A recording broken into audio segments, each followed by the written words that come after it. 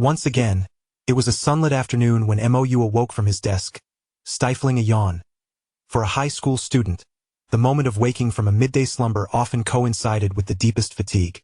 Suddenly, a hand landed upon MOU's back. MOU, did you know?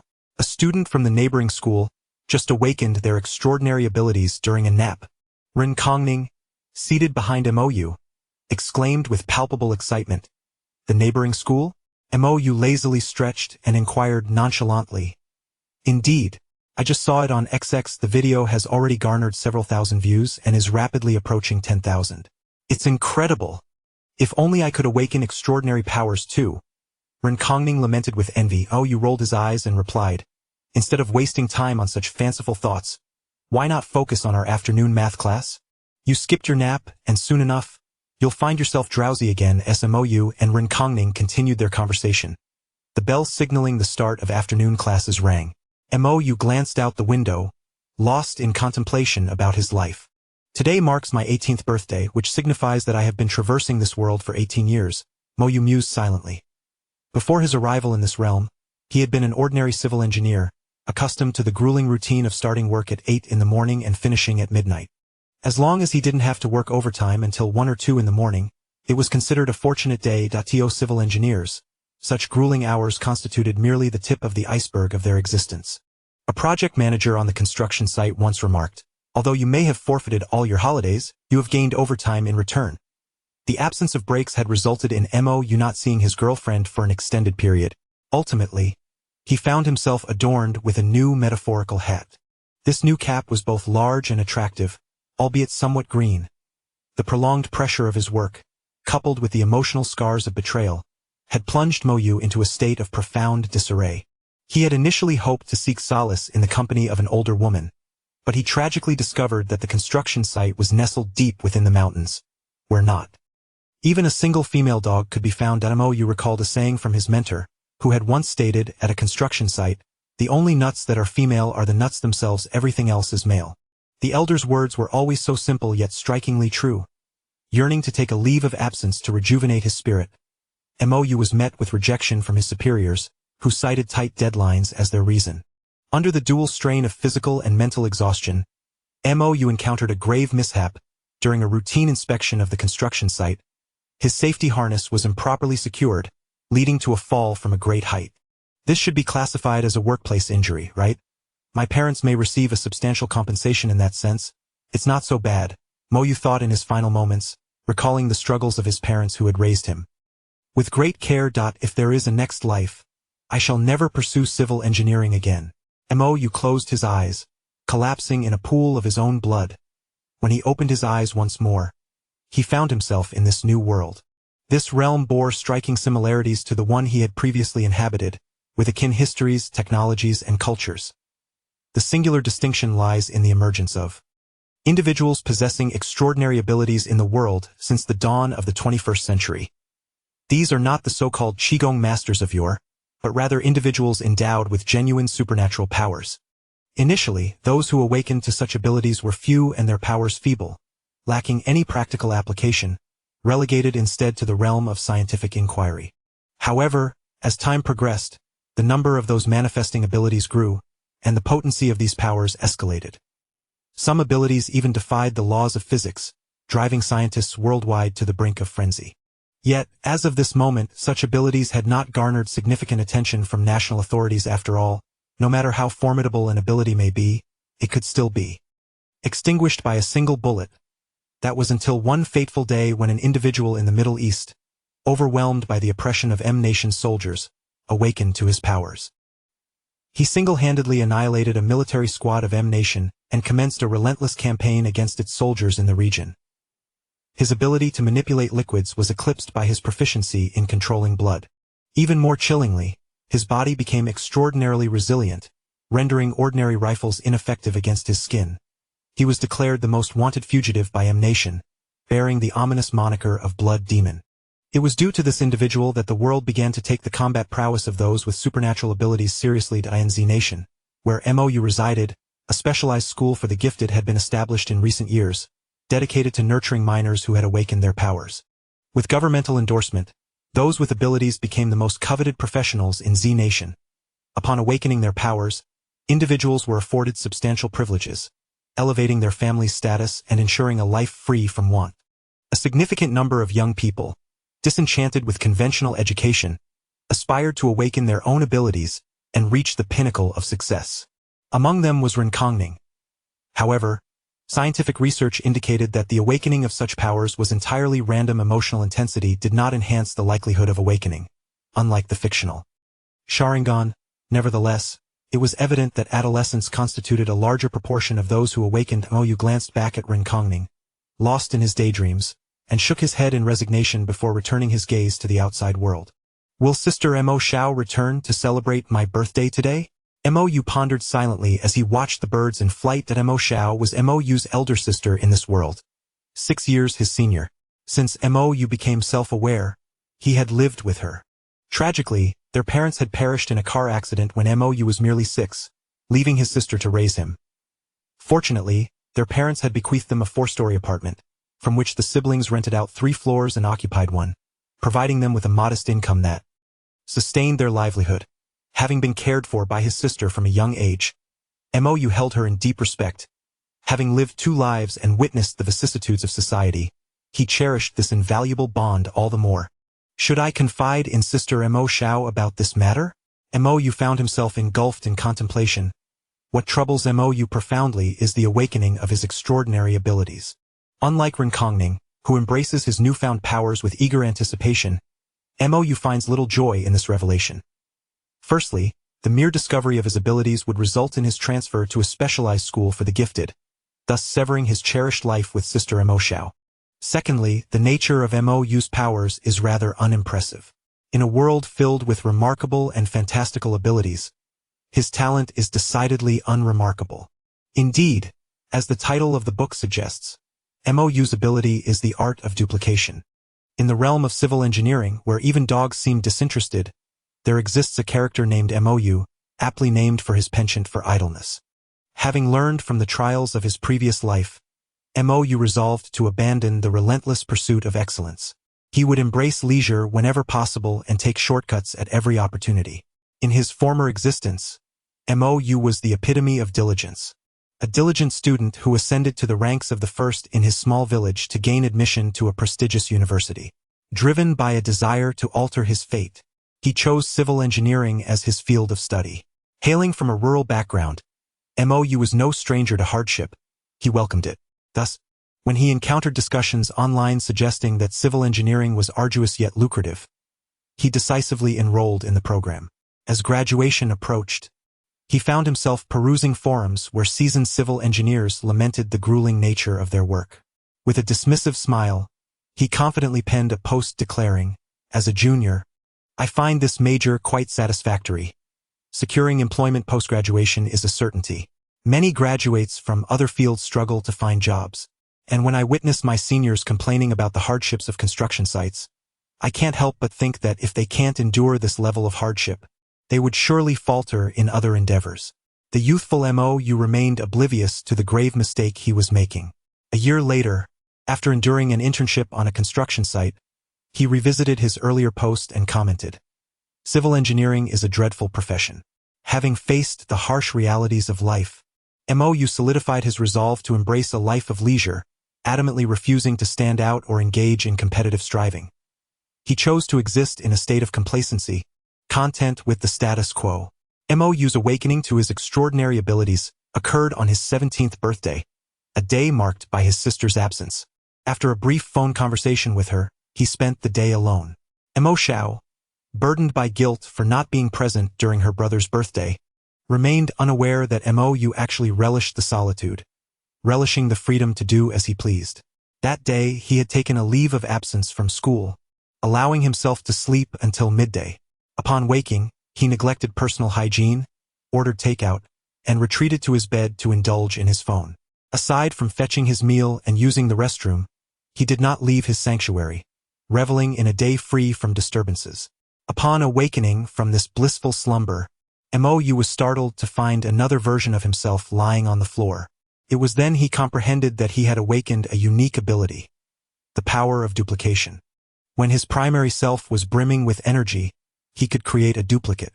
Each duplicate possessed the same memories and strength as the original, and with each new creation, both the original and the duplicate would share an augmented power. Thus, when MOU produced a duplicate, both entities would possess the combined strength of two individuals. The more duplicates he created, the stronger he became, a fact that was self-evident.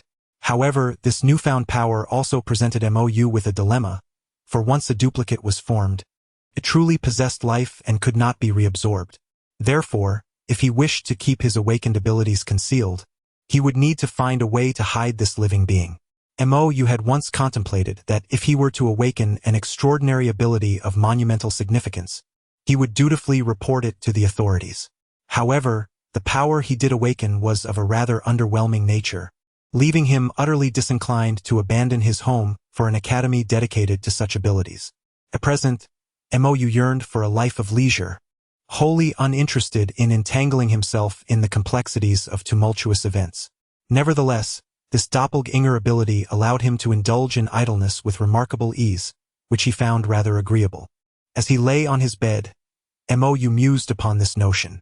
Indeed, the MOU attending school was not his true self, but rather a projection. The projections could exchange memories through physical contact, a convenience that MOU greatly appreciated. He had dispatched one of his doppelgangers to school while he himself lounged at home, engrossed in his phone and sipping juice. Upon the doppelganger's return, a mere touch would suffice for them to exchange the knowledge acquired throughout the day. Of course, as a projection of MOU, the doppelganger also harbored a desire for leisure, wishing to evade the rigors of academia. He suggested to the original, why not create another doppelganger to attend classes? I could keep you company while you play games. Being of the same essence, the original was well aware of his intentions and promptly sent him on his way. In truth, creating doppelgangers was not as simple as it seemed, and having too many would hinder MOU's ability to conceal his powers. Under his deliberate restraint, he had managed to produce 3 additional doppelgangers over the course of the year, bringing the total to 4. The first doppelganger was assigned to attend school, while the other 2 were tasked with reading at the city library. The final one had been sent to work. Indeed, MOU found himself in dire need of funds, as 4 additional mouths had suddenly appeared in his household. Although the doppelgangers could temporarily reside in the vacant rooms of their apartment, sustenance remained of utmost importance. The household finances were managed by his elder sister, MOU, who allocated a monthly allowance to MOU to support both himself and his doppelgangers. He was left with no choice but to send one out to earn money. Each day, the doppelgangers would draw lots to determine who would go to school, who would read, and who would work. Meanwhile, the exalted original enjoyed the comforts of air conditioning and a plush bed at home. Perhaps this doppelganger ability was quite suitable for me, MOU thought, taking a sip of juice. This self-sufficient method of growth was rather commendable and aligned with core values. He found himself relishing the experience. MOU often spent time away from home, allowing him to keep his doppelgangers comfortably settled within. But today, she was certain to return, necessitating that he arrange for their departure in advance. As MOU continued to daydream on his bed, far to the south near the border of country Z, 4 individuals sprinted through the rainforest, heading away from Z country. They moved with ease through the trees, their speed surpassing that of an average motorcycle. A closer inspection revealed that each of them possessed distinctive features. Some bore animal ears, while others sported feline whiskers. Old 5, how far are we from the border? Boss, it's just 3 kilometers away. We shall arrive shortly. What about the pursuers? They are still quite distant and cannot catch up with us. All right, ha ha ha, once we escape, I shall treat everyone to drinks. Just as they engaged in conversation, the trees around them began to stir unexpectedly. Several of them suddenly came to life, entwining their bodies. Except for the leader, the other 3 were ensnared by the branches. Celebrating with champagne in the midst of such turmoil is hardly prudent. A melodious female voice suddenly chimed in. The leader, having evaded the grasp of the trees, landed on the ground and glared in the direction of the voice. A woman clad in camouflage combat attire appeared atop a tree, her tactical goggles obscuring her features. In the heart of the forest, the king of the forest, MOU, stood before her adversary, a man whose eyes reflected a profound wariness. You recognize me? So, will you still resist? She spoke with an icy demeanor. Resist? What nonsense! This forest is my domain, he retorted, muscles swelling, his visage transforming with leopard-like patterns, his beard elongating, and his hands and feet morphing into the claws of a leopard. Yet the woman remained unfazed. In an instant, the man vanished from sight, launching himself toward her with a speed so swift it was barely perceptible. However, as he neared, a multitude of trees encircled him. His expression shifted dramatically as the trees began to encroach upon him. Glancing at his subordinates ensnared by the foliage, he gritted his teeth and retrieved an object from his pocket, hurling it to the ground. A cloud of smoke erupted. The object was a smoke bomb, and seizing the opportunity, he abandoned his comrades and fled toward the border. With his body now transformed, his speed surpassed that of before, covering 3 kilometers in mere moments. Just as he was about to cross the border, the surrounding trees erupted violently, ensnaring him once more. No, just a little further, he bellowed in frustration, before spewing a mouthful of blood and succumbing to unconsciousness. A woman clad in camouflage emerged from the trees, approaching him with a soft voice. Partial beastification can lead to blood loss and unconsciousness during extreme emotional fluctuations. Indeed, it is the MST2 enhancement serum from Country M. A voice crackled through her earpiece. Another woman admonishing her. You really are reckless, Xiaomo. There are numerous ways to confirm whether it is the MST2 serum. Do you not fear he might escape while you play this way? I have no time to engage in other verification methods. I have pressing matters today, the woman, known as Xiaomo, replied calmly. I remember now you requested a day off today. Hurry and bring those individuals back. By the way, isn't today your brother's birthday? The voice inquired. Indeed, that is why I need to return home today, she said, removing her sunglasses and hat to reveal her long, lustrous black hair tied in a ponytail and her clear, bright eyes. This woman was Mo Xiao, the elder sister of Mou, a B-class ability user known as the King of the Forest in the realm of supernatural powers. Honestly, you should have come clean about your identity to your brother long ago and brought him to our family compound at the ability school. Why go around in circles? Doesn't that tire you? The voice in her earpiece continued. I am not weary. I promised my parents to take good care of him. He is still young and has yet to awaken his powers. I do not wish to expose him to this chaotic world, Mo Xiao replied. But how long can you keep this hidden? Our line of work is inherently perilous, and there are many unsavory individuals watching us. If your identity is revealed, your brother will be in grave danger. The woman at the other end of the headphones urged once more. Let me think it over. After a moment of silence, Mo Xiao replied. Time swiftly passed into the afternoon, and Mou's avatar from class returned, while several other avatars who had ventured out also arrived home around the same time. After exchanging memories, Mou's original self addressed the 4 avatars. You are all aware that Sister Mo Xiao will return today. Therefore, in order to conceal our identities as individuals with extraordinary abilities, you must all find accommodations outside for the night. At that moment, Mou, who had just attended class, raised his hand and asked, I have a question. Where will we stay tonight? Mou's original self pondered for a moment before responding. I have earned a fair amount from my part-time job these past few days. We can afford to stay in a hotel for one night. Just then, the Mou who had been working interjected, but you only have one identification card. Even if we manage to book a room with 2 beds, it is impossible for all 4 of us to stay there. We can initially book one room, and then one person can enter while the others slip in from outside. The front desk staff will not notice, suggested the Mou who had been to the library. They might not notice, but the surveillance cameras will record it. Moreover, with 4 of us, that method can only accommodate 2 individuals in a room, otherwise it would be too easy to expose ourselves, countered the Mou who was attending school. We can book a room at one hotel, then go to another hotel to secure another room, proposed the Mou who had visited the library again. That won't work. Hotels are now linked nationwide. One ID can only open a room at one hotel at a time, replied Mou's original self after conducting a brief online search. Perhaps we can book one room first, then find 3 internet cafes to rent overnight access, allowing the other 3 to spend the night there. Plus, we just turned 18 today, so we need not worry about ID checks, suggested the working Mou. That sounds good. MOU's original self expressed approval. The two MOUs from the library also agreed wholeheartedly with the idea.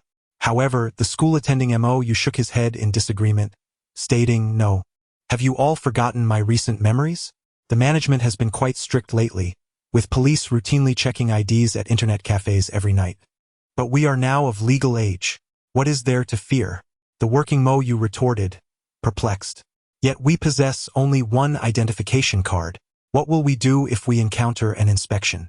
asked the school-attending MOU, posing the crucial question. All the MOUs fell into silence. According to our current plan, two individuals could manage to stay in one hotel room, while one could occupy an internet cafe. This means that one person must sleep in the park. The school-attending MOU stated solemnly. The other MOUs remained silent. "Alas, we shall resort to the old method of drawing lots," MOU's original self finally declared. He prepared 4 paper balls, one marked with a computer symbol, allowing the person who drew it to go to the internet cafe. 2 bore symbols of a house, granting those who selected them a stay at the hotel. The last was blank, indicating that the one who drew it would have to find their own means to survive the night. As the original MOU was about to mix the crumpled papers, the working MOU interjected, "Wait, what is it?" The original MOU inquired. Although they all shared the same identity and similar thoughts, without the exchange of memories, they remained distinct individuals, unaware of each other's complete intentions. "Why are there only 4 crumpled papers?" the working MOU asked. "Naturally, it's because only the 4 of you are drawing straws," the original MOU replied matter-of-factly. "And what about you?" the working MOU suddenly asked with seriousness. "The lives of the clones are just as valuable." "Me?" the original MOU responded, perplexed. "I'm certainly at home, celebrating my birthday with Sister Mo Xiao," he stated confidently. "Clearly, we are all equal. Why should you be the only one to enjoy?" the working MOU exclaimed indignantly. "Exactly," echoed the 2 library MOUs in agreement. "Every time we draw lots, we are filled with trepidation, while you sit back, completely unconcerned about being sent to work. It's utterly unfair." The school MOU voiced his discontent as well. Indeed, the 2 library MOUs concurred. "We demand equality. We demand freedom." The working MOU rose, raising his arm in fervent proclamation. "Equality. Freedom." The other 3 MOUs stood in solidarity, witnessing the scene unfold like a brewing rebellion. The original MOU felt a surge of panic. Could I be the first person in this world to be undone by my own powers? The voices of the clones grew louder. "Equality. Freedom. Why should nobility have all the privilege? You wouldn't be considering a rebellion, would you?" the original MOU cautiously asked. "Rebellion? Indeed, we are rising up," the working MOU affirmed. "The lives of the clones are equally significant. We demand equality. No more discrimination," proclaimed the library MOU. "We should receive overtime pay. We must establish a duty roster to ensure everyone works equally," the working MOU stated earnestly. "Rebellion. Rebellion. Overthrow the original S rule," the 4 clones declared in unison. After chanting for a while, the 4 originals exchanged glances, and then the school MOU remarked, "I'm so tired. It feels like if we rebelled, things would only become more complicated." "Exactly, it seems rather troublesome," the working MOU nodded in agreement. The 4 MOUs then sat back down to discuss which game to play that evening. Observing his clones, the original MOU couldn't help but marvel. "Truly, I'm myself. If there's a chance to be idle, I'll never opt for toil. How could such a laid-back disposition ever incite a rebellion?" Clearing his throat, he declared, "All right, in the spirit of fairness, I shall also partake in drawing lots. I will now create another paper marked with a cake.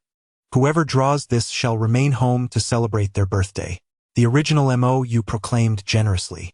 "How splendid, MOU. You truly deserve admiration. The world is fortunate to have someone like you. If I were a woman, I would undoubtedly marry you." The original MOU couldn't help but smile at the endless flattery from his clones, feeling quite pleased. "Wait, are they praising me simply to extol themselves? I find it hard to believe that I would utter such flattery. It appears they are merely lauding their own qualities."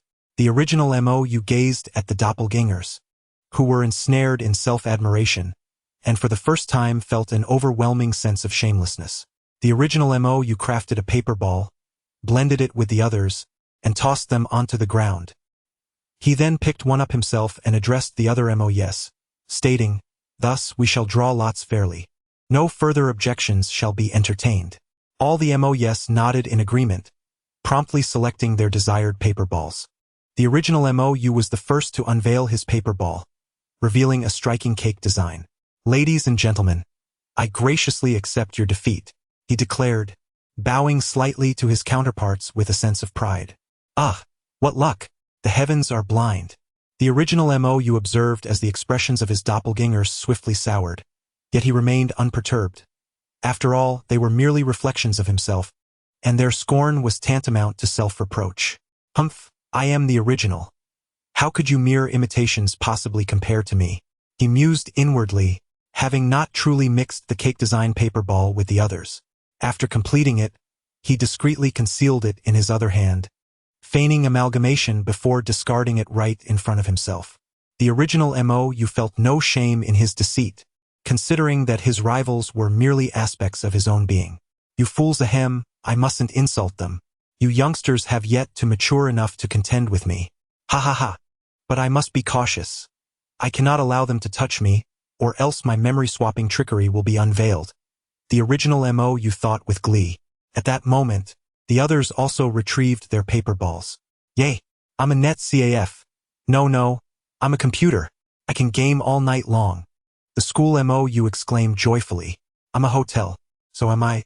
The two MOUs who had previously visited the library had now drawn the same destination. How could this happen?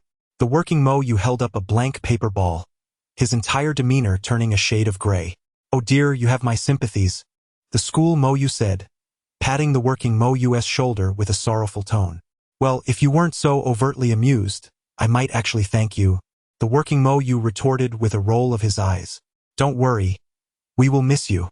Indeed, I feel the same." The two library MOUs attempted to console the working MOU. "Get lost. Can you refrain from laughing while trying to comfort someone?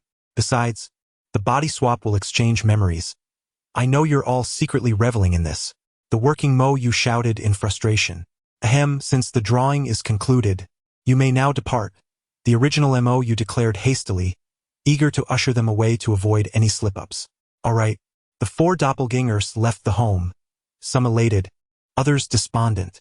Just as the original MOU was about to close the door, the school MOU abruptly halted him, saying, "Wait, you haven't given us our money and ID."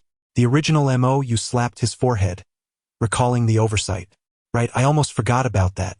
In a fleeting moment, the original MOU presented his money and identification card to the school-going MOU, their hands brushing against one another. In that instant, they exchanged memories.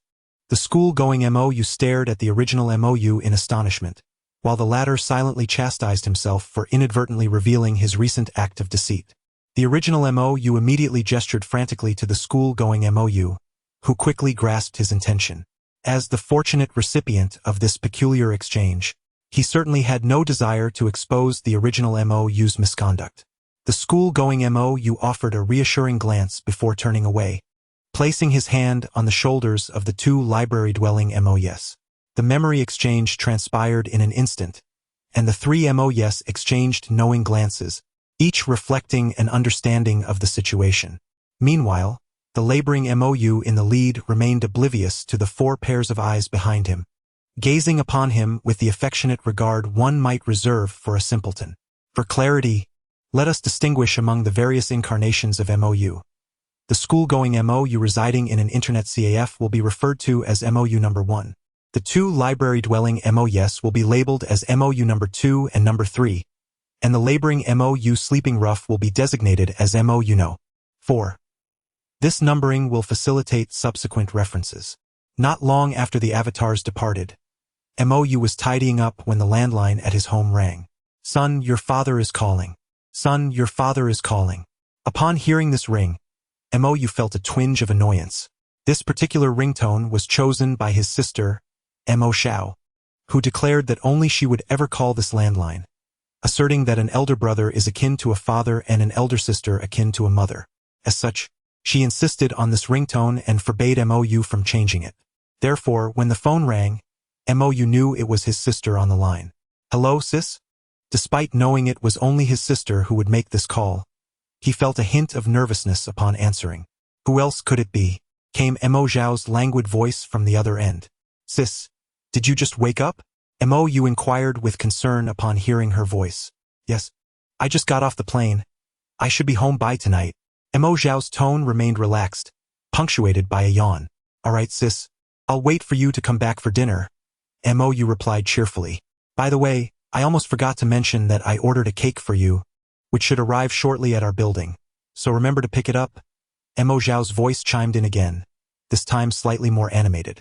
After hanging up, MOU gazed at a photo of himself and his sister displayed beside the television, falling into a long silence. Perhaps I should utilize my extraordinary abilities to ease her burdens. She has endured so much over these years in caring for me, MOU mused internally. He returned to his room, seated himself on his bed, and closed his eyes.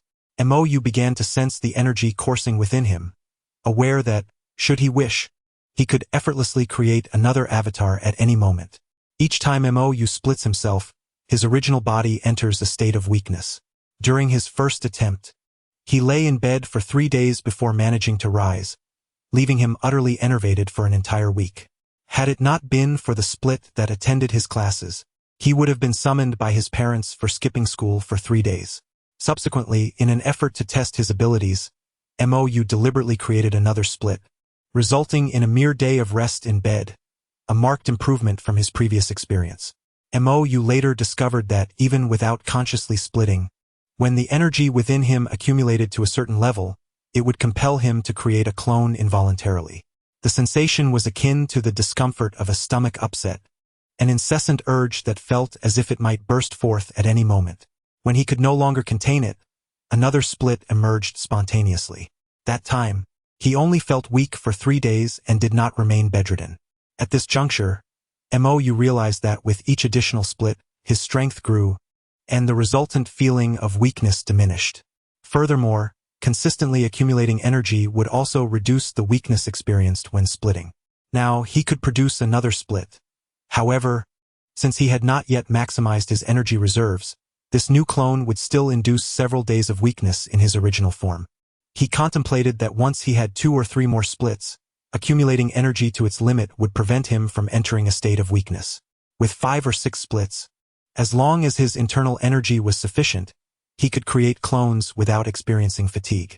MOU estimated his power, noting that as the number of splits increased, so too did the upper limit of energy accumulation within him. Perhaps in the future he could produce several splits at once, he mused.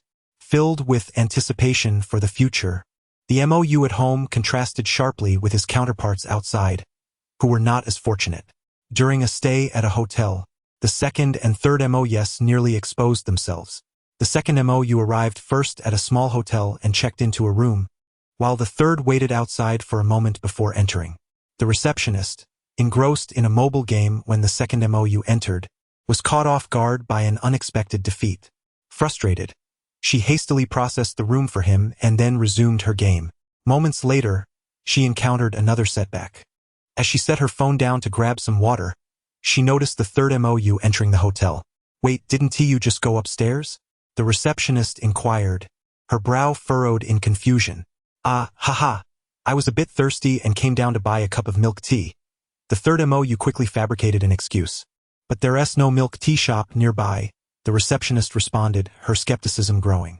"Indeed, I didn't manage to buy any," the third MOU replied, spreading his empty hands in demonstration. The receptionist nodded, pondering, "Perhaps I was mistaken," and then returned her attention to her phone, ready to play again. Having narrowly escaped, the third MOU made his way to the room the second MOU had prepared, knocking on the door.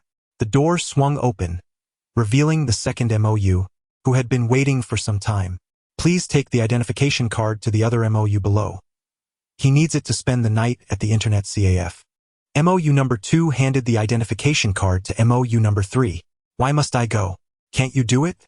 MOU number 3, who similarly inherited MOU's penchant for idleness, preferred to avoid any unnecessary movement. "Don't forget, my phone is still with me. Don't you want to scroll through short videos tonight?" MOU number 2 remarked disdainfully. For ease of communication, the clones also possessed mobile phones. However, due to MOU's insufficient funds, only 3 out of the 4 clones were equipped with phones thus far. Since MOU number 2 and MOU no. 3 resided together, they shared one phone today.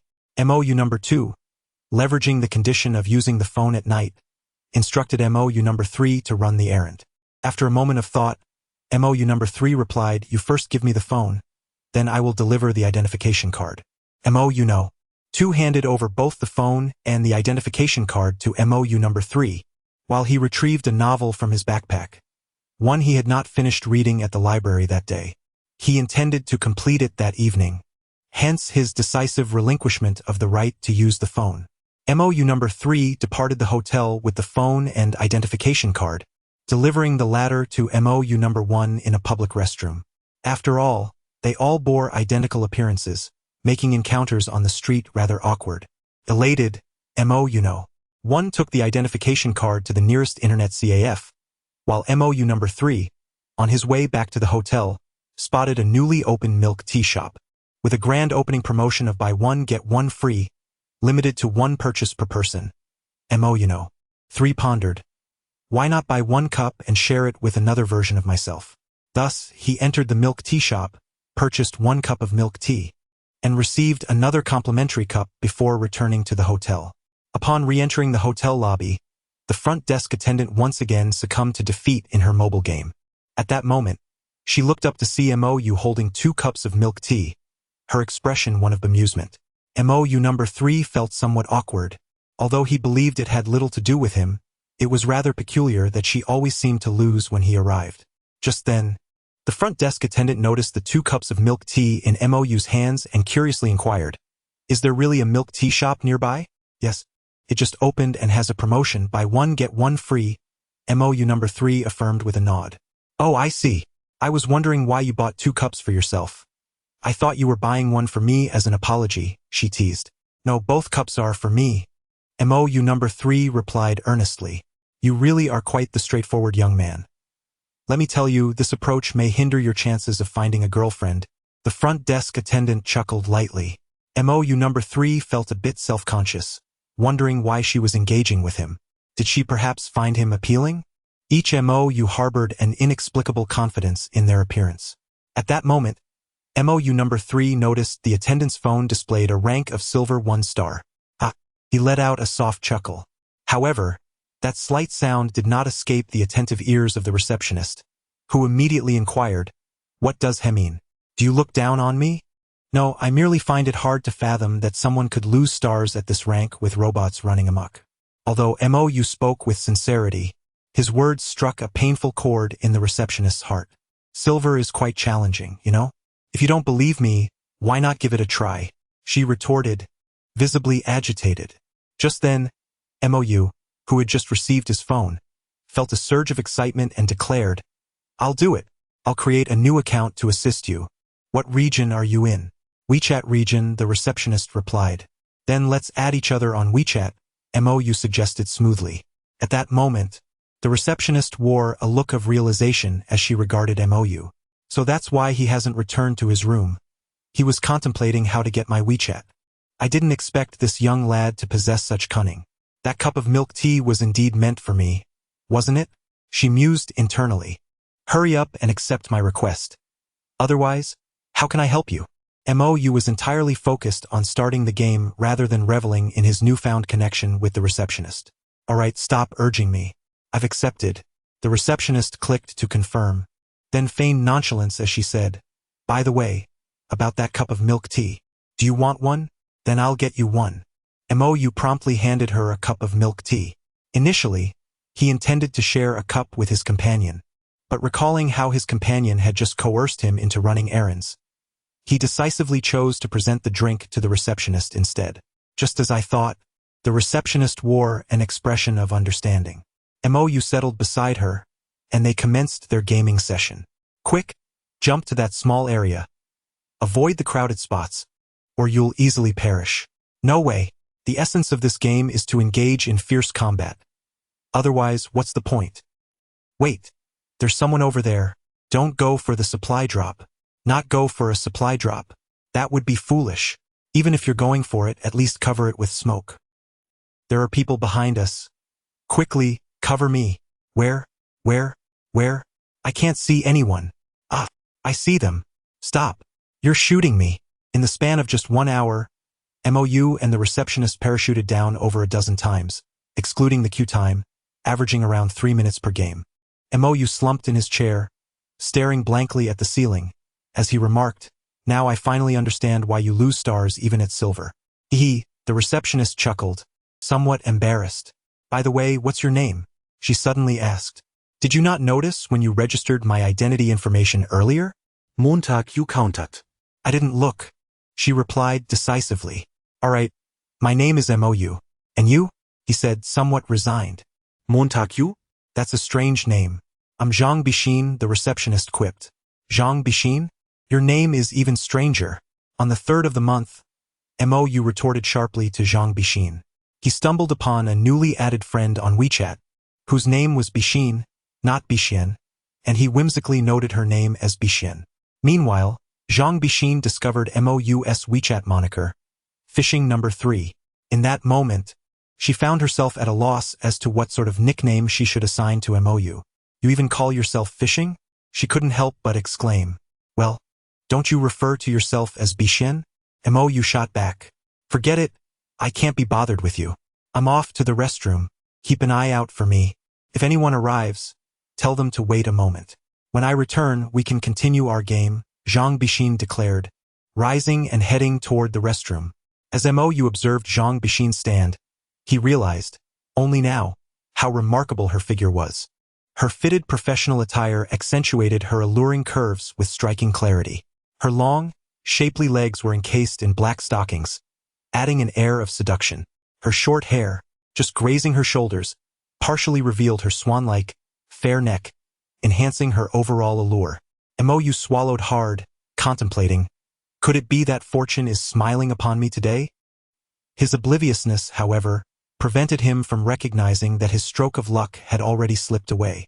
Meanwhile, MOU number 4 was engulfed in sorrow. Why is it always me who suffers misfortune?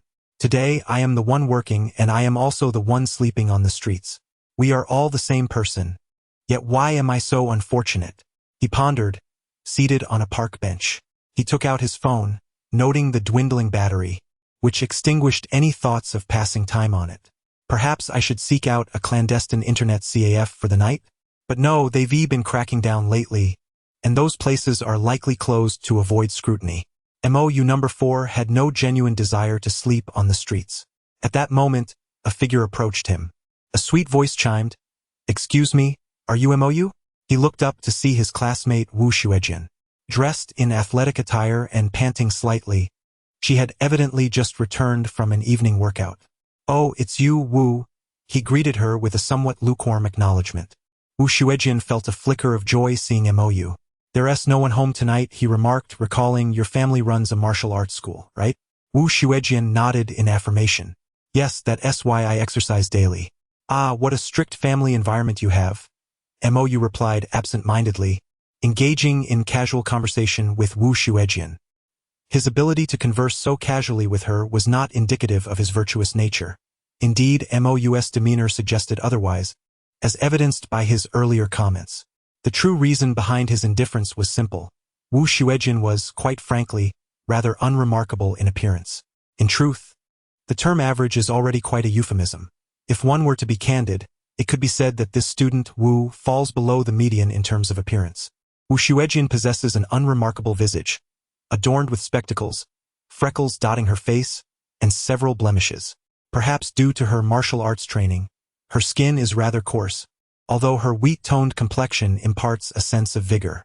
Furthermore, her physique is quite ordinary, aptly described as being of a level that maintains equilibrium in the realm. Standing at approximately 1.65 meters, her legs are not particularly long.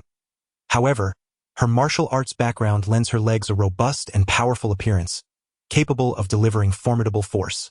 The sole commendable aspect of Wu Xuejin is her lustrous, jet-black hair that cascades smoothly to her waist, complemented by her melodious voice.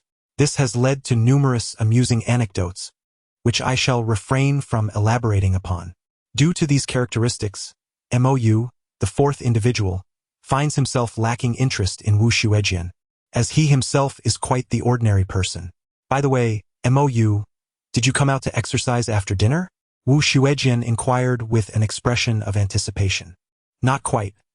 I was simply tricked by a few fellows and now cannot return home to sleep, so I must spend the night outside, MOU responded, his tone gradually tinged with irritation. I see. Wu Xuejian lowered her head, seemingly deep in thought. MOU, paying no mind, glanced at his phone. In the WeChat group Moyu family, Moyu number 3 shared a photograph of himself with Zhang Bixin, captioned, Brothers, are you envious? Why are there only 3? The 3 Moyus, including the original, exclaimed simultaneously. The absence of Moyu number 2 was due to his lack of a mobile phone, as he was engrossed in a novel. Although Zhang Bixin may not be strikingly beautiful, she certainly qualifies as attractive, and her curvaceous figure leaves the 3 Moyus in a state of envy. Moyu no. 1. I never imagined a day would come when I, MOU, would experience romantic intrigue. Moyu number 4. Quickly do something, anything that cannot be broadcasted. When you return, share the memories with us. Moyu number 3. You all are overthinking. I merely played a few games with her. Moyu no 0, useless fellows. Moyu no. 1. Moyu number 4. 1 is the fourth MOU continued to engage in banter within the group. He remained oblivious to Wu Xuejian, who stood before him, her face flushed, seemingly embroiled in an intense internal struggle. After standing in front of MOU for a good 10 minutes, she appeared to have gathered her resolve. MO, if you truly have nowhere to stay, you could come to my. Wu Xuejian's voice dwindled to a whisper, barely audible. Excuse me? What did you say? I didn't quite catch that. MOU inquired, setting his phone aside with a look of confusion. I said, MO, if you genuinely have nowhere to stay, you can spend the night at my family's martial arts school. Wu Xuejian mumbled, her gaze cast downward, avoiding MOU's eyes. Really? Is that truly permissible? MOU replied, his excitement palpable. Yes. In the evening, my family's martial arts school was deserted, and there was a bed available for rest. Wu Xuejian, having finally adjusted her mood, lifted her head slightly and inquired, I hope this won't be too much trouble for you? And, your father won't mind, will he? Montague, Despite his limited understanding, recognized that any father might exhibit a myriad of expressions if his daughter were to return home with a male peer at night. But none of those expressions would likely be smiles. It's quite all right. I'll tell my father to let you keep an eye on things, Wu Xuejian mused. Upon hearing this, MOU felt a surge of delight. It meant he could indulge in his phone later. He stood up, excitedly grasping Wu Xuejian's hand, exclaiming, Thank you so much. You are truly my savior. Wu Xuejian lowered her gaze, remaining silent, yet her cheeks flushed deeper. Unbeknownst to MOU, he quickly released her hand and took out his phone to announce to his group chat, I have a place to stay. After sending the message, he turned off his phone and followed Wu Xuejian to her family's martial arts school. Her martial arts school was situated not far from the park, in a commercial center. Although labeled as a martial arts school, it resembled more of a gym. The sign read Wu Family Martial Arts, yet inside were an array of modern fitness equipment, including punching bags, treadmills, and bicycles. Additionally, large mirrors adorned the walls, allowing individuals to observe their form at any moment. However, MOU noted the absence of traditional training apparatus such as wooden dummies which he was accustomed to. Furthermore, there was a spacious boxing ring. MOU's lips twitched as he internally critiqued, is this a martial arts school or a boxing gym? Wu Xuejian, noticing the confusion in MOU's expression, clarified, traditional martial arts have lost their popularity. To sustain the business, my father decided to adapt our strategy, opening the gym for fitness and offering boxing classes as well. However, since the emergence of ability users, our business has improved significantly. Many believe that awakening abilities is linked to physical fitness. Montague nodded, forming an initial impression of Wu Xuejian's father. Although a practitioner of traditional martial arts, he was not confined to the past and displayed a remarkable capacity for innovation. A clever individual indeed, MOU thought. Wu Xuejian led MOU to the lounge area, where indeed a bed was present with fresh sheets and blankets. My brother used to stay here on duty, but since he went to university, It has remained unoccupied. He'll be back in a few days, so the bedding has been newly changed, Wu Shuejin explained, sitting on the bed and gently touching the sheets. Mou nodded. As there were no chairs in the room, he also took a seat on the bed. With Wu Shuejin silent, Mou too fell into silence, creating a somewhat awkward atmosphere. Attempting to alleviate the tension, Mou turned to Wu Shuejin, only to find her head bowed, her face adorned with a rosy hue. In this intimate setting, a solitary male and female shared a room, both seated on the bed. Were this in our country, they would have long since entered a more suggestive phase. As Mou gazed at Wu Shuejin's powerful thighs, encased in athletic wear, he couldn't help but feel a surge of excitement. Such robust legs must surely provide a firm grip, ensuring nothing would slip away. He mused that there were countless possibilities to explore. His gaze grew increasingly fervent, and Wu Shuejin, sensing the intensity of his stare, felt her cheeks flush even deeper. As Mou's gaze traveled upward, he beheld the expansive fields of Wu Shuejin, which seemed ready for a gallop, causing his ardent thoughts to cool. Continuing his ascent, he finally met her gaze, and the ripples of emotion that had stirred within him instantly calmed. His racing heart settled into tranquil stillness. This was the essence of serenity. Mou couldn't help but express his gratitude. Thank you, Wu Shuejin, for if it weren't for you, I might have made a grievous mistake today. Huh? Wu Shuejin looked at him in confusion, unsure of his meaning. No need for thanks. It brings me joy to assist you. She assumed he was thanking her for offering him a place to stay for the night. You should inform your father that you're returning home, Mou suggested. Yes, indeed. Wu Shuejin nodded in agreement. At that moment, Mou glanced outside and remarked, the hour is quite late. Wu Shuejin followed his gaze, noting the dimming light. She then stood up and exited the lounge, saying, I shall take my leave now. You should rest well. Just depart in the morning when you awaken. Mou nodded earnestly, replying, Thank you, Wu Shuejin. With a smile, she quipped, Haven't you already expressed your gratitude? Wu Shuejin left the dojo, closing the door behind her. Leaning against it, she patted her flushed cheeks, taking a moment to compose herself. Today, she had conversed so much with Mou. It filled her with delight, and his gaze had. No, her father had said that relationships should wait until after college. As she ambled home, Mou lay on his bed, plugged in his phone to charge, and unlocked the screen. At that moment, the group chat for their fishing community was abuzz with messages. Mou scrutinized the messages closely. After he had shared that he had a place to stay, only member 0 had inquired, while members 1 and 3 were off playing games with a girl. It appeared that member 3 was struggling to keep up with her. Then came a message. Battle erupts. Taotai? Mou frowned slightly. The name sounded familiar. You must know that abilities are categorized into 3 types, similar to the comics One Piece. Natural, animal, and superhuman, Su Yen explained to him. Of course, that is no secret. Montag nodded in acknowledgement. Within the animal category, there are 2 particularly unique subtypes. Ancient and divine beasts.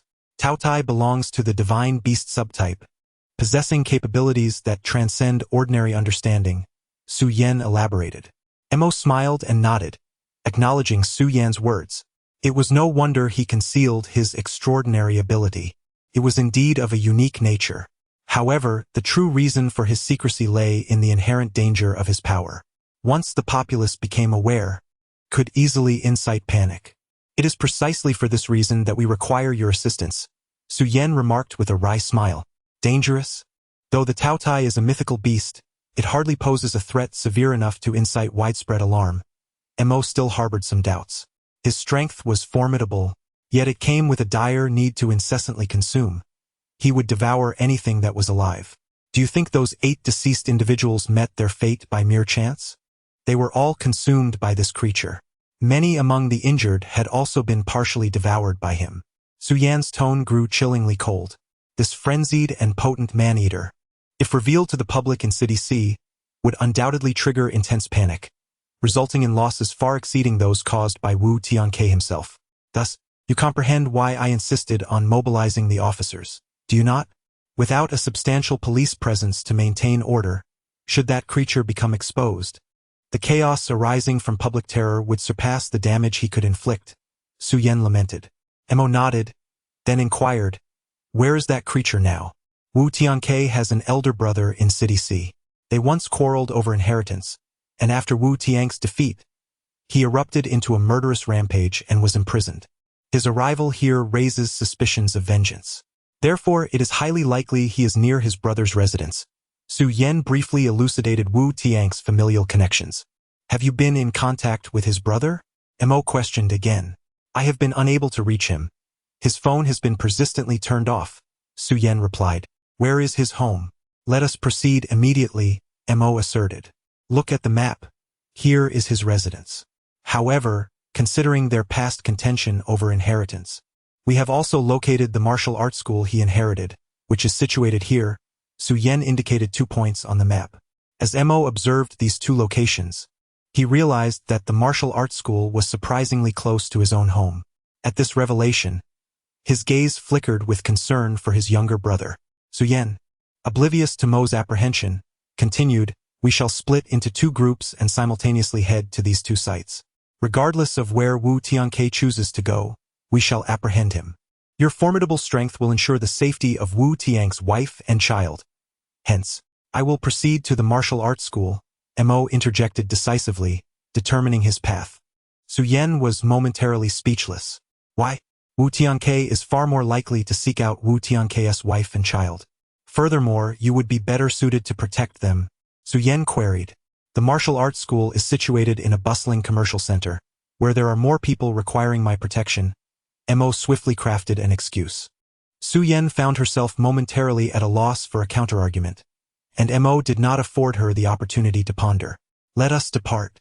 We must capture that creature swiftly to safeguard the lives and properties of the citizens. Moreover, I have matters to attend to this evening." Mo Xiao spoke with a mocking tone, then donned his tactical goggles. Wu Tianman accompanied Wu Tianke to the martial arts school. Upon entering, Wu Tianke surveyed the array of modern equipment within and spat disdainfully onto the ground. "What did you say to placate the old man back then?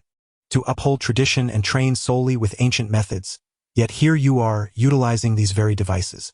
Wu Tiang's voice dripped with sarcasm. Wu Tianman, however, offered no reply and ascended the boxing ring. "Come, Tianke, words are futile. Let us adhere to the customs of the martial world and prove our mettle in the ring.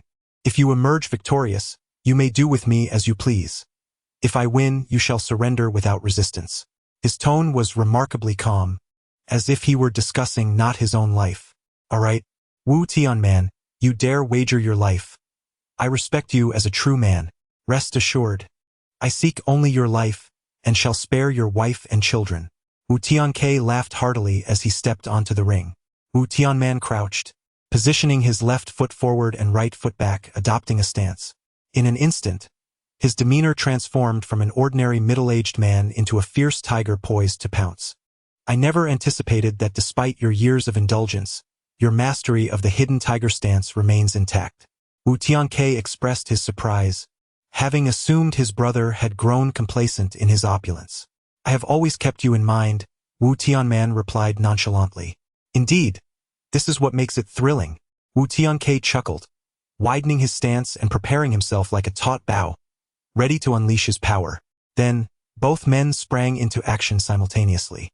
Wu Tianke, leveraging his advantage in stance, propelled himself forward with a speed that surpassed Wu Tianman's, launching a sharp punch aimed directly at Wu Tianman's heart. Wu Tianman lowered his body to evade the piercing blow, then retaliated with a fierce strike to Wu Tiang's elbow. Yet Wu Tianke swiftly countered, raising his knee to thrust into Wu Tianman's abdomen. Bang! Neither man yielded, and both were struck by each other's attacks. Wu Tianman staggered back 2 steps, the searing pain in his abdomen causing him to grimace. Wu Tianke, too, was not faring any better. His right elbow, having dislocated from Wu Tianman's strike, was a source of agony. He grasped his elbow with his left hand and, in under a second, managed to reset it without a flicker of emotion on his face. "Haha, once more." Wu Tianke lunged at Wu Tianman again. Wu Tianman met him with an open palm. Wu Tianke employed both hands and feet with ferocity, while Wu Tianman countered with his iron palms, skillfully dismantling each attack with composure. As the two engaged in their fervent duel, our 4th member, Mou, remained in the lounge, engrossed in a video game, utterly unaware of the unfolding battle outside. At that moment, with headphones on, he understood the importance of listening for footsteps and refrained from speaking to maintain the image of the third member, MOU, for their voices were indistinguishable, and any spoken words would betray their identity. Outside, a fierce battle raged, while inside, another conflict brewed. At this moment, MOU's mind was consumed with a singular thought. Why was this fellow so inept? Even the golden aura could not empower him. A master of the martial arts. And yet, is this all he has to offer? On the arena, the battle between Wu Tianman and Wu Tianke raged on. Each of Wu Tiank's strikes was powerful and deliberate, targeting vital points with fists, fingers, elbows, knees, and feet. In contrast, Wu Tianman relied solely on his palms to counter, skillfully deflecting Wu Tiank's onslaught. However, Wu Tiank's strength clearly surpassed that of Wu Tianman, relegating the latter to a mere defensive stance. With relentless pressure, Wu Tianke quickly forced Wu Tianman towards the edge of the arena. As Wu Tianke aimed a kick at Wu Tianman's foot, the latter retreated a half-step, his foot braced against a pillar in the corner of the arena. Wu Tiank's foot shattered the floor beneath him, causing him to lose his balance and descend awkwardly. Seizing the opportunity, Wu Tianman struck at Wu Tiank's crown with a palm. Unfazed, Wu Tianke disregarded the incoming attack and thrust a piercing punch into Wu Tianman's abdomen. The impact sent Wu Tianman crashing into a pillar, breaking it and propelling him several meters away, colliding with the wall. Wu Tianke, too, suffered. Wu Tianman's powerful palm strike left him momentarily dazed, stars flashing before his eyes as his vitality surged. Had it not been for the significant improvement in his strength, that blow could have been fatal. Shaking his head, Wu Tianke spat out a mouthful of blood and withdrew his foot from the arena, stepping down. Wu Tianman, within our Wu family's 12 paths of martial arts, you have mastered only the palm technique. Yet, in your prime, you were invincible across the lands of Huaxi. Today, although your palm strength remains formidable, your inner energy has waned considerably. You have grown old, Wu Tianke taunted. Prostrate on the ground, Wu Tianman offered no response. The recent blow had inflicted severe damage, and he could sense injuries to his internal organs. Had it not been for his years of martial training and the protective power of his inner strength, that punch could have penetrated his very being. Ha ha ha, Wu Tianman. In your quest to inherit our father's legacy, you resorted to treachery, leading to his demise while I bore the blame. Now fate has turned, granting me the chance for vengeance, Wu Tianke exclaimed, laughing heartily. Wu Tianman merely regarded Wu Tianke with a cold stare, offering no explanation. Observing Wu Tianman, now akin to a fish on a cutting board, Wu Tianke felt no urgency to strike, continuing to pour forth his grievances accumulated over the years. Wu Tianman, our father once told us that the martial way was in decline, and the transmission of internal arts was nearing extinction. As one of the few remaining families with such inner strength, the Wu clan must seize the opportunity presented by the rise of supernatural beings to revive the martial arts. When I proposed integrating modern technology for a more rational development of martial skills and inner power, you stubbornly clung to the old man's notions of tradition. Is this your interpretation of tradition? Wu Tianke continued to deride Wu Tianman. You have laboriously schemed to inherit the supreme martial arts passed down through generations of the Wu family. Why do you not display them now? Perhaps you could defeat me, Wu Tianke jeered. Wu Tianman shook his head and softly replied, have you already forgotten? Perhaps it is for the best. Wu Tianke furrowed his brow, sensing that Wu Tianman's words carried a deeper meaning. What do you mean by that? Wu Tianke inquired. Wu Tianman shook his head once more, closed his eyes, and said, just make your move. Although Wu Tianke remained perplexed, he felt disinclined to pursue the matter further. Go to hell, Wu Tianman. With a swift kick, Wu Tianke aimed for Wu Tianman's head. At that moment, a dumbbell hurtled towards him. Wu Tianke reacted swiftly, tilting his head to evade the projectile, but this caused him to halt his assault on Wu Tianman. Turning around, he spotted MOU standing at the door of the lounge.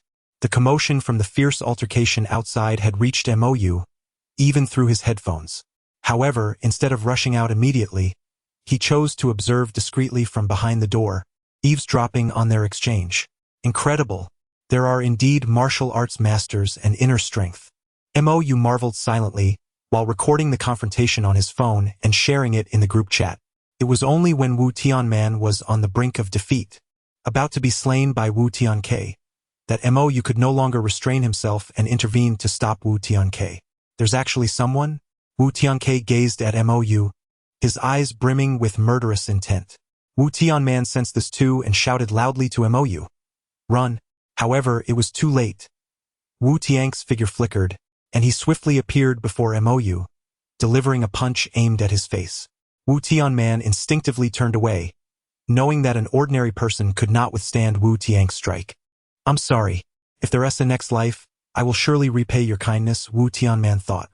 Although he did not understand why this young man was present in the martial arts hall, he recognized that had this young man chosen to remain hidden in the lounge, he would have been safe. Suddenly, Wu Tianman heard Wu Tianke's voice filled with surprise. He turned to see that the anticipated calamity had not unfolded. Wu Tianke's lethal punch had been effortlessly caught by Mou. A martial arts master, is this all you've got? Mou's expression was laced with mockery. Wu Tianke was taken aback but brushed it off, realizing that after his recent bout with Wu Tianman, he had exhausted much of his energy and had not expected to be so weakened, especially by a mere child who had caught his punch. The youth before him clearly appeared inexperienced in combat, and Wu Tianke was confident that even in his diminished state, he could easily handle him with his fighting experience. He raised his leg and struck Mou's abdomen with his knee. Once I deal with this brat, I'll finish off Wu Tianman, Wu Tianke thought, only to suddenly find the ceiling beneath his feet. He was hurled upward and crashed violently to the ground. Mou clapped his hands, revealing a derisive expression. Is that all? You insufferable little brat! Wu Tianke exclaimed. Wu Tianke was enraged. He rose to his feet, propelled himself forward, and swiftly approached Mou, intending to deliver a lethal strike. Unsurprisingly, Wu Tianke's hands were effortlessly captured by Mou. When he attempted to break free, he realized that Mou's grip was as unyielding as iron, rendering him immobile. Could it be that our protagonist Mou is an extraordinary martial arts master? No. In truth, it was merely the result of Mou's 4 doppelgangers, each enhancing his physical prowess to multiples of an ordinary person's capabilities. Although such enhancements do not simply equate to a straightforward multiplication of strength, they do result in a progressively diminishing increase. Yet with the combined strength of 5 individuals, Mou's physical attributes were indeed remarkable. With his extraordinary physique, Mou easily withstood Wu Tianke's assault. This exemplifies the adage that sheer strength can overcome numerous skills. Have I truly become this weak? Wu Tianke inwardly cursed, casting another glance at Mou, whose eyes were still filled with scorn. Enraged, Wu Tianke refrained from striking Mou with his knee again. Instead, he charged at him headfirst. In a remarkable turn, Mou did not evade. He similarly collided head-on with Wu Tianke. A resounding thud echoed as both Mou and Wu Tianke clutched their heads and crouched down. That hurts. Is that kid's head made of stone? Wu Tianke thought, his internal energy providing him resilience against even the mightiest blows. Yet he found himself nearly dazed from the impact. Goodness, that hurt. I should have known better than to charge. Mou felt a twinge of regret.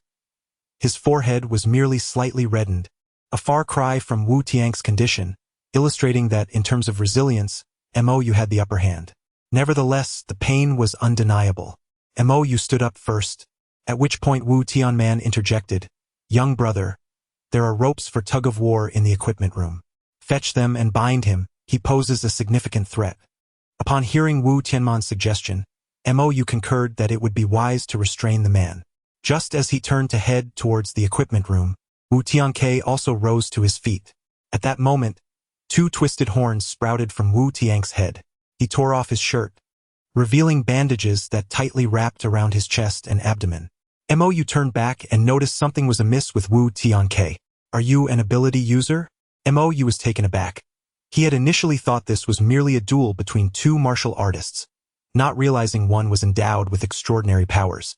Oh, so you have abilities too? Well, that's not a problem, Wu Tianke replied with a sinister smile. You should consider yourself fortunate, for when I utilize my powers, you shall not perish. Wu Tianke's eyes darkened as he grinned. You will become a part of me. He tore away the bandages, revealing a gaping maw on his abdomen. Two eyes appeared beneath Wu Tian's armpits. He, Wu Tianke, you have finally released me, spoke the gaping mouth on his abdomen. Meanwhile, Wu Tianke himself had completely lost consciousness. Mou took 2 steps back, sensing an unprecedented danger emanating from the current state of Wu Tianke. The mouth on Wu Tian's belly disregarded Mou and turned to Wu Tianman, saying, "Brother Tianman, it has been a long time." Wu Tianman's expression remained calm, as if he had long anticipated this moment. "You are Tianhui, aren't you?" Wu Tianman said with unwavering composure. He, as expected of my elder brother. "You are far more astute than that fool Wu Tianke." The mouth on his belly replied with a sinister grin. Wu Tianman closed his eyes and spoke with evident pain. "You were the one who killed our father, weren't you?" Indeed. That fool Wu Tianke still believes you framed him. In reality, I was the one who struck. He is merely bearing the blame for me. Did you think I was also killed by him?" Tianhui responded with a malevolent chuckle. "So it was you that day. Why did you turn against our father? You are an ability user. You shouldn't have needed that martial skill," Wu Tianman pressed on. "True. I do not require any martial prowess. I was simply exceedingly hungry, and father just happened to be before me, that is all," Tianhui said, moving closer to Wu Tianman, saliva dripping from his mouth. "At that moment, I was so famished that after consuming father, can you guess what else I devoured?" The mouth leaned closer to Wu Tianman, drooling profusely. I consumed my own hands, my feet, my body," Tianhui articulated slowly. Just then Wu Tianke arrived, and I took refuge within him, altering his memories to make him believe I was his ability. Though now it seems quite fitting," Tianhui explained. "Who exactly are you?" Wu Tianman gazed at the gaping mouth before him, fear and anger surging within him. "I am Tianhui. I am also Tianman. I am the glutton." Tianhui opened his mouth wide, preparing to swallow Wu Tianman whole. Just then, Mou's phone rang, shattering the tense atmosphere. He glanced down to see a message from the group, a voice note from number 3. Upon tapping it, the voice played. "You bastard. We are about to take her to platinum. Hurry up." The ambience turned awkward in an instant. Well, you all carry on," Mou said with a sunny, charming smile. "Your scent is quite enticing," Tianhui remarked with a grin. "Ahaha. I haven't bathed in a week, and I've been working. I'm drenched in sweat and quite foul." Mou immediately shook his head. Tianhui paid no heed to Mou's words, swiftly closing the distance and lunging at him with his gaping maw. Mou reacted quickly, evading the massive mouth and delivering a kick that sent Tianhui flying. Wu Tianhui, having been flung away, grasped the ceiling and then launched himself towards Mou once more. Mou instinctively retaliated with a punch, only to be met with an equally forceful response from Wu Tianhui. Thud. This time, Mou was sent sprawling against the treadmill. "Damn! His strength surpasses mine," Mou cursed under his breath. Before he could catch his breath, Wu Tianhui lunged at him again, mouth agape, ready to bite. In a swift motion, Mou picked up a 20-kilogram dumbbell nearby and hurled it at Wu Tianhui's gaping maw. The dumbbell struck Wu Tianhui, causing him to stumble back a few steps, and then Mou watched in disbelief as the monstrous mouth crushed the dumbbell to smithereens. The taste was mediocre, barely satisfying his hunger. Wu Tianhui swallowed the fragments and remarked, "Delicious." Mou silently cursed again. At that moment, doubt crept into Mou's heart. He lacked combat experience. Against Wu Tianke, whose strength was inferior to his, Mou had managed to cope with ease. Yet now, confronted with the superior strength and skill of Wu Tianhui, he found himself at a distinct disadvantage, and defeat loomed ominously.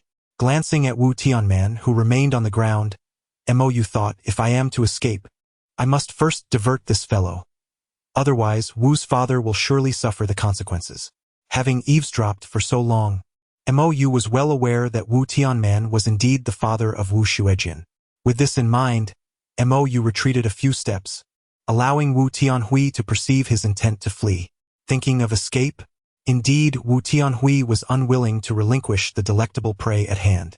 Mou promptly turned and shattered the window and its wire mesh, fleeing the martial arts hall. "Stop right there." Wu Tianhui pursued him relentlessly. As MOU emerged onto the bustling street, he felt a slight sense of relief. At least this ensured Wu Tianman would not be harmed. He seamlessly blended into the throngs of people. Meanwhile, Wu Tianhui also emerged onto the street, his terrifying appearance quickly capturing the attention of passers-by, many of whom began to record him with their phones. Wu Tianhui glanced around, his mouth moving as he declared, "All of you, delicious food." He then lunged at the nearest man. It was only then that the crowd realized this was not mere cosplay. They were confronted by a genuine monster. Panic ensued as people scattered in all directions. Wu Tianhui tackled the man to the ground, preparing to bite down. MOU, hidden among the crowd and poised to intervene, suddenly witnessed a large tree sprouting from the ground, ensnaring Wu Tianhui and binding him tightly. Understanding that an ability user had intervened, MOU turned and followed the fleeing crowd away from the scene. As he departed, he glanced back to see a striking figure approach the ensnared Wu Tianhui. "Sister?" MOU gasped in astonishment. Although at this moment Mo Xiao donned tactical goggles that obscured half of her face and was clad in military attire, the figure before her was one that MOU would never forget, even in his dreams. "What remarkable fortune it is to find you here, indeed." Mo Xiao approached Wu Tianhui, observing his peculiar appearance without an ounce of surprise. Having encountered an array of strange abilities, she was not taken aback by this sight. She captured a photograph of Wu Tianhui with her phone and sent it along with her location to Su Yan. Suddenly, Mo Xiao sensed an odd gaze upon her. Turning her head, she scanned the surroundings and spotted a familiar silhouette. Xiaoyu? No, he should be at home. A flicker of confusion crossed her mind, prompting her to initiate a video call with MOU, though she refrained from activating her camera. "Hey, sis, why haven't you returned yet? I'm practically starving," MOU complained as the video connected, lounging on the sofa at home. Upon confirming that MOU was still at home, Mo Xiao alleviated her uncertainty and replied, "What's the matter? Can't you wait a moment? I'm quite close to home now." With that, she hung up before MOU could respond. Meanwhile, the original MOU scratched his head in bewilderment, pondering Mo Xiao's intentions. At that moment, the fourth MOU shared the events that had just transpired in their group chat. Upon reading the account, the original MOU's pupils constricted slightly. His sister is actually an ability wielder. No wonder she inexplicably video called me just now. She must have spotted the fourth silhouette and reached out to confirm my whereabouts. A wave of astonishment flooded through him. It all makes sense now. Why Mo Xiao often had business trips and why she never wore short sleeves. Was she concealing her wounds from me? The years of experiences began to align with rational explanations. Just then, an unexpected turn of events occurred. Wu Tianhui, bound by the tree, suddenly erupted in fury, his massive jaws shattering the wood that ensnared him as he lunged towards Mo Xiao. The fourth MOU, who was in the process of retreating, quickly found a place to eavesdrop. Mo Xiao, however, was hardly startled by Wu Tianhui's sudden outburst. She raised her hand, and the tree stirred once more, rebinding Wu Tianhui mid-air. Yet this time he possessed significantly greater strength, and the tree struggled to fully restrain him at first. Nonetheless, seasoned by countless battles, Mo Xiao remained unfazed. She gestured, and the tree surged fiercely toward Wu Tianhui's gaping maw. In no time, the tree completely obstructed the monstrous mouth. Yet could the gluttonous maw truly be entirely subdued? Even with its mouth filled, it continued to voraciously consume the tree, despite its size being far greater than Wu Tianhui's body. It was as though his mouth harbored an alternate dimension. The quantity of wood ingested must have surpassed his own form. Is this the peculiar nature of divine beasts? Mo Xiao approached Wu Tianhui, eager to observe further. At that moment, Wu Tiang's head stirred, and he opened his mouth to bite at Mo Xiao. Mo Xiao promptly raised her hand, severing his head. However, Wu Tiang's jaws still managed to inflict a painful bite on Mo Xiao's right arm. The sudden turn of events caused MOU, who was observing from a distance, to feel a pang of anxiety. Yet for Mo Xiao, sustaining injuries had become a routine affair, and she remained unconcerned. If you were also a B-class ability user, the outcome might be uncertain, but given your current level, you are vastly outmatched. With a wave of her hand, a great tree sprouted from the ground, completely ensnaring Wu Tianke. Witnessing this scene, Mo finally exhaled in relief and turned to leave. Before long, Su-yen arrived with police officers and an ambulance, cordoning off the area. Are you hurt badly? Su-yen inquired with genuine concern. Mo Xiao casually shook her head, receiving a cursory treatment from the medical staff, opting for a simple bandage and forgoing any further care. You really should go to the hospital for a thorough examination, Su-yen insisted with continued concern. It's nothing. Why are you so worried about me instead of keeping an eye on that guy? Mo Xiao replied. Is it not permissible to show concern for a friend? Or do you doubt my friendship? Su-yen asked with a smile. Mo Xiao pondered for a moment before responding. Well, I accept you as a friend. I have matters to attend to, so I must take my leave. She turned to depart. Don't rush off. I understand you have things to do, but you certainly can't go about in your current state. Why not come to my home, take a shower, change into some fresh clothes, and present yourself properly before attending to your affairs? Su-yen suggested with a smile. Mo Xiao considered this and nodded in agreement. Wait for me in my car for a bit. The red Chevrolet is mine. I'll handle the follow-up matters and then take you to my place, Su-yen said, tossing the car keys to Mo Xiao. Mo Xiao caught the keys and turned towards Su-yen's vehicle. Meanwhile, Su-yen watched Mo Xiao's retreating figure, licking her lips, and thought to herself, what an intriguing woman. She has piqued my interest. Su-yen's long legs came together, her gaze brimming with a predatory interest in Mo Xiao. She adjusted her long hair with her hand and hummed a tune as she proceeded to manage the subsequent affairs. Indeed, as the Deputy Director of the Provincial Public Security Bureau and a member of the National Ability Management Bureau, Su-yen, with her striking beauty and alluring figure, felt a burgeoning fascination for Mo Xiao. Observing the message from MOU, the original MOU fell into a prolonged silence. Sister Mo Xiao has been injured, and it is all my fault. Had it not been for me, she could have had a better life. He was engulfed in self-reproach. MOU opened the window and gazed at the moon in the sky, his emotions a tumultuous blend. Who would have thought that a man who has lived 2 lives would be so helplessly supported by a young girl while I idly fantasized about doing nothing? Truly, how shameful. MOU lamented self-deprecatingly. He took out his phone and sent a message in the group chat. Brothers, we need to hold a meeting. Mo Xiao finally arrived at the entrance of her home, having just taken a shower at Su-yen's place and changed into a set of her clothes. Why did Su-yen's gaze seem peculiar? She even uttered, your hand is injured. Let me help you bathe. Such words made Mo Xiao feel somewhat uneasy under Su-yen's penetrating stare. After her shower, she left Su-yen's house, declining the offer for a ride back, opting instead to take a taxi home.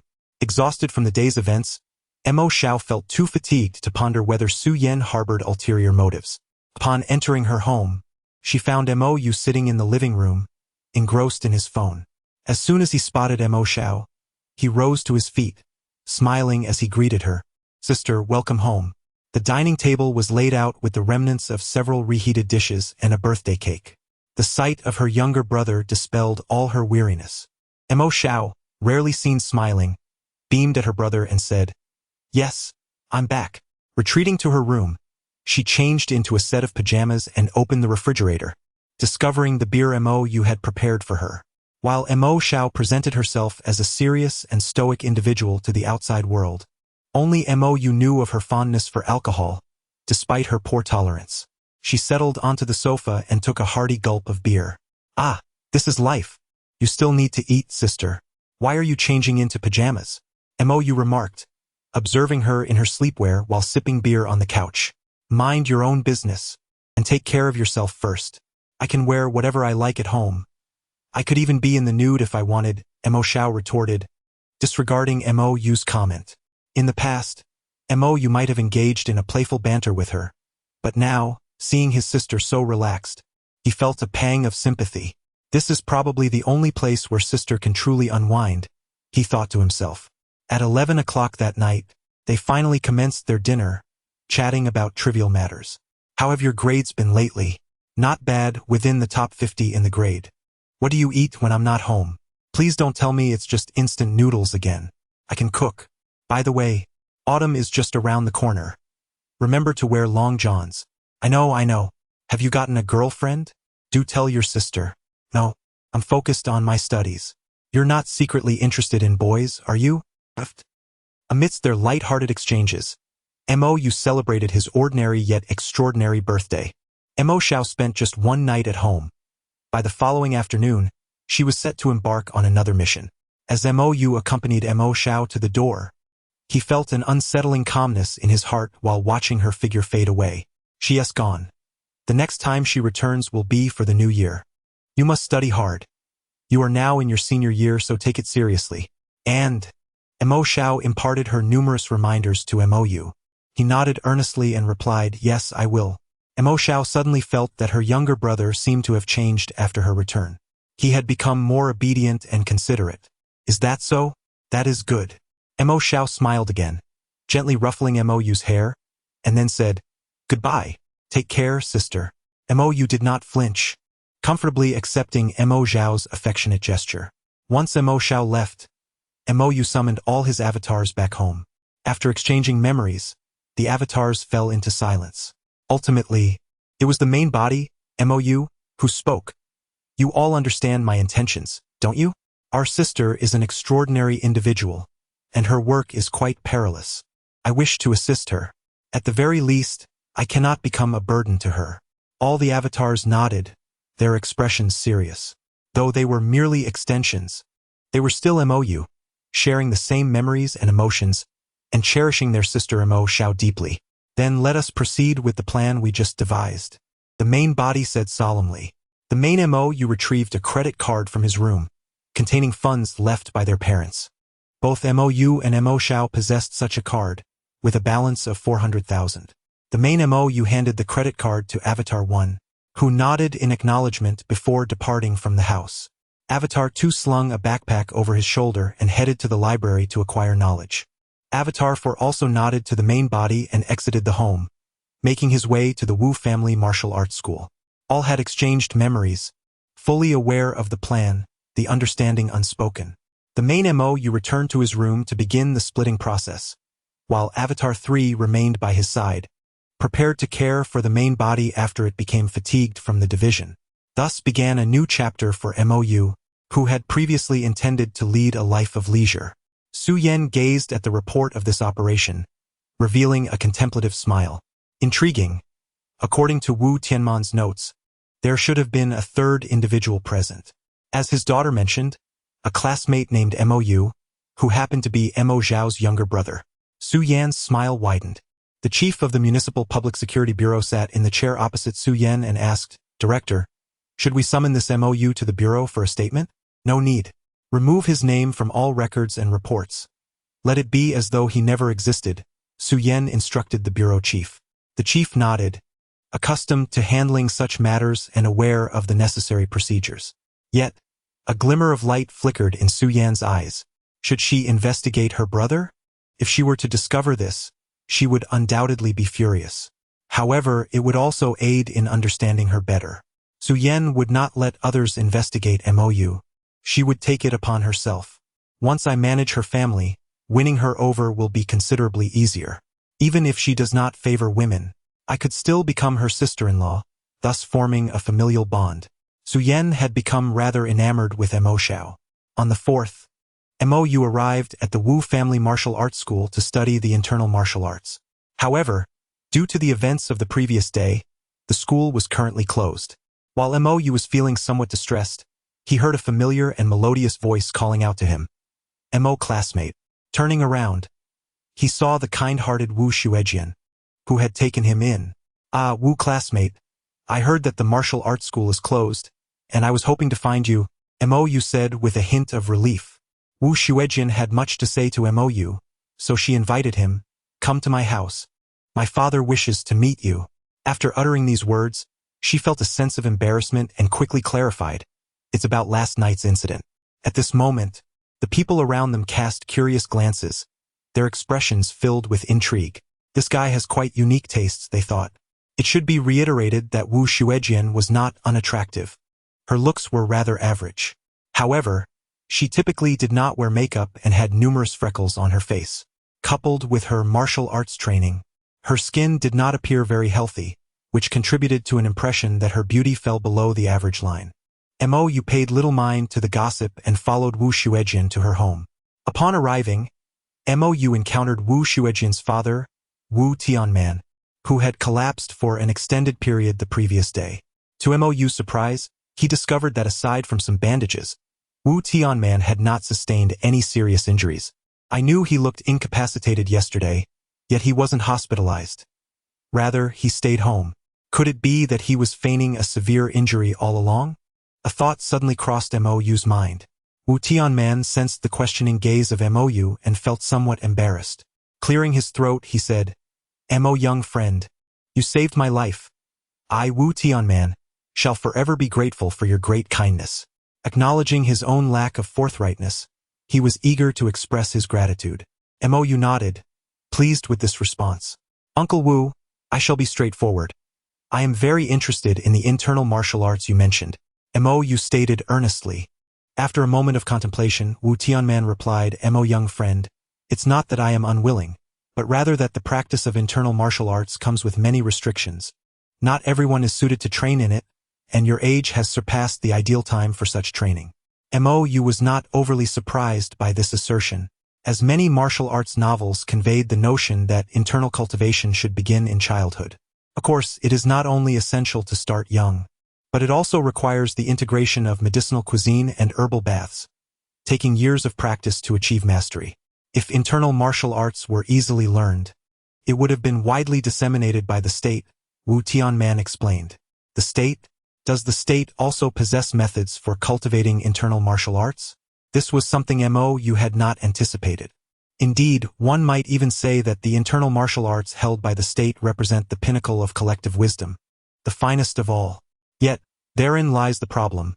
The cultivation of internal martial arts is arduous, and the investment does not yield proportional rewards. Coupled with the emergence of superhumans, whose powers have become the prevailing trend, the decline of traditional martial arts is inevitable. Wu Tianman's tone turned somber.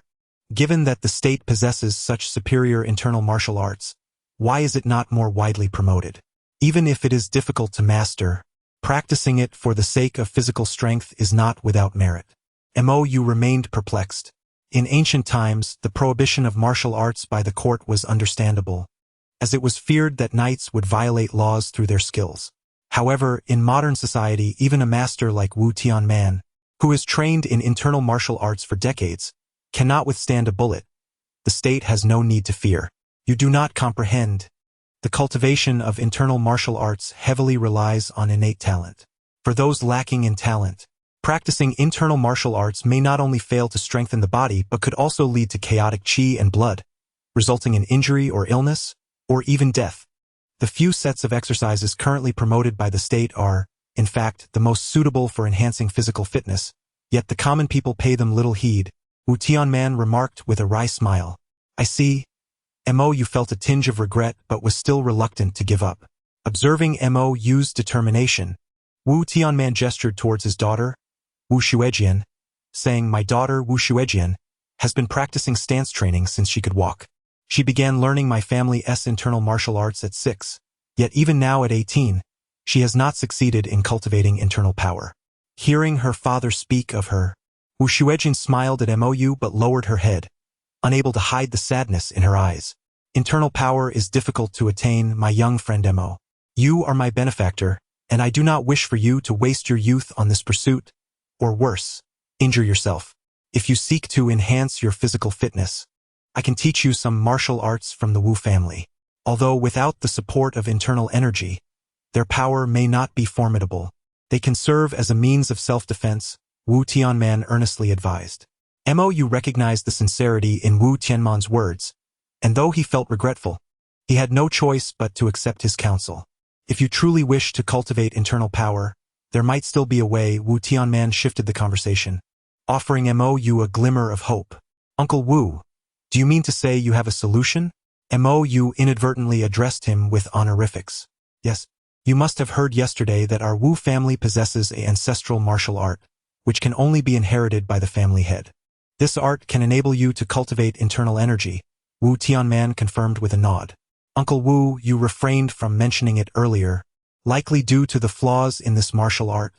Am I correct?" Mo Yu recalled Wu Tianman's troubled expression when discussing this technique the previous night. Indeed, while this martial art allows one to cultivate internal energy regardless of conditions, its greatest drawback is the painfully slow rate of progress. Wu Tianman replied with a rueful smile. This is also why, despite possessing this art for so many years, I have made little advancement in my internal energy. However, since you have chosen to practice this martial art, it must possess its own unique advantages. Correct?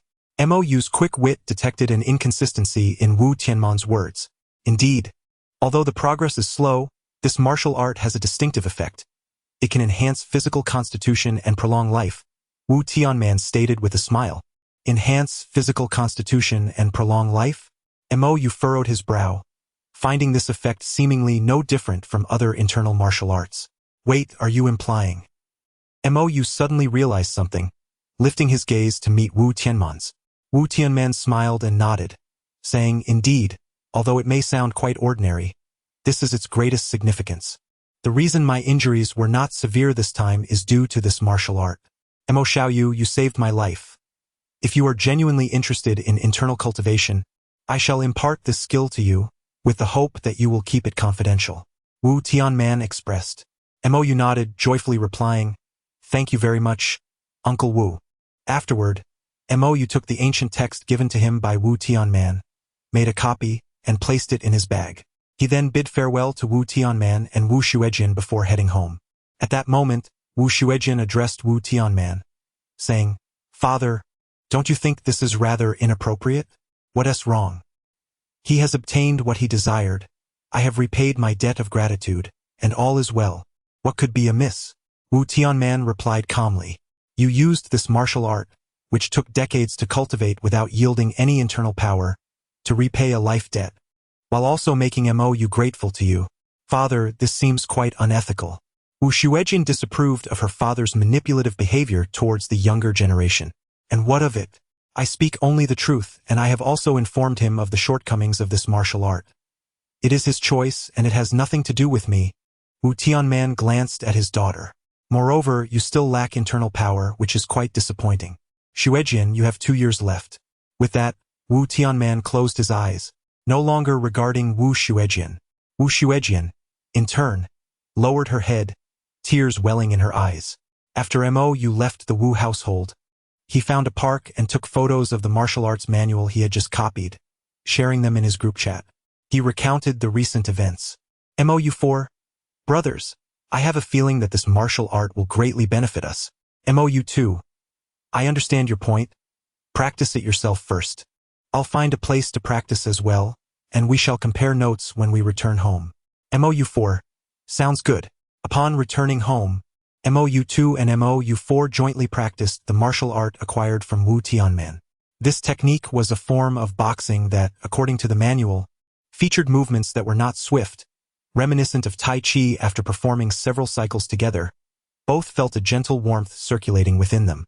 Next came the exchange of memories. Mou 2 and Mou 4 clasped hands.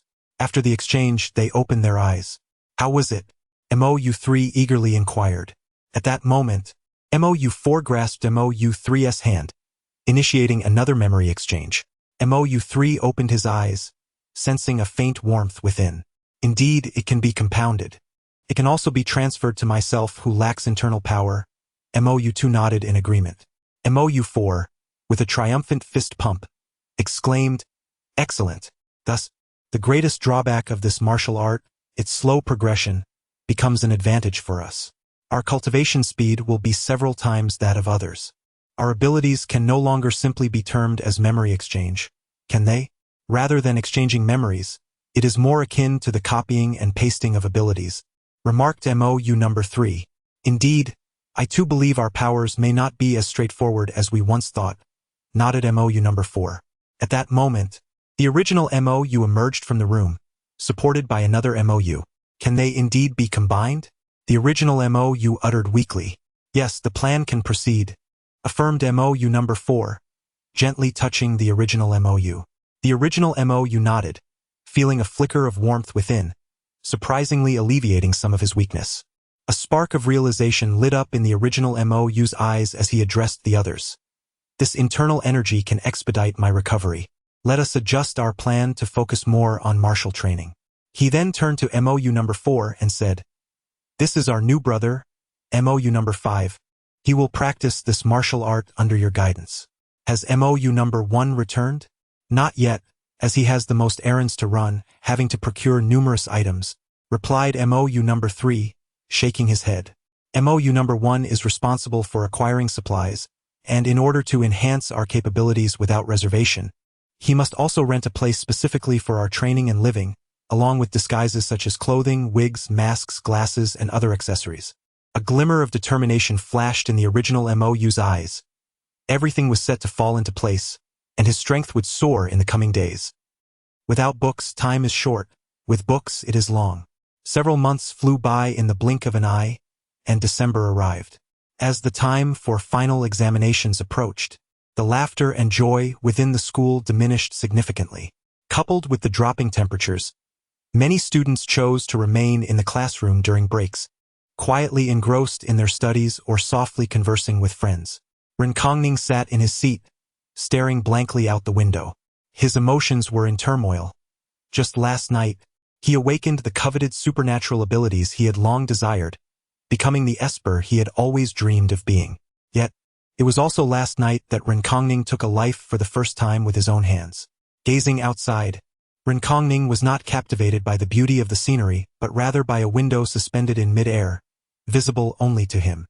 Within this window lay data pertaining to his physical state, alongside a blue glowing exclamation mark.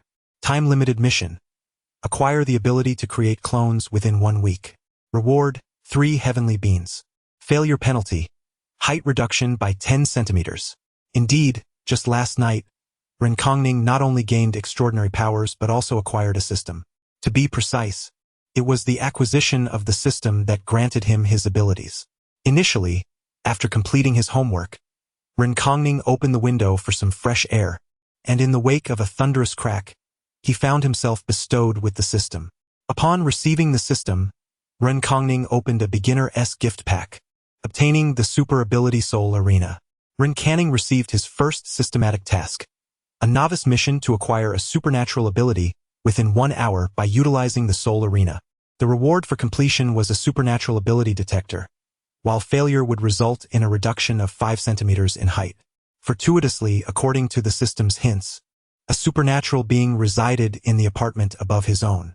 Motivated by the desire for a fulfilling life, Ren Kongning ascended the stairs and knocked on the door of his neighbor's abode.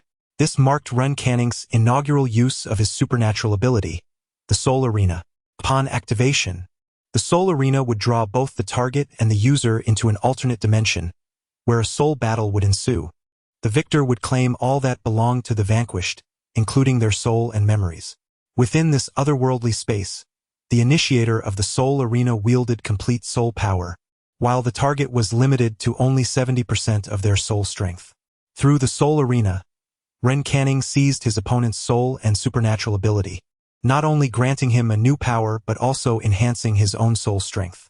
Ren Kongning acquired the ability of mimicry, enabling him to assume the appearance of any individual, albeit with the caveat that significant differences in physique were prohibitive. From the memories he obtained, he learned that his opponent was a notorious international criminal, responsible for numerous offenses, which brought him a measure of comfort. With this newfound knowledge, Ren Kongning set his sights on a new target. As fate would have it, Ren Kongning lightly tapped his fingers on the table, inwardly summoning the system. "System, I am here." A mechanical voice resonated within his mind. Why must this task necessitate the ability of duplication? He pondered silently. This is inevitable as it pertains to your ability, the Soul Arena. It is essential to understand that a person can possess multiple supernatural abilities, yet you may also sense that with your current 2 abilities, your body is struggling to cope. The system replied. Indeed, it feels akin to being overstuffed, Ren Kongning acknowledged mentally. Your physical constitution is insufficient to bear multiple powers, and the duplication ability allows for a division of these powers, thereby enabling you to acquire even more abilities, the system elucidated. Ren Kongning nodded, adjusting his glasses. Upon completing his novice task, he was rewarded with a supernatural ability detector. This device could identify supernatural beings within a kilometer radius and analyze their abilities and levels. Presently, The glasses perched upon his nose served as the supernatural detector. This detector is somewhat lacking, as it can only detect supernatural beings and not ordinary individuals. Ren Canning voiced a mild complaint. You will have future opportunities to obtain more advanced detectors, the system assured him. From Ren Canning's perspective, the glasses displayed only his own status as a supernatural being, with no others detected within the kilometer radius. A progress bar at the edge of the glasses slowly advanced, indicating further developments to come. The ability detector possesses its most useful function, directly pinpointing individuals with extraordinary powers within a radius of 100 kilometers. However, the charging time is excessively long. It will take another 3 hours before it can provide an accurate location. Ren Canning fiddled with the ballpoint pen on the table when MOU approached him and inquired, "Hey, Ren, would you like to go to the convenience store to buy some water? It's freezing. I'd rather not leave the classroom." Ren Canning glanced at MOU and waved his hand dismissively. From Ren Canning's perspective, the ability detector had scanned MOU, revealing no indication that he possessed any extraordinary powers. MOU shrugged and departed the classroom, oblivious to any issues with Ren Canning. 3 hours swiftly passed, and through Ren Canning's glasses, a map of City C materialized, revealing a red, marking a location quite distant from the school. Finally, he had located the target. Fortunately, there was indeed a wielder of the duplication ability in City C, or else his mission would have ended in failure. Ren Canning exhaled in relief.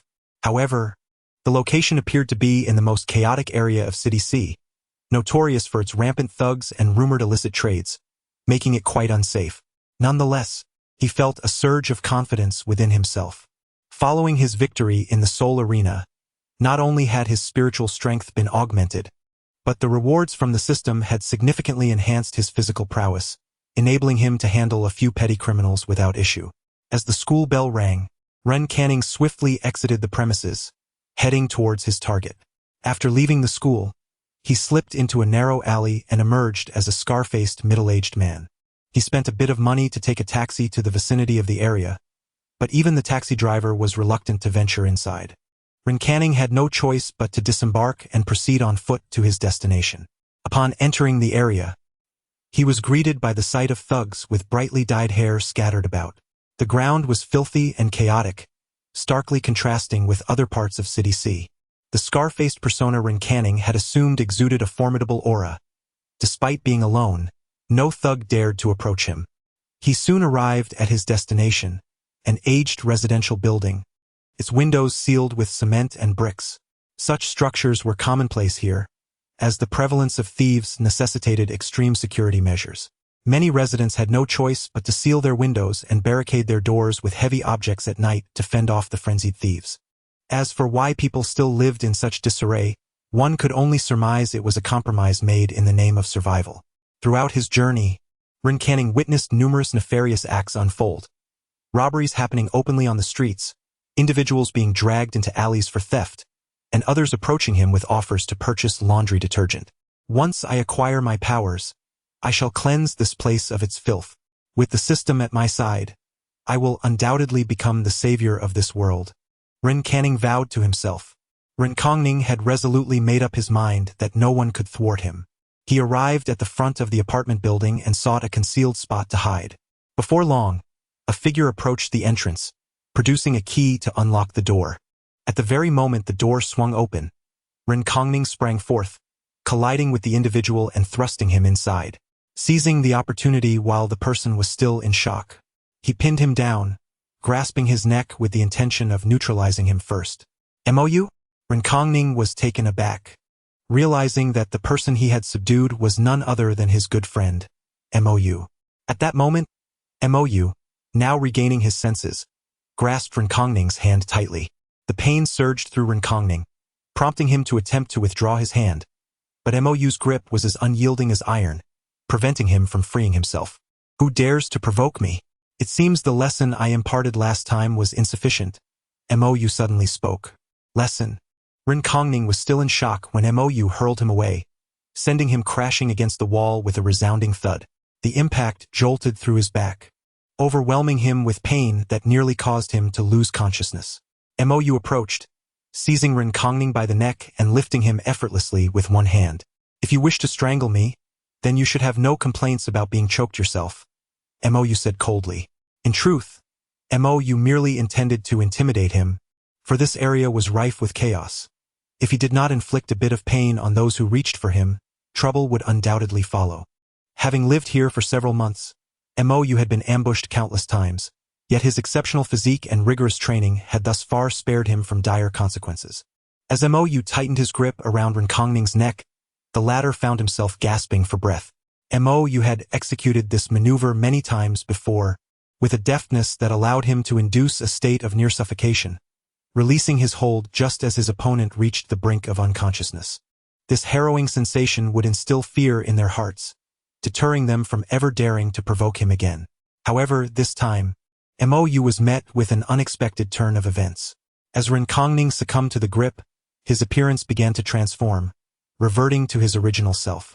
Renkongning! Now it was Mou's turn to be astonished. Cough, cough, cough. Renkongning gasped, desperately inhaling the air. You are an ability user. Mou observed him, his expression imbued with complexity. He had never anticipated that his friend, whom he had often envied for their powers, would truly become an ability user. Finally regaining his composure, Renkongning stood and addressed Mou. When did you acquire such strength? I recall you could barely manage 5 pull-ups during our last physical exam. Mou refrained from answering, instead inquiring, why did you come here? And why did you ambush me? Meeting Mou's skeptical gaze, Renkongning hurriedly clarified, you misunderstand. I came here to find someone with the ability to create clones. I knew he was here, so I came.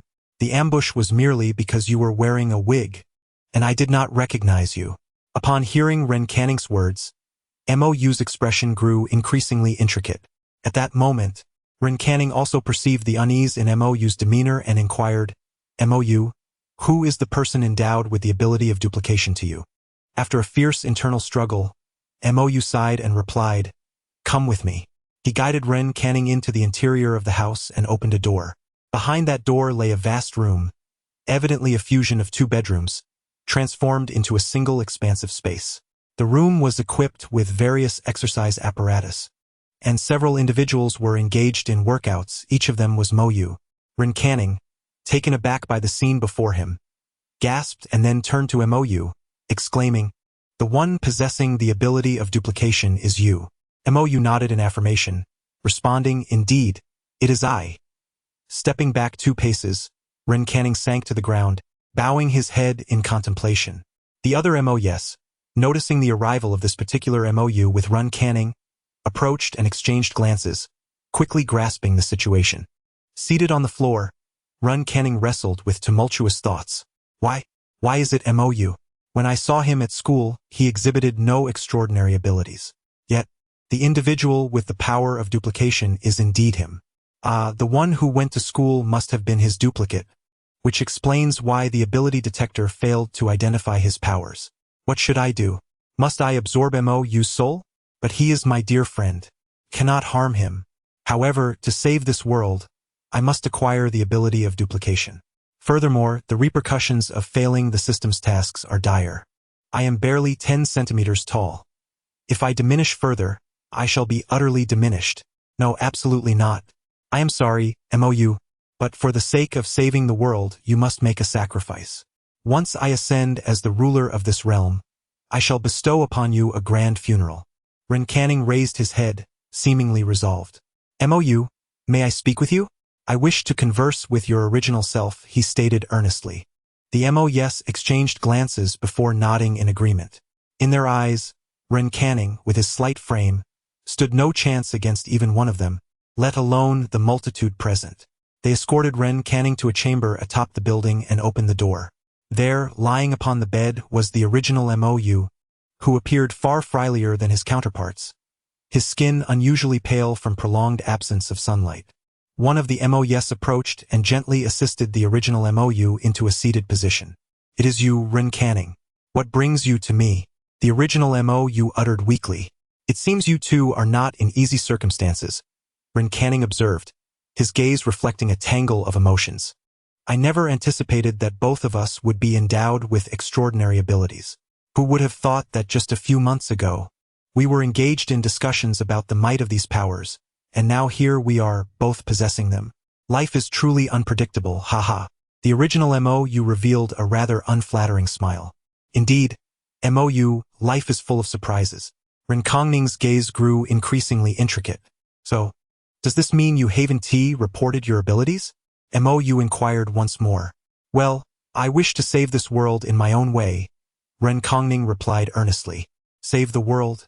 How old are you to be spouting such adolescent rhetoric? MOU chuckled, shaking his head. No, MOU, I am serious, Renkongning asserted solemnly. He took a seat beside MOU, then, with an apologetic expression, continued. I aspire to be the savior of this world. Therefore, I'm sorry, MOU, but for the sake of this world, please make a sacrifice. No sooner had he spoken than Renkongning activated his ability, the Soul Arena. Both Renkongning and the original MOU vanished from their spot. Oh no, we've fallen into a trap. That rascal had the audacity to deceive us. Where could they have gone? If anything happens to the original, we're doomed. Stay calm. Don't panic. Since the original is no longer here, we might as well enjoy ourselves while we still can. That makes sense. Indeed, I concur. Where is this? The original MOU found himself in a gray room. He moved his limbs, and the weakness from the division dissipated. This is the Soul Arena, a battleground where life and soul are at stake. The victor takes all, while the loser loses everything, including their powers, Renkongning stated calmly from behind MOU. Stepping in front of MOU, Renkongning said earnestly, Here, I shall take everything from you. Why must you turn against me? Are we not friends? MOU looked at Renkongning, his emotions tangled. I'm sorry, but I need your powers. This is for the sake of the world. Without hesitation, Renkongning unleashed the power of his soul. You've truly succumbed to delusions of grandeur, Haven Tiu? MOU realized that Renkongning had brainwashed himself. No matter what he said, it would fall on deaf ears. Renkongning ceased to respond, slowly advancing toward MOU. In the Soul Arena, as the initiator of the ability, Renkongning possessed complete soul power, while those drawn into the arena only retained 70% of their soul strength, which was how he previously triumphed over the original master of the shape-shifting ability. Since then, Renkongning's soul power had surpassed that of an ordinary person. Even in an unweakened state, an average individual's soul strength was no match for his. I apologize, my friend. I will take your powers. Once I rule the world, I shall ensure that your story is immortalized and your achievements remembered, Renkongning declared as he struck out toward MOU. Bang! As the transformation into a young lady took place, MOU grasped Renkongning's hand with the same ease and grace he exhibited in the outside world, devoid of any pressure. What? Renkongning exclaimed in astonishment. How is this possible? In the realm of the Soul Arena, one can only wield the power of the soul. My strength surpasses that of an average individual. If a normal person's soul strength is at 10, mine is around 16 or 17. He, on the other hand, should be weakened to a mere 7 or 8 at most. Why did he so effortlessly absorb my blow? Confusion enveloped Renkongning. Meanwhile, MOU glanced at him before casually throwing him aside. Renkongning landed heavily on the ground but quickly rose to his feet, sustaining no significant harm. How can your soul power be so formidable? Renkongning could not help but inquire. Soul power? MOU mused, examining his own hands and indeed feeling a surge of strength. Renkongning regarded MOU with heightened vigilance. Initially, he believed it would be a simple task to overcome MOU. Now he realized that he was the one at a disadvantage. At that moment, MOU suddenly chuckled. I see now. Each additional doppelganger he created augmented his overall strength, and soul power was no exception. However, in comparison to the enhancement of physical attributes, the increase in soul power was quite subtle, making it difficult for him to discern. To continue with the earlier analogy, if a normal person's soul strength is 10 points, Renkongning's would now be around 17 points, while each doppelganger MOU created would elevate his soul power by approximately 2 points. Currently, with over a dozen doppelgangers, the soul power contributed by them approached 30 points, and combined with his own, MOU's soul strength neared 40 points. Renkongning, you just mentioned something about a sacrifice, didn't you? MOU said with a gentle smile. Time passed, and MOU's original form reappeared on the bed, while Renkongning had mysteriously vanished. At this juncture, MOU noticed that the doppelgangers who were supposed to guard the room were nowhere to be found. He exited the room and made his way to their training facility, opening the door. "Hey, refill my drink. This barbecue is delicious. You bastard. That chicken leg is mine. You fool, insulting me is tantamount to insulting yourself. After all, we are all MOU, and what is yours is also mine. By the way, you just insulted him too." What was initially meant to be a training room had transformed into a dining hall. The MOUs embraced each other, toasting with beer while indulging in takeout barbecue, their raucous laughter filling the air. Not a single one noticed the original MOU standing at the doorway. At that moment, one of the MOUs, holding a beer, spotted the original and approached him, saying, "Brother, I didn't TC you earlier. Let us have a drink together." He placed his hand on the original MOU's shoulder, preparing to share a toast when suddenly, a memory exchange occurred. Crash! The beer mug shattered on the floor, scattering into fragments. The sound instantly captured the attention of all the manifestations of MOU, drawing their gazes towards the entrance.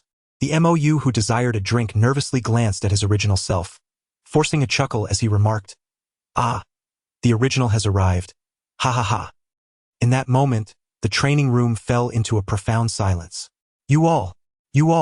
The original MOU was engulfed in fury, his wrath surging like flames. "How could you indulge in roasted meat without waiting for me?" he bellowed. "Wasn't it saved for you? Come, join us." Another chimed in. "Indeed, come, original. Let us share a drink." The atmosphere in the training room swiftly transformed, filled with a buoyant spirit. As they feasted, the various MOUs exchanged memories, becoming aware of the events that transpired within the Soul Arena. I never anticipated that Renkongning could brainwash himself to such an extent. For the sake of power, he would unhesitatingly seek our demise, one MOU lamented. Enough of that. He was merely seduced by the system. What astonishes me is that we have also become individuals intertwined with a system, another MOU reflected while savoring the meat. This system is utterly unscrupulous, and coupled with Renkongning's recent behavior, it surely cannot be trusted. We must exercise caution. Moreover, this is my chicken wing, one MOU declared, grappling with another for the coveted piece. At that moment, the original MOU nodded reassuringly, stating, "You need not worry. My relationship with it is transactional, distinctly different from its connection with Renkongning." In the Soul Arena, MOU had been thoroughly disillusioned with his former friend and, upon realizing that only one could depart, he chose to show no mercy, eliminating Renkongning. Consequently, MOU acquired Renkongning's soul, powers, and the system that resided within him. The system initially intended to repeat its previous strategy by binding to MOU, but due to the overwhelming strength of MOU's soul, could not forcibly establish a connection. Thus, the system proposed a contract leading to a cooperative arrangement. Previously, when it was with Renkongning, the system maintained a superior subordinate dynamic, where the host was compelled to fulfill its tasks under threat of punishment. Now, however, the relationship between MOU and the system resembled more of a bounty arrangement. The system would issue tasks, and MOU could choose whether to undertake them, with rewards for success and no penalties for failure. The system would grant MOU access to its shop, where he could obtain tokens by completing its tasks. Following this, the system transformed into a bracelet, adorning MOU's right wrist. Besides the system, the most significant gain was the acquisition of Renkongning's extraordinary abilities, the art of transformation and the powers of the Soul Arena. After exchanging memories, these abilities were also shared with the avatars, enabling them to wield these newfound powers as well. This undoubtedly saved MOU a considerable amount on cosmetic expenses, and finally, the MOUs could venture out together. Furthermore, after assimilating Renkongning's powers, MOU's abilities had also been upgraded. Now, he proudly stood as a D-rank extraordinary being. After being promoted to a Class D supernatural being, MOU's ability to create avatars has significantly improved. Now, the duration of weakness following each avatar's creation has greatly diminished, and the energy required for the avatars has also reduced, allowing MOU to manifest them more swiftly. I am indeed venturing further down the path of the Queen Ant, MOU mused, shaking his head in resignation. At that moment, one of the avatars suddenly remarked, Do you think this shape-shifting ability could enable us to transform into women? Instantly, all the avatars turned their gazes toward him. A chorus of laughter erupted, their expressions unmistakably shared by any man. Wait, hold on. Before you all get too excited, we must remember that any physical contact will result in memory exchange. If we were to engage with ourselves, we would endlessly swap memories. It's a thought I can scarcely bear. One avatar trembled as he spoke. A collective shiver swept through all the MOUs. Let this matter never be mentioned again. Agreed. The original MOU addressed the others. Remember, do not allow number 1 to exchange memories with you. He must remain in a state devoid of supernatural abilities. A normal MOU. The avatars understood his intent and nodded in agreement. After the avatars resumed their training, the original MOU returned to his room and sat on the bed. System. MOU raised his right hand and spoke to the wrist device. I am here.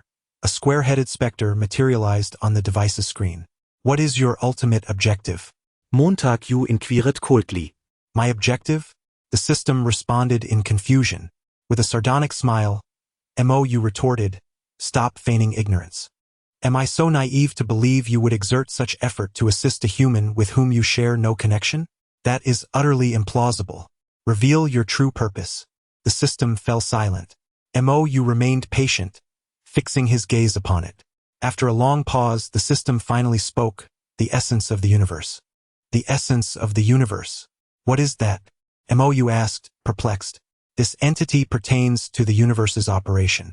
Your authority is insufficient for me to disclose further details unless you agree to bind yourself to me, the system replied.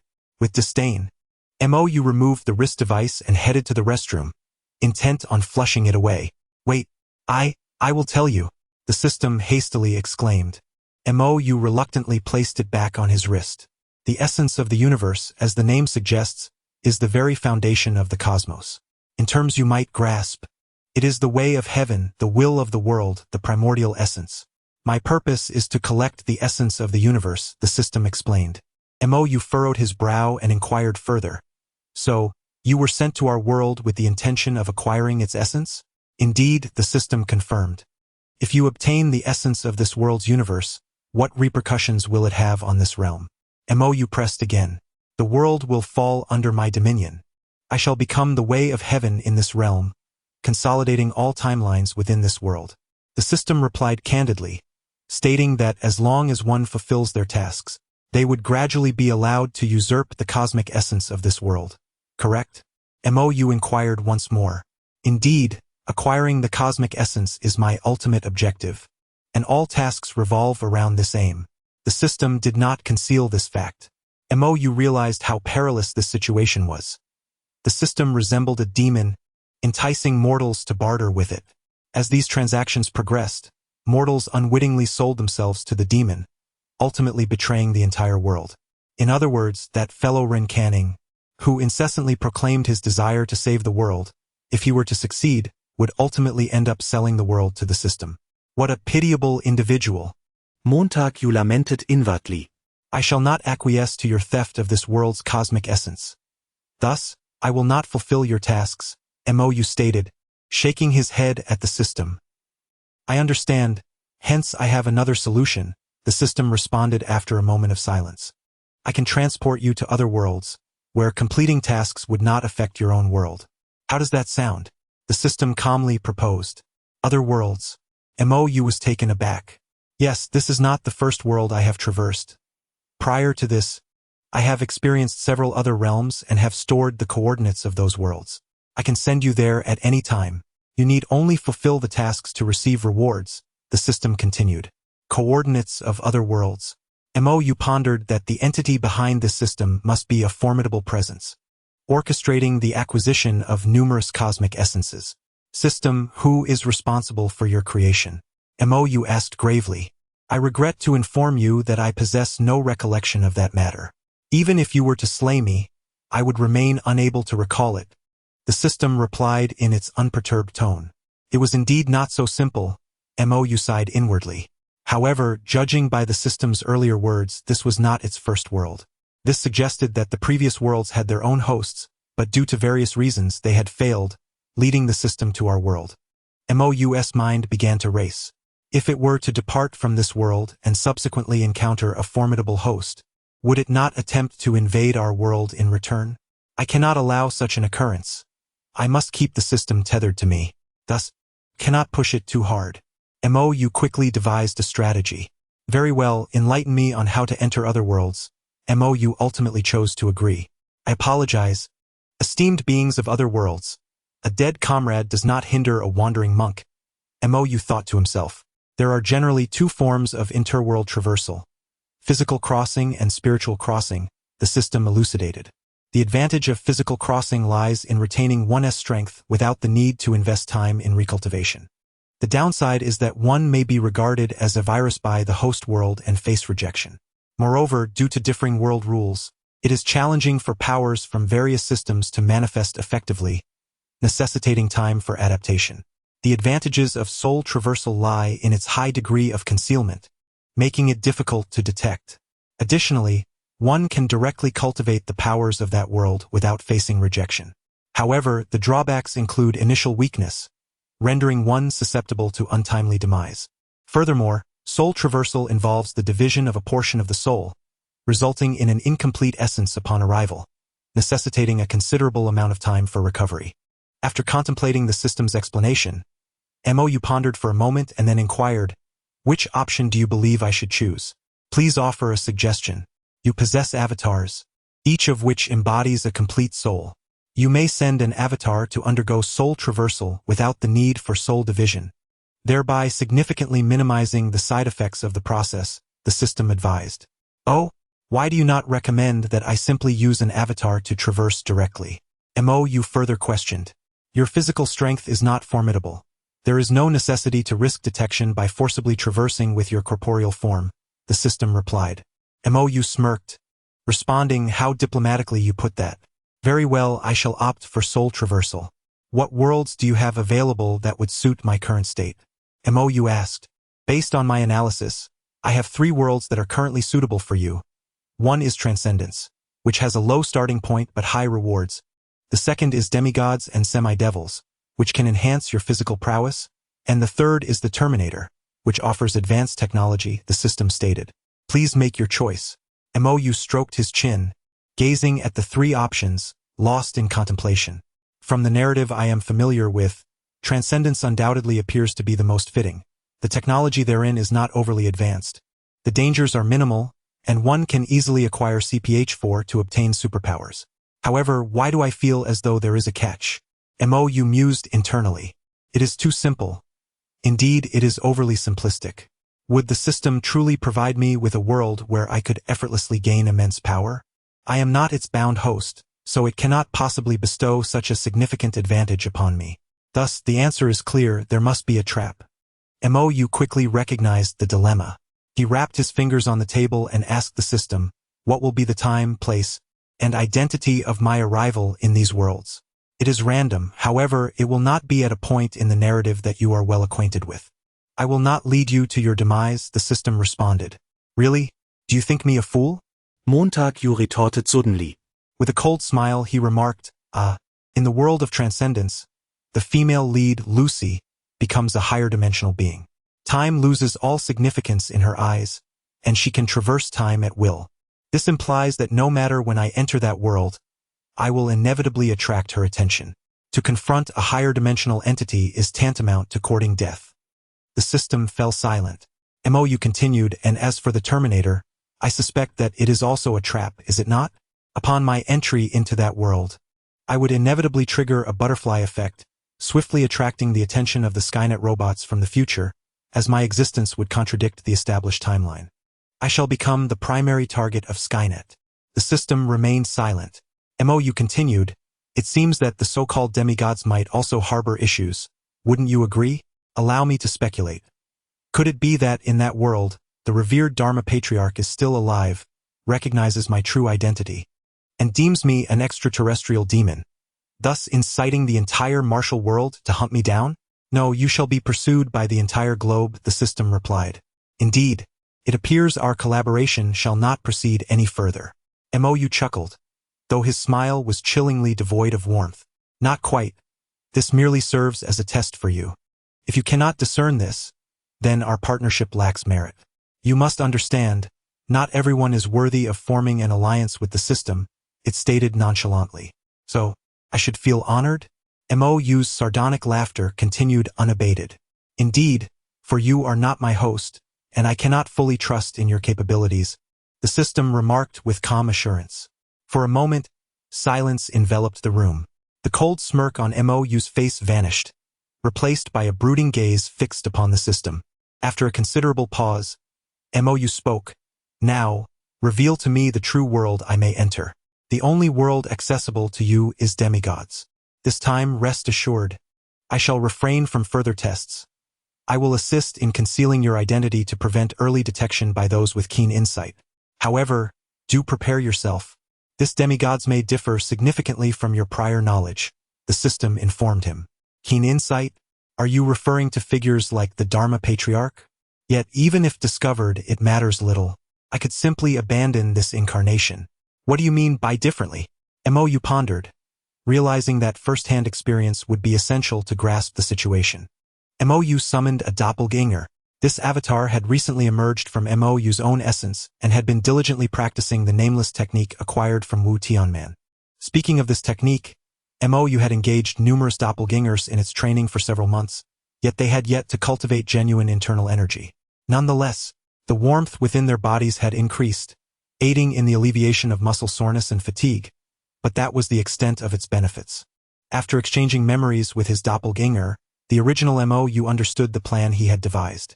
Nodding, the doppelganger addressed the original, "Leave it to me." The original nodded in response, saying, "Remember your mission, go forth." The system materialized into a wristband, which then soared from Mo's hand into the air, emanating a soft white glow. The doppelganger gazed intently at the wristband, gradually becoming vacant-eyed before closing his eyes and collapsing to the ground. The wristband then returned to Mo's hand, while the fallen doppelganger transformed into light, dissipating into the air. Is this truly the manner in which my doppelganger meets its demise? This is my first encounter with such a phenomenon, Mo mused inwardly. Closing his eyes, the original Mo sensed a thread within the depths of his soul, connecting him to an unknown void. That was his doppelganger. Will I be able to see him again? Mo inquired of the system. Certainly, a part of me resides within your doppelganger. By harnessing my power, you can activate the soul arena to draw his spirit to your side for a period of dialogue, the system replied. The soul arena? Wouldn't that compel a duel? Mo asked, furrowing his brow. Not at all. Although you and your doppelganger are two distinct souls, you are essentially the same individual. As long as you desire it, you can configure the soul arena to recognize only one soul and subsequently dissolve it, the system answered. Mo nodded. If this doppelganger garnered sufficient gains, he would shift his focus to other realms in the future. After all, in his own world, he often felt constrained in his endeavors. The doppelganger Mo traversed the endless void, gazing at the myriad of planets and celestial bodies flashing before him, his heart filled with awe and reverence. Soon, Mo's consciousness faded. When he reopened his eyes, he found himself in a new realm. An unfamiliar ceiling loomed above, resplendent in its grandeur. Then, he felt himself enveloped by something, followed by being lifted into someone's arms. Your Majesty, she has given birth. A prince. Mother and child are safe. Mother and child are safe. A woman's voice echoed. Where am I? Mo pondered internally. Prince. Allow me to see him, a man's voice boomed. Mo felt himself cradled in another embrace, and a large face appeared before him. Ha ha ha. This child's nose and eyes are identical to mine. Ha ha ha, the man exclaimed. I seem to have just been born. Yet how can you discern such similarities in a wrinkled newborn? Mo internally scoffed. However, why was this child not crying at all? Unlike a typical newborn, the man suddenly remarked, this child isn't crying at all. It's unusual for a newborn. 22, I have become a prince? Mo thought. Just then, he felt a choking sensation. Oh no, I have just been born, and my alveoli are still closed, leading to breathing difficulties and oxygen deprivation. If this persists, it could hinder the development of my brain cells, affecting my future intellect, or even jeopardize my life. I must cry. A newborn's wail is essential for drawing air into the lungs and fully opening the alveoli for normal respiration. With this thought, Mou compelled himself to cry out loudly. Your Majesty, the prince is already obedient just after birth. The woman beside him praised. Ha ha ha, indeed, a fine boy. Someone, convey my decree. Bestow the title of concubine Shu upon Zhu Zhaoyi. Let us see who dares to obstruct me this time. The man laughed heartily. It seems I have become a prince?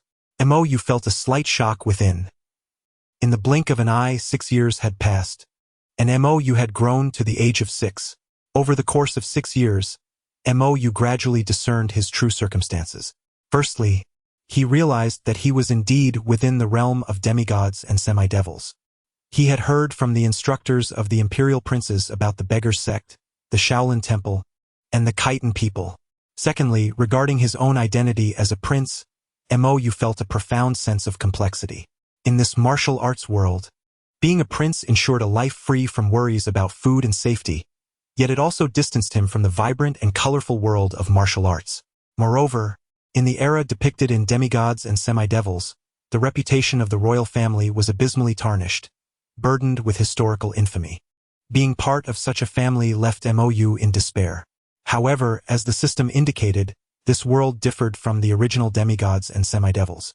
The specifics would be elucidated later. Mou became the 13th son of his father, Zhao Su, and was named Zhao Si. He was quite dissatisfied with the name Zhao Si, as it sounded akin to Zhao For, an unflattering moniker. Yet, being still young, he found himself powerless to change his name, even if he expressed his discontent. Fortunately, due to Zhao Su's affection for him, he was allowed to choose a nickname, and thus, Mou adopted the name Mou for himself. In his own words, it was derived from Confucius's teaching. Do not gaze at what is improper. Do not listen to what is improper. Do not speak what is improper. Do not act on what is improper. Specifically the phrase do not speak what is improper. Zhao Su took a liking to this interpretation and consented to call him Mou, although Mou regarded it as his true name. Mou had an elder brother, Zhao Yong, who was Zhao Su's 6th son. While this alone was not a significant concern for Mou, he also had another brother, slightly older than himself, born of a different consort, named Zhao Ji. This Zhao Ji was notably famous, destined to become Emperor Huizong of Song, and his actions would lead to the infamous Jingkong incident, marking a disgraceful chapter in history. Consequently, Mou harbored resentment towards this brother, often bullying him during martial arts lessons.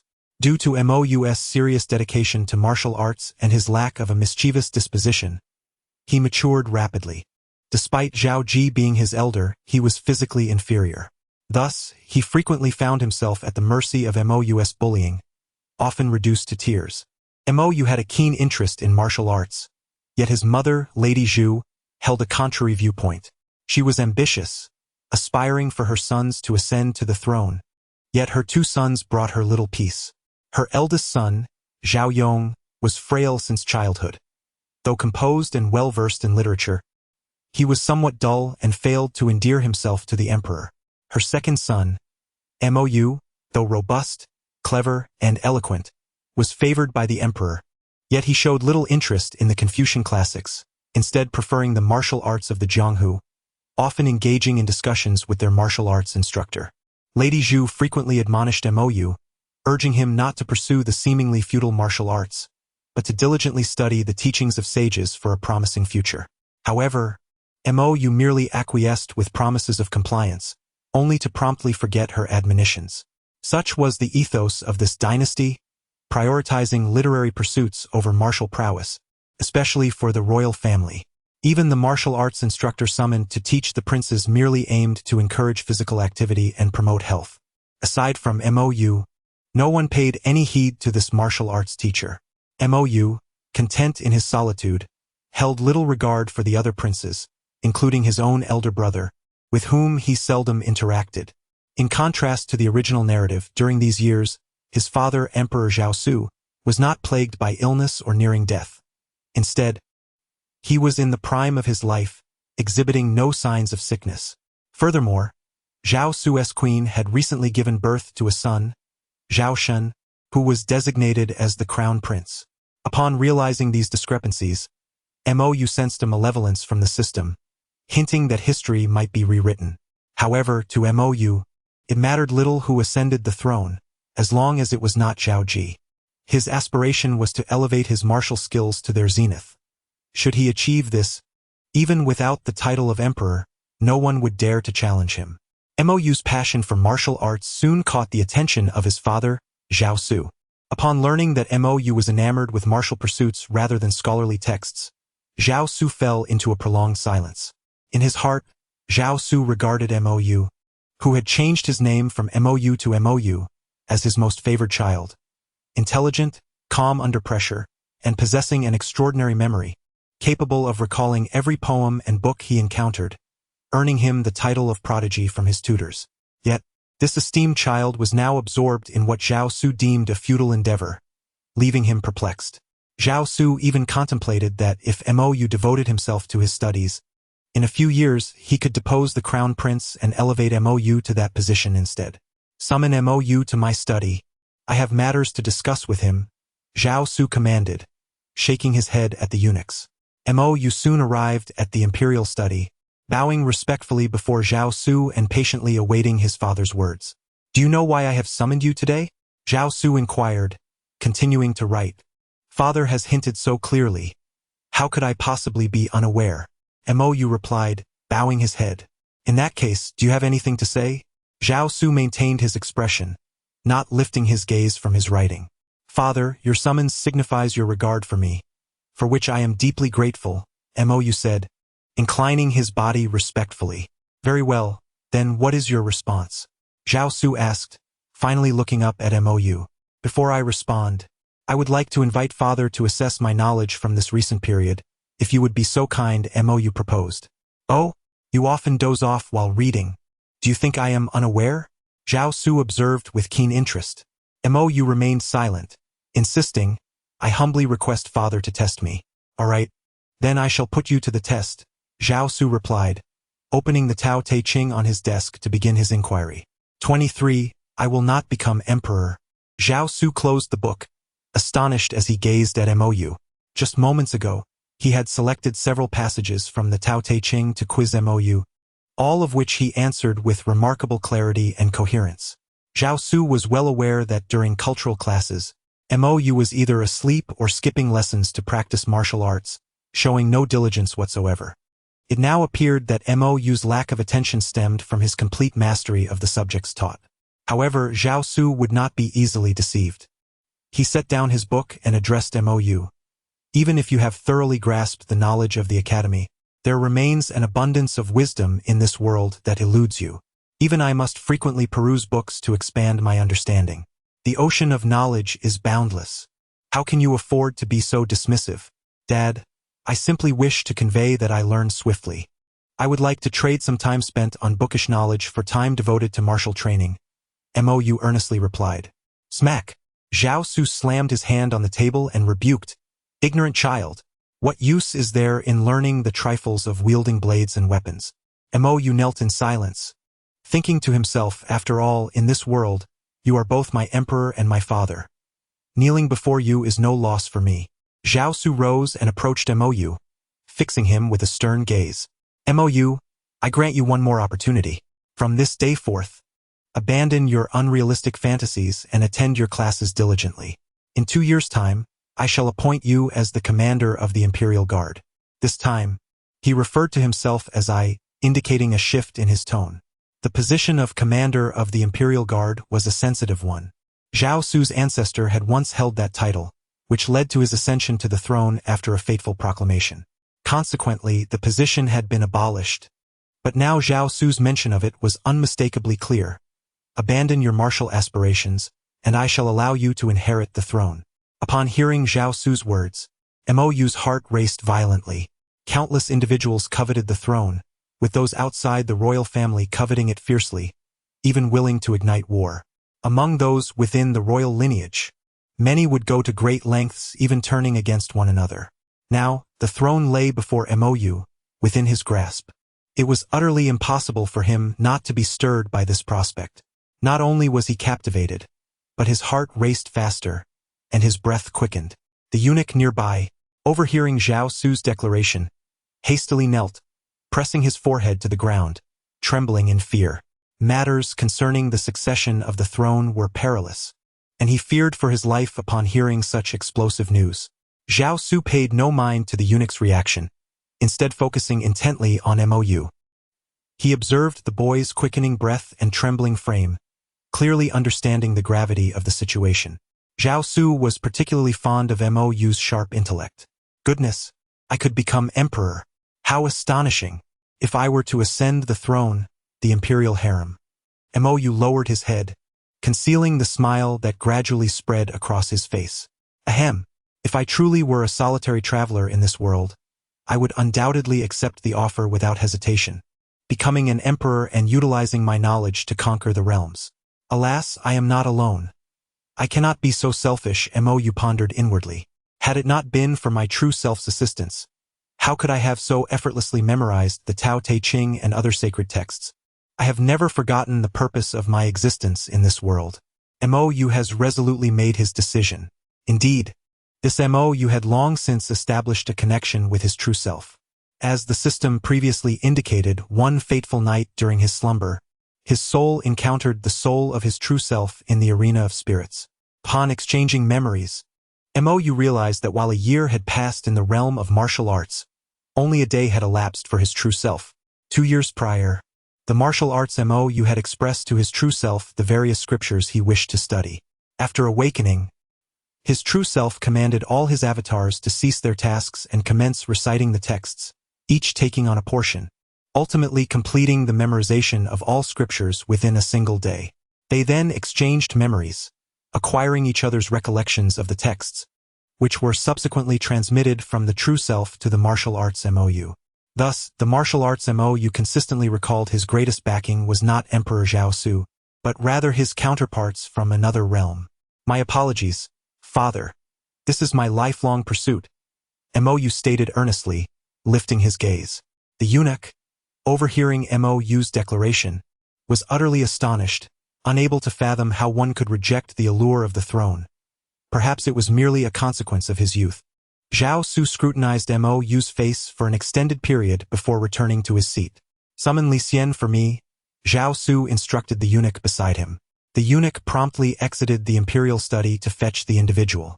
Meanwhile, Zhao Su resumed his position and inquired of Mou, "May I know the true reason?"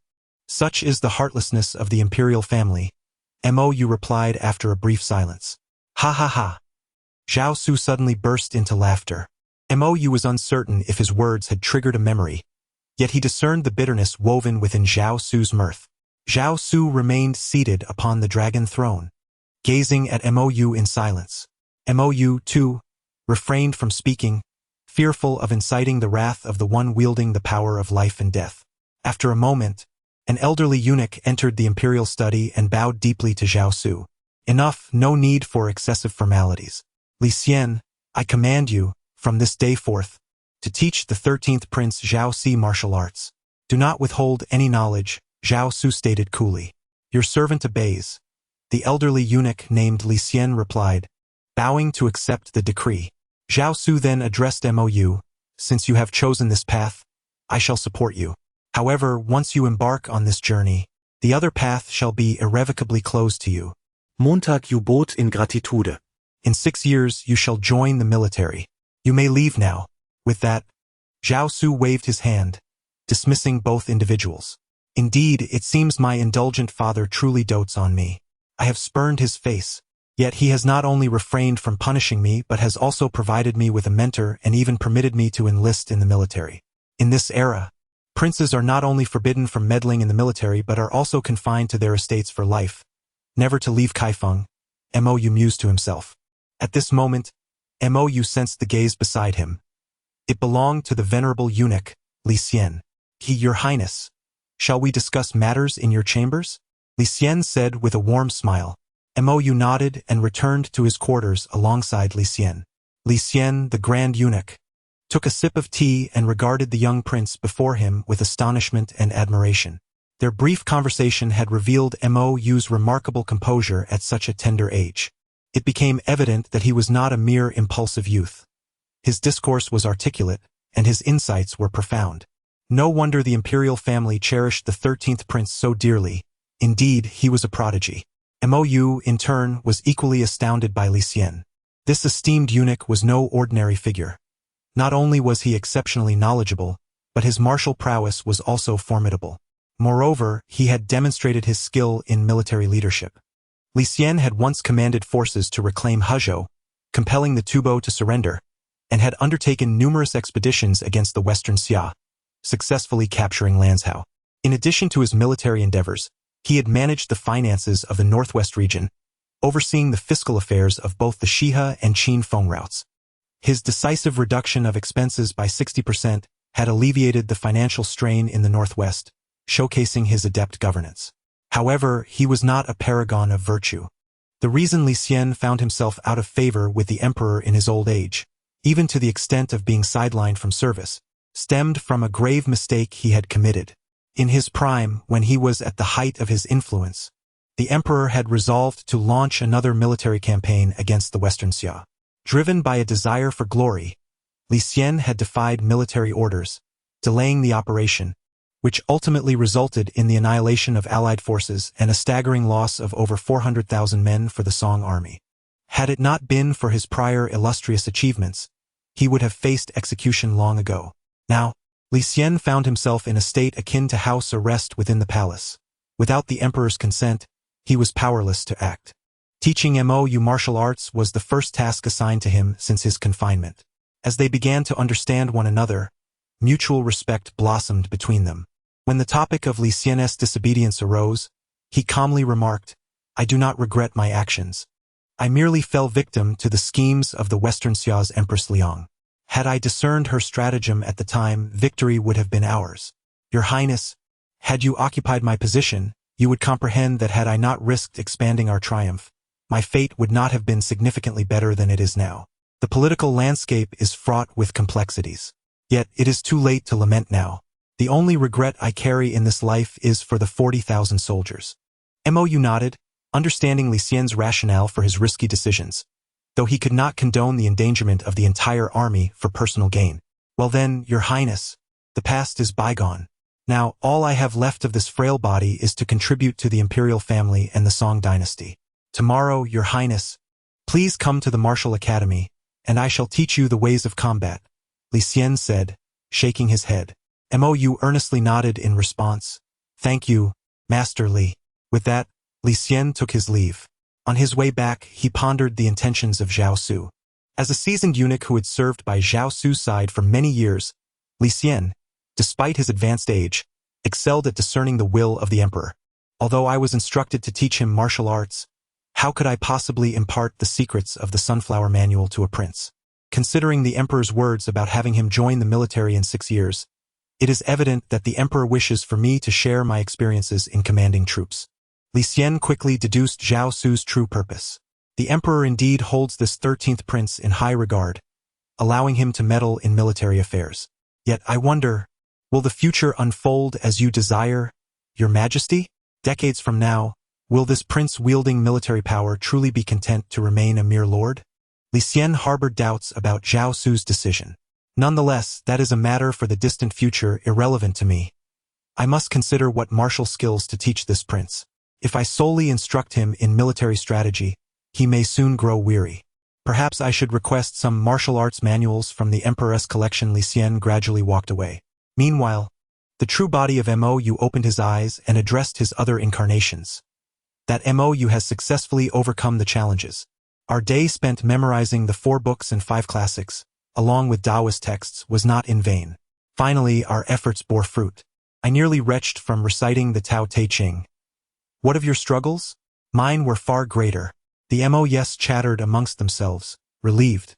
All right, disperse. Those who need to train should continue, and those headed to the library may proceed.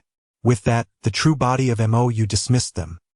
He took out his phone and glanced at a picture of himself with Mo Shao, silently reflecting, "Sister, worry not. It won't be long before I can shield you from the storms of life." In the neighboring country of Z, there exists a region notorious for its chaos, known as the 100-month area. This territory lies at the confluence of several nations, characterized by its complex terrain, making it a haven for numerous criminals. Within this region stands 100-month City, governed jointly by various local warlords. This place is a paradise for criminals, where contraband from all corners of the world can be found. The depths of its depravity are limited only by the imagination. It is in such a locale that Jin Biao thrives, for he is an extraordinary ability wielder, possessing a unique power. Country M has even placed a bounty of $10 million on his head, while simultaneously covertly inviting Jin Biao to work for them, assuring him that the bounty would be paid directly to him. Many nations have opened their doors to him, drawn by his exceptional skill in network manipulation. This unprecedented ability renders Jin Biao akin to a deity within the realm of the internet. Despite currently being classified only as a D-level ability wielder, no nation's firewall can impede him. To him, these defenses are as insubstantial as paper, easily pierced. Wherever there is a network connection, there is nothing he cannot observe. Unless it is a completely isolated local area network, he can infiltrate it. It is precisely due to this extraordinary ability that numerous nations around the globe have been compelled to erase vast quantities of electronic confidential documents. Even nations possessing nuclear weapons have hastily amended the launch protocols for their arsenals, opting to switch to manual activation for all remotely controlled weaponry. They are gripped by the fear that should Jin Biao lose his composure, he might wield the nuclear arsenal to annihilate humanity. Unwilling to align himself with any nation, Jin Biao sought refuge in Bayue City, where he, alongside several comrades, ascended to become one of the 5 dominant forces in the city. Owing to the uniqueness of his abilities, Jin Biao exerts considerable influence in Bayue City, deterring the other factions from provoking him. Yet today, Jin Biao was incensed. "What? My brothers have been captured by Country Z?" He thundered, his fury palpable as he absorbed the report from his subordinate. With a swift motion, he shattered the marble table before him with a powerful slap, causing his aides to tremble in fear. My brothers possessed the MST2 enhanced serum from Country M, yet they were still apprehended. Country Z must have deployed a B-level ability user. Damn it, it's merely a few documents. Jin Biao seethed. "Boss, what shall we do?" His subordinate quavered, eyes cast downwards. "They infiltrated Country Z to assist me. We must rescue them. The intentions of Country Z are unmistakable. They seek to coerce me into action." "Very well, I accept this challenge." A dangerous glint flickered in Jin Biao's eyes. "Boss, you intend to confront Country Z? But here." His subordinate hesitated, aware that without Jin Biao present in Bayue City, the other factions would surely seize the opportunity to act. "Fear not. I will remotely oversee everything here. If they dare to make a move, I will zero out their accounts," Jin Biao asserted with unwavering confidence. He commenced operating his computer, effortlessly breaching the network firewall of Country Z, and began sifting through the information he sought. "There are only a few B-level ability users in Country Z. Let us see who dared to confront my brothers," Jin Biao murmured to himself. Before long, he unearthed the relevant records of that day's operation. Although Country Z had not provided any electronic task reports, various travel lists were still accessible. "Found it. It's you, King of the Forest. Now let me discover your true identity." A cruel smile crept across Jin Biao's face. A deluge of network data streamed across his screen as he deftly typed away, opening and closing document after document. Soon, through the travel records, Jin Biao discerned that after capturing his brothers, the King of the Forest had proceeded to City C in Country Z. Furthermore, he investigated a catastrophic event in City C instigated by Wu Tianke, whose notoriety for mass killings had led to the circulation of numerous clandestine videos. Ultimately, Jin Biao accessed a multitude of surveillance recordings from City C and confirmed the identity of the King of the Forest. Who would have imagined that the renowned B-level ability user, the King of the Forest, was merely a university student in age? Gazing at Mo Zhao's photograph and information, Jin Biao's eyes grew increasingly frigid. "The King of the Forest, though I am no match for you, you possess evident weaknesses." As he scrutinized a picture of MOU on his computer, a cruel smile crept across Jin Biao's face. "If I were to exchange your brother's life for the return of my elder brothers, I wonder if your nation, Z, would acquiesce?" "Ha ha ha."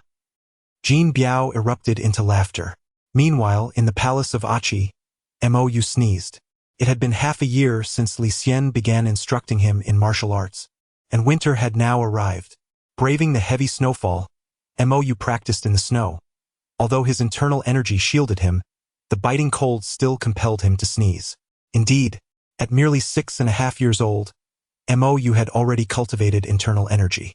This was largely due to Li Xian's exceptional skills, who had selected a tome of internal cultivation from the royal library that was most suited to Mou. Though not the highest tier, it was perfect for him. Additionally, the unwavering support of his father, the emperor, ensured that rare herbs were delivered to Mou as if they were free. The royal physician from the imperial hospital specifically concocted medicinal baths and meals for him. The cost of a single meal for Mou could likely equate to a month's salary for an ordinary official. Naturally, Mou's circumstances garnered considerable opposition. Within the harem, numerous concubines whispered to Zhao Su, suggesting that his favoritism towards Mou might incite discontent in the Eastern Palace. In the court, some ministers advised Zhao Su against indulging the prince. Yet, Zhao Su silenced all dissenting voices with a single statement. The 13th prince, Zhao Zi, no longer holds succession rights. After this proclamation, the harem fell silent. Although some ministers in the court felt this was inappropriate, given that Mou was not the legitimate firstborn, and the matter intertwined with the competition for favor in the harem, the issue faded from discussion after a few days. Only one person was driven nearly to madness by this situation: Mou's biological mother, Consort Zhu. Initially, she believed that with 2 sons, her status in the harem would rise. For a time, her influence surpassed that of the empress. After all, the empress had only one crown prince, who was notoriously unruly and had frequently been reprimanded by the emperor, placing his position in jeopardy. Furthermore, Consort Zhu believed her 2 sons, one earnest and the other astute, were both capable of inheriting the throne. Now, however, the clever one had relinquished his claim to the throne at such a tender age. Despite numerous attempts to counsel her son, her pleas were in vain. She had even approached the emperor for leniency, but he had firmly refused. Consequently, she now devoted herself entirely to instructing her dull-witted eldest son. However, Mou remained unconcerned by these matters. He felt elated. As the first among his doppelgangers to possess internal energy, he eagerly anticipated the day when he could exchange memories with his original self, allowing all versions of Mou to share this ability. Regrettably, this martial art could only be practiced by him alone. Had others been able to train in it, the progress would have been exponentially greater. Mou shook his head in mild disappointment.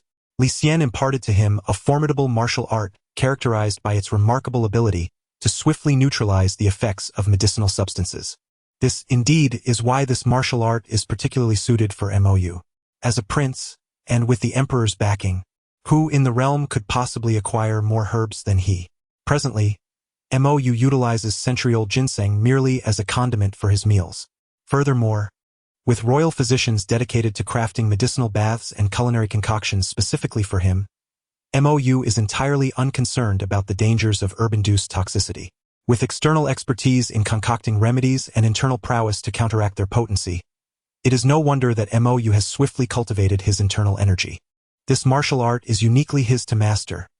Others would find it futile, far inferior to the techniques imparted by Wu Tianman. Over the past 6 months, alongside honing his internal skills, Mou has also been studying military strategy under Li Xian. In this regard, he surpasses Li Xian, for his mind is an archive of various military treatises and strategies. Even in mere theoretical discussions, Li Xian finds himself outmatched by Mou. During this period of learning, Li Xian also took on a young eunuch as his apprentice, humorously stating that he was simply bored and desired a disciple to care for him in his old age, an arrangement tacitly approved by Zhao Su. Thus, while Li Xian instructed Mou in martial arts, the young eunuch would attentively absorb the lessons. When discussions of military tactics arose, the eunuch diligently recorded their exchanges. Years later, Mou would come to know this young eunuch as Tongguan. On this day, upon returning to his chambers, Mou was informed by a palace maid that the 6th prince had come to pay a visit. He promptly instructed the maid to usher the 6th prince in. Zhao Yong, the 6th prince, is Mou's biological brother in this world. In the original narrative, he was destined to become the next emperor. However, with Mou's emergence, history has shifted. The crown prince still reigns, and the identity of the future emperor remains uncertain. Pouring a cup of tea for Zhao Yong, Mou inquired, "What brings you here today, brother?" Zhao Yong took a sip and replied, I have only just learned, 13th brother, of your recent endeavors. Now I understand why our mother has been so attentive to me of late. Mou smiled but remained silent. Zhao Yong placed a reassuring hand on Mou's shoulder and earnestly declared, Rest assured, 13th brother, I will look after you. I am aware that they are distancing themselves from you, but I shall not. Should anyone dare to bully you, come to me, and I shall defend you. Mou was taken aback by Zhao Yong's sincerity, for their relationship had never been particularly close, with minimal interaction between them. Moreover, since Mou's arrival, he had garnered significant favor from Zhao Su, leading the Empress Zhu to neglect her eldest son. Mou had even feared that his brother might harbor jealousy. Yet here was Zhao Yong, displaying no signs of envy, but rather a desire to protect him, which left Mou quite astonished. After conveying his assurances, Zhao Yong prepared to take his leave. Before departing, Mou stood at the doorway and addressed Zhao Yong. Why do you care for me so, brother? Do you not harbor any resentment towards me? Zhao Yong turned around, gazing at Mou with a look of bewilderment, and replied, Is it not the duty of an elder brother to look after his younger sibling? As for resentment, why should I resent you? It is only natural for parents to favor the younger child. With that, Zhao Yong took his leave. Mou watched his retreating figure, pondering whether he was truly naïve and unwise or if he possessed a profound understanding masked by simplicity. However, he found himself rather fond of Zhao Yong's character. Should the opportunity arise in the future, he mused, he would strive for the throne on his behalf. Time passed swiftly, and 6 years elapsed in the blink of an eye. During this period, a series of minor incidents occurred, such as the martial Mou revealing to his true self in the Soul Arena that he was on the verge of becoming emperor. However, he relinquished that chance for the greater good of martial arts. This revelation earned him a stern reprimand from his true self, who remarked that if he had ascended to the throne, he would rightfully establish a harem, providing his brothers with a glimpse of various unseen pleasures each year, a contribution far exceeding that of mere martial training. Upon hearing these words, the martial Mou felt regret for his earlier decision for the first time. Subsequent events unfolded as Mou had anticipated. Zhao Su, who should have succumbed to illness 3 years prior, remained in good health, showing no signs of ailment. As previously decided, Mou prepared to leave the imperial palace and enter the military. However, this time his journey was fraught with challenges. Initially, Zhao Su announced in the court that Mou would be conscripted into the army, facing considerable opposition from numerous ministers. Yet, given the prior context of revoking Mou's claim to the throne, the ministers were swiftly swayed by Zhao Su's arguments. When Mou finally departed from the palace, he was met with an assassination attempt. Fortunately, his guards bravely shielded him, preventing his demise. After enduring this series of tribulations, Mou finally entered the Imperial Guards and commenced his military career. Once within the ranks of the Imperial Guards, Mou's affable nature and ability to procure rare items unavailable in the military quickly endeared him to his comrades. He frequently engaged in martial arts sparring with members of other squads. Despite his youth, Mou possessed significant internal strength and had learned numerous cunning techniques from Li Xian, making him nearly invincible within the Imperial Guards.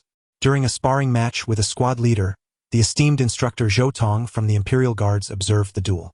Noticing that Mou's combat techniques, learned from Li Xian, carried a hint of venom, Zhou Tong remarked, despite his tender age and ruthless strikes, he appears to possess a sense of integrity in his actions, suggesting that his instructor may be a figure of malevolence. His style bears the mark of his teacher. What is your assessment of him, instructor? Inquired a soldier nearby. He is a piece of unrefined jade. The outcome depends on the sculptor, Zhou Tong replied. If he continues to employ such malevolent methods until he takes a life for the first time, then he shall be irredeemable for the rest of his days. Yet, it is still not too late to amend his ways, remarked Zhou Tong. Later, Mou learned from others about Zhou Tong's assessment of him and, that very night, brought 2 flasks of fine wine to pay Zhou Tong a visit. Upon hearing of Mou's arrival, Zhou Tong remained silent at home. At that moment, his eldest disciple, Lu Junyi, addressed Zhou Tong, saying, Master, Mou has an excellent reputation within the Imperial Guard. What harm could it bring to meet him? Zhou Tong shook his head and replied, You are unaware. This MOU is not his true name. His birth name is Zhao Si, the 13th son of the current emperor. If we become entangled with him and trouble arises, we may all lose our heads. Although Zhou Tong was highly skilled in martial arts, he was acutely aware of the treacherous currents of the court, especially when it involved the royal family, which could prove perilous. A single misstep could lead to death. Thus, he was reluctant to associate with royalty and chose to remain secluded from visitors. Mou stood at the entrance of Zhou Tong's residence, patiently awaiting a response.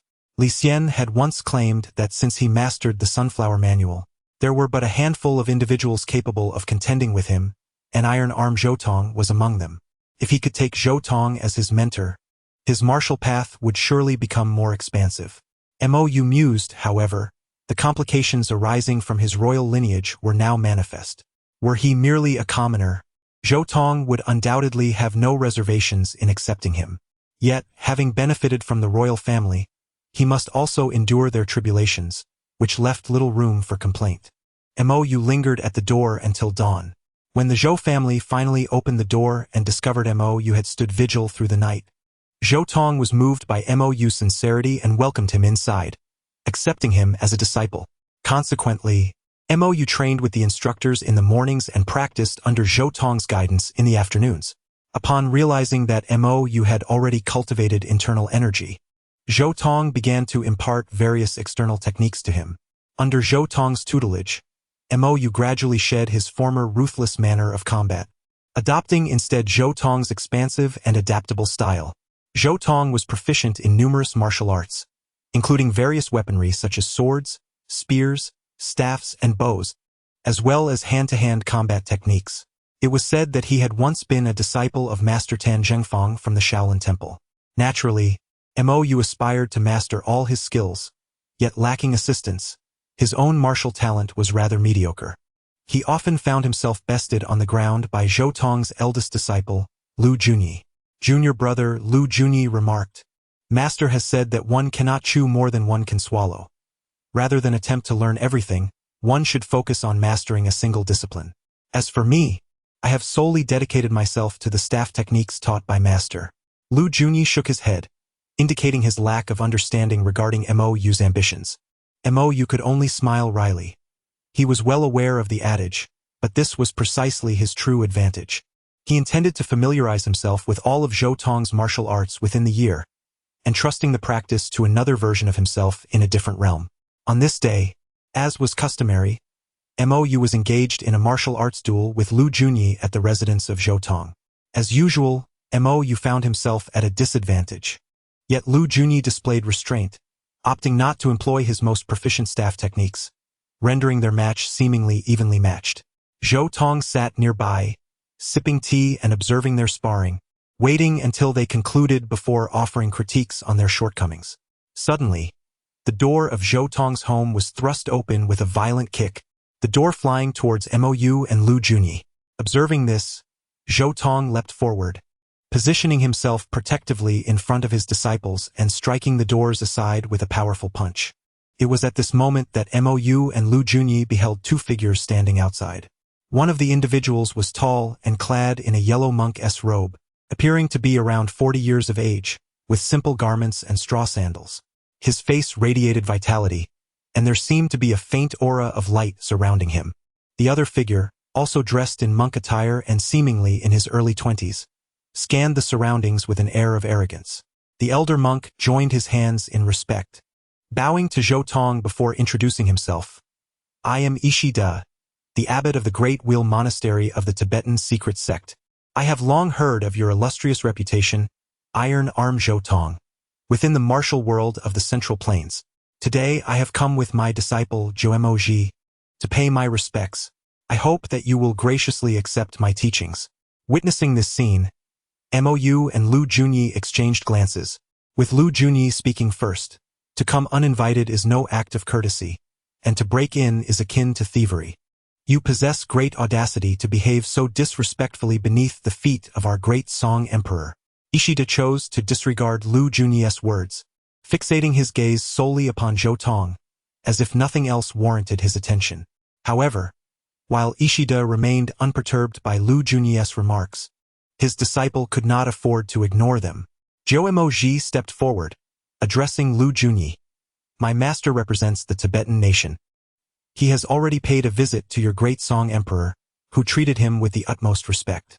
What authority do you lowly subjects possess to question my master? Do you intend to incite discord between our nations? Certainly not, I. The weight of national dignity bore down upon Lu Junyi, leaving him momentarily speechless. Mo gently tapped Lu Junyi's hand, signaling him to remain calm. Upon receiving the cue, Lu Junyi recollected the presence of a royal family member beside him. However, Mo's humble demeanor often led others to overlook his princely status. Mo stepped forward with a hearty laugh. Ha ha ha, how amusing! Since when did the relationship between the Great Song and Tibet fall under the jurisdiction of a mere monk like you? What right do you possess to dictate the affairs of nations? Or are you perhaps the illegitimate child of the Tibetan king? Mo's words bordered on outright insult, taunting both Zhou Emoji and their sovereign. Enraged, Zhou Emoji trembled with indignation, preparing to respond, but was abruptly interrupted by Mo. In the presence of the Tibetan king, I, the emperor of the Song dynasty, have granted you a modicum of respect by referring to you as master. Were it not for this consideration, you would merely be two monks, unproductive and laborless. No different from the beggars on the street, Mo contemptuously remarked. You shameless wretch. Emoji seethed, his anger palpable as he clenched his teeth. Meanwhile, Ishida remained utterly unfazed, as though the unfolding events bore no significance to him. He continued to observe Zhou Dong with an air of calm, awaiting his response. Zhou Dong, on the other hand, appeared quite entertained by the quarrel between Mo and Emoji, showing no urgency to intervene. It is truly a pity for the Buddha that a monk would dare to utter such crude words. The sanctity of the Buddhist realm is tarnished by the presence of a scoundrel like you. Moreover, you, a mere novice monk, audaciously attempt to meddle in matters between nations. What audacity you possess! Mo continued to berate Emoji. You insolent brat, you infuriate me. Emoji could no longer contain himself and struck out at Mo with a palm. Mo, equally unwilling to back down, prepared to counterattack. But Lu Junyi swiftly intervened with his staff. Lu Junyi wielded his long staff with remarkable agility. The wind it stirred up temporarily blinding Mo. However, Emoji was no ordinary opponent. Despite his youth, he had already mastered various martial arts and possessed considerable internal strength. He managed to keep his eyes wide open amidst the swirling dust, using both palms to block Lu Junyi's staff. The two became entangled in a fierce struggle, neither yielding an inch. Lu Junyi's staff danced like a dragon, pressing Emoji relentlessly. Yet Emoji remained composed, his breath steady. Although he was being pressed back, he exhibited no signs of distress. While the scene appeared to favor Lu Junyi, it was evident that he had the advantage only due to his weapon's reach, which made it challenging for Emoji to close the distance. Moreover, Emoji's calm demeanor suggested he still had reserves of strength, while Lu Junyi, in his eagerness to dominate, had already exerted himself to the point of breathlessness. Nevertheless, Lu Junyi had his own strategy. He had successfully cornered Emoji near the door. Should he force Emoji out, it would be deemed a victory for him. Thus, even though he recognized that prolonging the standoff was disadvantageous, he intensified his assault to keep Emoji at bay. As Emoji found himself at the threshold, Lu Junyi swiftly changed his approach. He executed a sweeping strike with his staff, which Emoji caught with both palms, only for it to rebound. Seizing the momentum, Lu Junyi transitioned into a downward thrust. Emoji, sensing the impending blow, wisely evaded to the left. However, this was precisely what Lu Junyi had anticipated. His downward strike was not delivered with full force. Instead, he pivoted, using his staff to execute a technique akin to a horse-turning thrust, aiming directly at Emoji's chest. Emoji had believed victory was assured as long as he maintained the status quo. But he was caught off guard by Lu Junyi's sudden change of tactics and found himself momentarily unprepared. As Lu Junyi's long staff appeared poised to pierce the chest of Jimozi, a hand unexpectedly seized the staff, rendering Lu Junyi unable to move it an inch. The assailant was none other than Yixide, who maintained his left hand over his chest, while firmly grasping Lu Junyi's staff with his right. Startled, Lu Junyi attempted to withdraw the staff, only to discover that he could not even retract it. Yixide's grip was too strong. Suddenly, Yixide cast a glance at Lu Junyi and then forcefully pushed. Lu Junyi was propelled backward by this immense force. At that moment, Zhou Dong stepped forward to catch Lu Junyi, gently placing him on the ground to prevent him from colliding with a pillar and sustaining injury. With his hands clasped together, Yixide softly intoned, "Amitba, Coach Zhou, let us cease this children's quarrel here.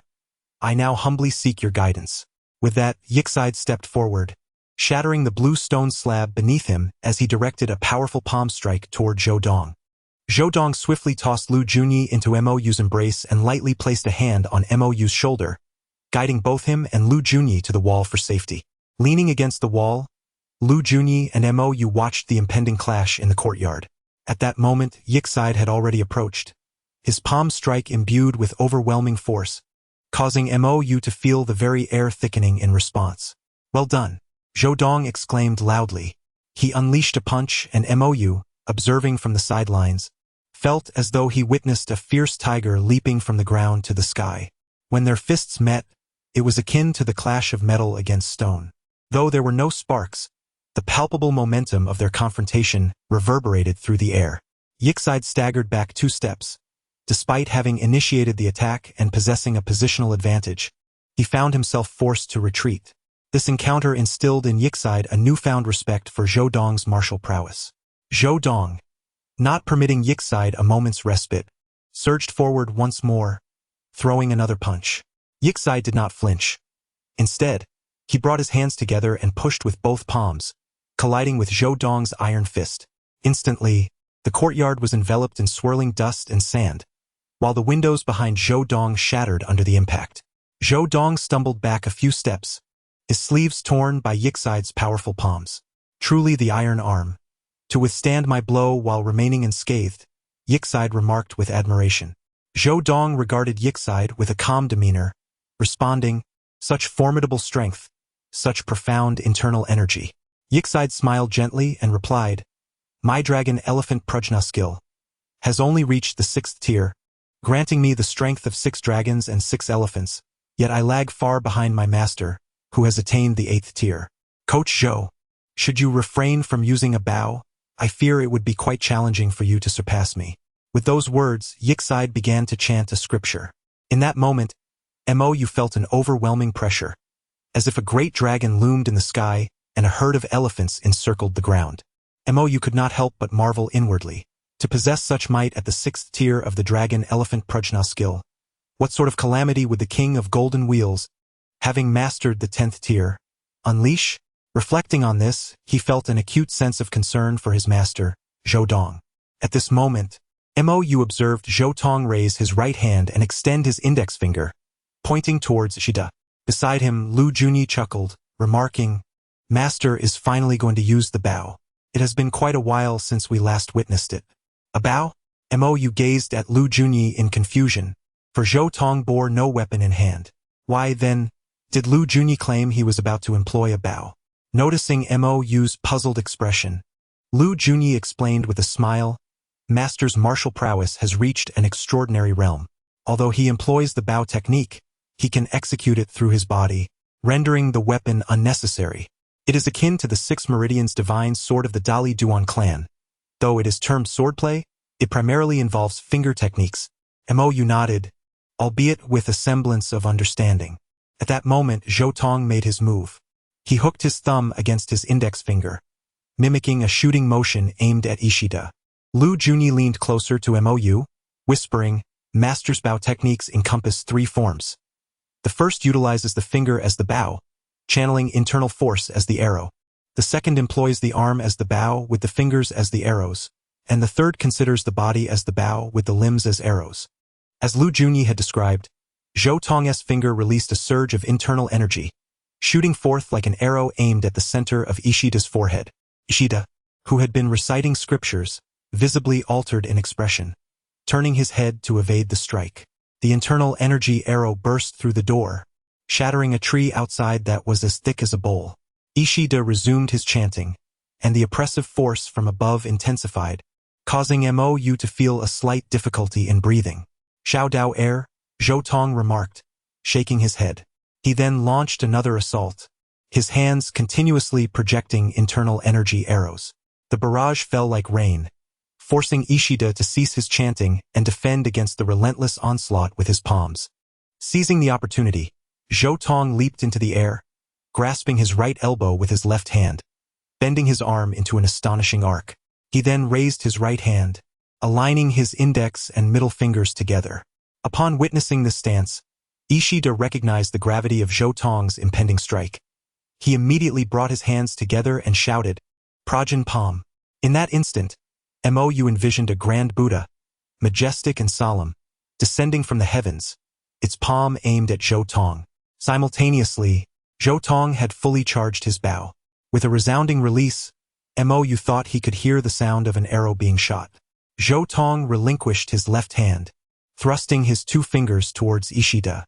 The once imposing aura of Ishida was shattered in that fleeting moment. The instant the arrow met the Buddha's hand, the outcome was determined. Zhou Tong landed gracefully, dusting off his garments. Ishida fell to the ground, clutching his right hand, beads of cold sweat trickling down his face. "You have my respect," Zhou Tong said, flicking away the blood from his hand and bowing slightly to Ishida, his tone cold. Ishida gazed at his right hand, now pierced by Zhou Tong's arrow-like fingers. "No, I have not yet lost," he retorted, clenching his right hand tightly, diverting his gaze back to Zhou Tong with a chilling demeanor. Zhou Tong furrowed his brow, recognizing that this exchange had reached its conclusion. Any further escalation would lead to a life-and-death struggle, where restraint would be impossible. In a customary bout, this was the appropriate limit. To persist beyond this point would signify a lack of decorum. Evidently, the current Yixide is unwilling to adhere to the decorum of the Central Plains. "I possess another technique, known as the Flame Blade, and I humbly request Coach Zhou to assess it." Upon uttering these words, Yixide's aura surged once more, even surpassing the momentum of his previous Dragon Elephant Prajna skill. A wave of heat rushed forth, compelling Zhou Dong to take notice. The prowess of such a stance, combined with Yixide's formidable inner strength, promised to unleash a cataclysmic strike. "I have never encountered such a brazen individual." Observing Yixide's shamelessness, as he sought to strike again despite his defeat and even dared to risk his life against Zhou Dong, Mou stepped forward. "Ha ha ha.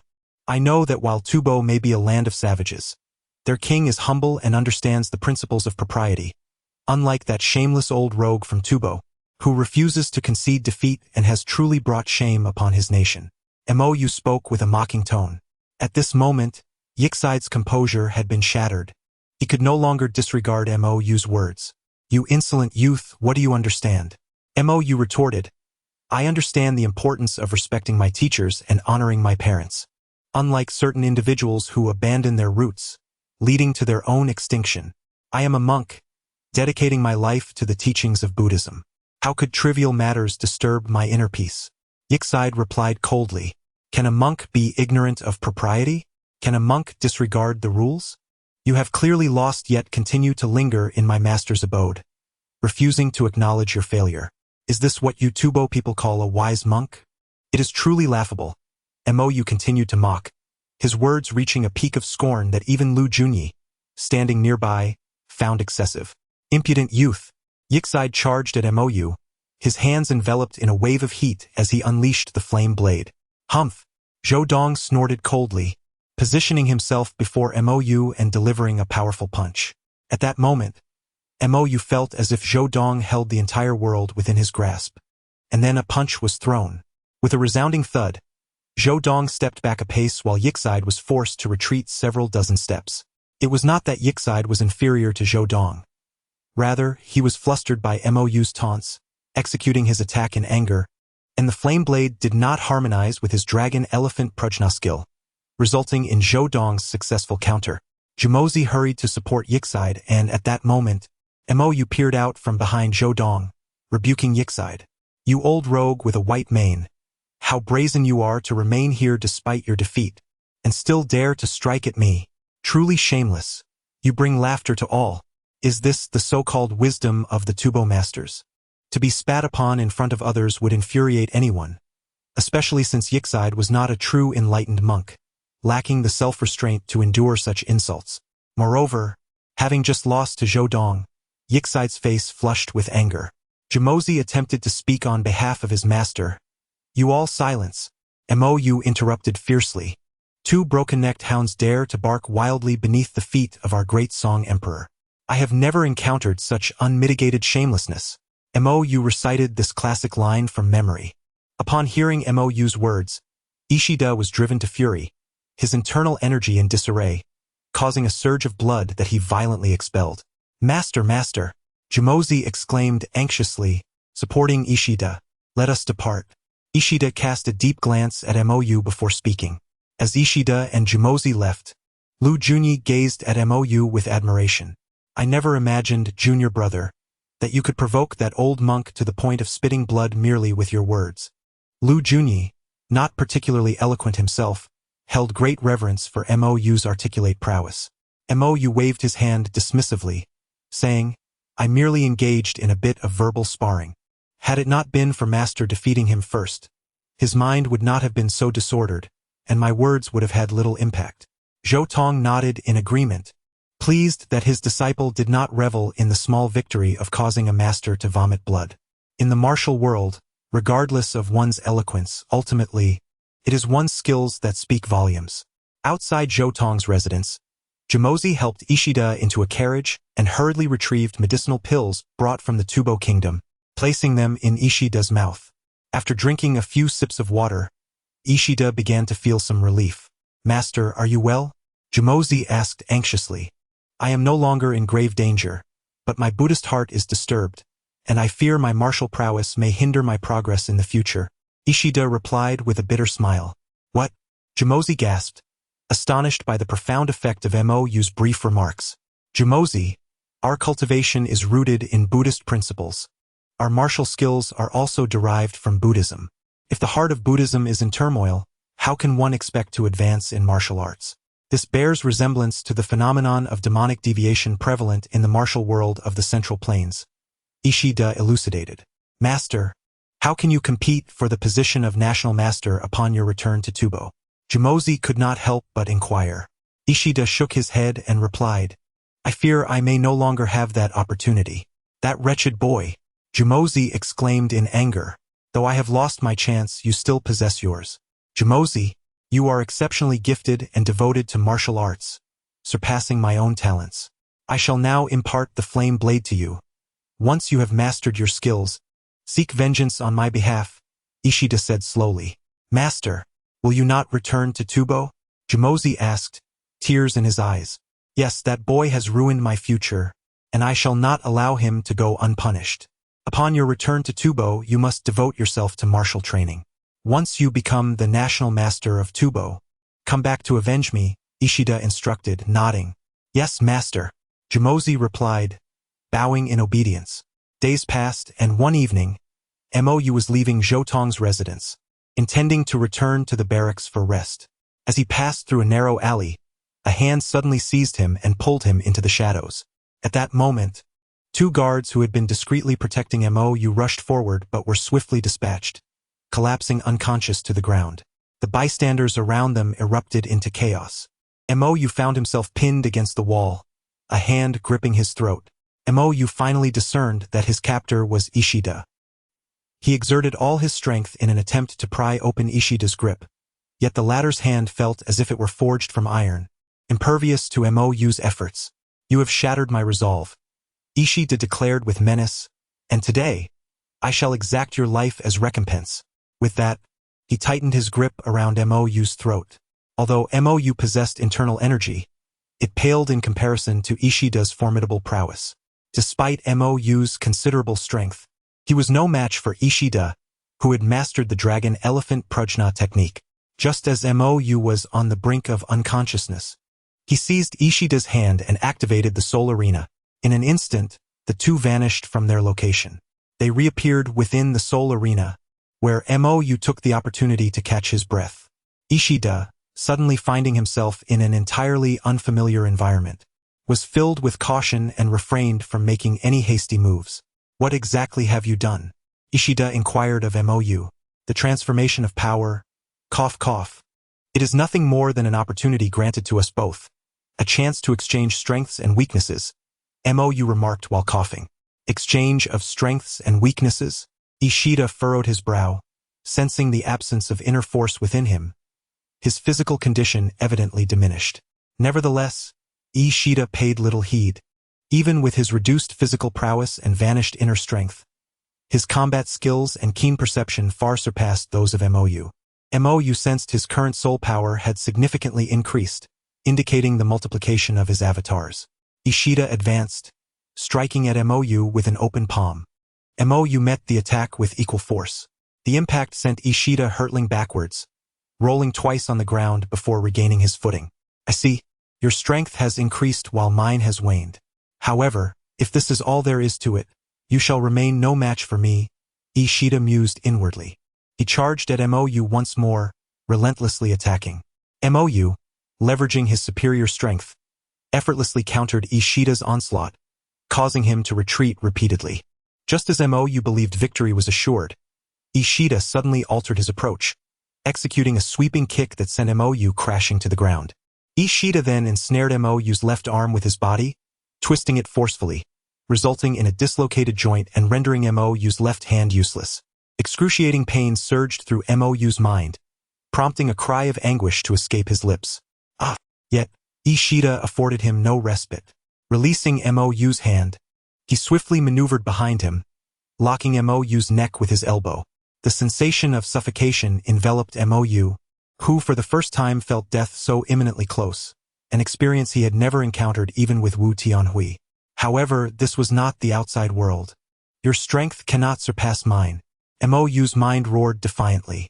He grasped Ishida's arm with his right hand, allowing himself a momentary breath, then hoisted Ishida onto his back. MOU leapt up, arching backward and crashing down forcefully. Bang! Ishida's back struck the ground with tremendous force, eliciting a grunt of pain from him. Fiery agony radiated through his entire back. Yet he persisted, maintaining his grip on MOU's neck. MOU, undeterred, rose again, leaping and crashing down once more. Bang! Ishida sustained another blow, unable to suppress a mouthful of blood. However, his grip remained steadfast around MOU's neck. The air in MOU's lungs dwindled, prompting him to rise once more, leaping backward and slamming down again. BFF. Ishida expelled a copious amount of blood and finally relinquished his hold, collapsing to the ground, unconscious. MOU rolled aside, gasping for fresh air.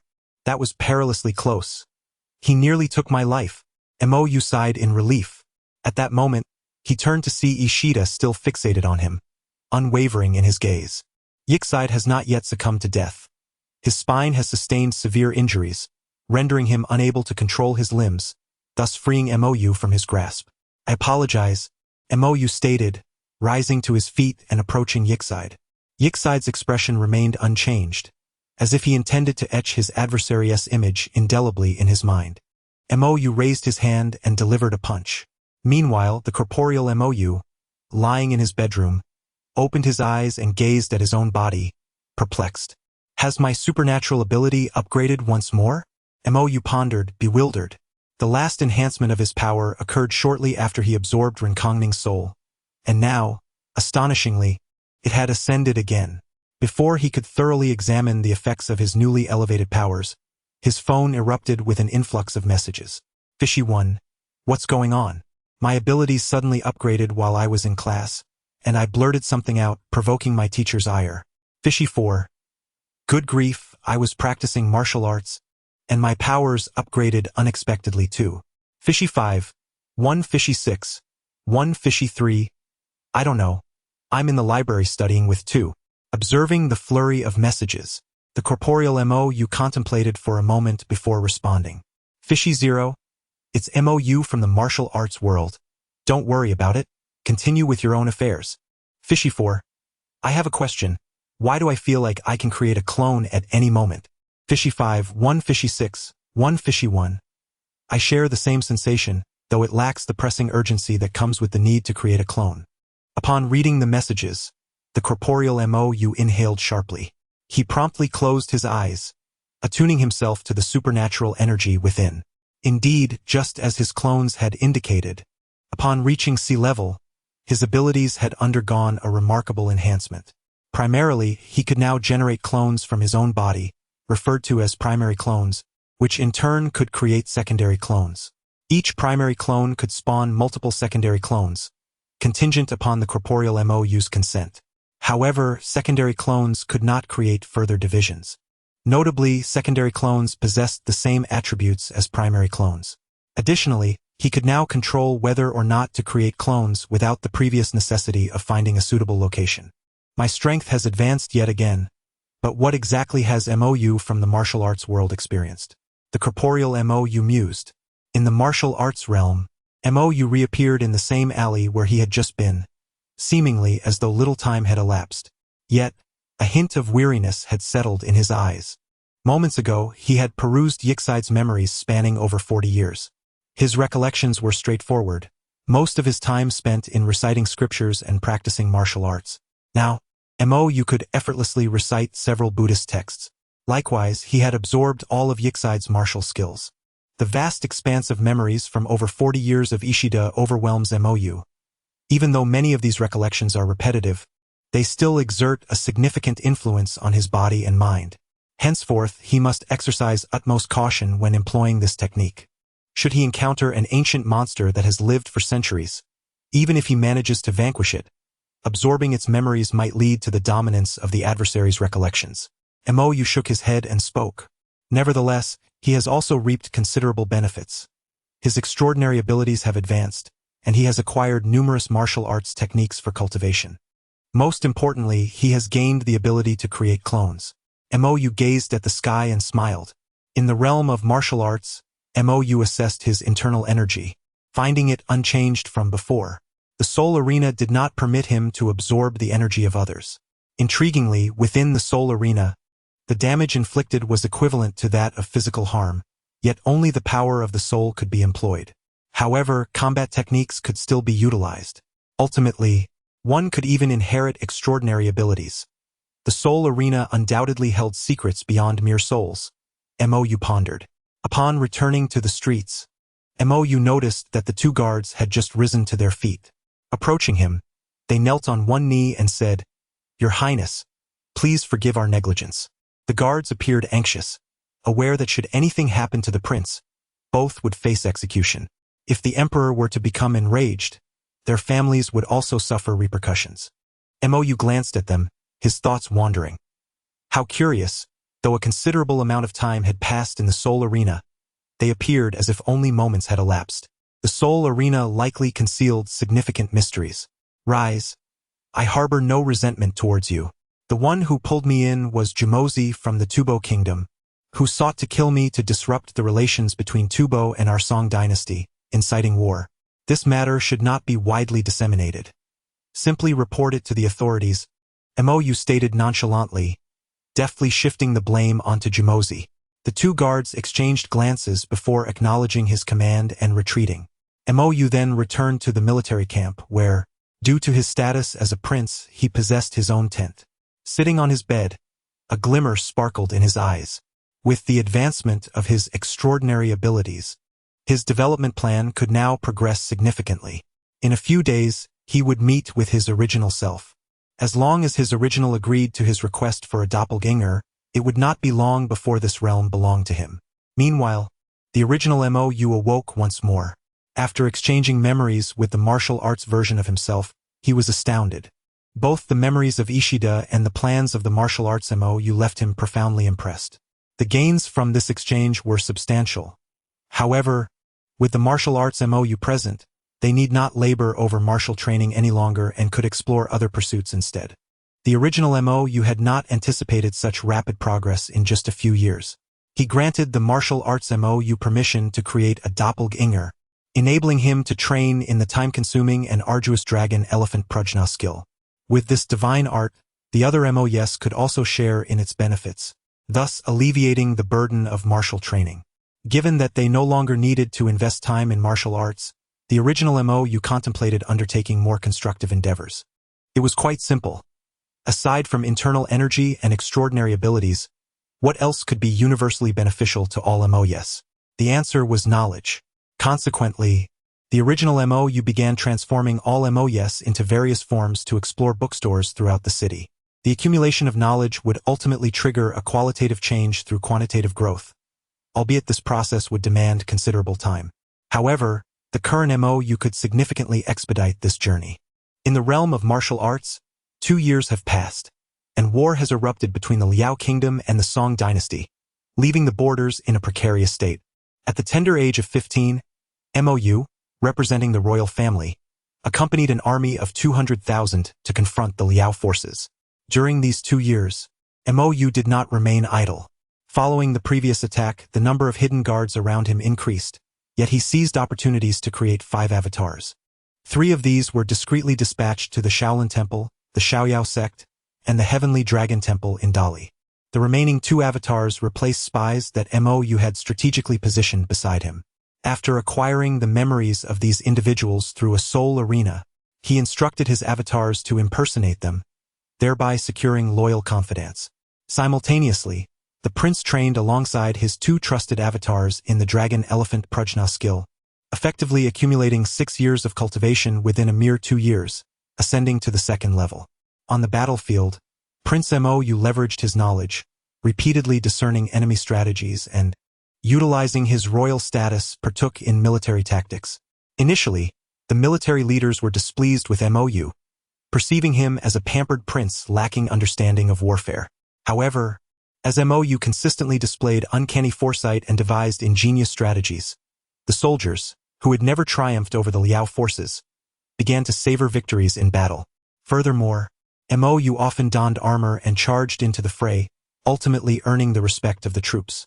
During this time, MOU successfully joined the Shaolin Temple, a task not particularly arduous for one seeking to become a monk, especially given his existing martial foundation and youth, which rendered him less suspect. The situation was similar for the MOU avatar traveling to the Heavenly Dragon Temple in Dali. However, misfortune befell the avatar en route to the Xiaoyao sect, who, while lodging at an inn, inadvertently displayed wealth, attracting the attention of ill-intentioned individuals. Subsequently, he was drugged, rendered unconscious, and drowned in a river. Such is the nature of the martial world, far more tumultuous than MOU had anticipated. Even with a certain level of strength, his avatar could not withstand various underhanded schemes, serving as a wake-up call to Prince MOU to remain ever vigilant. His strength was still insufficient. As 3 more years swiftly elapsed, Prince MOU distinguished himself on the battlefield, earning the Emperor's favor and being promoted to General of the Northern Defense, commanding a total of 500,000 troops. He established a military camp known as the Blood Cloak Guard, comprising just over 100 individuals, each a master of martial arts. According to Prince MOU, these were loyal, patriotic martial artists recruited from far and wide. In reality, however, this Blood Cloak Guard served as a cover for his avatars. All of these avatars had cultivated the Dragon Elephant Prajna skill, advancing it to the 6th level. Most importantly, each of these 100 individuals was equivalent to a formidable martial artist, rendering them an indomitable spear on the battlefield.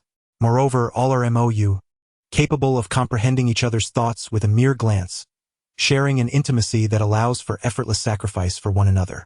The indomitable blood-clothed guards frequently infiltrate enemy lines to carry out beheading missions, instilling terror in the hearts of the Liao generals. Naturally, upon their demise, the avatars dissolve into specks of light. According to MOU, each expedition of the blood-clothed guards is accompanied by poison held in their mouths, ensuring that they leave no trace of information behind upon death. After all, the people of this era lack discernment, easily swayed by a few fabricated words. Thus, the blood-clothed guards garnered even greater admiration among the soldiers in the military. In the 32nd year, following the emperor's demise, as the war progressed, MOU grew increasingly adept in military strategy. The Song army gradually gained confidence, while the Liao forces became more apprehensive and lost their morale. Ultimately, after a desperate confrontation with the Song army, the Liao troops were decisively defeated by MOU. In that battle, MOU personally led the charge alongside the Bloodclad Guard, breaching the Liao defenses and inflicting significant casualties upon them, pursuing their remnants for hundreds of miles. Following this battle, the Liao state was compelled to seek peace. No longer daring to set foot in the Central Plains, and even fearing an invasion by MOU's forces. Eventually, both sides signed a treaty, with the Liao nation compensating the Song dynasty with substantial gold, silver, and horses, laying the groundwork for Mo Yu's subsequent campaign against the Jin. During this time, the civil officials, witnessing Mo Yu's valor on the battlefield, began to conspire against him. They incessantly warned Emperor Zhao Su of the dangers of a prince commanding troops, lamenting the depletion of financial and material resources due to warfare, and even expressing fears of provoking the northern Jurchens, concerned about a potential Jin invasion. The widely circulated belief that the Jurchens were formidable and could not be underestimated instilled fear in many. Fortunately, Mou was a prince, rather than an ordinary general. Otherwise, Zhao Su might not have placed his trust in him. Consequently, Zhao Su bore the burden of these concerns, even insisting that all must cooperate with Mou's military endeavors, despite being bedridden with illness. Later, Mou achieved a resounding victory, compelling the Liao state to capitulate, which ultimately eliminated all discord within the court. The ailing Zhao Su was so elated that he leapt from his sickbed. This marked the first significant triumph of the Song dynasty against the Liao, a victory long awaited after years of oppression. Upon the news reaching the Song, a nationwide celebration ensued, and Mou earned the title of war god. As Mou journeyed back to the capital, he was greeted with smiles from countless townsfolk, many of whom offered their scarce fruits and cured meats to reward the army. Upon his arrival at the capital, Zhao Su awaited at the gates, having Mou's brother, Zhao Yong, hold the horse, while he welcomed Mou into the carriage, both riding together amidst the cheers of the populace back to the palace. Within the palace, during the conferral of honors, Mou was bestowed the title of Wang of Wuan, symbolizing both the safeguarding of the nation and a comparison to ancient military commanders like Bai Qi and Li Mu. Importantly, Mou became the first among Zhao Su's children to be granted such a title, signifying that his claim to the throne had been irrevocably set aside. Mou himself was indifferent, for had he desired to be emperor, he would have acquiesced to Zhao Su's earlier requests. However, dispute soon arose as the officials felt that Mou's accomplishments overshadowed the emperor, demanding the revocation of his military command. Mou found this acceptable, recognizing that Zhao Su had been ill for some time and that a new emperor was soon to ascend. To retain his military power would have been a perilous gamble. Nevertheless, he negotiated the retention of his command in exchange for full ownership of the blood-clad guard, ensuring that they truly belonged to him. Thus, Prince Mou spent his days leisurely wandering through the capital, having transformed into a languid royal. Each day, he either conversed with old friends at the Imperial Guard's camp or engaged in martial arts discussions with Zhou Tong, leading a life of utter relaxation. Meanwhile, as Zhao Su's health deteriorated, the struggle for the throne became increasingly pronounced. The prince's downfall, due to turmoil in the harem, resulted in his removal from the position of crown prince, thus unveiling the fierce competition for the imperial seat. As the first to withdraw from the contest for the throne, Mou became the focus of attention among the other princes seeking his support. Firstly, it was widely known that Mou could never ascend to the throne, alleviating concerns about potential treachery. Secondly, he was held in high esteem by the populace. Should he endorse a particular prince for the throne, the common people would undoubtedly rally behind him. Finally, Mou possessed significant influence within the military. Any attempt to seize power through a coup would necessitate consideration of his standing among the troops. Even his mother, the former concubine Zhu Shufei, who had long since relinquished any claim to his favor, sought his company multiple times, hoping to garner his support for her son. In this manner, Mou remained an observer, calmly watching the tumultuous events unfold. During this period, he had gained the favor of the abbot at the Shaolin Temple and began learning the legendary 72 skills of Shaolin 2 years prior. However, due to his inclination to dabble in various disciplines rather than focus on one, the abbot and others, once optimistic about his potential, now expressed their disappointment. Mou, undeterred, recalled his earlier experiences training under Zhou Tong, where he had been similarly criticized for his lack of focus. Yet, Zhou Tong now took pride in his accomplishments. After Mou had grasped the fundamentals of the 72 skills, he seized an opportunity to connect with the blood-clothed guards, disguised as an ordinary pilgrim. This encounter enabled him to return to the capital with the knowledge of the Shaolin techniques. Nevertheless, As the mastery of these skills required the aid of Buddhist teachings, Mou decided to dedicate himself to studying Buddhism and scriptures within the temple, halting his martial training. Periodically, he would engage with the monks, ensuring his spiritual growth was prioritized. In doing so, the earnest pursuit of enlightenment earned him praise from Abbot Xian Ci. On a particular day, Prince Mou was enjoying tea and conversation with Li Xian, who had been demoted and exiled from the palace. Li Xian had essentially been imprisoned within the palace. During Mou's campaign against the Liao, Zhao Su had banished him, presumably out of fear for Li Xian's safety as his health waned. Given Li Xian's martial prowess, he was not overly concerned about assassination attempts. Zhao Su had shown considerable care for the eunuch who had accompanied him for decades. Mou held Li Xian in high regard, acknowledging his role as a mentor in both military and political matters. Having gained experience in commanding troops, Mou no longer merely engaged in theoretical discussions but now possessed the practical knowledge to match Li Xian in matters of strategy. Suddenly, a guard approached Mou, kneeling before him and reporting, "Your Highness, the Emperor has passed away." The teacup in Li Xian's hand fell to the ground. Mou sighed inwardly and then addressed Li Xian. "Master Li, I must venture out of the city. I entrust the care of my royal residence to you." "Where are you headed?" Li Xian inquired. "To the northern camp. I fear that ill-intentioned individuals may seize this opportunity to incite unrest. I must first pacify the soldiers stationed there," Mou replied. "And what of the Imperial Guards?" Li Xian asked again. "With my master present, the Imperial Guards will not spiral into chaos. Upon my return from the northern camp, I shall attend to the guards," Mou answered. Li Xian nodded, and as he watched Mou depart, he sighed and gazed into the sky. A change in the weather is upon us.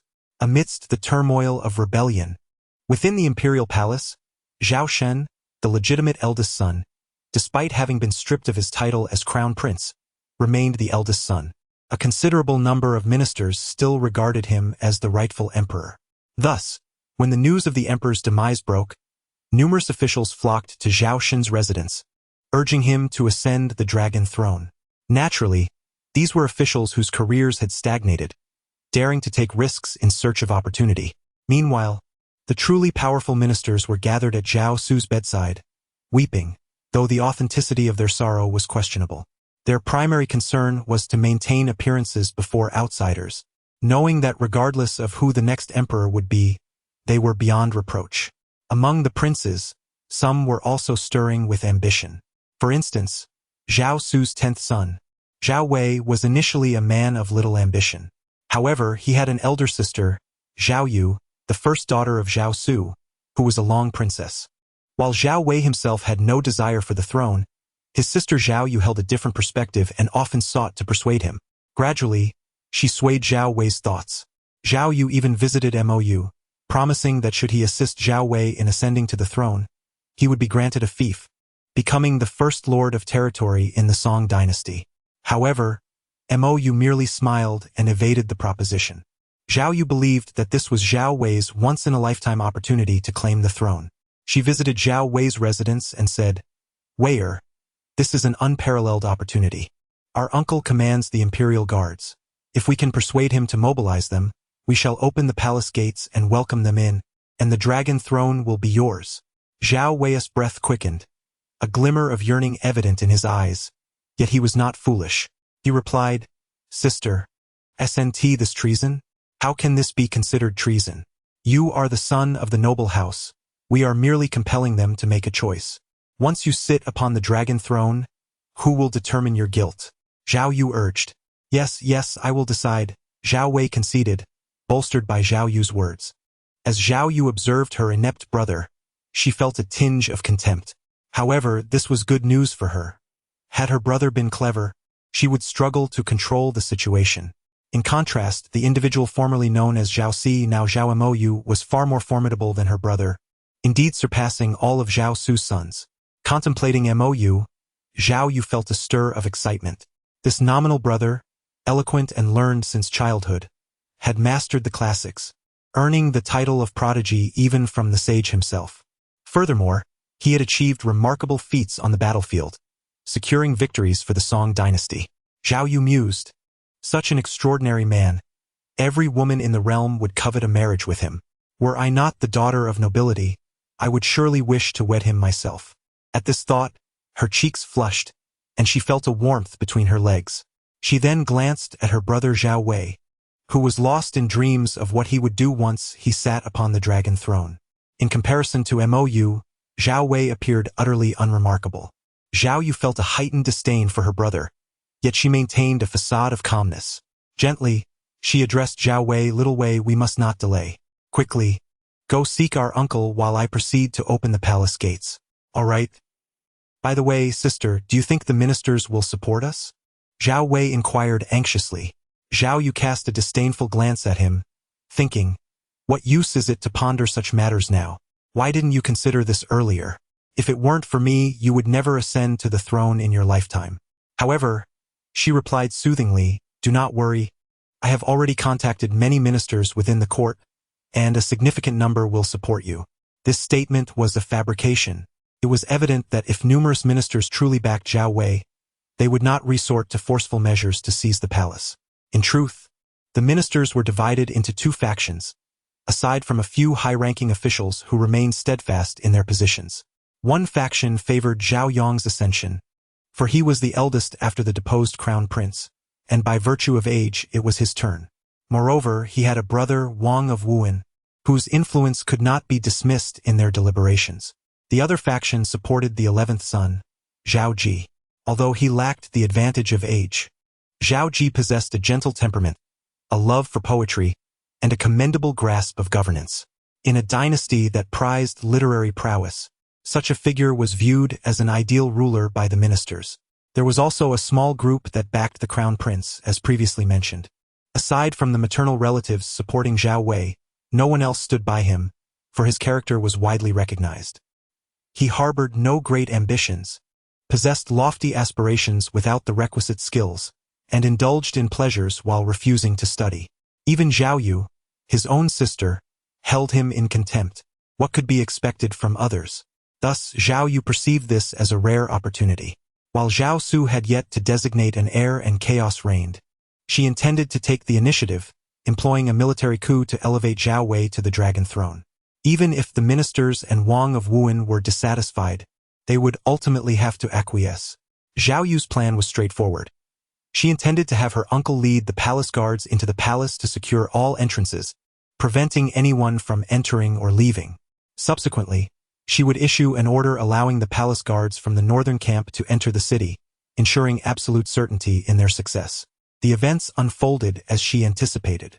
As the commander of the palace guards, her uncle held the authority to direct his subordinates. Zhao Yu took the lead, arriving at the palace gates, where she leveraged her status as a princess to compel the guards to open the doors, welcoming her uncle and brother. After they secured the gates, they dispatched the palace guards to seize several other exits. At that moment, the ministers and royal relatives within the palace remained unaware of the lockdown. However, discussions regarding the next emperor had already commenced, though the final decision rested with the Empress Dowager, Gao. Zhao Yu understood the urgency of the situation.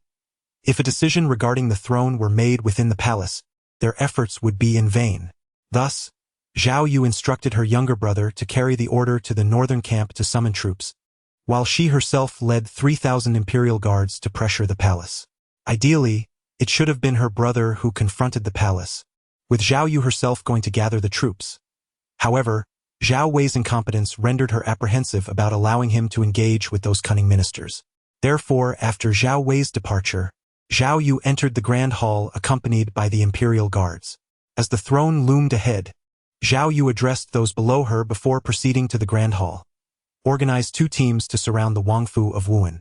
Ensure that no one escapes from within. If the opportunity arises, apprehend everyone inside. Although Zhao Yu held great admiration for Mou, she also regarded him as a significant threat, fostering a deep-seated wariness towards him. Meanwhile, within the grand hall, Empress Dowager Gao paced back and forth beside the dragon throne, while the ministers below were embroiled in a heated discussion. At that moment, 2 individuals entered through the hall's doors. Zhao Su's younger brothers, Prince Yong Zhao Hao and Prince Chao Zhao Wan. They ascended together to the grand hall. Empress Dowager Gao furrowed her brow and chastised them. Why are you two not staying at home? What brings you here? Prince Yongzhao Hao replied with a smile. Your Majesty, the Emperor has just passed away, and there is yet no successor to the throne. Surely, my brother and I have the right to claim our inheritance. The Empress Dowager retorted angrily. Have you both forgotten the ancestral rights? The succession to the throne should first be claimed by the Emperor's offspring. It is not your turn. Prince Chao Zhaowan interjected with a grin. If that is your stance, then let it be declared that Shun shall inherit the throne, for he is the Emperor's legitimate eldest son, and such a decision aligns with propriety. At this realization, Empress Dowager Gao understood their intentions. They had come to advocate for the deposed Crown Prince Zhaoxin. The ministers, astute in their observations, quickly discerned the unfolding situation. It was evident that someone was orchestrating plans for Zhao Shun, enlisting the support of the two idol princes, Zhao Hao and Zhao Wan, to contest the throne. Should they choose to disregard propriety, both Zhao Hao and Zhao Wan could contend for the crown. However, should they adhere to the laws, the rightful heir Zhao Xin would be the most fitting choice. Just then, Zhao Xin himself entered the grand hall, laughing heartily as he exclaimed, "Ah, Empress Dowager, or rather Grand Empress Dowager, please make your decision swiftly. If we are to follow the laws, declare me emperor. If we disregard them, my uncles here are far more qualified than we younger ones. Would it not be more fitting for one of them to inherit the throne?" Zhao Shun, with a prominent forehead, deep-set eyes encircled by darkness, and a pallid complexion accentuated by his bulging stomach, presented the image of one who had been drained by indulgence. The Empress Dowager frowned at the sight of him. Nevertheless, the opposing side indeed held a semblance of moral authority, leaving her momentarily at a loss for an effective response. Among the ministers present, Kai Ke, Xing Shu, and Wang Gui remained unmoved, fully aware that none of the three could ascend to the throne. As they suspected, soon a minister rose to rebuke the two princes. During the emperor's illness, you two did not visit him. Now that he has just passed, instead of mourning at the mausoleum, you come here to make a spectacle of yourselves. What a disgrace this is to the late emperor and to the Song dynasty. With the first voice raised, a wave of support followed, as numerous ministers joined in denouncing the two princes and Zhao Shun, stripping them of their dignity. Silence. At that moment, Zhao Shun let out a thunderous roar, drawing a soft sword from his belt and aiming it at the assembled ministers. The officials were taken aback, retreating several steps. I am my father's legitimate eldest son. I am the crown prince. This position rightfully belongs to me, Zhao Shun bellowed. He then turned to Empress Dowager Gao and commanded, proclaim me the new emperor at once. Otherwise, I shall slay you. The Empress Dowager, startled, took a few steps back. However, as Zhao Shun stood at a considerable distance from her, she managed to maintain her composure. At that moment, applause resonated from outside the hall. Clapping echoed. Clap, clap, clap, as a woman clad in resplendent attire strode into the grand hall, accompanied by a contingent of imperial guards. Oh, dear elder brother, how imposing you are, the woman remarked with a sardonic tone. This was none other than Zhao Yu. To wield a blade in the court, dear brother, do you seek death? Zhao Yu said coldly. No sooner had Zhao Yu spoken than two soldiers advanced, disarming Zhao Shun and apprehending him. Struggling fiercely, Zhao Shun shouted, release me. I am the crown prince. I am the future emperor. You treasonous scoundrels. I shall have you all executed. The soldiers forced Zhao Shun before Zhao Yu, who smiled gently and remarked, alas, you are neither the crown prince nor the emperor now. Take him away. With a wave of her hand, the soldiers escorted Zhao Shun out, his curses fading into the distance. Zhao Yu then turned to look at Prince Yong, Zhao Hao, and Prince Chao Zhaowen, smiling as she said, gentlemen, do take your leave and rest well at home. It would be unfortunate if you were to sustain injuries here in the hall. As her words lingered, several soldiers stepped forward, drawing their swords and fixing their cold gazes upon the two princes. The two lords exchanged glances, swallowing hard, and, without uttering a word, followed the soldiers out of the hall. At this juncture, the ministers began to extol Zhao Yu, praising her strategic acumen, her defiance of gender norms, and her exceptional intelligence. However, to their astonishment, Zhao Yu ascended the steps to stand before the Empress Dowager. Seemingly struck by a thought, the Empress Dowager inquired, "You wish to become emperor?" Zhao Yu beamed and replied, "Why ever not?" In an instant, the court erupted in a cacophony of voices, all clamoring in heated discussion. Even the usually reticent power brokers, Kai Ke, Xing Shu, and Wang Gue, could not restrain themselves from criticizing Zhao Yu. "No, we shall never consent to a woman ascending the throne. Such a farce as this from the previous dynasty shall not transpire under our watch. The absurdity of a woman as emperor is unfathomable. Retract your words, or we shall fight to the death to prevent it." Zhao Yu merely smiled, turning her back to them as she clapped her hands. Clap, clap. The soldiers drew their swords, directing their weapons at the ministers. In an instant, silence enveloped the hall once more. Nevertheless, a few ministers maintained their defiance, insisting, "Even if you slay us, our stance will remain unchanged." Zhao Yu smiled gently and then spoke, "Since you all oppose so vehemently, let us each compromise. How about my brother Zhao Wei ascending the dragon throne? The 10th Prince Zhao Wei? His performance hardly qualifies him as a competent emperor." Lady Gao pondered before responding. "Not to worry. I shall assist him from the sidelines until he matures into a worthy sovereign," Zhao Yu replied. This was her true intention. Had she directly proposed her brother as emperor, she would have faced considerable resistance. However, by first suggesting her own claim to the throne, she knew that everyone would inevitably reject her, thus allowing her subsequent proposal for her brother to appear more palatable. Indeed, not only did Lady Gao begin to waver, but the ministers below also commenced discussions on the feasibility of this approach. Observing the scene unfold, Zhao Yu's smile grew ever more radiant. As MOU arrived, a considerable time had passed. The ministers conferred among themselves and subsequently reported their conclusions to the eunuch, who then conveyed the message to Empress Gao. Upon hearing the news, Empress Gao nodded and addressed Zhao Yu, stating that if Zhao Yu were to assist Zhao Wei, she would indeed consent to his ascension to the throne. Zhao Yu smiled gently, for she had anticipated this outcome. Much like Zhao Yu felt a sense of relief regarding Zhao Wei's incompetence. The ministers and Empress Gao shared the same sentiment. Zhao Wei's ineptitude would grant them greater power. "Then please, your majesty, issue the decree," Zhao Yu replied with a smile. Empress Gao shook her head and remarked, "Since it has been determined that Zhao Wei will be emperor, he must be present when the announcement is made." Zhao Yu furrowed her brow slightly, yet recognized the truth in Empress Gao's words, as this adhered to the proper protocols. Thus, Zhao Yu nodded and said, "If that is the case, let us wait a moment. Weier should be arriving shortly." This very phrase would haunt Zhao Yu for the rest of her life. In her final moments, she lamented why she had not simply allowed Empress Gao to proclaim Zhao Wei as emperor immediately. As Zhao Yu approached the dragon throne and gazed upon the assembled ministers, an overwhelming sense of power surged within her, as if the world lay at her feet. After a brief interval, the sound of a fierce struggle echoed from outside the hall, startling the ministers within. Soon, the commotion subsided, leaving an eerie silence in its wake.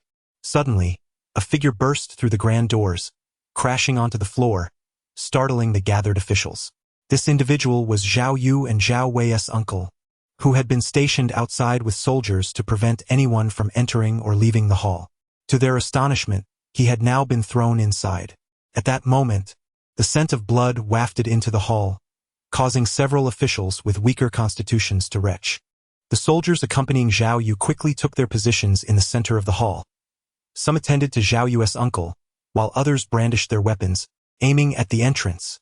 Just then, a figure clad in white entered the hall.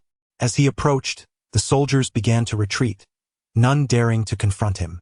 This individual was none other than MOU. He strode into the hall, disregarding the armed soldiers, and addressed the ministers with a bow, saying, "Esteemed ministers, what an exquisite gathering! Even in the wake of my father's passing, we convene at the court as per tradition. Truly, it is a blessing for our great song." The ministers, though outwardly smiling, inwardly cursed their circumstances, wondering if he truly grasped the gravity of the situation. MOU then bowed to Empress Gao atop the dais, saying, "Grandson pays his respects to your majesty." Empress Gao nodded, casting a fleeting glance at Zhao Yu before responding, "You may rise, Prince of Wuhan." Finally, Mo Yu turned his gaze to Zhao Yu, smiling as he said, "Elder sister, it has been a long time." Zhao Yu looked at Mo Yu with a complex expression and slowly replied, "Zhao Si, or rather, I should call you Zhao Mo Yu. What brings you here?" Mo Yu sighed and said, "Ah, that is a long story. Upon hearing of the emperor's critical condition, I was eager to visit the palace for a final farewell. But alas, the news reached me too late. I learned only of the emperor's passing. Alas, I find myself compelled to act swiftly, for if those with ulterior motives seize this opportunity to disrupt the governance of our realm, it would spell disaster. Thus, I ventured beyond the city walls to the northern encampment, intending to reassure the soldiers stationed there. After all, my visage possesses a certain ability to instill confidence within the ranks."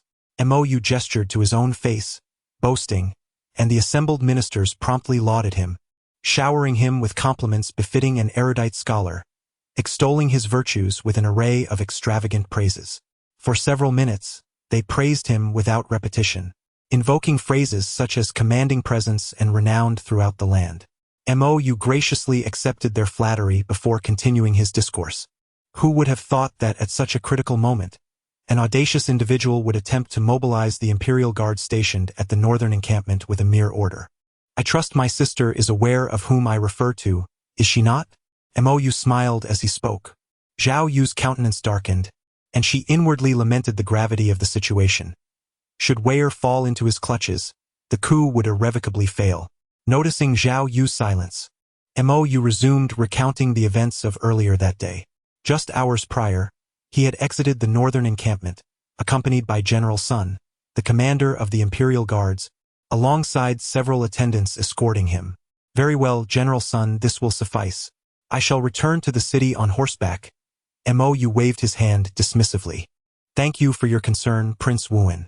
Rest assured, not a single soldier from the northern encampment will depart today," General Sun replied, bowing respectfully. "Ha ha ha, it is nothing. I merely fear that someone might act rashly, causing unnecessary turmoil, and that would place you generals in a most difficult position." Mo Yu chuckled. At that moment, a group of riders approached from a distance. Observing their attire, Mo Yu mused to himself, "Indeed, they have arrived." General Sun also recognized them. The leader was clad in splendid red robes, clearly of noble birth, while his companions were dressed as Imperial Guards, likely from the capital. At this juncture, Mo Yu stepped back a couple of paces, concealing himself behind his attendants, and quietly instructed General Sun, "I shall remain hidden for now and observe their intentions." Before long, the group reached General Sun's position, and the leader was none other than Zhao Wei. Zhao Wei, seeing General Sun standing at the entrance of the encampment, instinctively assumed he was there to welcome him, and thus exclaimed with a hearty laugh, "General Sun, I apologize for the wait. Here is my uncle's order. Let us march together."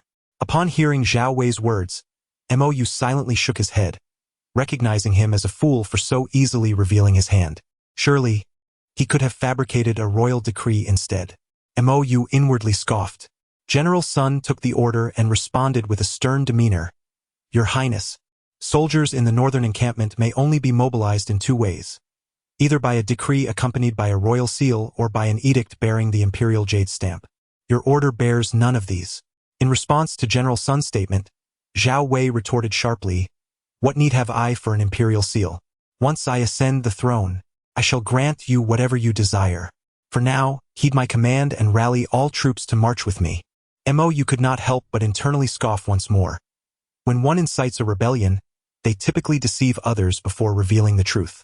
This way, the soldiers have no choice but to join the uprising. Yet here you are, presenting the unvarnished truth right from the outset. Who would dare risk their life to support your insurrection?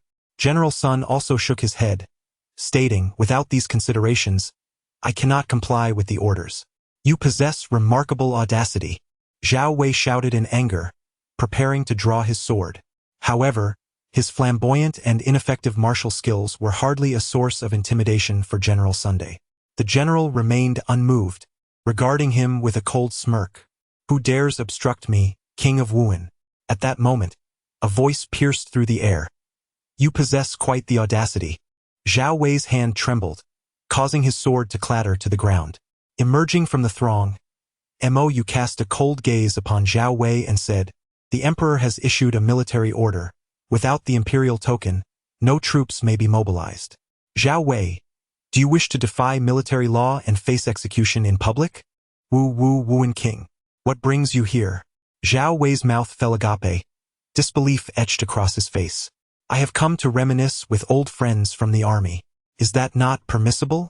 But why are you at the northern camp?" Mo inquired, his tone icy. I. Zhao Wei stammered, rendered speechless. "Humph." Mo scoffed. Startled, Zhao Wei fainted, nearly toppling from his horse. At that moment, several soldiers nearby swiftly caught him, while Mo clapped his hands. Shadows leaped onto horseback, seizing the throats of the soldiers.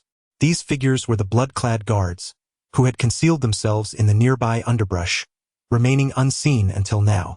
Turning to General Sun, Mo stated, "General Sun, it appears there has been unrest within the imperial city. I must depart and return to the palace to investigate. I entrust these individuals to your care. King of Wuan, travel safely. Rest assured, I shall not allow anyone to leave the northern camp." General Sun replied with a respectful gesture. Mo mounted his horse and set off for the capital, followed closely by the other blood-clad guards, with one remaining behind to escort Zhao Wei, thus proceeding at a slower pace. Upon reaching the palace gates, Mo encountered the soldiers barring entry. He approached the entrance and called out, "I am Zhao Si, King of Wuan. Who authorized you to close the gates?" Upon hearing his proclamation, several soldiers prepared to open the gate.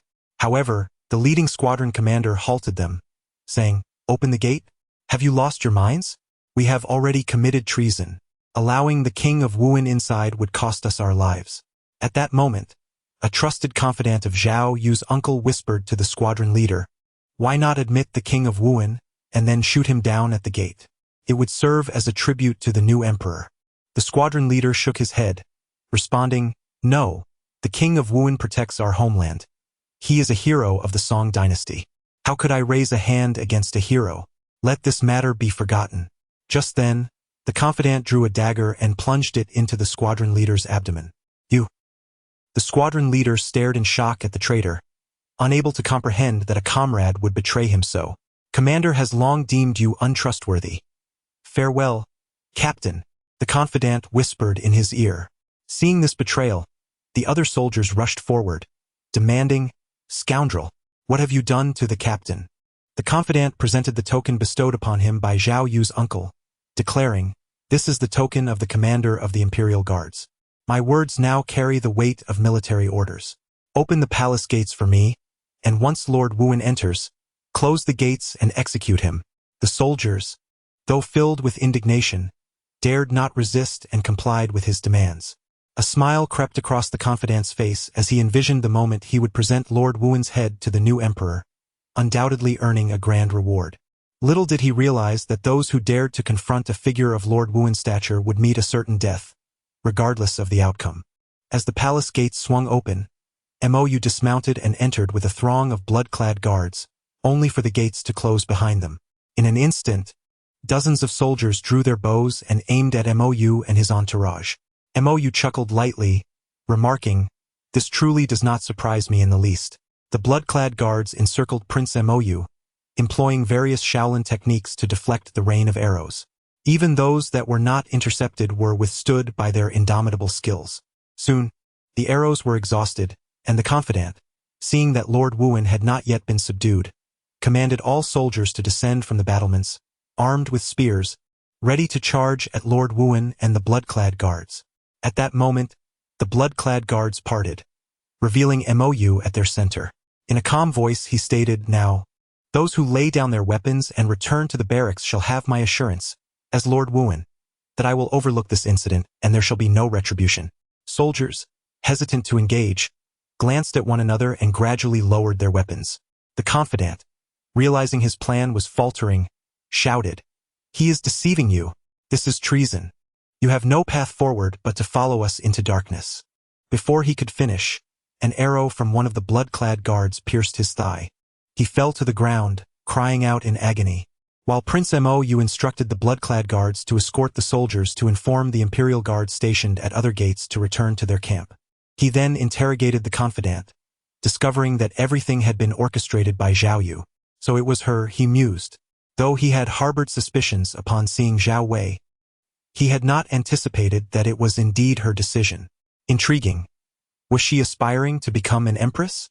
Unfortunately, for the sake of my grand ambitions, I cannot allow you to succeed, dear sister. Mou chuckled softly and made his way to the main hall. Upon arriving at the entrance of the hall, he encountered Zhao Yu's uncle along with dozens of fully armed soldiers by his side. Zhao Yu's uncle was taken aback at the sight of Mou, having not expected to encounter him here, especially after they had sealed the palace gates. Thus, he commanded his soldiers to capture Mou. However, Mou effortlessly maneuvered through the throng, reaching Zhao Yu's uncle and easily apprehending the commander of the Imperial Guards. After all, while Mou was indeed powerful, he had not yet reached the point of being able to take on 100 foes single-handedly. Capturing the leader first was the most prudent strategy for him. Subsequently, Mou employed the life of the commanding officer as leverage to compel his subordinates to relinquish their weapons. Seizing the opportunity, Mou struck decisively, eliminating the few individuals with the highest martial prowess. With the most formidable warriors dispatched, the remaining combatants lost their resolve and fled in disarray. Mou then cast the commanding officer into the grand hall before entering himself. The subsequent events are already well known to all. At that moment, Mou turned to Zhao Yu and inquired, "Sister, how is the view from your position?" Zhao Yu's expression was somewhat complex. However, she found solace in the presence of several of her uncle's loyal guards within the hall, individuals whom he had meticulously trained and who would never betray her. Thus, she felt a measure of confidence. The view is quite satisfactory. I wonder what brings the Prince of Wuhan here? Zhao Yu queried with composure. Mou did not respond to her question but continued to smile, remarking regrettably, "Even with a splendid view, sister, you lack the merit to remain in that position. Come down at once." Zhao Yu's voice rang out sharply. "Zhao Si, I advise you to surrender obediently. I may spare your life. Otherwise, I shall command them to execute you as a punishment." Mou retorted coldly, "My meaning is quite simple. I demand that you descend immediately." At that moment, Zhao Yu's uncle awoke and, aided by the soldiers, managed to stand. Upon seeing Mou, he exclaimed, "Monster!" Mou merely smiled faintly.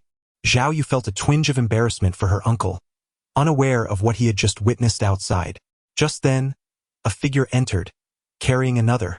The one being carried was Zhao Yu's younger brother, Zhao Wei, and the man bearing him was clad in black with dark red stripes, wearing a mask, one of the members of the Blood Robe Guard and also another incarnation of Mou.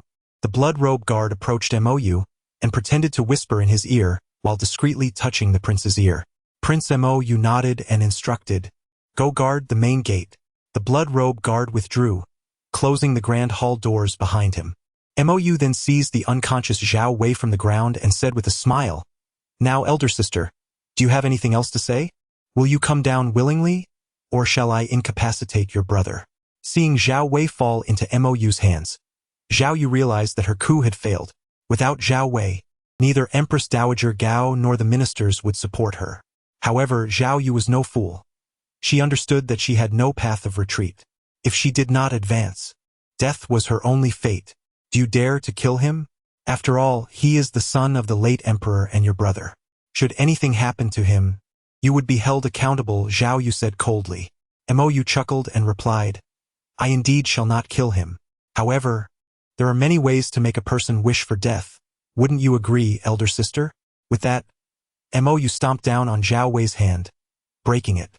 Zhao Wei, who had been feigning unconsciousness, let out a heart-wrenching scream that caused many ministers to flinch and remain silent.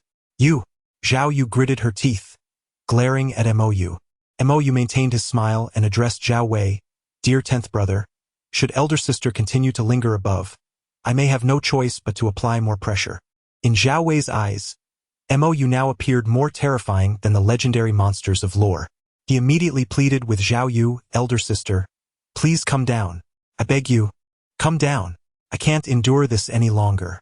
The ministers regarded Mou with expressions of profound fear and relief, grateful that this Prince of Wuhan would not ascend to the throne.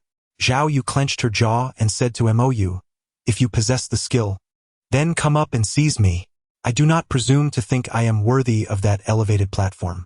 If you do not descend, I shall move my foot again. Mou smiled, his grin chilling Zhao Yu to her core. Will you come down, or shall your dear brother continue to suffer? No, please, sister. Come down. I implore you. Zhao Wei gazed at Mou with a face full of terror, shouting loudly. Zhao Yu, gritting her teeth, descended from the high platform and coldly regarded Mou amidst the ranks of soldiers. Mou smiled gently and began to approach Zhao Yu step by step. At that moment, the dozens of soldiers surrounding Zhao Yu pointed their weapons at Mou, seemingly ready to strike at the slightest provocation. Mou halted his advance and declared, "Lower your weapons. I can treat today's events as if they never occurred. As the Prince of Wuhan, I assure you that I will not pursue any consequences." Zhao Yu sensed the precariousness of the situation and immediately shouted, "I am," only to be abruptly interrupted by Mou. "Silence. To speak of this matter in broader terms is to speak of treason. If you do not consider your own safety, think of your soldiers. As the esteemed eldest princess, you shall not face execution, but they are mere common soldiers.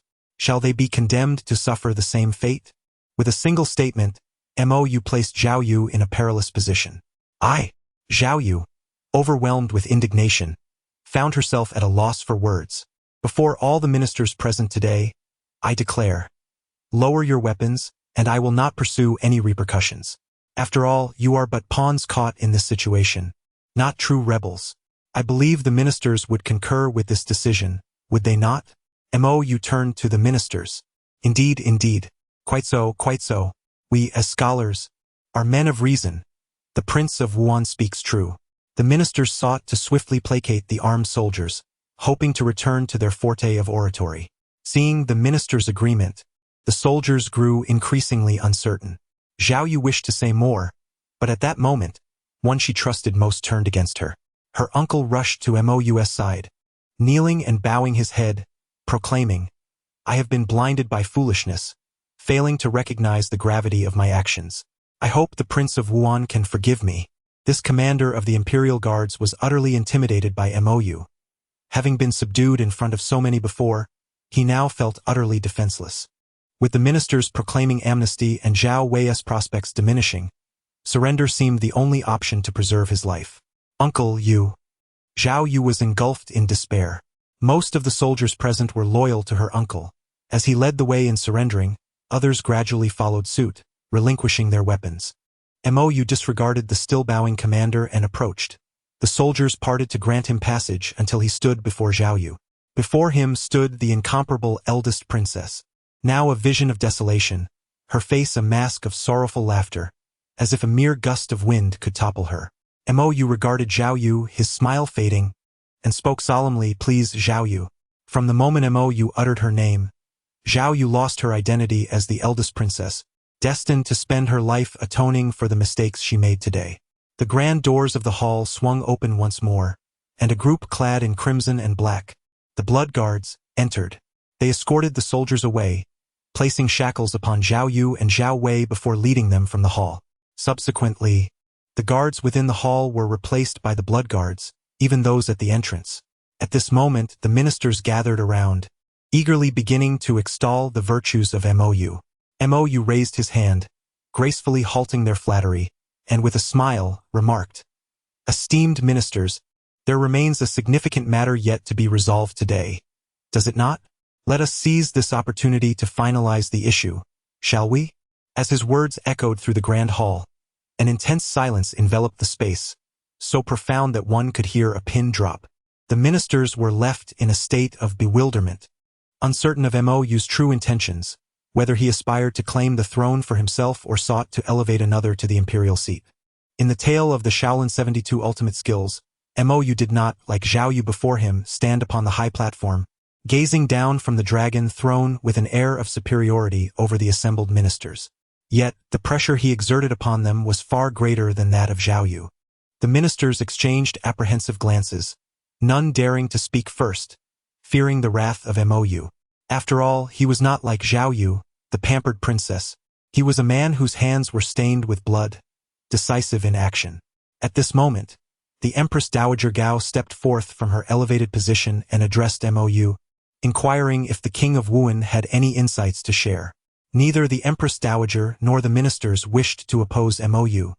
His display of prowess and authority had convinced them of his rightful claim to determine the next emperor. Even should Mou defy the late emperor's edict and seize the throne for himself, the Empress Dowager and the ministers would likely remain silent, merely concerned about public opinion, which they deemed a trivial matter. Mou regarded the Empress Dowager for a moment before proclaiming, "My brother Zhao Yong is humble and grounded, possessing a steady character. While he may not achieve the grandeur of a timeless emperor, he is more than capable of safeguarding the foundation of the Song dynasty." The Empress Dowager nodded in agreement, and the ministers sighed in relief. Zhao Yong's honest nature would be easier to manage, and his close ties with the King of Wuan rendered him an excellent choice for all parties involved. "Indeed, I too find Zhao Yong to be commendable," the Empress Dowager affirmed. The ministers echoed their approval of Mou's choice. Thus, under Mou's deft orchestration, Zhao Yong ascended as the next emperor. Meanwhile, Zhao Yong, who had been mourning beside Zhao Su, was abruptly whisked away by a contingent of soldiers and palace maids. In a state of bewilderment, he was draped in a dragon robe and led into the grand hall, where, surrounded by ministers, he took his place upon the coveted dragon throne. It was only upon seeing the blood-clad guards below and his brother, clad in white, that he began to grasp the situation's essence. Once seated, the ministers knelt in homage to their new sovereign, including Mou himself. He consoled himself with the thought that, after all, Zhao Yong was his own brother in this world, and kneeling before him was of little consequence. "Please rise," Zhao Yong stammered, overwhelmed by the moment. Thus, a tempest surrounding the imperial throne was quelled. Mou subsequently sought forgiveness from the new emperor, admitting to having mobilized the army without permission. Though he framed it this way to protect the soldiers, having previously vowed not to hold them accountable, the ministers in the court were less forgiving. They seized upon the opportunity to suppress the military, never letting a chance slip through their fingers. Consequently, Mou took upon himself the burden of this transgression. After consulting with Zhao Yong, it was decided that Mou would be placed under house arrest in the royal library for 3 years. The ministers were quite satisfied with this punishment. Having just witnessed Mou's formidable capabilities, they regarded him with trepidation. By neutralizing this threat at the onset of the new emperor's reign, they felt liberated to pursue their own agendas. Mou found himself quite content, sensing that his martial prowess had reached a bottleneck, necessitating a period of introspection and meticulous contemplation.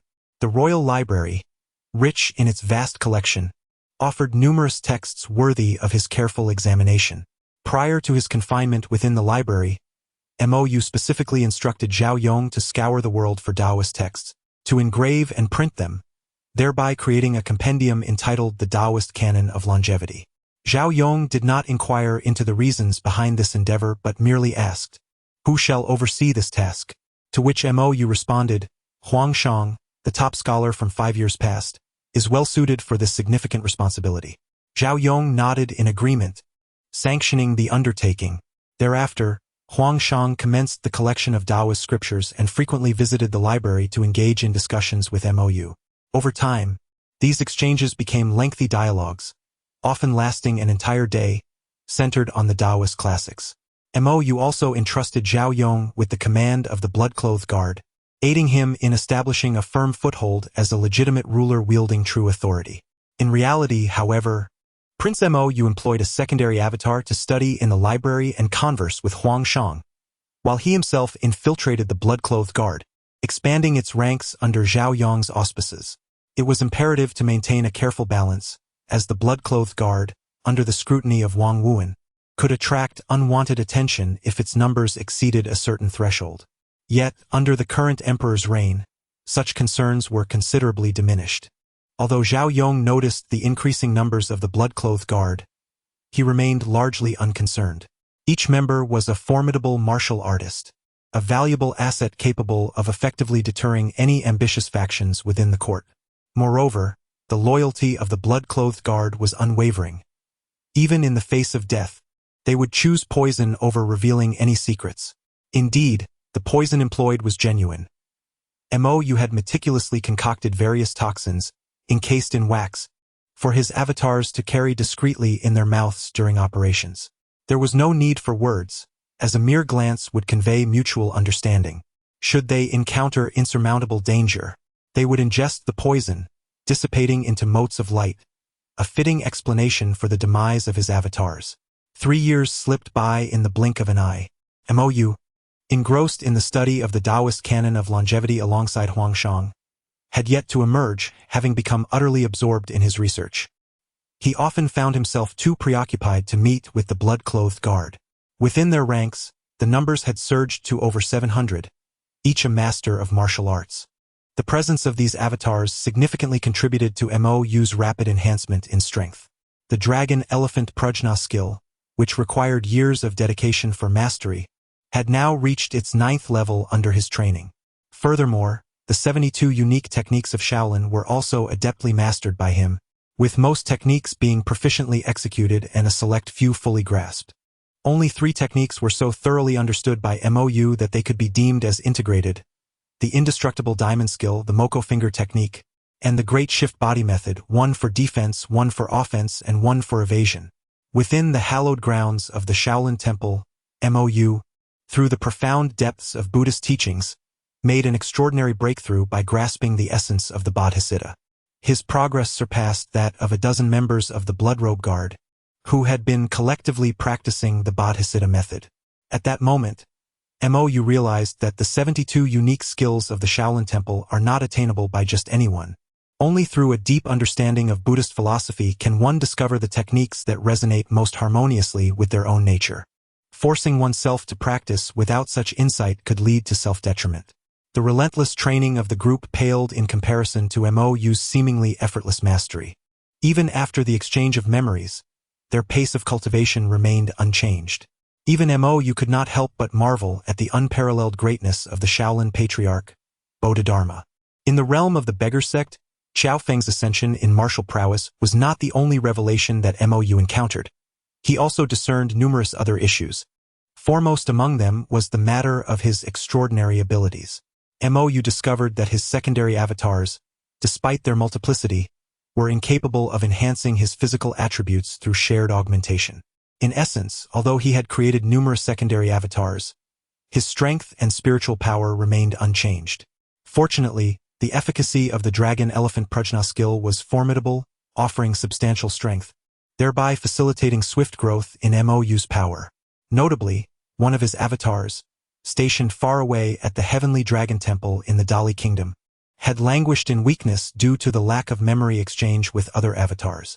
Tragically, this avatar met an untimely demise just days prior. Seizing the opportunity to depart the capital, Prince Mou journeyed southward to the Dali Kingdom to gather intelligence. Along the way, he overheard discussions about recent upheavals in Dali. One day, as Mou dined at a tavern, he noted a table of wandering heroes engaged in conversation about the developments in Dali. Have you heard? A significant event has transpired in Dali. The Tibetan national master, Jimosi, has challenged the eminent monks of the Heavenly Dragon Temple, and they, alongside Emperor Duanzhengming of Dali, were soundly defeated, one of them proclaimed. What? Such a thing has occurred? The Tibetan master is truly formidable? I had heard that the Tibetans lacked any notable figures. Another interjected. Even their master Ishida was vanquished by the commander of the Imperial Guard, Zhou Tong. What do you know? Zhou Tong is the commander of the Imperial Guard, a title of great prestige. Before he became a hound of the court, he was undefeated in the north, even leading to the demise of the master of the Western Xia, bringing a decade of peace to our Song dynasty. Indeed, I had thought Zhou Tong merely a commander of the guards, came the reply. Nevertheless, he is now merely a pawn of the court, unworthy of our respect as wanderers. Indeed, indeed. Upon hearing this, Mou departed, realizing that the avatar at the Heavenly Dragon Temple must have perished at the hands of Jimosi, rendering his journey to Dali futile. Thus, he redirected his course toward Jiangnan, where the Huishe Water Pavilion lay, one of Jimosi's targets. The Murong family of Suzhou, intent on amassing martial knowledge to restore their nation, struck him as utterly ludicrous. If mere martial prowess could dominate the world, how could the Song dynasty have endured years of oppression from the Liao kingdom? On one particular day, MOU arrived at the famed Songha Tower in Wuxi, only to be relieved of some silver coins by a small beggar. Amused by the cat and mouse game, he pursued the little urchin into an orchard of apricot trees, where he stumbled upon a captivating scene. A gathering of the beggar sect was underway, coinciding with the moment when Kang Min and Quan Guqing were slandering Qiao Feng for the murder of Ma Dayuan. At that juncture, MOU's pursuit of the beggar drew the attention of the assembly. Frowning, Quan Guqing remarked, "The beggar sect convenes here.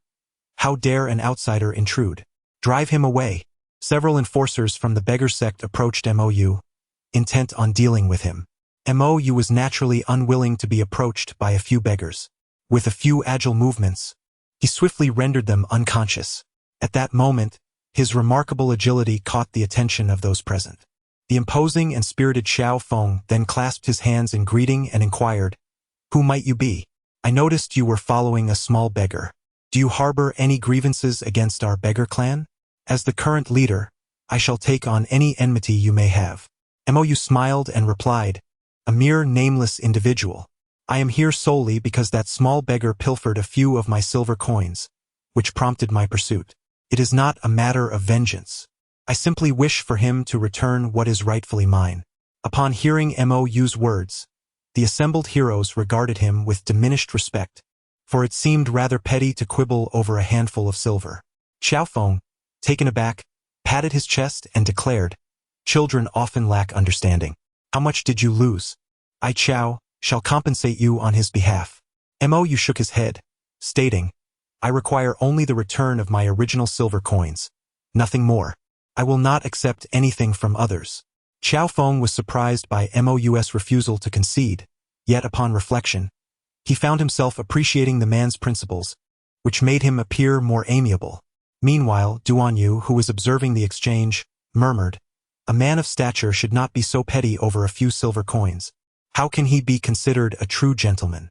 At that moment, Wang Yuyan, sitting beside him, glanced at Duan Yu and deliberately opposed his view, saying, "I believe he upholds his principles and stands firm. That is indeed the mark of a noble man." Upon hearing Wang Yuyan's words, Duan Yu quickly shifted his stance, acknowledging, "You have a point, Miss Wang. I was indeed short-sighted." Ignoring the sycophantic Duan Yu, Qiao Feng continued to confront MOU, but Quan Guanqing could no longer tolerate the situation. "The affairs of the beggar clan are of utmost importance. We must drive him away," he exclaimed. In response to Quan Guanqing's words, an elder from the beggar clan stepped forward, intending to repel MOU. "Humph!" MOU scoffed and unleashed a palm strike, colliding with the elder's attack. With his mastery of the 9th level of the Dragon Elephant Prajna skill, MOU's strength was formidable. That single strike sent the elder crashing into a large tree. Unlike the king of the Golden Wheel, who, despite mastering the 10th level of the Dragon Elephant Prajna skill, could not fully harness its power, MOU, at the 9th level, wielded the strength of 9 dragons and 9 elephants, surpassing even the king's full capabilities. MOU's strike astonished the assembled heroes. Although the elder was not a top-tier martial artist, defeating him was no simple task. Yet he was vanquished by MOU in one blow. Such profound inner strength. Duan Yu couldn't help but exclaim, gazing at MOU with envy. Duan Yu himself possessed remarkable inner power, yet he struggled to wield it effectively, often facing troubles due to his excessive energy. Quan Guanqing originally intended to seize the position of the gang leader of the beggar sect today, but unexpectedly, MOU emerged from nowhere, derailing his plans and tarnishing his reputation. Enraged, Quan Guanqing shouted, "You have audacity! Elders, join me in this assault." With that, he charged toward MOU alongside the elders of the beggar sect. Sensing their aggressive advance, Yu chose not to confront them head-on. Instead, he employed the art of great displacement, maneuvering gracefully to the side. Duan Yu observed MOU's seemingly stationary legs and body as he glided across the ground, his eyes lighting up with admiration. This technique was truly exquisite, obscuring the trajectory of his movements, yet he mused that his own Lingbo Weibo surpassed it in finesse. In the ensuing clash, MOU, utilizing the unpredictable nature of the great displacement technique, dispatched several elders of the beggar sect, including Quan Guanqing, with a single palm strike each. In that moment, The onlookers regarded MOU with newfound respect. At that juncture, the invited Master Zhiguang suddenly spoke, addressing MOU, "Might I inquire if you are employing the great displacement technique of Shaolin Temple?" MOU nodded affirmatively. Master Zhiguang silently praised the Buddha, reflecting that while many of the 72 unique skills of Shaolin were widely known, some remained strictly confidential, including the great displacement technique. He continued, "Now that this matter is resolved, I kindly request your presence at Shaolin Temple." Despite his polite wording, his tone brooked no dissent. MOU smiled and replied, "I certainly intend to visit Shaolin, but not at this moment, nor in your company." Master Zhiguang furrowed his brow but chose to remain silent. At that moment, Qiao Feng stepped forward and addressed MOU. "As a member of the Beggars sect, I, Qiao, am intertwined with all its merits and faults. Let us settle this through our skills." MOU nodded, eager to discover which was superior, the fully mastered 9 levels of Dragon Elephant Prajna skill or the legendary 18 Dragon Subduing Palms. Qiao Feng stepped forward, his hands swirling with energy as if he wielded twin dragons. He carved a half-circle with his left hand and struck out with his right, executing the proudest technique of his repertoire, the Kong Long Yu Hui from the 18 Dragon Subduing Palms. MOU refrained from employing any palm technique, relying solely on his internal energy to unleash a strike powered by the Dragon Elephant Prajna skill. The two palms collided, generating a powerful gust that compelled the onlookers to step back, while Duan Yu immediately shielded Wang Yuyan behind him. Qiao Feng staggered back a step, yet MOU remained firmly planted, unyielding. Although MOU held the advantage in internal strength, the true power of the 18 Dragon Subduing Palms lay in its harmonious blend of strength and flexibility, an unbroken flow of energy, particularly with the move Kong Long Yu Hui, which attacked the enemy with 3 parts while retaining 7 for oneself. Qiao Feng, despite his retreat, unleashed a barrage of strikes, compelling MOU into a disadvantageous position. Although MOU initially held the upper hand, Qiao Feng's relentless onslaught gradually overwhelmed him. As MOU continued to engage in the battle, a sense of trepidation enveloped him. It seemed as though the 18 Dragon Subduing Palms were specifically designed to counter his Dragon Elephant Prajna skill, persistently eroding his strength, truly embodying the essence of subduing the dragon. Meanwhile, Qiao Feng grew increasingly exhilarated. He had never encountered an adversary so perfectly attuned to his techniques. Each move from his opponent was effortlessly countered, as if the latter were willingly colliding into his strikes. The execution of the 18 Dragon Subduing Palms was remarkably fluid.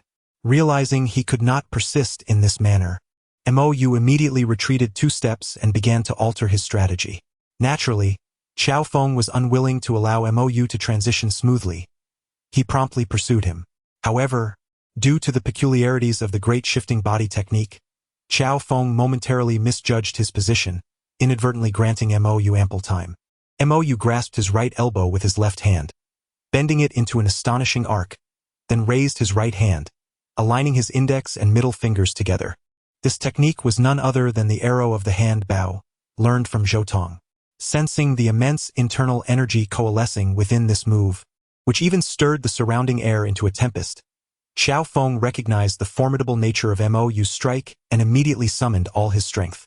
The 18 Dragon Subduing Palms met the oncoming attack, the collision of their internal energies erupting in an explosive display. Duan Yu was the first to perceive the extraordinary nature of this exchange. He pulled Wang Yuan back a few steps, while Bao Budong cast a disdainful glance at Duan Yu, smirking in derision. In the instant their energies clashed, the surrounding spectators were overwhelmed by the force, many being knocked to the ground by the aftermath of the confrontation. MOU was hurled backward, crashing through 2 trees before finally coming to a halt. The Dragon Elephant Prajna skill was utterly subdued by the 18 Dragon Subduing Palms. Had it not been for this, MOU would not have found himself in such a disheveled state. Yet, Qiao Feng was not unscathed either. A gaping wound had been punctured into his palm by MOU, indicating that the latter had indeed breached his 18 Dragon Subduing Palms. Though it appeared that MOU had been vanquished in the course of the battle, he remained unharmed due to the protection of his indestructible Vajra skill, suffering neither external nor internal injuries.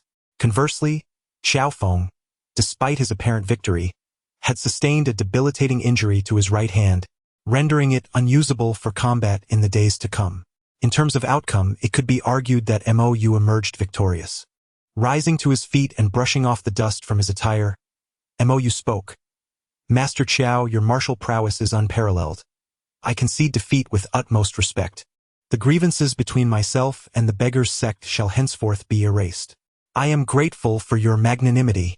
Your profound internal strength is among the most formidable I have ever witnessed, and your arrow of the hand bow is truly remarkable.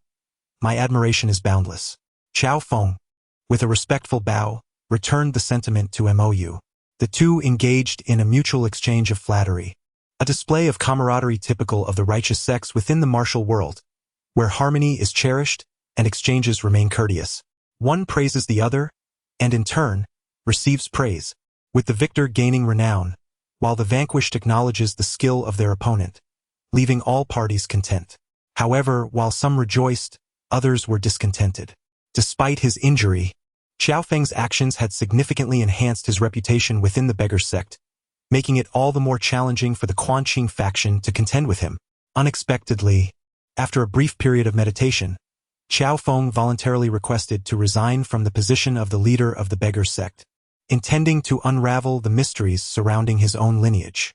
However, at that moment the Western Xia army launched a surprise attack. They were supposed to have arrived only after Qiao Feng's departure, but due to the delay caused by the confrontation between MOU and Qiao Feng, they fortuitously caught up with him.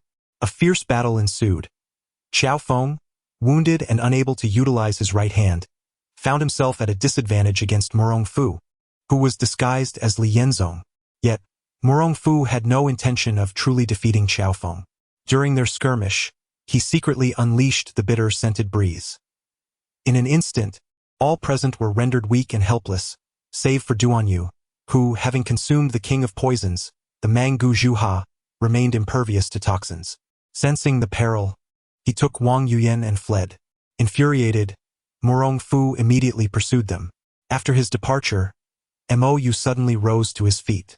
At that moment, neither the assembled heroes of the martial world nor the soldiers of Western Xia anticipated that MOU would exhibit no signs of weakness. As someone well-versed in the narrative, MOU was certainly aware of the dangers posed by the bitter-scented breeze. Long before embarking on his journey through the martial world, he had meticulously trained with multiple avatars in one of the Shaolin's 72 ultimate techniques, the Damo breath-holding technique, achieving a level of mastery that allowed him to refrain from breathing for several hours. If he were to fully comprehend this technique, he could even conduct internal breathing through his inner strength. As for why MOU chose to act at this moment rather than when Murong Fu was still present, the reason was quite simple. It involved the romantic fate of Duan Yu and Wang Yuyan, with Duan Yu being the protagonist of demigods and semi-devils. Interfering with their destiny could potentially lead to a cascade of complications. Thus, allowing them to deepen their affection could serve as a favor to him. MOU bided his time until Murong Fu pursued them before making his move. Upon acting, he swiftly incapacitated the most careless of the four villains, Yu Laosan, with a single palm strike, catching the Western Xia forces by surprise. Laosan! Yi Ernyang exclaimed, witnessing Yu Laosan being sent flying and crashing to the ground, unconscious. Her eyes blazed with fury as she fixed her glare upon MOU. Among the four villains, her bond with Yu Laosan was the strongest.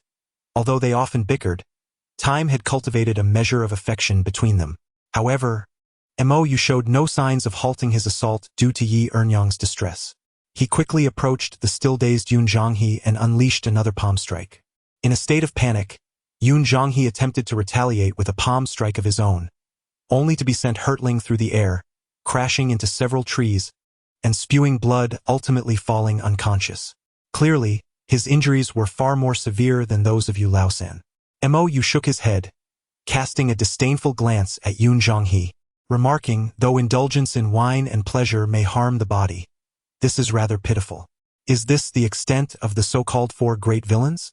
The members of the beggar's sect, now weakened and sprawled on the ground, could not help but exclaim in admiration.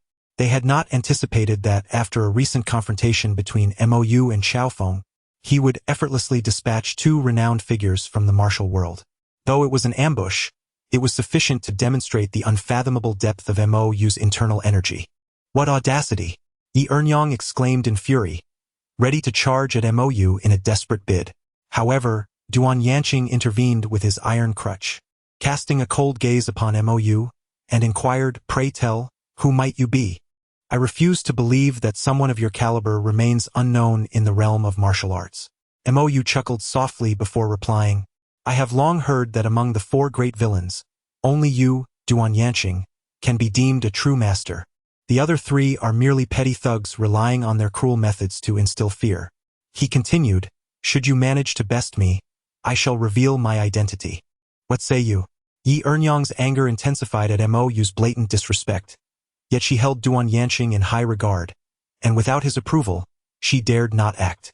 Duan Yanqing scrutinized Mou deeply before asserting, "Since you are aware of the methods employed by the 4 great villains, you ought to consider the implications of provoking us.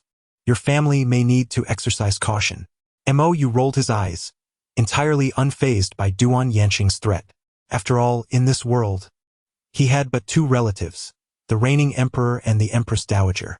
If the 4 great villains could indeed eliminate them, the realm would have long since fallen to the Xixia dynasty. Seeing Mou's indifference, Duan Yanqing resolved to take matters into his own hands and impart a profound lesson to this impudent youth.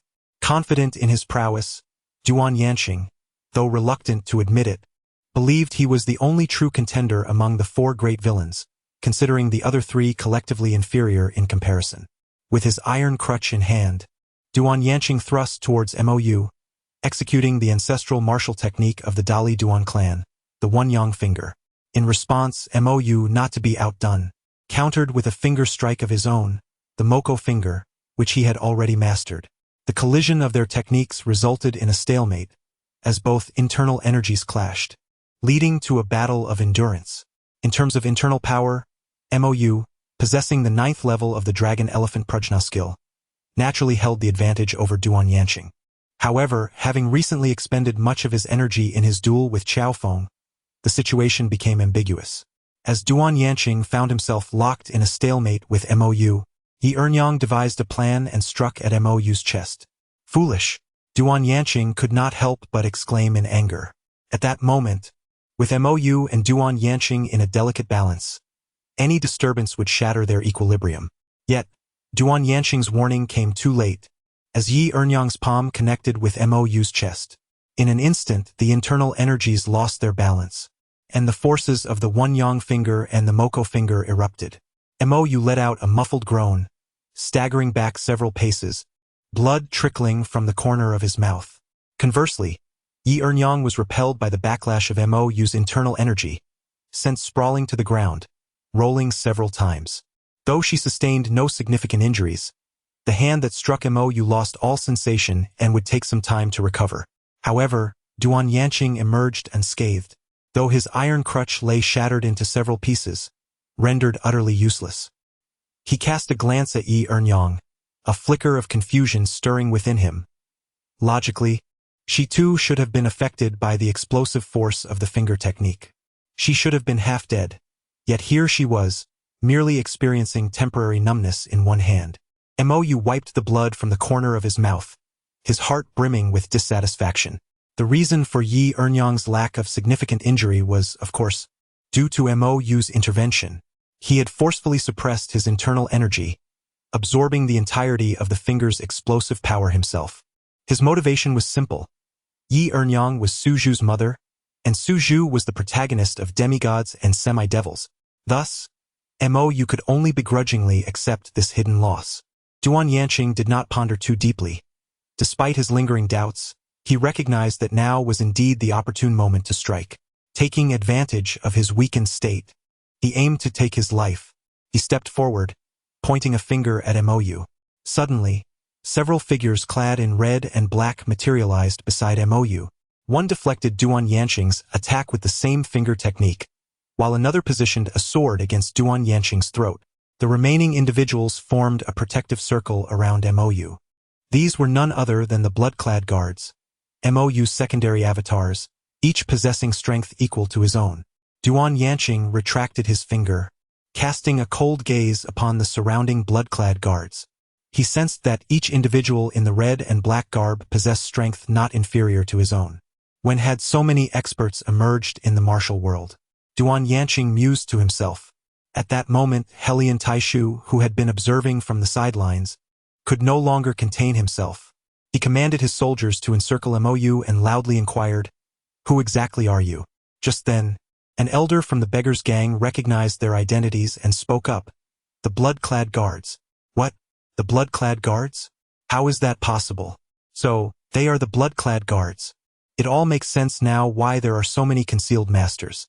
Helian Tieshu's expression shifted dramatically. The blood-clad guards of the Song dynasty vastly surpassed their own Shisha's first-class hall in both reputation and strength. After all, the blood-clad guards had decisively defeated the Liao kingdom on the battlefield, their renown echoing throughout neighboring states. In an instant, Helian Tieshu's countenance darkened considerably. He could hardly believe that the individuals before him were truly the blood-clad guards, but the overwhelming aura they emanated clearly indicated that they were seasoned warriors returning from the battlefield. No ordinary martial arts expert could exude such presence. Only those who had survived the horrors of war possessed such an aura. Rationality told Helian Taishu that these individuals were indeed the blood-clad guards, yet he could not afford to acknowledge this fact. To do so would invite disaster upon himself, jeopardizing his standing in Shisha. Simultaneously, upon hearing the elder's words, the soldiers of Shisha felt a surge of trepidation, retreating several steps, unwilling to approach Mou and his companions. Cloud Crane, who had collapsed on the ground, had now regained consciousness. Initially, he intended to feign unconsciousness to seize the opportunity to ambush Mou. However, upon hearing the words of the elder from the beggars' sect, he suddenly dashed his head against the ground once more, rendering himself unconscious again. Helian Taishu understood that he could never admit that the others were members of the blood-clothed guard. Otherwise, this incident would be irretrievable. Thus, Helian Taishu coldly declared, "They cannot possibly be the blood-clothed guard. Do not assume I am unaware. In the Song dynasty, the blood-clothed guard follows the orders of only two individuals, the reigning emperor and the king of Wuhan. However, the king of Wuhan has already been placed under house arrest, so those present cannot be the blood-clothed guard." Mou took a moment to regulate his breathing before standing once again. Observing Helian Tieshu's somewhat evasive demeanor, he smiled and inquired, "Do you know how many years the king of Wuhan has been punished with confinement?" With Mou's recent defeat of the Liao army, the reputation of the king of Wuhan had spread across several neighboring nations, including the Western Xia, which naturally kept a keen eye on his movements. Helian Taishu was well aware of the king's circumstances. The king of Wuhan is not permitted to leave the library pavilion for 3 years. This is common knowledge, he stated coldly. "What year is it this year?" Mou smiled as he asked. Helian Taishu fell silent. After a brief pause, he dismounted and knelt on one knee before Mou, saying, "We are envoys representing Western Xia, here to pay our respects to the great Song dynasty.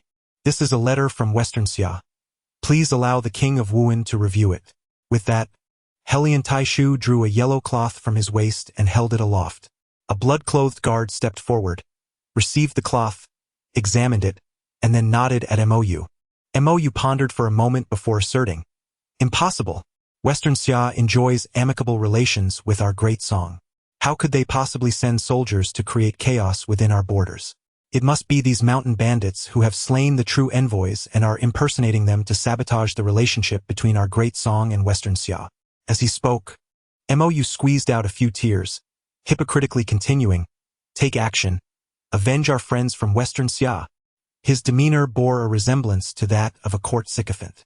"Yes," the blood-clothed guard responded, ready to act. Ultimately, under the leniency shown by Mou and the others, Duan Yanqing managed to escape with Yi Ernyang and Yu Laosan, while Cloud Crane was captured by the blood-clothed guard. Also fleeing was Li Yenzong, disguised as Murong Fu, while the remaining soldiers of Western Xia, including Helian Taishu, were all slain by the blood-clothed guard. The blood-clothed guard discovered the antidote to the sad and bitter fragrance from their belongings and used it to relieve Qiao Feng and Master Zhiguang of their poisoning. They handed the antidote to Master Zhiguang, instructing him to administer it to the others. Meanwhile, Qiao Feng observed Mou with a complex expression. Having just clashed with Mou, Qiao Feng had admired his martial prowess and charisma, intending to forge a close friendship with him. Even if they could not become brothers, he hoped to be good friends. Little did he expect that Mou was none other than the renowned king of Wuhan. Xiao Feng never judged his friends by their background. He treated even princes with equality. However, the king of Wuhan was different. His reputation was built upon the countless corpses of Liao soldiers. At this moment, Xiao Feng has just learned that he is likely of Khitan descent from the Liao dynasty. If this proves true, both in sentiment and reason, he ought not to maintain any camaraderie with Wang Wuan. However, Mou remains indifferent to Xiao Feng's thoughts. In his eyes, Xiao Feng stands as the sole embodiment of chivalry in this era. It would indeed be a disservice to the world if such a noble hero, devoted to the nation and its people, were to refrain from forging alliances. Mou inclined his hands in a respectful gesture toward Xiao Feng, accompanied by a smile. Xiao Feng reciprocated, although his expression bore a tinge of complexity. Soon, all the heroes of the martial world and members of the Beggars sect regained their composure. Aside from a handful who discreetly departed, the majority gathered around Mou, bowing in respect. While the chivalrous folk often held disdain for those in the imperial court, particularly the royal family, they were equally inclined to defend their homeland in their own manner. Among the numerous court officials, only Wang Wuan commanded the respect of these proud wanderers. This was not solely due to Mou's decisive victory over the Liao forces, establishing his illustrious reputation, but also because of his disdain for the throne and his fervent dedication to martial arts, a character that resonated deeply with these free-spirited heroes. Mou's recent act of saving their lives further earned their admiration. After greeting the various martial heroes, Mou approached Xiao Feng and said, "Chief Xiao, it appears we are officially acquainted now. Your Highness, I am no longer the leader of the Beggars sect. Thus such a title seems inappropriate." "You may call me Xiao Feng," he replied, shaking his head. "Haha, in that case, Xiao Feng, let us dispense with the formalities. Since I rarely venture out, I would prefer not to be the center of attention. You may simply call me Mou." Mou responded with a smile. Xiao Feng's expression remained complex, yet he nodded in agreement. Mou had indeed saved his life today, and Xiao Feng would not overlook this act of gratitude simply because of Mou's status as Wang Wuan. At that moment, Master Zhiguang approached Mou, bowing respectfully and stating, "Your Highness, I must apologize for my earlier impertinence and any offense caused." Mou chuckled softly and remarked, "Master Zhiguang, I presume Xiao Feng's origins are intertwined with the Shaolin Temple, are they not?" Master Zhiguang nodded silently. Mou understood that the master was still guarding the reputation of Xuanxi, yet he was unperturbed. "If that is the case, it seems fortuitous that I intended to visit Shaolin. Xiao Feng, would you accompany me? It would make for pleasant company on the journey." Although Xiao Feng initially wished to seek out his adoptive parents to confirm his lineage, he felt a surge of curiosity upon hearing Mou's suggestion. Furthermore, with Mou by his side, he need not worry about the temple concealing the truth. Thus, Xiao Feng consented to accompany Mou to the Shaolin Temple. Mou's intention was also to prevent any misfortune from befalling Xiao Feng's adoptive parents and mentor, Xuanku. With Xiao Feng's biological father, Xiao Yuanshan, lurking nearby, the risk was palpable. He had previously eliminated Xiao Feng's benefactors and laid the blame upon him. Truly a case of paternal loyalty gone awry.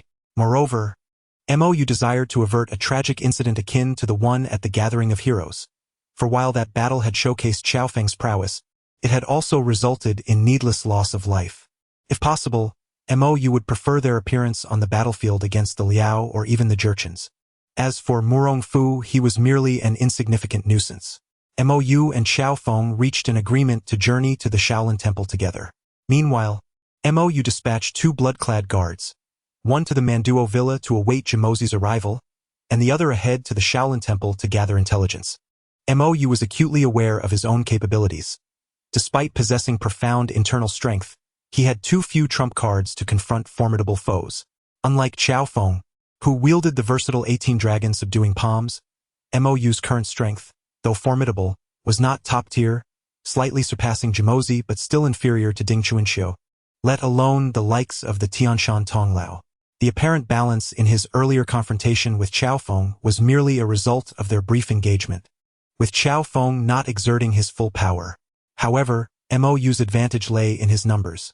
Should he choose, with over 700 blood-clad guards at his command, he could decisively eliminate most factions in the martial world. After all, Even the Shaolin Temple could not boast such a multitude of elite martial artists. Yet, Mou was not in a hurry. He understood his advantages and anticipated that in a few years, his Dragon Elephant Prajna skill would ascend to the 10th or even 11th level, at which point he would fear no one except for the sweeper monk of the Shaolin Temple. For now, Mou's focus was on enriching his martial knowledge, broadening his understanding of various techniques, and enhancing his martial prowess. At that moment, Duan Yu returned with Wang Yuyan, and Xiao Feng hurried over to express concern for his newly acknowledged brother. Soon after, Murong Fu restored his original attire and arrived, unaware that Mou had already subdued the Shisha soldiers, still hoping to seize the opportunity for fame. However, upon his arrival, he was met with the sight of fallen Shisha soldiers littering the ground and the jovial conversations of the martial heroes. Wang Yuyan rushed towards Murong Fu, who, through her and the accounts of others, learned the full story. After hearing the entire tale, Murong Fu's gaze towards Mou was laden with complexity. As a descendant of the Xinbei royal family, Murong Fu yearned for the restoration of his nation, secretly planning numerous schemes, waiting for the right moment to rise up. However, the continuous victories of the Song dynasty against Liao had caused wavering among those who were initially inclined to ally with him, with some even choosing to disregard him entirely, afraid to rebel. All of this was the result of the man before him, Wang Zhaomuyu. Thus, Murong Fu's sentiments towards Mou were deeply conflicted. On one hand, he resented Mou for thwarting his ambitions and creating numerous troubles, while on the other, he was apprehensive of Mou's fearsome reputation, especially after the recent slaying of Helian Taishu, showing utter disregard for the stance of Shisha. He was indeed a figure of terrifying might. Murong Fu engaged in a moment of internal conflict before deciding to approach Mou for a greeting. As a descendant of the Xinbei royal lineage, he possessed his own sense of pride and was reluctant to appear weak in front of Mou. When Murong Fu approached, Mou glanced at him and let out a soft chuckle. Heh! This laugh, laden with sarcasm and disdain, caused Murong Fu to halt, standing still with clenched fists. He held a firm belief in his martial prowess, particularly after having previously subdued Xiao Feng, which greatly bolstered his confidence. He was convinced that his skills could surpass those of the blood-clothed guards surrounding Mou. However, the dilemma remained. The sheer number of blood-clothed guards, numbering over a dozen, each possessing equal strength, made him acutely aware that he could not single-handedly defeat them all. Cousin? Wang Yuyan, noticing Murong Fu's immobility, inquired with curiosity. Shall we not greet Prince Wuan? She asked again. You admire him so much. You go seek him out. Murong Fu retorted loudly, throwing his hands in frustration before storming off. His unusual behavior caught the attention of the heroes of the martial world, leading them to speculate on the sudden outburst of anger from Murong Fu. Duan Yu, witnessing Wang Yuyan's distress, immediately abandoned his own elder brother to comfort her. As a devoted admirer, Duan Yu consistently offered words of solace whenever his goddess was saddened. Mou, observing Murong Fu's actions, felt even more disdain for him. Great ambitions, yet lacking in temperament. If it weren't for his fortunate birth, how could he have achieved such standing? Mou mused, shaking his head in judgment. To him, the Murong clan of Suzhou was merely a trivial nuisance, as his gaze remained fixed on the northern Khitan and the burgeoning Jurchen. He believed that once he subdued the north, even if the Murong family had tenfold courage, they would not dare to rebel. For several years, Mou of Shaolin Temple had led a tranquil life, practicing vegetarianism and meditation, occasionally tidying the Zen courtyard or organizing Buddhist scriptures. It was only during his recitations that he practiced the Bodhi Heart method. Despite the simplicity of his routine, his progress was remarkable, yet he remained indifferent, adhering strictly to his daily regimen. His mental fortitude grew stronger, and after exchanging memories with other versions of Mou, his character and methods remained unchanged, as if he had merely perused a few books. Conversely, the other Mous, after the memory exchange, would adopt a lifestyle of vegetarianism and meditation for a time, resembling monks. This deep exploration of Buddhist teachings garnered the attention of the sweeping monk, who took Mou as his disciple and bestowed upon him the new Dharma name Kongming. The sweeping monk taught Kongming but a single martial technique, the Nianhua finger, one of the 72 unique skills of Shaolin. The martial skill had, in fact, been mastered by Kongming prior to this moment. However, during his time with the blood-clothed guard, a group of over a dozen individuals endeavored to cultivate this technique together, yet it took them an extensive period merely to reach the threshold of proficiency, with subsequent progress proving to be exceedingly gradual. Having learned from the prior experience of Kongming studying the Bodhi Heart method, Mo Yumming comprehended that mastering the Shaolin 72 unique skills could not be forced. Thus, he relinquished numerous martial arts that progressed slowly, including the flower-pinching finger. Now, with Kongming undertaking the study of the flower-pinching finger, and armed with his foundational knowledge, he advanced swiftly. In a short time, he achieved a modest level of mastery and soon became proficient. However, no matter how diligently Kongming practiced thereafter, he remained unable to elevate his skill further. Yet, due to his prolonged meditation on Buddhist teachings, he maintained a tranquil disposition and sought guidance from the sweeping monk. The sweeping monk pointed out that Kongming's initial rapid progress halted because he had previously learned the flower-pinching finger, which left ingrained impressions in his mind, thereby obstructing his further advancement. Consequently, Kongming ceased his practice of the flower-pinching finger and gradually cleared it from his thoughts. One day, after finishing his recitation of scriptures and while returning to his chamber for rest, he observed a butterfly alighting upon a flower. Approaching it, he delicately plucked a petal and pinched the flower, allowing the butterfly to settle on his fingertip. At that moment, a gentle smile graced Kongming's face, and in that instant, he finally comprehended the true essence of the flower-pinching finger. As the Buddha once pinched a flower and Kasyapa smiled, the sweeping monk, witnessing this scene, nodded gently, recognizing Kongming's insight exceeded his expectations. Returning to the original Mo Yumming, the development of the prince in the martial arts realm yielded substantial benefits. Primarily, a vast reservoir of internal energy was shared through memory exchange, imparting strength to every incarnation of Mo Yumming, except for the incarnation of Mo Yumming, who maintained the role of a diligent student at school. The others acquired formidable internal power and extensive combat experience. Consequently, the original Mo Yumming established a small studio, enlisting those incarnations skilled in martial arts to undertake various jobs, enabling these martial experts to engage in diverse tasks. However, a crisis targeting Mo Yumming loomed. What? Jin Biao has already arrived in the country? Mo Xiao responded in astonishment. An affirmative voice echoed through Mo Xiao's earpiece. Yes, this conclusion has been drawn by the intelligence department through the analysis of a series of reports, boasting a high degree of reliability. Mo Xiao, perplexed, inquired, "What does this have to do with me? I am still undertaking a mission." The voice on the earpiece replied, "According to intelligence analysis, he is likely coming for you. After all, you were the one who apprehended his brothers. Coming for me? Isn't that just fortuitous?" Mo Xiao, possessing the rare natural ability, felt confident that he could easily overpower Jin Biao upon their encounter. No, based on the intelligence department's investigation, information regarding you was recently relayed, likely at the behest of Jin Biao, and his objective may very well involve your family. The voice in the earpiece responded once more.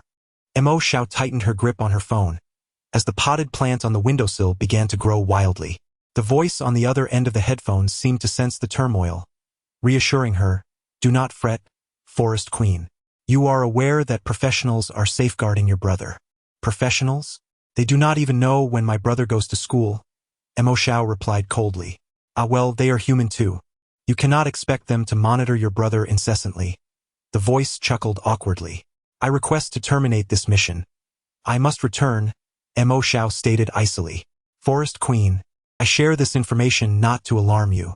Understand that the organization has its protocols. I inform you only because I believe you deserve to know. But should you abandon the mission due to this news, I may not choose to inform you next time should a similar situation arise." The voice countered seriously.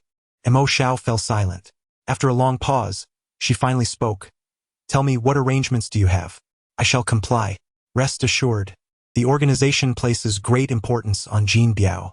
Capturing him would mean seizing over 90% of the world's secrets. Since he intends to target your brother, we will undoubtedly set a trap, inviting him into our snare." The voice replied with a smile. "What do you need me to do?" Mo Xiao inquired. "After you complete your task, remain on standby.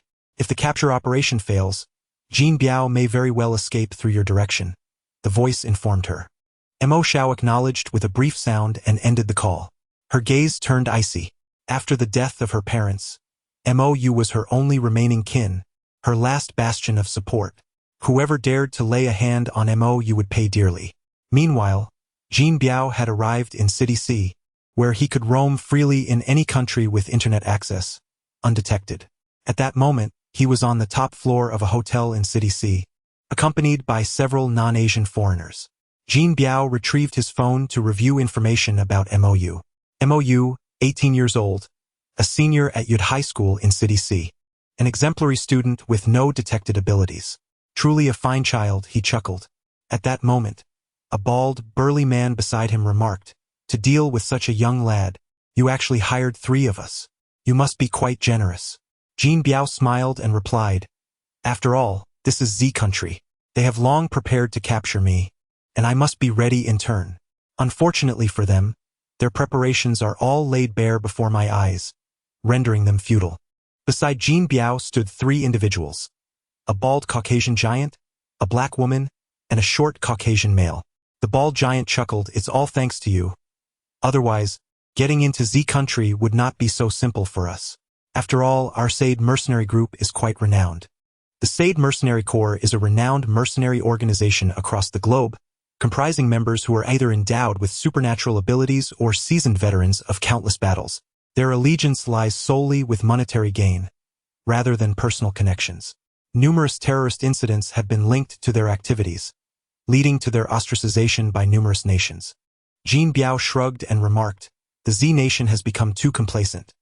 Their encirclement will take 3 days to complete, but by then, we will have long departed from this place. At that moment, Jean Biao observed a short man standing by the window, drooling. A burly bald man gave him a light smack on the head, admonishing, don't be foolish. We must first fulfill our employer's task. The short man wiped his mouth and nodded in agreement. Jean Biao, with a grin, reassured them, rest assured, I have conducted my research. City C has only one sea-level supernatural being. Once we abduct our target, you may unleash your frustrations as you wish. Consider it a lesson for Z Nation. After all, who dares provoke me? At that juncture, a black woman informed them, there are no anomalies within a 10-kilometer radius. The bald man nodded and turned to Jean Biao, asking, so, boss, when shall we act? Jean Biao opened his phone to review some information and replied with a smile, tonight, there is a singing competition at Yud High School. It would be perfect for us to join in the festivities. Students, hehehe, I find that delightful. The short man displayed a cruel grin. Crisis approaches at Yud High School. A grand singing competition was underway, with the entire faculty and student body gathered in the auditorium. Number 1, Mou, sat languidly in his chair, utterly disinterested in the event, having already made several trips to the restroom. Were it not for the impending attendance check by his homeroom teacher, he would have slipped away unnoticed. Recently, Mou's circumstances had been quite unfortunate. In an effort to conceal his identity as a supernatural being and avoid drawing attention, he had refrained from exchanging memories with any of his avatars. Consequently, he found himself unable to engage in conversations within the group chat, watching enviously as others boasted of their martial prowess, feeling a sense of longing yet powerless to join in. Furthermore, without the assistance of his other avatars, Mou's academic performance had declined, prompting his homeroom teacher to summon him for a discussion. When will I become a martial arts master, capable of traversing rooftops? Mou mused, twirling a pen idly, mindful that he could not pull out his phone with the teacher's watchful gaze upon him. If there was a silver lining to recent events, it was the blossoming relationship between him and Wu Xuejian. Though not exceptionally attractive, Wu Xuejian possessed a gentle disposition, commendable academic performance, and was well-liked among her peers. As their friendship deepened, Mou began to appreciate her more. After spending some time together, one day Wu Xuejian noticed that Mou had skipped breakfast, leading her to bring him a meal to class thereafter. Their growing closeness did not go unnoticed by their classmates, giving rise to various rumors. Coincidentally, during this period, Mou's grades had also slipped, resulting in his homeroom teacher calling him to the office for a conversation. As students in their final year of high school, One might question the rationale behind participating in a singing competition. Is it not merely the principal's desire to have a grand finale performance? Why must all the senior students be summoned to bolster the occasion? MOU, feeling rather bored in his seat, decided to take another trip to the restroom.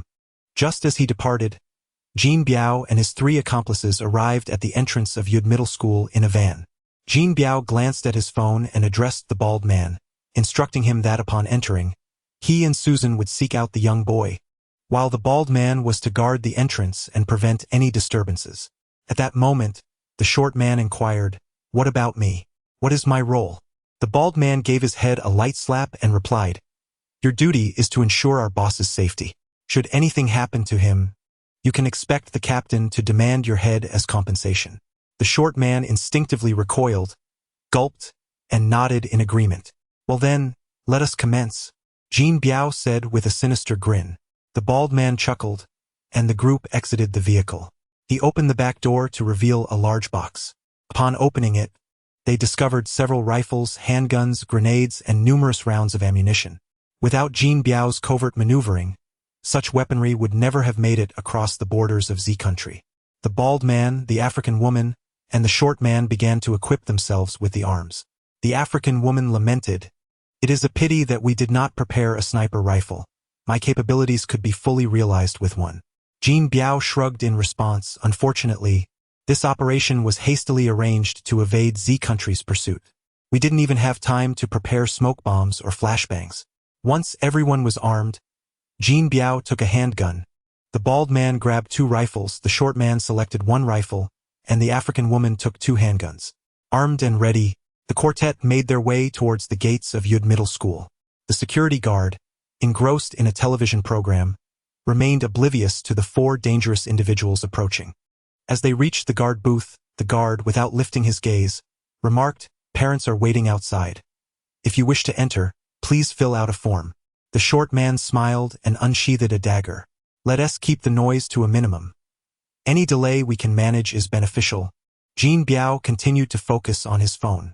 The short man licked his lips and replied, "Understood." With that, he pushed open the door to the guard booth. The guard, irritated, lifted his head, ready to reprimand the parents for their lack of decorum, but words failed him. In an instant, the dagger sliced through the guard's throat, arterial blood and air from his trachea spilling forth. Blood splattered throughout the booth, marking only the beginning of the night's violence. The bald man nodded at Jean Biao and then concealed himself in the nearby bushes. Jean Biao set down his phone and informed the bald man, "I have severed the entire network in City C. None of their departments will receive any calls today, and chaos will ensue. Let us proceed." Amidst the menacing gaze of the homeroom teacher, MOU returned to his seat, stifling a yawn and displaying indifference. Suddenly, a resounding explosion erupted, shattering the auditorium's entrance, injuring several faculty and students at the threshold. The violent detonation sent the assembled teachers and students into a frenzy of panic, chaos reigning supreme. A jolt of alarm coursed through MOU. Without the exchange of memories, he found himself no different from an ordinary person. Yet, having been reborn once, he remained considerably calmer than his peers in the face of such an unforeseen crisis. He swiftly crouched down, taking refuge beneath his chair, and attempted to message another version of himself, only to discover that his phone had no signal. The network was jammed? This was indeed troublesome, and a flicker of fear crept into MOU's heart. At that moment, gunfire erupted, and a few students attempting to escape through a side door were struck down by a gunshot from a black woman, collapsing in agony on the ground. In an instant, the once boisterous auditorium fell into an eerie silence. Jean Biao, accompanied by 2 others, ascended the stage step by step. He seized the microphone from the curled figure of the host in the corner and approached the forefront. "Light technician, kindly direct the spotlight upon me." "Thank you," Jean Biao politely requested into the microphone. However, after a prolonged silence, he frowned and cast a glance at the black woman beside him, who understood the cue and shot at the host. Bang! The students flinched once more at the sound of gunfire as the host was shot in the leg, writhing on the ground in agony, while teachers and students in the front rows trembled in fear. Jean Biao, maintaining a congenial demeanor, continued, "Please, light technician, Direct the spotlight upon me? Otherwise, I shall instruct them to unleash a barrage with their rifles. Soon, the spotlight illuminated Jean Biao, who nodded in satisfaction. Thank you. Rest assured, we are merely here to locate someone. Once we find this individual, we shall depart and will not harm any innocent students or teachers. Jean Biao smiled reassuringly. Had it not been for the recent gunfire and his preceding threat, this statement, coupled with Jean Biao's earnest smile, would have held considerable persuasive power. We are searching for a student named MOU from your senior class, Class 4. May I inquire if this MOU is present? Jean Biao inquired with a pleasant smile. Instantly, those surrounding MOU turned their gazes toward him. Their expressions a tapestry of complex emotions, some filled with resentment, others with hope, and many more imbued with confusion as to why this group of terrorists sought a student. At that moment, the principal, seated in the front row, rose to his feet. We do not have this student. Please leave our school, stated the principal, his large belly protruding as he spoke gravely. Oh, it seems you are the principal. Am I correct? Sir, it would be prudent for you to set an example for the students. Otherwise, I can only wonder what may transpire, Jean Biao remarked with a cold smirk. I owe you no explanations. Let me make myself clear. I am the principal of Yud High School, and I will not permit you to take away any student unless you first step over my corpse, the principal declared sternly. The students were taken aback. Their often criticized, rotund principal was now bravely standing before a terrorist in defense of their safety. Jean Biao chuckled, drawing his gun and aiming it at the principal. Despite the cold sweat trickling down his brow and his trembling legs, the principal glared defiantly at Jean Biao. With a smirk, Jean Biao diverted the gun's aim and fired, striking a teacher beside the principal. The teacher fell to the ground, clutching his chest in agony, and the principal was startled, dropping to the floor. Jean Biao scoffed, saying, "What good is faith without power? Who can you protect? Even if I were to massacre all the students before your very eyes, what could you possibly do?" With that, he pointed the gun at the students in the back. Stop! At that moment, a figure rose and stepped forward, slowly advancing towards Jean Biao. I am MOU, he declared, his gaze icy as he regarded Jean Biao as though he were a mere specter. Jean Biao assessed MOU and remarked, Indeed, it is MOU, but I find your gaze rather displeasing. With that, he pulled the trigger. Bang! A bullet struck MOU's left leg, sending a jolt of excruciating pain through his mind. He crouched down, clutching his wound, gritting his teeth to suppress a cry. Jean Biao gestured to a short man, who approached and bound MOU with rope, tossing him before the front row students. Excellent, I am a man of my word. Now that we have found our target, I shall not trouble you further. I wish you all a pleasant evening, Jean Biao said, smiling as he picked up the microphone. Upon hearing his words, many teachers and students exhaled in relief. At that moment, the short man spoke to Jean Biao, saying, Boss, you mentioned earlier that I could relax a bit. Jean Biao nodded at the man's comment, then took the microphone once more, saying, Apologies, everyone. I promise to allow my partners a chance to relieve their stress, so he will need a few individuals to vent upon. But rest assured, I am still a man of my word. He will only be permitted to kill 50 people, no more. Please do not worry. With Jean Biao's words, the earlier sigh of relief turned once again to dread. The short man stepped off the stage and into the crowd, his gaze scanning each individual until it landed on a female student beside MOU. He approached her, seizing her and lifting her despite her terrified screams and struggles. Despite the girl's desperate screams and tears, her beauty remained evident, a quality that undoubtedly attracted the shorter man to her. He callously discarded her onto the ground, mounting her and tearing at her clothing. The expressions of Jean Biao and the black woman remained unchanged, as if they had anticipated such a scenario. Hurry it up. I'll give you 50 people, but don't waste time repeating it for all of them. Speed is your forte, isn't it? Jean Biao jested, taunting the shorter man. The man, however, remained silent, fixated on ripping the girl's garments, seemingly unfazed by the presence of thousands of onlookers. Just as the girl's clothing was reduced to her undergarments, a sudden movement came from MOU, who had been lying nearby. He swiftly broke free from his bindings and tackled the shorter man, gripping his neck tightly. Although MOU lacked internal strength, He had previously accumulated the power of several others, rendering ordinary restraints ineffective. He had patiently awaited an opportunity to strike. After MOU subdued the shorter man, the girl was immediately pulled back into the crowd by nearby students, while a teacher removed their jacket to cover her. The shorter man was significantly weaker than MOU and could not escape, quickly succumbing to a lack of oxygen. In a desperate attempt, he drew a dagger and stabbed it into MOU's leg. Despite the pain, MOU gritted his teeth in silence, tightening his grip on the man's throat. At that moment, both the black woman and Jean Biao aimed their guns at MOU. "I didn't expect you to have such hidden strength," Jean Biao remarked, somewhat surprised, yet confident that the situation remained under his control, viewing MOU as merely a child. As MOU tightened his grip and stood, he addressed Jean Biao, saying, "Leave this place or I will kill him." Jean Biao erupted into laughter. "Ha ha ha. Kill him? Little brat. Do you think you can intimidate me? Moreover, in terms of hostages, everyone here belongs to me. What makes you think you can threaten me?" he mocked. Jean Biao then glanced at the black woman, who immediately fired a shot that grazed MOU's ear, hitting the wall behind him. "If you weren't of any use to me, do you think you would still be alive?" Jean Biao sneered. MOU remained silent, his gaze coldly fixed on Jean Biao. At that moment, Jean Biao produced a grenade and warned MOU, "Release him, or I will throw this grenade into the crowd." MOU, naturally, could not relinquish his advantage. He sensed that despite Jean Biao's indifferent demeanor, the latter was clearly reluctant to allow MOU to eliminate the shorter man. Otherwise, he would not have made such a threat. Thus, MOU dragged the shorter man along, cautiously maneuvering to avoid the gaze of the African woman. Her marksmanship was impeccable. He could not afford to give her the opportunity to fire upon him. Hence, he resolved in his mind to neutralize the threat at its source. "Damn it! Why is there no signal?"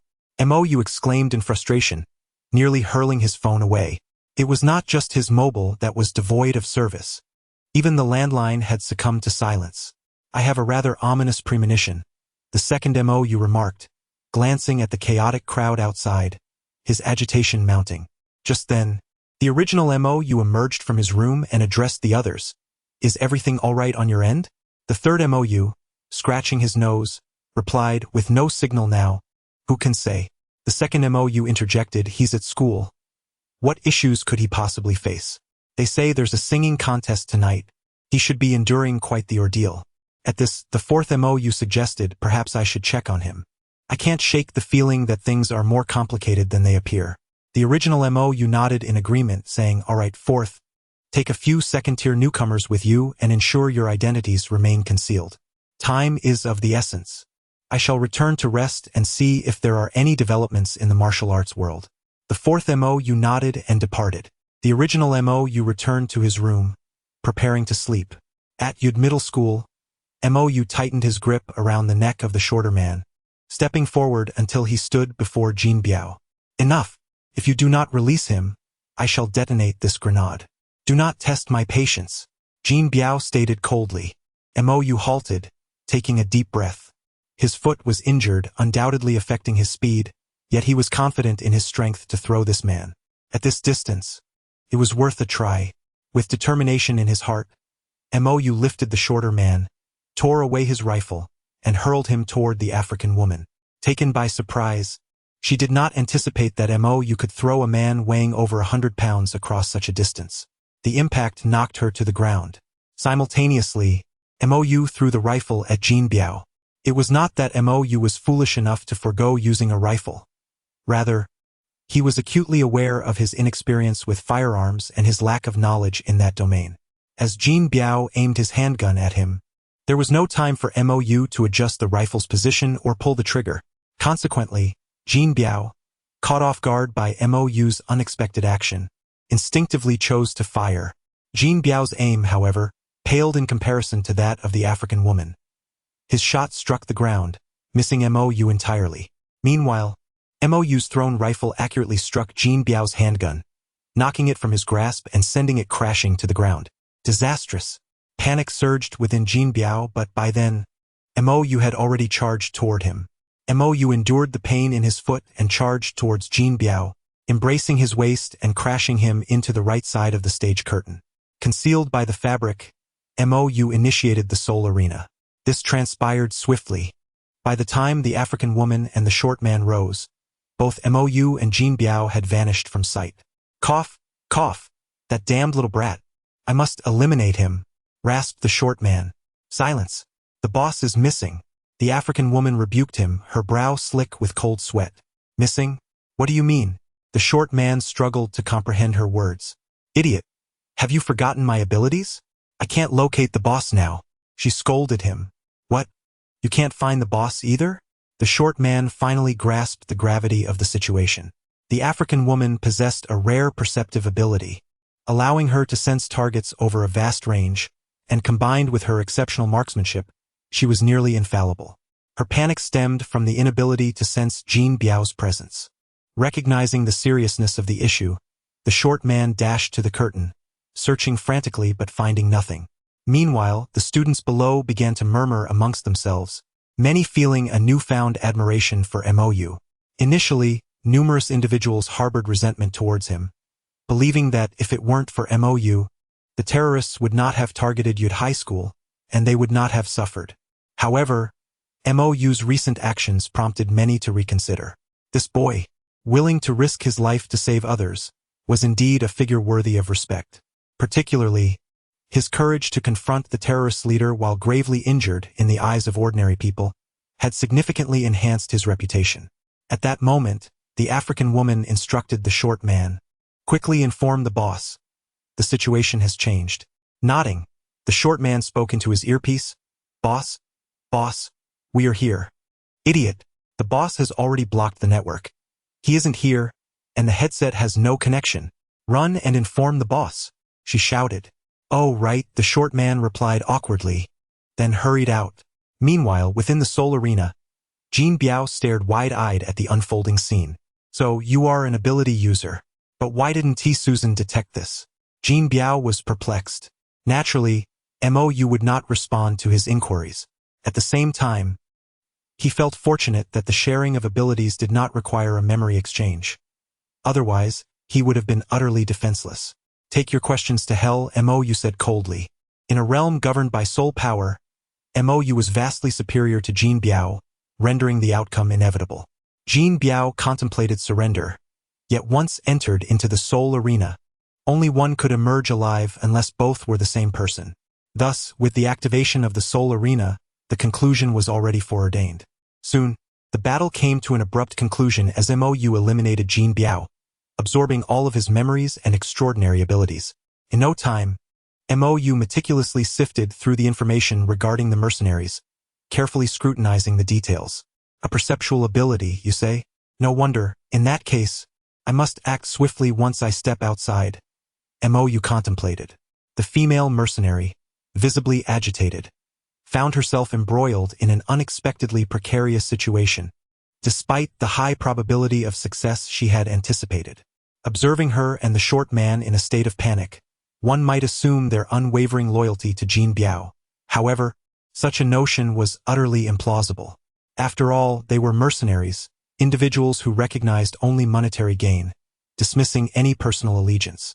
Their anxiety stemmed from the regulations of the SOD mercenary group, which stipulated that payment would only be dispensed upon the successful completion of their mission. Presently, with their employer missing, any unforeseen misfortune befalling him would not significantly concern the SOD mercenary group, as every mercenary had encountered failure at some point. Yet, for their small team, such a scenario would spell disaster. Should their employer perish, they would be deprived of lucrative assignments for the upcoming months, and their captain would undoubtedly unleash his wrath upon the two of them. The mere thought of their captain's fury sent shivers down Susan's spine. Suddenly, MOU reappeared on the other side of the curtain.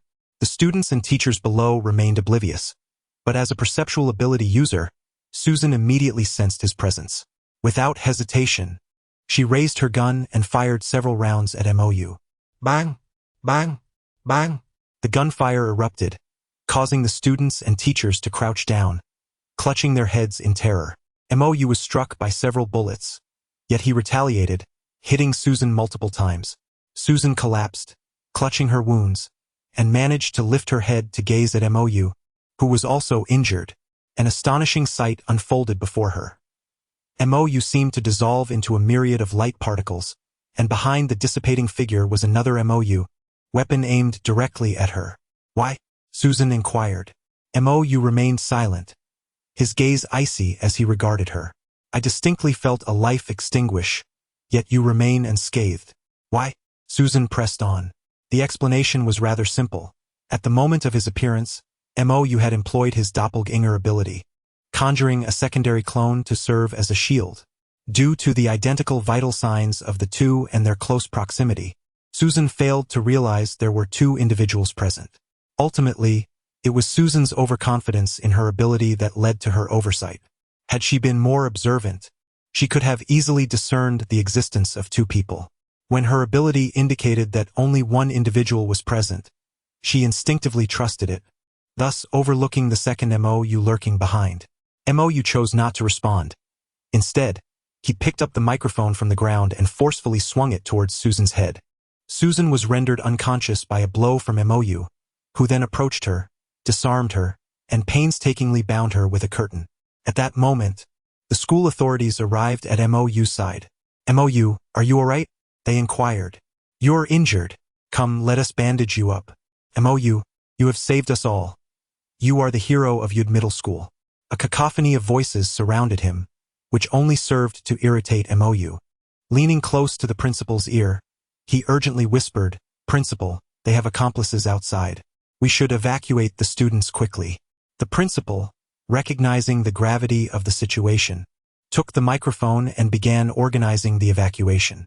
Thanks to the principal's recent commendable performance, the students now held him in high regard, with no dissenters among them. MOU was initially meant to be escorted away as a casualty, but when the crowd turned to find him, he had vanished. Possessing Jean Biao's memories, he was acutely aware of the formidable strength of the opposing leader. Bald Mark, a Class C animal-type ability user, could transform into a gorilla, boasting immense power. He had once lifted a small car with one hand and possessed exceptional close combat skills. MOU contemplated, had he been here, I fear I would have had no opportunity to strike. However, the immediate concern was not this individual. MOU retrieved his phone and activated Jean Biao's ability.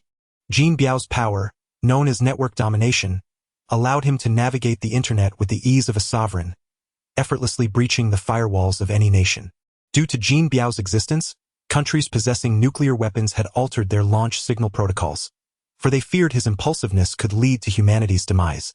MOU first restored the network in City C, enabling communication for its residents. He then shared his current situation and enemy intelligence in their WeChat group. Phishing No. 3. What is happening? So many new messages. Oh, the internet is back. Anyone up for a game of chicken dinner? Phishing number 2. Didn't you see the messages? Number 1 is injured and in grave danger. Phishing number 3. Phishing number 4. Hold on. I'm on my way to Yud Middle School. Phishing number 3. Oh, I see. Number 4 should be fine. After all, we have the 9 layers of Dragon Elephant Prajna skill, which grants us far greater strength. Phishing No. 3 has been muted by the administrator. Phishing number 0. Number 2.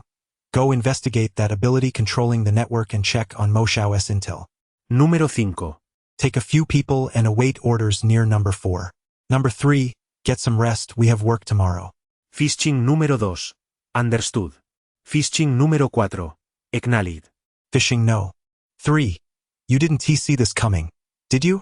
This network control ability is quite handy. Phishing number 3 has been removed from the chat. MOU scratched his nose, exasperated, and remarked, honestly, it's not that serious. Why so somber? Can't we lighten the mood a bit? On the 3rd of the month. MOU shrugged and mused to himself. This ability is truly remarkable. I can dominate in the game as I please, far surpassing any cheat. He dialed a number, and after several rings it was answered. Hello? Now that there's internet, shall we play a game together? MOU initiated the conversation. You really are a quintessential straight man. After such a long time without contact, your first call is merely to suggest gaming? Came the voice of Zhang Bixin. MOU chuckled and continued his dialogue with her.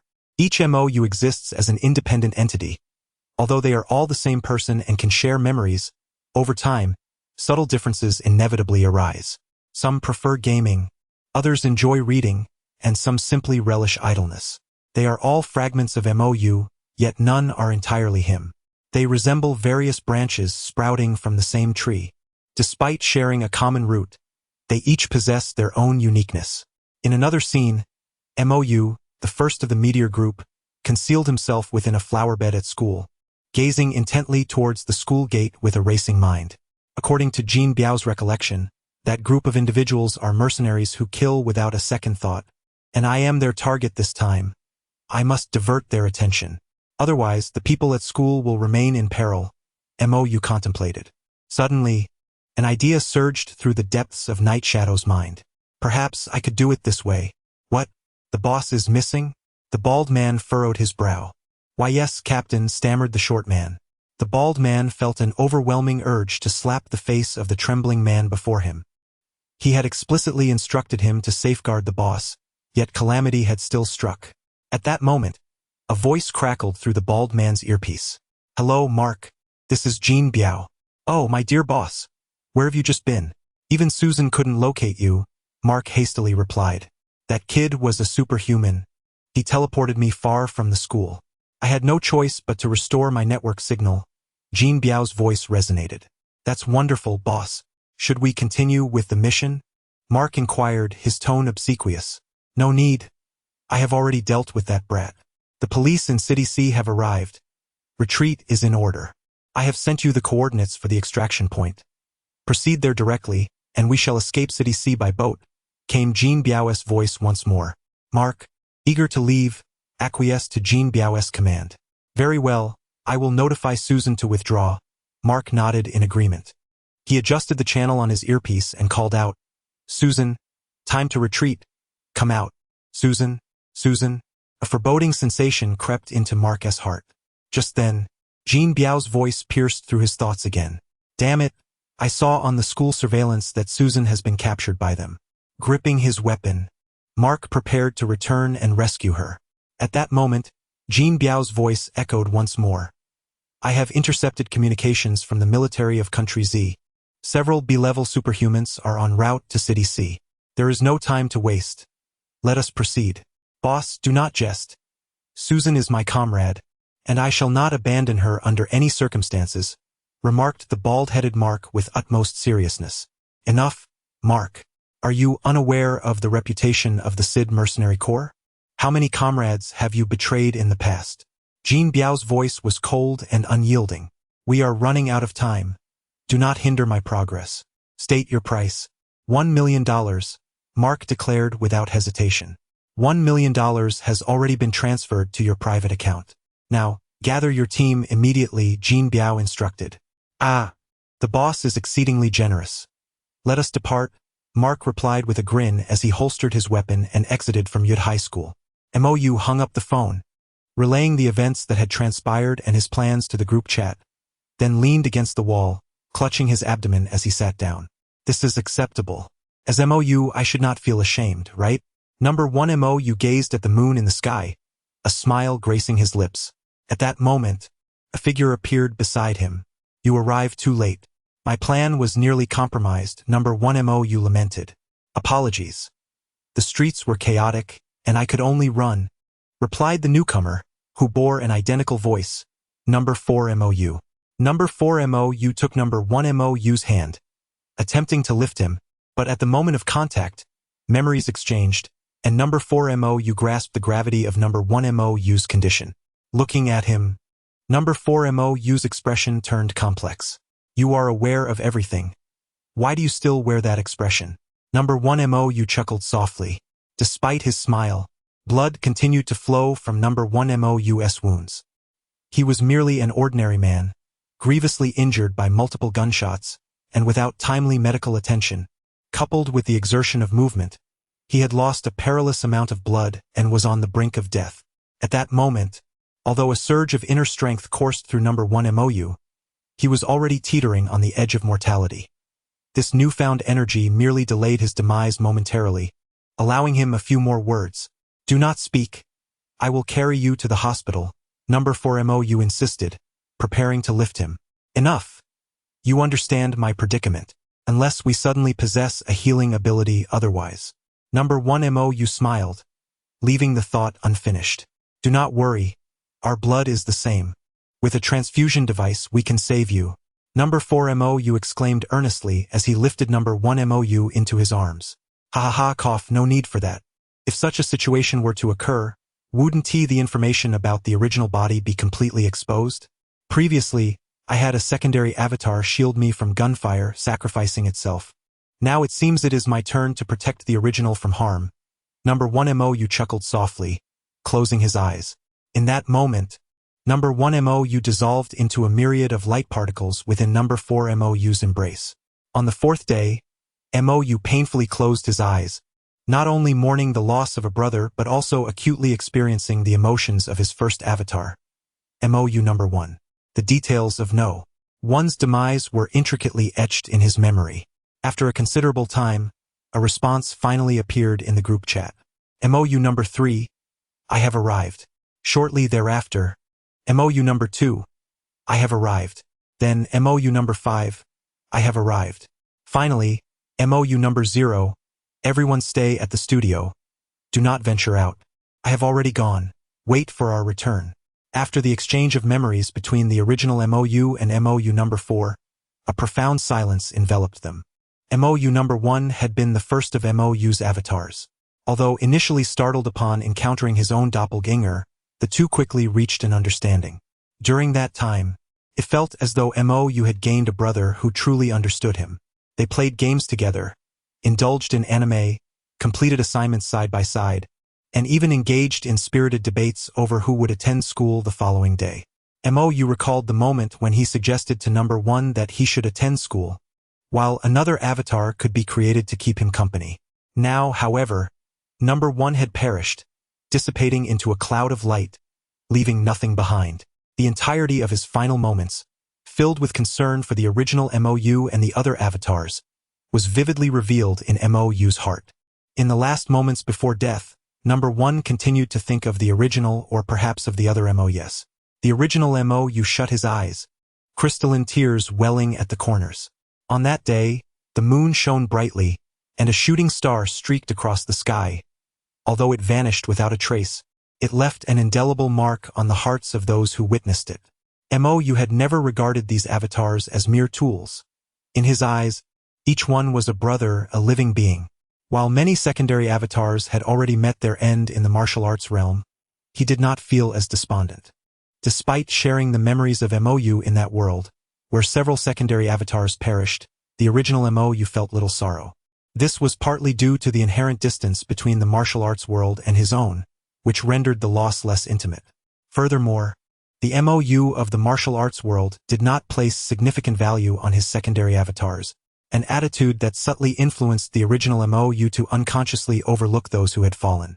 MOU number 1, however, was different. He was the original's first avatar and the earliest companion.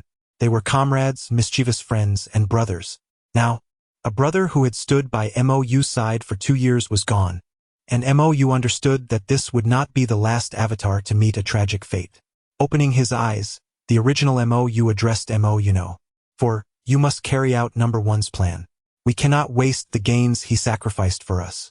I grant you the freedom to create an unlimited number of secondary avatars.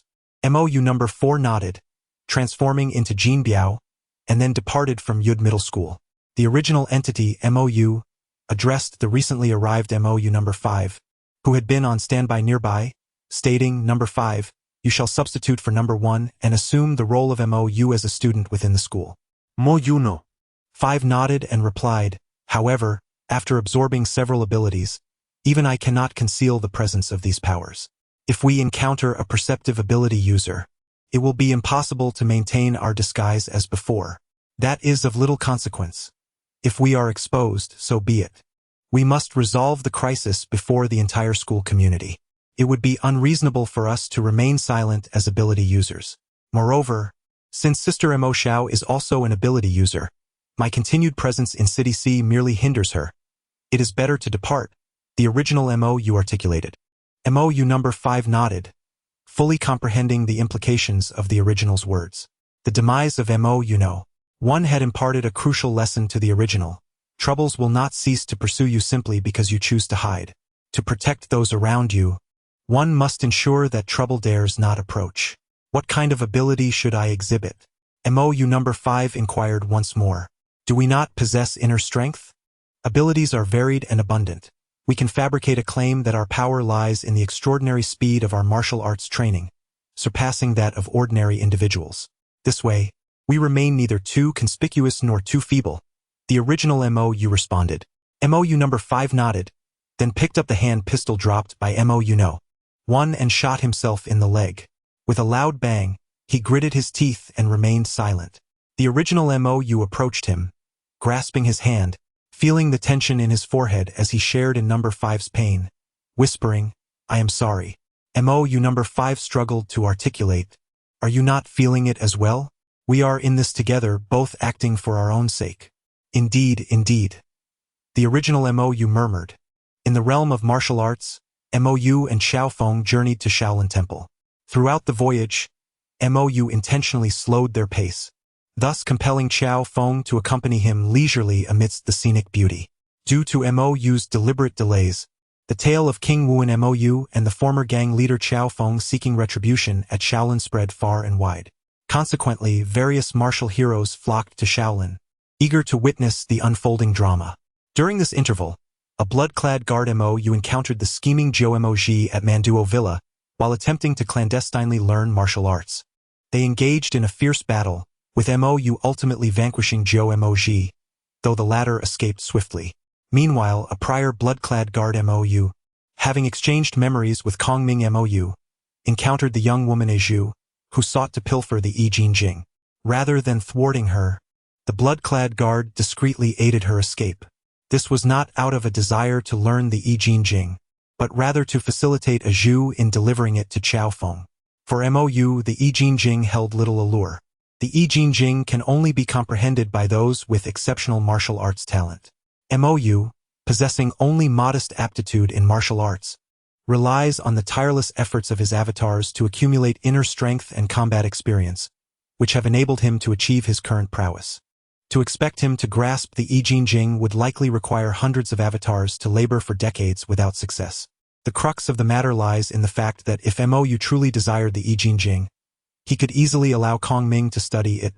Yet Kong Ming himself feels that the Yi Jinjing is ill-suited for him, so MOU does not press the issue. MOU's intent in wanting Xiao Feng to acquire the Yi Jinjing is to augment the strength of this heroic figure, who serves his country and people, and to secure a worthy rival for himself in the future.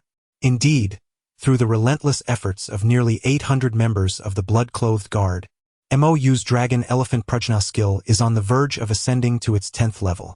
Upon reaching this pinnacle, he will leap into the ranks of the most formidable warriors in the realm, standing shoulder to shoulder with the likes of the Tianshan child. As time flows, MOU's Dragon Elephant Prajna skill will continue to evolve. After a while, when he attains the 11th level, there will be no adversary capable of challenging him, save for the sweeping monk. In pursuit of a like-minded sparring partner, MOU has exerted considerable effort. He even learned Sanskrit to serve as a translator for Xiao Feng to facilitate his understanding of the Yi Jinjing. As MOU and Xiao Feng approached Shaolin, the winds of destiny converged upon them. One day, while they were reveling in wine and meat, Xiao Feng turned to MOU and said, Brother MOU, there is something that has puzzled me along my journey, and I hope you can clarify it for me. Speak freely, MOU replied with a smile. You hold the esteemed title of prince and have earned military accolades. Why do you choose to traverse the realm alongside us, the common folk? Xiao Feng inquired. It's quite simple. As a prince, I have overstayed my welcome, even if my royal brother harbors no suspicion towards me. His ministers would surely conspire against me to curry favor. Rather than endure indignities in the capital, it is far more pleasant to wander and explore, MOU explained, smiling at Xiao Feng. Moreover, I prefer the company of you genuine heroes, who share hearty meals and drinks, to those sycophantic officials who wear smiles while plotting behind backs, consumed by power struggles. Is it not delightful to feast and drink freely together? MOU exclaimed with hearty laughter. Indeed, Xiao Feng replied, laughing heartily. However, brother MOU, I know you harbor grand ambitions. You will not remain a mere wanderer in the martial world forever. Xiao Feng continued. Indeed, I have but one dream, Mou nodded. Oh, might you share it with me? Xiao Feng asked, intrigued. The 16 prefectures of Yan and Yun, Mou replied with a calm demeanor. Having grown up in the Song Kingdom, Xiao Feng naturally understood the profound significance of those 5 words for the song. Not only did the founding emperor aspire to reclaim the 16 prefectures of Yan and Yun, but he also established a dedicated repository for this purpose. Furthermore, Emperor Taizong personally led an expedition to attempt the recovery of these territories, ultimately returning in defeat. Prior to this, Mou had achieved a significant victory against the Liao army on the battlefield of Yan and Yun. However, after this triumph, he was summoned back to the capital and merely signed a treaty with the Liao, recovering only a fraction of the land, leaving the complete reclamation of Yan and Yun still a distant dream. Should the opportunity arise, Mou would indeed wish to attempt the full recovery of Yan and Yun, and if possible, he even aspired to challenge the remarkable feats of the renowned general Huatsubing, who had once sealed the wolves in the Gobi. Regrettably, the dominance of the civil officials at that time, coupled with Emperor Zhao Su's deteriorating health, compelled Mou to return and stabilize the political landscape. In the present day, with the ascension of the new emperor, Zhao Yong has begun to gradually reclaim power, and when Zhao Yong ultimately consolidates his authority, Mou will once again lead troops and achieve unparalleled glory. The conversation between Mou and Xiao Feng was overheard by several martial arts masters nearby, and soon it spread from one to another, enhancing the reputation of the king of Wuan in the martial world. There are even whispers in the realm that when the court calls upon me, I spit in their face, but when the king of Wuan requests my service, I am duty-bound to respond. Presently, Mou's reputation is exceptional, both in the martial community and among the common folk. His esteemed name has even reached the ears of the demonic cult. At this moment, the cult is convening to discuss their forthcoming strategies, with the leader Fang La seated prominently, listening to the counsel of his subordinates. Initially, the cult had planned to launch a surprise attack on Hangzhou in the near future, aiming to establish a base there.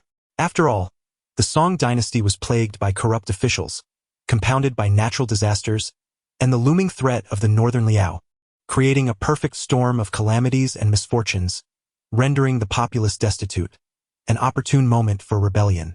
The cult had intended to secretly instigate and fuel the uprising. However, due to the king of Wuan's victory over the Liao, the Song dynasty celebrated an unprecedented triumph. Following this, the new emperor ascended the throne and began to purge corrupt officials, resulting in the downfall of many local bureaucrats, to the public's acclaim. Consequently, the rationale for rebellion dissipated, and fewer individuals would be inclined to join their cause. At this juncture, the cult members were troubled by this predicament, deliberating whether to carry out the uprising they had meticulously prepared. The leader Fang La, with a furrowed brow, scrutinized the reports brought forth by his subordinates. Fang La was not an ordinary figure. She possessed striking features, sharp brows, bright eyes, pearly teeth, and a countenance akin to jade. Her graceful neck resembled that of a swan, leading down to a broad chest and a slender waist. Remarkably, this leader of the demonic cult was a young maiden. As the system had indicated, this world bore subtle differences from the one Mou was familiar with, and this was one such distinction. Speaking of the system, the character that had been dormant for nearly 50 chapters was poised to make a return, though not at this moment. Returning to Fang La, she was only about 15 years old, in the bloom of youth. One might wonder how she came to join the cult and ascend as its leader. Originally, Fang La was a handmaiden to the Holy Maiden of the demonic sect. Due to frequent conflicts between the Holy Maiden and the previous sect leader, the Holy Maiden, under the guise of a visit, launched a surprise attack on the sect leader while he was training in a forbidden area. The sect leader was gravely wounded, and the Holy Maiden also sustained significant injuries. She ordered Fang La to take the opportunity to kill the former sect leader. However, Fang La, having been saved by the sect leader in the past, was reluctant to act against him. Thus, the Holy Maiden escaped the forbidden area, locking both Fang La and the former sect leader inside, before retreating to recover from her injuries. Aware that his demise was inevitable, the former sect leader, appreciating Fang La's goodwill, decided to bequeath the sect leader's position to her. Before his death, He imparted the Chen Kuan de Nuai heart method to Fang La and transferred his internal power to her using the EU de Fa. Finally, he urged Fang La to vow to avenge him, after which he departed from this world. Fang La possessed remarkable martial talent, and with the assistance of the former sect leader, she comprehended the Chen Kuan de Nuai to the 4th level within just 2 days in the forbidden area.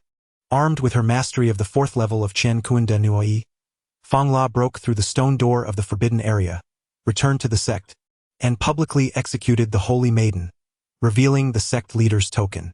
Thereafter, Fang La challenged all the law kings and elders within the sect, during which she advanced Chen Kuan de Nuai to the 5th level. Thus, she earned the recognition of all members of the demonic sect and became the legitimate sect leader.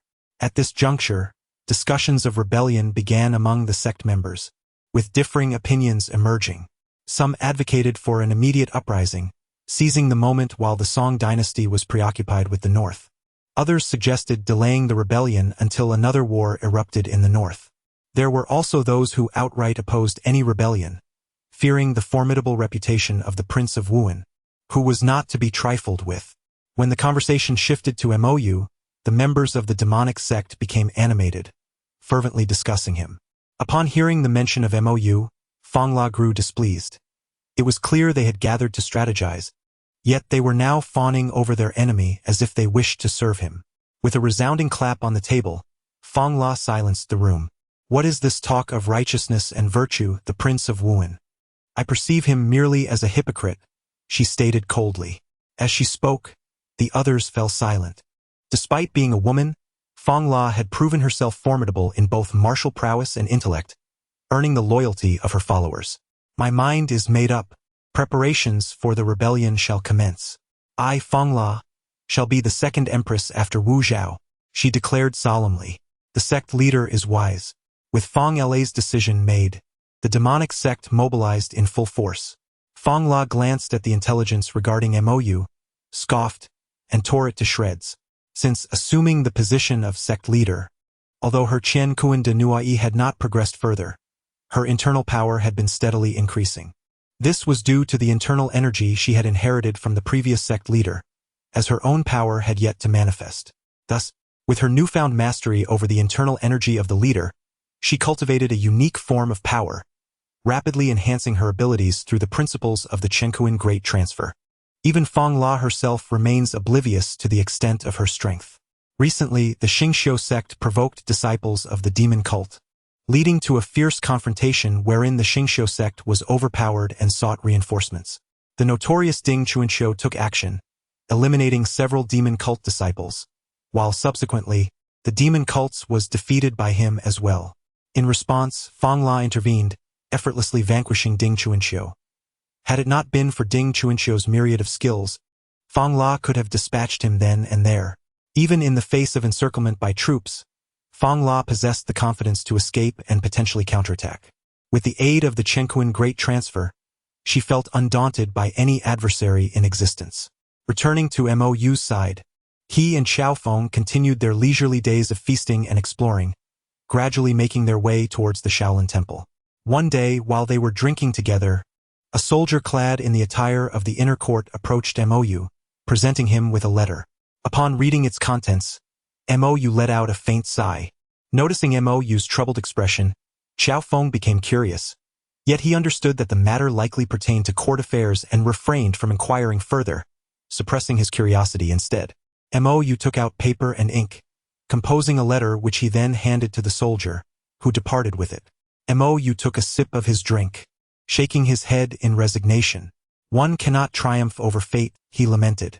Xiaofeng, observing MOU's despondent demeanor, felt a pang of concern but chose to hold his tongue. Aware of Xiaofeng's desire to uncover the situation, MOU decided to be candid, saying, "Brother Xiaofeng, trouble has arisen in the north once more." Xiaofeng turned to him, awaiting further details. The Liao Emperor Yel Hongji has quelled the rebellion, and now the Liao dynasty is unified. They intend to nullify previous agreements and have begun amassing troops along the borders. MOU explained with a sense of helplessness. He had hoped to keep Xiaofeng from heading north, believing that this might hinder Yel Hongji's resurgence to power and prolong the peace. However, to his dismay, Yel Hongji had stabilized the rebellion regardless of Qiao Feng's presence. What? Qiao Feng exclaimed in astonishment. Although he was of Khitan descent, he still felt a stronger connection to his Han heritage and struggled to accept this news. Are they truly reneging on their agreement, disregarding the plight of the common people, and reigniting the flames of war? He said, visibly agitated. Indeed, the individuals who initially signed the agreement with us were rebels in power in the Liao state. Now that Yel Hongji has regained control, he naturally will not recognize that accord. Moreover, the morale in Liao is high, and they are eager to seek revenge against the Song dynasty. Mou replied, resigned. Mou, you must head north without delay. Your presence is essential to safeguarding the Song dynasty. Qiao Feng urged him insistently. Mou shook his head and remarked, is it truly so simple? Without delving into other matters, the civil officials would never consent to my taking command of the military again. Then why did they send you a letter? He continued, glancing at the missive which bore the official seal, a mark that could not be easily forged. Qiao Feng, somewhat apologetic, responded, they do not wish for my return to command.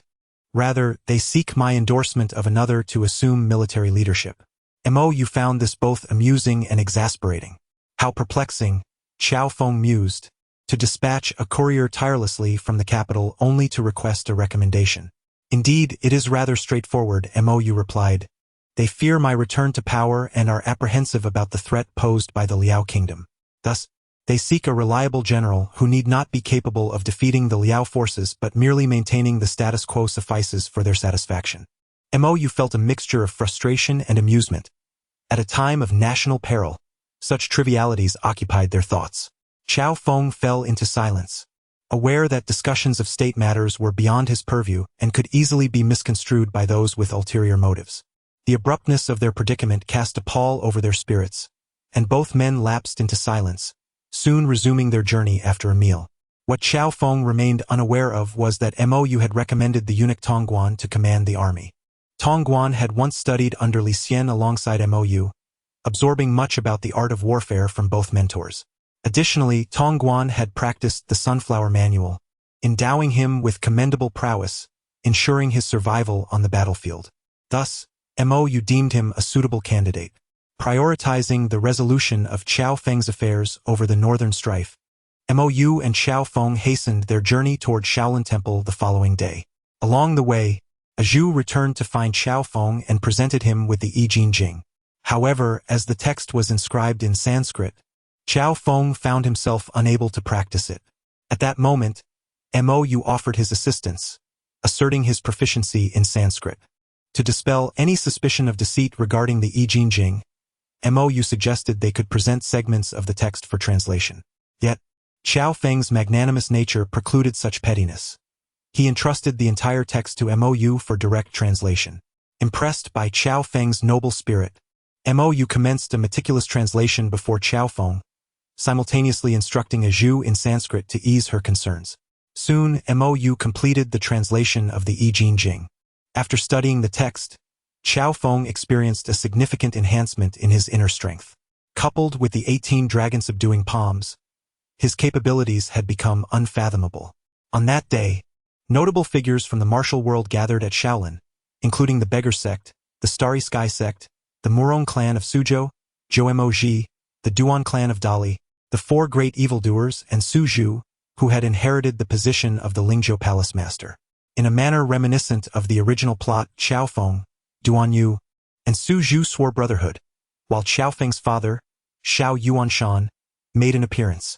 However, as Qiao Feng did not venture north, there was naturally no encounter with Yu Tanji.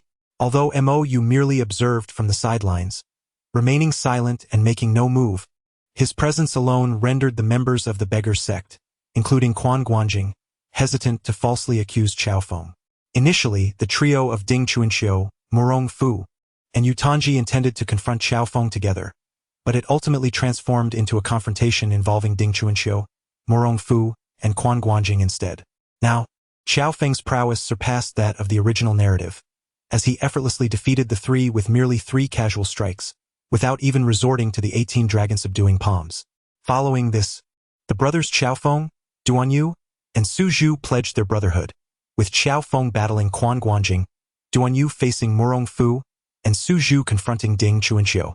Among them, only Duan Yu faced some challenges, while the other two triumphed with ease.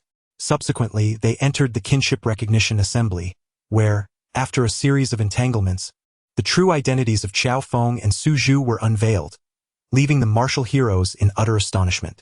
This was soon followed by a fierce battle between Murong Fu, Murong Bo, and Jimozi against the Shao family father and son.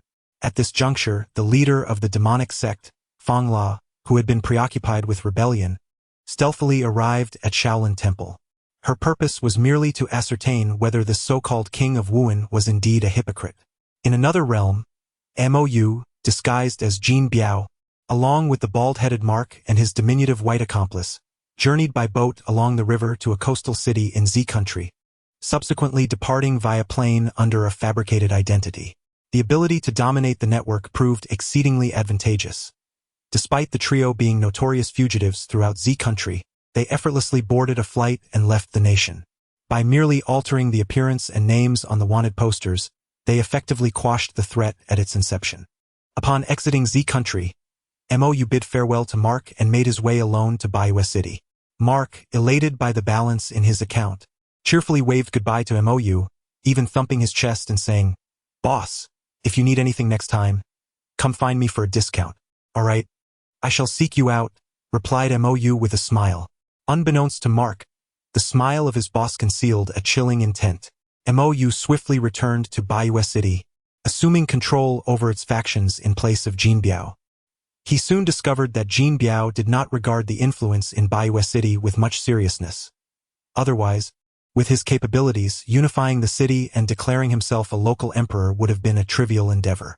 Delving into Jin Biao's memories, Mou finally unearthed the reason behind Jin Biao's prolonged stay in Baiwa City. As he perused the memories, he muttered to himself, "Jin Biao is a man who craves battle and thrives on excitement, yet his extraordinary abilities compel him to remain in the shadows, unable to engage in direct conflict." Thus, he set his sights on Baiwa City. In Baiwa City, there once existed an individual with dual extraordinary abilities, who, however, was subsequently captured by an organization from M country and has since vanished without a trace. Despite Jin Biao's relentless efforts, he could only gather fragmented information. Consequently, the battle-hungry Jin Biao redirected his ambitions toward Baiwa City. The reason Jin Biao refrains from directly ruling over Baiwa City is due to the presence of operatives from Country M, who have intriguingly chosen to establish their influence here in a remarkably peaceful manner rather than resorting to brute force. This peculiarity provokes contemplation, for Country M is known for its assertiveness. If there were assets to seize, they would undoubtedly not invest in purchasing them. Their decision to adopt a diplomatic approach in Baiwa City compelled Jin Biao to heighten his vigilance. Consequently, he convened his associates to emulate the methods of Country M, aiming to cultivate his own power within Baiwa City. Soon after, numerous new factions emerged in the city. Eventually, a significant armed conflict erupted, leaving only 5 factions remaining, which subsequently engaged in negotiations to partition Baiwa City among themselves. One of these factions is Jin Biao's Dragon and Tiger Hall. Though its name may appear unrefined, it stands as the wealthiest faction in Baiwa City, thanks to Jin Biao's undeniable prowess. They have also acquired numerous MST2 potions from Country M, enabling ordinary individuals to temporarily attain extraordinary strength. Another faction, known as the MCA Mutual Aid Society, originates from Country M's espionage organization. They infiltrate the lower strata of Baiwa City under the guise of aiding the impoverished and boast the highest number of superpowered individuals. Additionally, there is a faction from Country M known as Stan Corporation, a high-tech company backed by a renowned financial conglomerate, which even the government of Country M must regard with deference. The famed MST series of potions were developed by them, with the later MST2 potions achieving worldwide popularity. The remaining 2 factions are local gangs in Baiwa City, one called the Crow Gang and the other the Qilin Gang. These underground factions enjoy significant popular support, despite their involvement in numerous nefarious activities that harm others and themselves. Notably, the individual possessing 2 superpowers was previously associated with the Qilin Gang. Following Jin Biao's investigations, he deduced that the source of this dual superpower ability could very well be the legendary Qilin blood of Baiwa City. According to local lore, Qilin blood can significantly enhance human potential, allowing an ordinary person to become an unparalleled powerhouse capable of facing 100 adversaries. Aside from this information, Jin Biao could uncover nothing further. Yet, the notion of Qilin blood piqued his interest. Number 4 Mou opened his eyes, gazing at the sky, lost in contemplation. In truth, Number 4 Mou had little interest in Qilin blood, as he already possessed the ability to wield several different powers. Had he been a nefarious figure, he would have begun to harvest others' abilities for his own gain. However, Mou's inherent lethargy destined him not to tread the path of harvesting lives for personal advantage, as it was simply too cumbersome, and the risks associated with the soul arena were substantial. Were it not for this, he would not have acquired the capability of the soul arena. Nevertheless, having assumed the identity of Jin Biao, he ought to engage in actions befitting Jin Biao. Undoubtedly, Qilin blood would become a target for Jin Biao. In the nation of Z, in the city of L, the events that transpired today were so astonishing that Su Yan could scarcely believe her eyes upon arriving at the scene. Guided by several police officers, she made her way to the auditorium of Yud High School, where the crowd had already been dispersed. Those required to file reports did so, while others sought psychological counseling. This would undoubtedly be a Herculean task, and for the next several days, the police chief of L City would find little solace in sleep. However, these matters were of no concern to Su Yan, who, as the head of the State Ability Management Bureau in S Province, merely held a nominal position at the Provincial Public Security Department. Her focus had always been solely on the anomalies caused by individuals with extraordinary abilities. This time, the principal victim of the upheaval was none other than the brother of Mo Xiao, a person for whom Su Yan harbored deep feelings. As she listened to the reports from the surrounding officers, she surveyed the environment. A high school student, faced with armed terrorists, remained remarkably composed, seizing the opportunity to take one of them hostage and ultimately shooting down one of the ability users. It was as if he were operating under some extraordinary advantage. This brother and sister were certainly not ordinary individuals. Su Yan reflected on the incident report and mused that indeed, Mo Xiao's brother was an ability user, something she had not anticipated. Despite having conducted numerous examinations on him after Mo Xiao had manifested her powers, no abilities had ever been detected. Yet, he had performed such astonishing feats this time that it was evident he could no longer conceal his capabilities. With these thoughts in mind, Su Yan ascended the stage, the very spot where Mou had shot Susan. He had used his secondary avatar to shield himself from gunfire, thus creating the opportunity to strike down Susan. With the demise of the secondary avatar, all traces of its blood had vanished, leaving only a few spent cartridges scattered on the ground. Su Yan glanced once more at the incident report. It stated that Susan had indeed fired several shots in Mou's direction. However, the perplexing aspect was that despite multiple shots being fired, the bullets had merely fallen to the ground without a trace of blood. Preliminary analyses indicated that the bullets had struck something, yet they lay on the ground, devoid of any evidence of injury. This woman hailed from the Side Mercenary Corps, possessed perceptive abilities, and demonstrated exceptional marksmanship. Could she truly have missed her target? If she had not missed, then why was there only one bullet wound on Mou's body? And what of the bullets that lay on the ground? The more Su Yan examined the details, the more her mind was beset by confusion.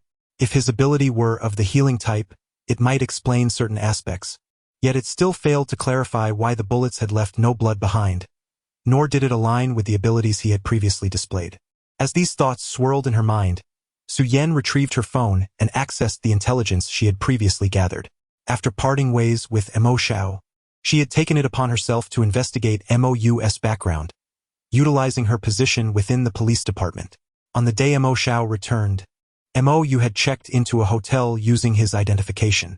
Intriguingly, Su Yan's investigation revealed that Mou had also spent a night at a different internet CAF, where he had used his ID to rent a room. Surveillance footage confirmed that he had indeed played games at that CAF throughout the night. According to Mo Xiao, on that particular night, Mou was at home awaiting her return for dinner. Subsequently, Su Yan conducted an investigation into the hotel in question, which turned out to be a modest establishment devoid of surveillance cameras. However, Su Yan discovered that the front desk attendant, Zhang Bixin, claimed to have spent the entire night playing video games with a young man named Mou, even providing Su Yan with game records as evidence. This revelation piqued Su Yan's interest in Mo Xiao's brother. Although Su Yan refrained from informing Mo Xiao that her brother might possess extraordinary abilities, she discreetly intensified her scrutiny of Mou. In pursuit of this investigation, Su Yan chose to remain in L City rather than return to the provincial capital of S Province. Not long after, a classmate of Mou's went missing, capturing Su Yan's attention. While she did not overtly focus on the incident, she covertly sought information about the case. The student, Ren Kongning, was a close friend of Mou, and upon learning of this development, Su Yan became invigorated. She took it upon herself to delve into the matter. Eventually, it was revealed that Mou had a solid alibi, and considering his amiable relationship with Ren Kongning, he was swiftly cleared of suspicion. This only deepened Su Yan's intrigue, prompting her to suppress this information in order to further her strategy in winning over Mo Xiao. She intended to leverage this intelligence to draw closer to Mou, thereby strengthening her rapport with Mo Xiao later on. However, before Su Yan could depart from L City, another significant piece of news broke. A globally wanted criminal, Jin Biao, had arrived in Z country, specifically targeting L City. Consequently, Su Yan remained, organizing personnel to confront the fugitive. Unexpectedly, Jin Biao severed all internet connections, rendering Su Yan and her team effectively blind to the unfolding situation. When the network was restored, all that remained for Su Yan and her associates was to deal with the aftermath. Su Yan perused the incident report, snapped a photograph, and then tucked the document away, tossing it to a nearby officer.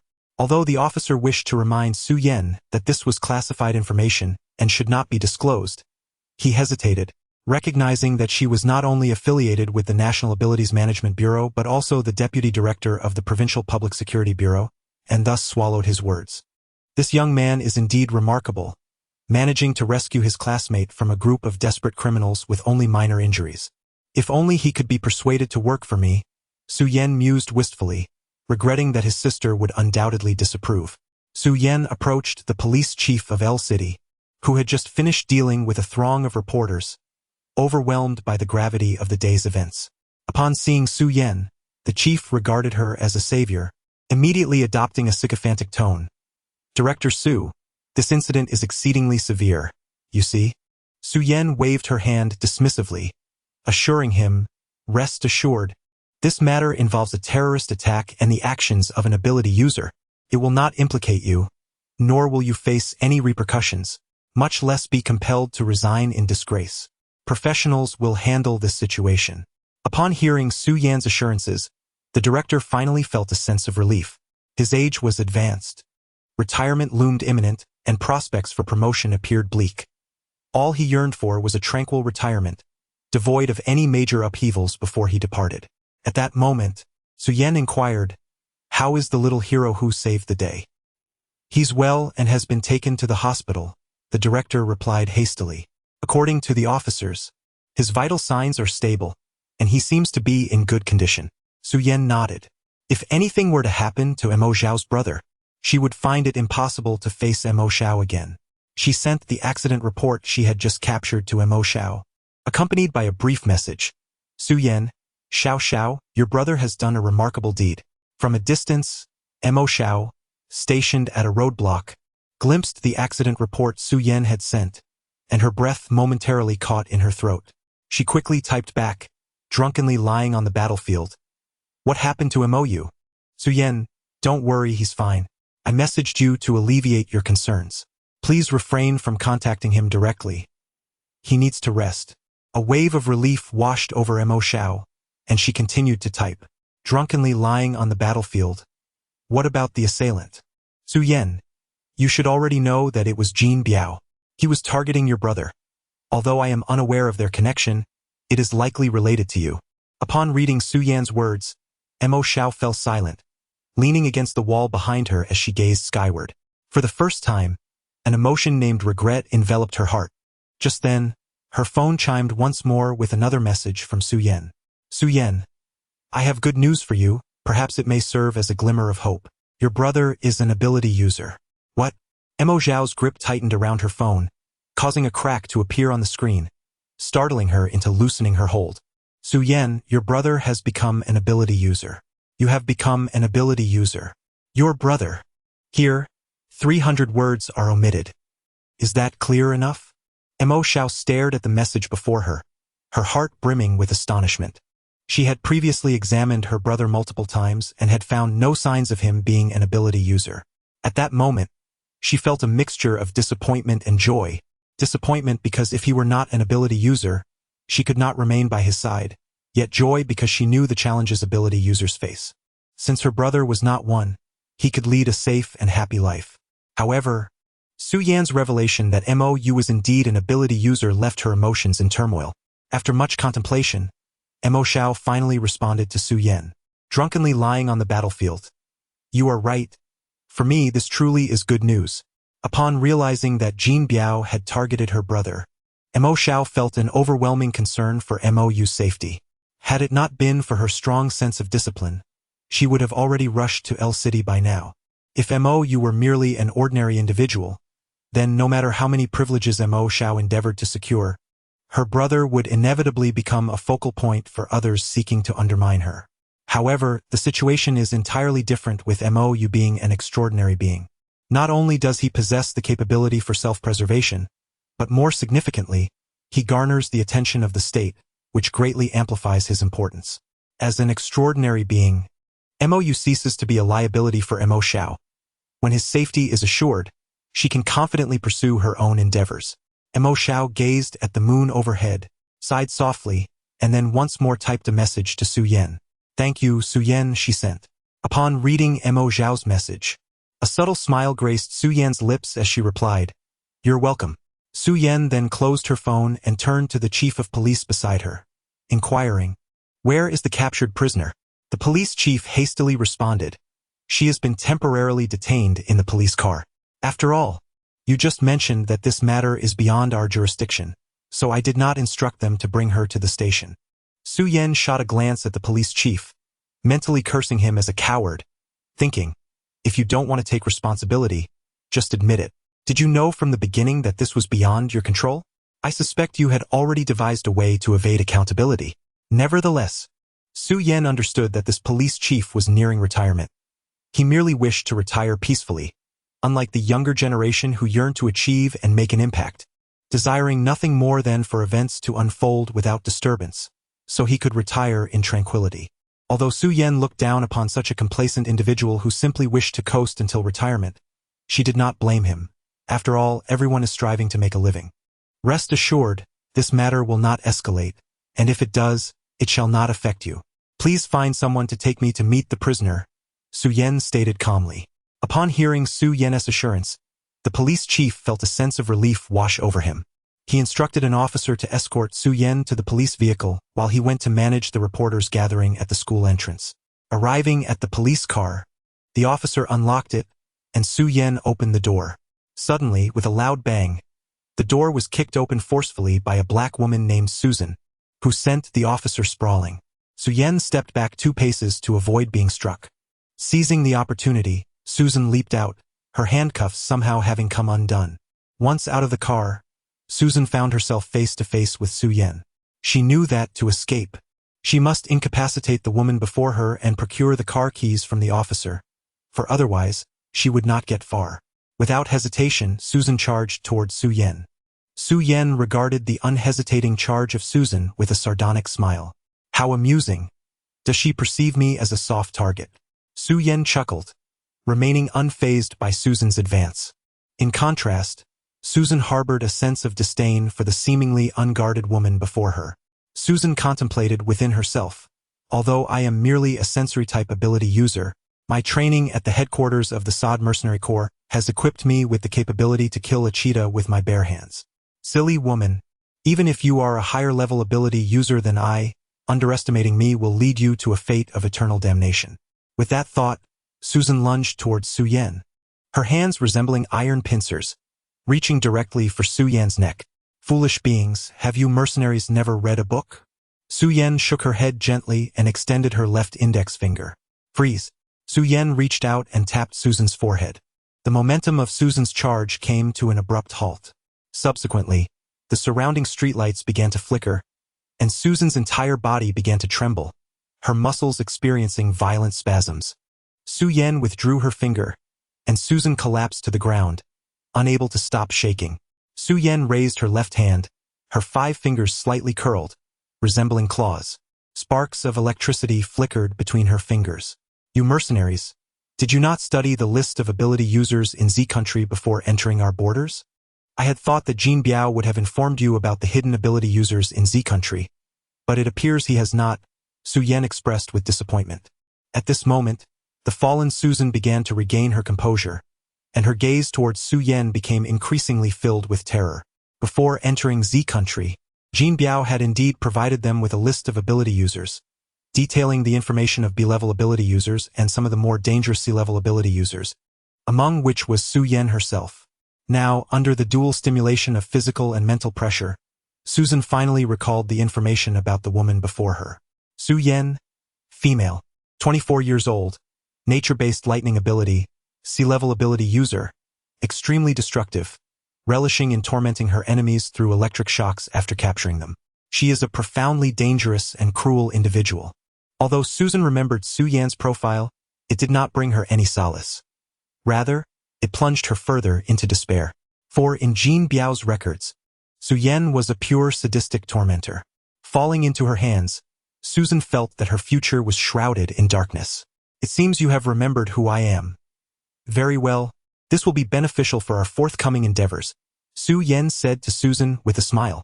Su-Yen seized the back of Susan's collar, dragging her into a storage room at Yud Middle School, then locked the door. Tossing Susan onto the floor, Su-Yen licked her lips and said, I've heard that you black people have great endurance. I've always wanted to test that. Trembling and cowering in the corner, Susan pleaded, No. Please. Don't worry, the night is still long, and we have plenty of time. Su-Yen smiled as she approached Susan. At that moment, the officer who had been guiding Su-Yen stood up, rubbing the spot where he had just been hit by the door, chuckling softly. Though he had just suffered a setback, the officer felt a sense of pride for momentarily standing before that alluring and beautiful leader. With this thought in mind, he approached the door of the utility room. Initially, he intended to knock and inquire if Su-Yen required anything. However, upon reaching the threshold, the heart-wrenching screams emanating from within caused him to halt. The officer shuddered, suddenly realizing that the captivating leader no longer seemed quite so enticing. Su-Yen withdrew her fingers, while Susan lay on the ground, frothing at the mouth and trembling uncontrollably. Given the residue on her trousers, it was evident that she had lost all bodily control. Su-Yen took out her phone, meticulously recording the information obtained during the interrogation. Subsequently, she sent this information to a certain friend of hers. Su-Yen messaged, Could you assist me in gathering their information? After a prolonged silence, her friend finally replied, Unnamed 343. Certainly, we have amassed a wealth of information on the Sod mercenary group. I will send it to you shortly. However, where did you obtain this intel? Have you interrogated members of the Sod mercenary group? Su-Yen. Well, you must be aware of the incident involving Jin Biao. It has caused quite a stir. Unnamed 343. I see. So, Jin Biao employed the services of the Sod mercenary group? Has he been apprehended? Su-Yen, at least for now, he has not. Unnamed 343. I knew it. That man is a considerable threat to us. If it weren't for him. Never mind, let us not dwell on him. What about you? Have you broken your vows again? Su-Yen. There was no choice. The members of the Sod mercenary group are professionally trained. If I do not exert myself, she will divulge nothing. Unnamed 343. The original intent of sending you to S province was to allow you some respite and to amend your poor habits, yet you have still broken your vows. Su-Yen, is that so? I believe I have shown considerable restraint. At least this individual is still alive, and there will be no signs of trauma on her body. Even if she wished to take me to the international court, there is no evidence against me. Unnamed 343. Well, as long as you are content. When will you return to the capital? The old man misses you. Su-Yen. It depends on my mood. Su-Yen turned off her phone and dragged Susan out of the utility room. Outside, the police chief had been waiting for quite some time. In truth, the police chief was not standing guard merely to flatter Su-Yen. Being on the verge of retirement, there was no need for him to continuously commend her. The real reason for his personal vigil was the sheer agony of Susan's screams during the interrogation, which prompted several officers to consider breaking down the door to halt Su Yan's actions. This matter had reached the police chief's ears, and to prevent any unnecessary complications, he had sent the officers elsewhere and remained on watch himself. As the police chief saw Su Yan emerge, dragging Susan behind her, his heart involuntarily raced. After all, the police chief had listened for a considerable time outside, and it was indeed difficult to fathom the horrific scenes that Susan had endured, given the agonizing screams. Su Yan cast Susan before the police chief, stating, "I have completed the interrogation. Ensure she is securely confined. Someone will come for her in a few days." The police chief nodded vigorously, like a chick pecking at grains. Subsequently, Su Yan departed from the scene. Meanwhile, on the other end, Mo Xiao, after exchanging messages with Su Yan, retrieved her phone and dialed a number. A familiar voice answered on the other end. The same individual who always kept in touch with her. "Hello? King of the Forest? What is it?" the voice inquired. Mo Xiao replied coldly, 357. "Where's Jin Biao?" 357 responded, "We have yet to locate him, but rest assured we will soon. My brother has already been admitted to the hospital. How long do you intend to keep this from me?" Mo Xiao's voice suddenly escalated, filled with agitation. "You already know?"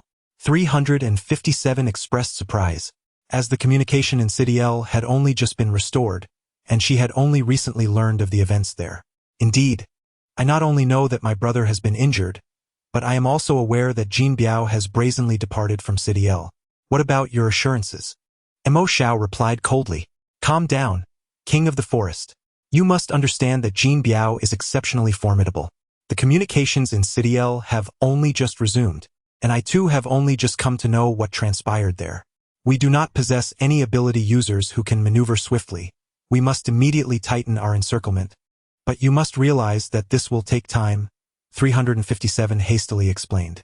Mo Xiao remained silent for a long while before stating, "My brother has become an ability user." "What?" 357 said, incredulous. "My brother has become an ability user. You should comprehend the implications of this," Mo Xiao replied coldly. After a brief silence, 357 spoke, "Of course. I understand the King of the Forest. Rest assured, I shall extend him ample privileges." "I hope so," Mo Xiao replied, promptly hanging up the phone. On the other end, 357 scratched his head, displaying a look of irritation as he muttered, "What a nuisance. Awakening late, yet at such an inconvenient time." Certainly, 357 is well aware of the implications of Mo Xiao's name. In the past, due to her brother's circumstances, Mo Xiao reached an accord with the military, becoming the most amenable among B-level psychics, essentially counting as a member of the military. However, with her brother now possessing psychic abilities, it signifies that Mo Xiao no longer has to rely on others. The Mo Xiao of the future will undoubtedly not be as compliant as she once was. Each B-level psychic is a formidable and challenging entity to control. Even in Country Z, collaboration is the primary approach towards them, refraining from coercion. The potential devastation a B-level psychic can unleash is immense. While they may lack the destructive capacity of a nuclear bomb, their stealth makes them all the more perilous. In the past, Country M forcibly confined a B-level psychic for experimentation, which ultimately resulted in the psychic's escape from the laboratory, unleashing catastrophic consequences in New York City. Half of New York was ravaged by this B-level psychic, and the destruction of the Statue of Liberty, a symbol of Country M, triggered economic turmoil that severely affected several oligarchs. Following that incident, the global perception of B-level psychics softened considerably. After all, nobody wishes to provoke a human-shaped nuclear bomb. Returning to Mo Xiao, as an exceedingly rare nature-type B-level psychic, her abilities are such that they would incite envy from nations around the world. During her years of service to the military, she traversed the vast expanse of Country Z, fostering extensive forests to reinforce riverbanks, planting trees in the arid hillocks of the Northwest, and creating natural traps along the southern border to apprehend criminals. Mo Xiao can be regarded as the most industrious among B-level psychics.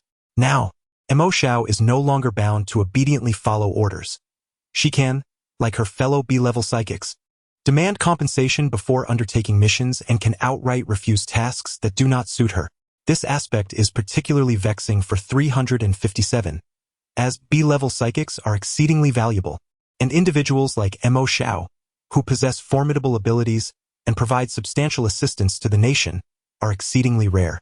Indeed, military higher-ups have formulated numerous plans based on Mo Xiao's capabilities, but now that she is no longer constrained, these plans are likely to fall by the wayside. 357 murmured to herself, I cannot simply let her go. I must win her favor. I know her well. She is not a heartless individual. If I can mend our relationship, everything can still be negotiated. Immediately, 357 summoned the profiles of Mo Xiao and her brother, Mou, studying the siblings' information intently, and soon devised a plan. Mo Xiao is deeply protective of her brother. This gives me an advantage, 357 whispered. Subsequently, she made a phone call. From that moment on, whenever official matters arose, Mou resolved them with astonishing speed, his efficiency rivaling that of a rocket. Meanwhile, far away in Country M, the current president of Stan Company, Aster, was feeling quite distressed.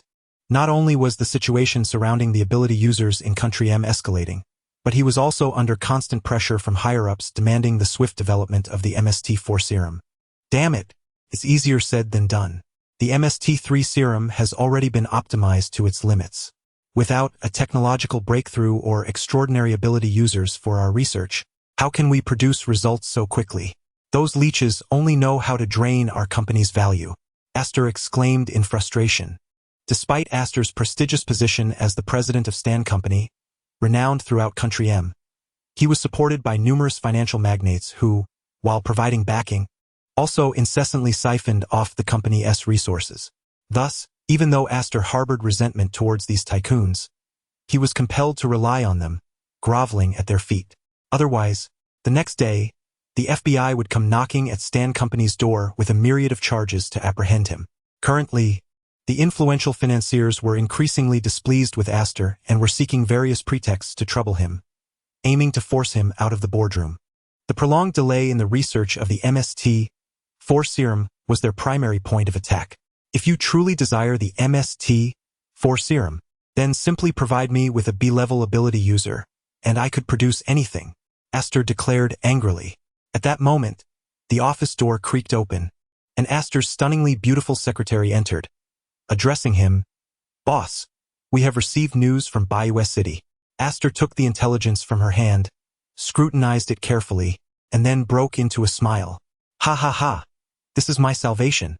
MST-4? Ha ha ha. I could even create an MST-100, Aster exclaimed with excitement. In the realm of martial arts, Feng La stood before the assembled crowd at Shaolin Temple, observing the standoff between Xiaofeng and his son, Murong Fu, Murong Bo, and Jumozi. Just as the three were about to engage in battle, Feng La made her move. She leaped into the fray, entering the battlefield where all five were poised to strike. Xiaofeng unleashed the 18 dragon-subduing palms, while Xiao Yuanshan employed the Shaolin Prajna palm. Murong Fu and Murong Bo simultaneously executed the Murong clan's ultimate technique, the intersecting fingers, and Jumozi brandished the flame blade. All five were masters of the martial arts realm. Although Murong Fu and Jumozi were somewhat weaker, they still ranked among the elite. Xiao Yuanshan and Murong Bo were regarded as the pinnacle of martial prowess.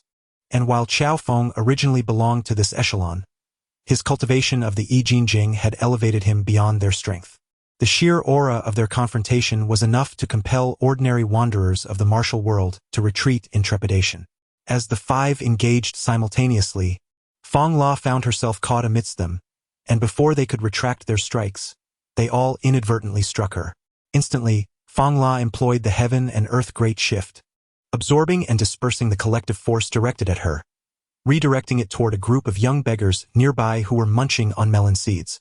Witnessing this, Mou furrowed his brow.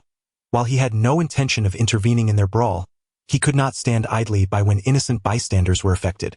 With the great shift technique, he swiftly pulled the beggars aside just before the impending impact. The young beggars, momentarily bewildered, were yanked to safety, scattering seeds across the ground. As they contemplated voicing their indignation, they noticed that the very spot they had occupied was now obliterated.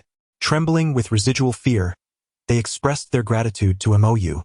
At that moment, Fang La shot him a fierce glare and muttered, "Hypocrite!" Although her voice was barely audible, it did not escape the keen ears of the martial arts experts present. Mou felt a wave of embarrassment wash over him, uncertain of when he had offended such a spirited young woman. Meanwhile, Murong Bo furrowed his brow and addressed Fang La. "Did you just employ the star shift of the Suzhou Murong clan?" Fang La cast a sidelong glance at him, sneering, "The star shift? I recall now. It was the technique pilfered by Murong Longcheng from my holy sect, wasn't it?" At her words, Murong Fu felt a surge of indignation and was about to retort, but Murong Bo interjected, "Indeed, it is the martial art created by our ancestor, Murong Longcheng. Might I inquire if you are affiliated with the holy sect?"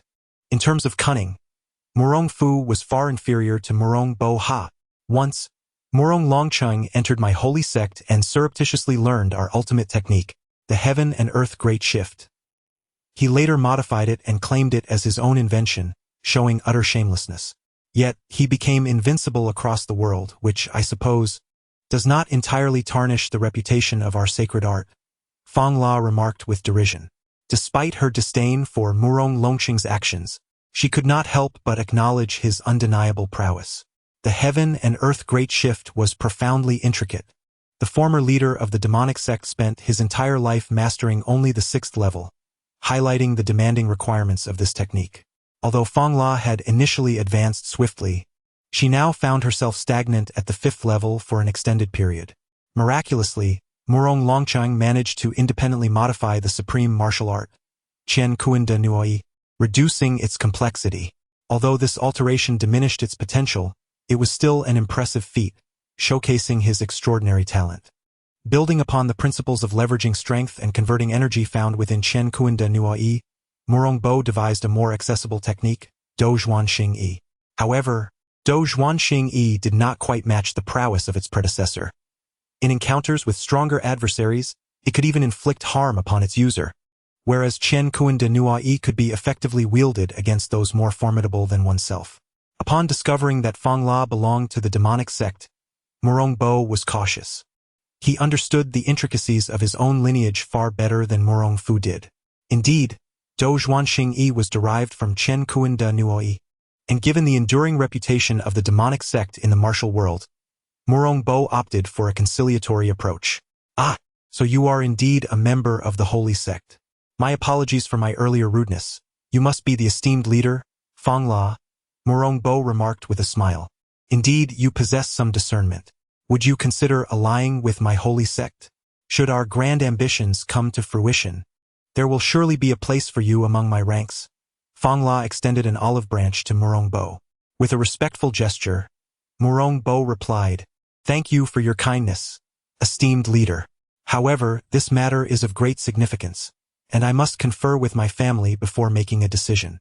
Fang La nodded and then turned to others, offering them the same opportunity. Naturally, Chao Feng and his son would decline. Murong Fu echoed Murong Bo's sentiments in response to Fang La, while Zhou Emoji, despite being envious of the demonic sect's martial prowess, remained steadfast in his beliefs and would not join another sect. Fang La, undeterred, continued, "Today, I shall relocate the Shaolin martial arts scriptures to bolster the ambitions of my holy sect." After observing the surroundings for a time and confirming that none could rival her, not even the likes of Xian Xi, she felt invincible. As Fang La approached the grand entrance of Shaolin Temple, the monks would not allow her to succeed. Several abbots united in defense, establishing the 18 Little Arhats formation to confront her.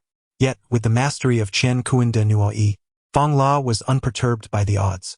She single-handedly defeated multiple abbots, dismantling the 18 Little Arhats formation. In that moment, the fearsome reputation of the demonic sect once again loomed over the hearts of the martial world. Just as Fang La reveled in her perceived invincibility, a young monk wielding a broom emerged from the rear courtyard of Shaolin Temple. The youth possessed striking features, moving with an effortless grace that seemed to harmonize with the surroundings. He approached Fang La and said, "My master has instructed me to intervene in the conflicts among esteemed martial heroes, so I must ask you to leave this place." "Leave?" Little monk, why not summon your master? Fong La chuckled lightly and launched a punch at the young monk.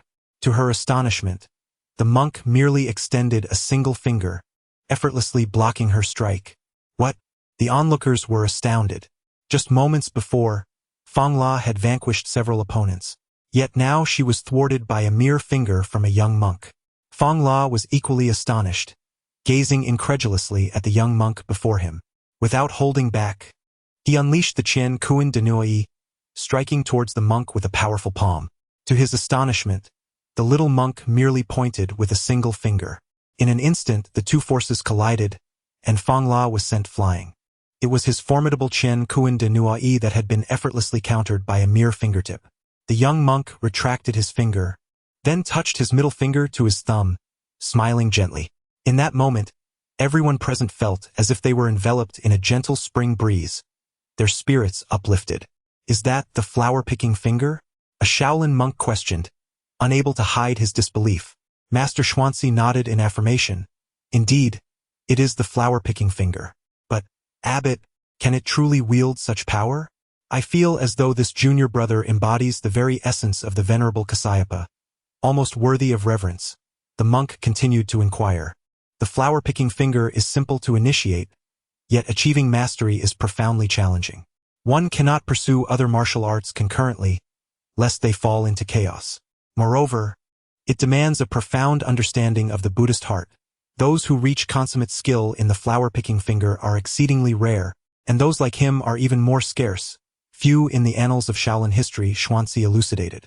Upon hearing Xuanzi's words, the onlookers regarded the young monk with profound respect. To cultivate the flower-picking finger to such an extraordinary degree not only required immense talent but also signified decades of unwavering dedication as a revered monk. This young monk was, in fact, one of MOU's avatars, Kong Ming.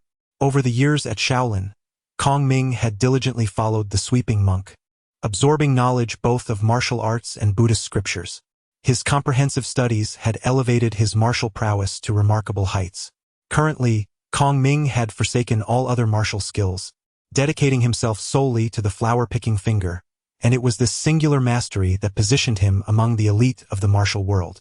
Was Fong La powerful? Indeed, she was formidable, yet she harbored her own vulnerabilities. Though she had seemingly thwarted the combined assault of Qiao Feng and his companions, she had relied on cunning. The Qian Kuan de Nui excels in neutralizing force, allowing her to harmonize the inner energies of her opponents, thus creating the illusion of superiority over them. In truth, in terms of inner strength, Fong La was comparable to Xiao Yuanshan and Murong Bo. It was precisely for this reason that she fell easily to Kong Ming's prowess. After boasting bravely, Fong La found herself bested by a humble sweeping monk, leaving her pride shattered as she rose and departed in dismay. With the sweeping monk absent, neither Murong Bo nor Xiao Yuanshan made an appearance. Thus, the incident concluded. Although Shaolin suffered a significant loss of face, the extraordinary display of skill by the young monk Kong Ming ultimately enhanced the reputation of the sacred martial arts sanctuary.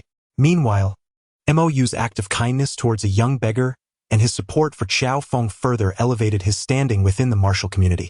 Shortly after the Shaolin incident, the Liao Kingdom in the north officially waged war against the Song dynasty. MOU was summoned back to the capital to await orders. Should any issues arise on the front lines, he was to don his armor and join the fray. Upon returning to the capital, MOU exchanged memories with the other MOU, who had been with Huang Shang. Through this exchange, he acquired the knowledge accumulated over the years in the compilation of the Wanshou Daozong. The reason the palace officials were unaware of the presence of a MOU in the capital was due to Emperor Zhao Yong's understanding of the outside world being entirely reliant on the Blood Robe Guard. Would the Blood Robe Guard deceive him? Certainly not. Moreover, the MOU who collaborated with Huang Shang was wholly engrossed in their studies, spending each day in Huang Shang's study, resulting in even fewer people being aware of his existence. During this period, MOU and Huang Shang delved into the Taoist texts of the realm, organizing the Wanshou Daozong. Their mutual verification led them to attain remarkable martial prowess, allowing them to grasp martial arts with ease. The notion that mastery of one technique leads to mastery of all is exemplified here. Besides editing the Wanshou Daozong, they also co-authored a comprehensive martial arts treatise, the 9-in Manual.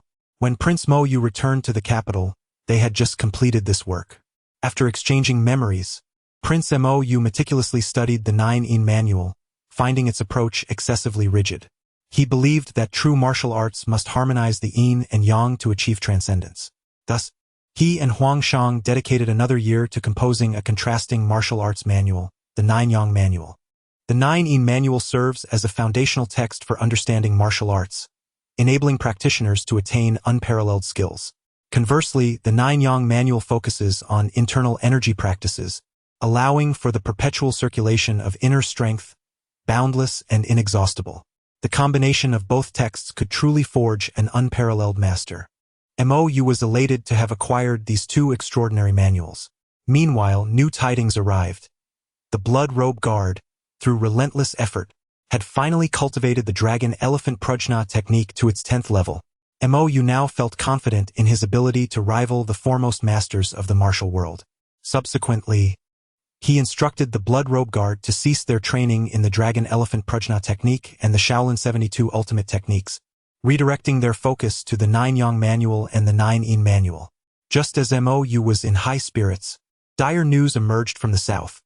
The demon sect had rebelled, seizing Hangzhou and inciting responses from multiple regions, causing a tremor throughout southern Song.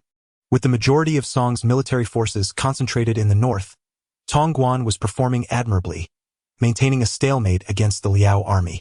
Consequently, the court deliberated and decided to send Prince Wu and to lead the Blood Robe Guard and 20,000 of the capital's elite troops southward to quell the rebellion. In truth, Mo Yu had initially intended to rely solely on the Blood Robe Guard, for he was now at the 10th level of the Dragon Elephant Prajna technique and possessed exceptional martial skills, akin to the prowess of hundreds of top masters, more than sufficient to eliminate any faction. However, to allay any suspicions regarding the Blood Robe Guard, he opted to bring along the 2,000 soldiers. The news of Prince Wu's southern expedition swiftly spread through the martial world, and at this moment, the reputation that Mo Yu had meticulously cultivated began to bear fruit. Numerous chivalrous figures voluntarily banded together to rally to Prince Wu's cause, not in pursuit of wealth or glory, but merely to offer their support. Even those who chose not to assist Mo Yu directly would covertly hinder the forces of the demon sect. Upon hearing of the prince's advance, the followers of the demon sect were thrown into a state of panic, for Prince Wu's military achievements were undeniably formidable. Fear gripped the hearts of all. At this juncture, Fong La boldly proposed to assassinate Mo Yu, having previously encountered him at Shaolin Temple, where she had deemed his strength to be rather ordinary, believing herself capable of besting him tenfold. Despite the vehement opposition from numerous officials within the demon sect, they understood that the arrival of Prince Wu's army would spell their doom, and thus reluctantly acquiesced to Fong La's plan. Consequently, she led a contingent of elite members from the demon sect to attempt the assassination on a dark and stormy night. However, their intentions were swiftly unveiled, as the prowess of the blood-clad guards far exceeded their expectations. Concealment was futile. Although Fong La believed she could take on 10 opponents, she was no match for 100. The hundreds of skilled fighters from the blood-clad guards left her dizzy and ultimately captured her. Prince Mo Yu regarded the defiant Fong La, who was brought before him, and smiled as he spoke. "Seeing your indignant demeanor, how about I release you all, and we shall settle our scores on the battlefield?" Fong La could hardly believe his words. Yet Mo Yu genuinely set them all free, even providing her with a piece of paper detailing his insights on the Chenquan Great Shift following their recent encounter. She accepted the paper without scrutinizing it, casting a deep glance at Mo Yu as she remarked, "You are indeed a gentleman." With that, Fong La departed with her subordinates. After releasing Fong La, Huang Shang, who had accompanied the troops, questioned Mo Yu with perplexity. "Why would you let this principal instigator go? Is this not akin to releasing a tiger back into the mountains?" Mo Yu shook his head and replied, "You are unaware. According to our investigations within the blood-clad guards, since the uprising, this Fong La has been personally involved, showing concern for the people's plight, and has strictly forbidden her subordinates from indiscriminate slaughter and harming the innocent. Even if she is a rebel, she is still far preferable to those corrupt officials who ravage the local populace." Huang Shang frowned at Mo Yu's words and retorted, "Yet, this does not align with the laws of the Song dynasty." As a typical Confucian scholar, Huang Shang, though not a malevolent official, had been steeped in traditional doctrine since childhood, believing that adhering to official protocols was the only path to righteousness. What he failed to grasp was that the Song dynasty had decayed to its core. Despite MOU's efforts to alleviate external pressures, numerous internal issues persisted. Corrupt officials were a plague that could not be eradicated. Even MOU, a traveler from another time, felt that unless the Song dynasty were overthrown and a new nation established, the prevailing ethos would render even the most virtuous officials ineffective in the long run. Even the emperor's aspirations for a transparent administration would ultimately result in mere superficiality. The wheels of history roll inexorably forward, and even MOU, a traveler from another realm, cannot thwart the grand tides of fate. At this moment, a voice resonated from the depths of MOU's heart. "Partner, greetings. I have awakened," the system's voice echoed. MOU rolled his eyes internally, remarking, "After over 20 years, you have finally come to. I thought you would remain dormant even if I perished. Indeed, I needed to evade the scrutiny of the world's rules, and I could not directly inhabit your being, thus requiring more time," the system responded. "All right, let us proceed with the task," MOU replied, dismissing any further debate with a system that resembled an NPC, especially since he was currently burdened by a subordinate version of the system, a level even lower. MOU closed his eyes and reopened them, revealing a task list before him. Ultimate Task 1. Eliminate the Sweeping Monk. Reward: 10,000 reward points. Ultimate Task 2. Lead the Song army to annihilate the Liao and Jin kingdoms. Reward: 30,000 reward points. Ultimate Task 3. Establish a sect comparable to the Shaolin Temple, enduring through the ages. Reward: 10,000 reward points. Super Task 1. Unify the righteous path and become the leader of the martial world. Reward: 2,000 reward points. Super Task 2. Unify the demonic path and become the sect leader of the demonic cult. Reward: 1,000 reward points. Super Task 3. Subdue the leader of the demonic cult. Fong La reward: 1,500 reward points. As MOU gazed upon the myriad tasks, he found himself momentarily dazzled.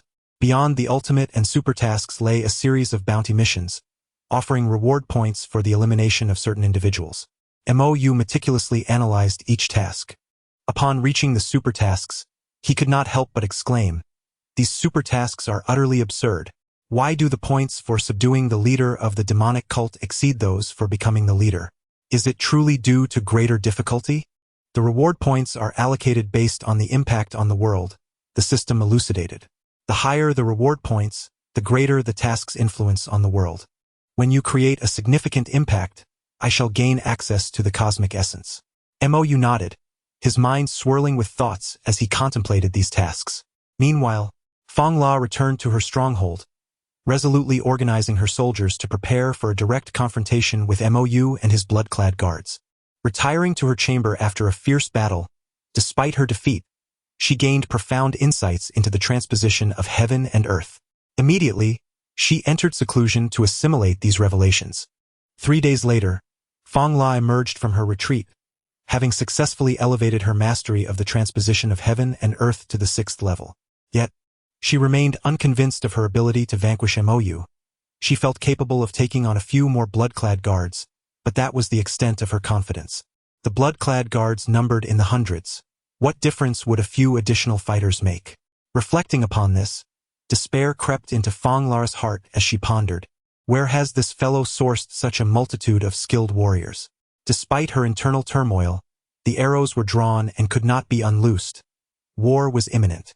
Montague, accompanied by 20,000 soldiers and several hundred blood-clad guards, approached the outskirts of Hangzhou, refraining from initiating an assault. MOU was acutely aware that his strengths lay in assassination and charging into battle with the blood-clad guards, rather than in besieging a city. Thus, he dispatched a member of the blood-clad guards to the city gate, where he vociferously challenged the practitioners of the demon sect to a duel. Before long, one of the demon sect members, unable to contain his impatience, emerged from the city to confront him. The outcome was predictably disastrous. The demon sect warriors, one after another, fell victim to defeat. Even several demon sect kings found themselves bested by the blood-clad guards. It was only when Fong La intervened personally that he managed to vanquish the blood-clad guard. However, the following day, another new blood-clad guard arrived, and the same tragic script unfolded, forcing Fang La to take action once more. On the third day, yet another blood-clad guard issued a challenge. The demon sect members, though perplexed, accepted, leading to yet another repetition of the grim tale. On the fourth day, for 7 consecutive days, different blood-clad guards came forth to challenge. The demon sect members, now utterly numbed by the relentless defeats, resolved on the 7th day to forego the contest altogether. The series of humiliating losses had made it abundantly clear to the demon sect members that apart from their leader Fang La, none could rival the blood-clad guards. Thus, they began to gravitate towards Fang La, continuously seeking to curry favor with their leader. The mounting pressure on Fang La grew palpable. She realized that she could rely only on herself. In desperation, she chose to cultivate the elusive 7th layer of the Chen Kuan de Nui, a state that had never been achieved by anyone before, including the original author. Throughout the annals of the demon sect, many leaders had perished while attempting to master the 7th layer of this technique, falling prey to madness. Fang La, compelled to practice this formidable layer, found herself succumbing to confusion and delusion, just as the members of the demon sect despaired while witnessing Fang La's descent into madness. She suddenly recalled the piece of paper MOU had given her that day. Upon meticulously reading the contents penned by MOU, she discovered insights into the shortcomings of the Chen Kuan de Nui, along with suggestions for improvement. Enlightened by this revelation, Fang La refined her training method and became the first leader in the history of the demon sect to successfully reach the 7th layer of the Chen Kuan de Nui. After her achievement, she gazed at the paper in her hand, her emotions a tumultuous blend. On one hand, she marveled at MOU's profound martial prowess, noting how he could discern its flaws merely by observing her practice of the technique. On the other hand, she was struck by MOU's magnanimity, as he had so effortlessly bestowed such a significant gift upon his adversary. Ascending the city wall, she looked towards MOU's encampment in the distance and murmured, "Indeed, a gentleman." The day after Fang La ascended to the 7th layer of Chen Kuan de Nui, the demon sect proactively issued a challenge. Fang La, accompanied by several kings of the demon sect, stepped out of the city gates to face the blood-clad guards. Observing this, MOU also gathered his forces to meet them. Fang La regarded MOU with a complex mix of emotions, while MOU looked at her with a subtle smile. The two locked eyes for several seconds before Fang La finally spoke. "Shall we stake a wager?" "Oh, what shall we wager?" Nightshade inquired with keen interest. "Let us each select 3 individuals to engage in a 3-on-3 contest. If you emerge victorious, our holy sect will surrender unconditionally. Conversely, should I prevail, you and your blood-clad guards shall depart and vow never to confront our holy sect again. What say you?" Fang La spoke earnestly, presenting what had been deliberated by the demonic sect the previous night as the most viable strategy for victory. Among the members of the demonic sect, apart from their leader Fang La, none could individually overcome the blood-clad guards. However, in a 2-on-2 scenario, the outcome was uncertain, as the demonic sect possessed skills in combined combat, with 2 of their sorcerers having previously mastered such techniques. Coupled with Fang La's expertise in group battles through the cosmic shift, they indeed had a chance to triumph over the blood-clad guards. Upon hearing Fang La's words, MOU nodded in agreement. Considering the mission assigned to him by the system, he was reluctant to resort to extreme measures against the demonic sect, preferring a more peaceful resolution. As for the outcome, MOU held no concerns. If 3 individuals, connected in thought and all adept in the 9-yang scripture, could not secure victory, then the trio from the demonic sect would likely be capable of entering the imperial city to slay the emperor, rendering their presence in Hangzhou unnecessary. As MOU had anticipated, Fang La, in alliance with the 2 sorcerers capable of executing combined techniques, found themselves overwhelmed by the 3 blood-clad guards. To be precise, Fang La was evenly matched with 1 blood-clad guard, while the other 2 sorcerers were subdued by another blood-clad guard, physically pinned to the ground.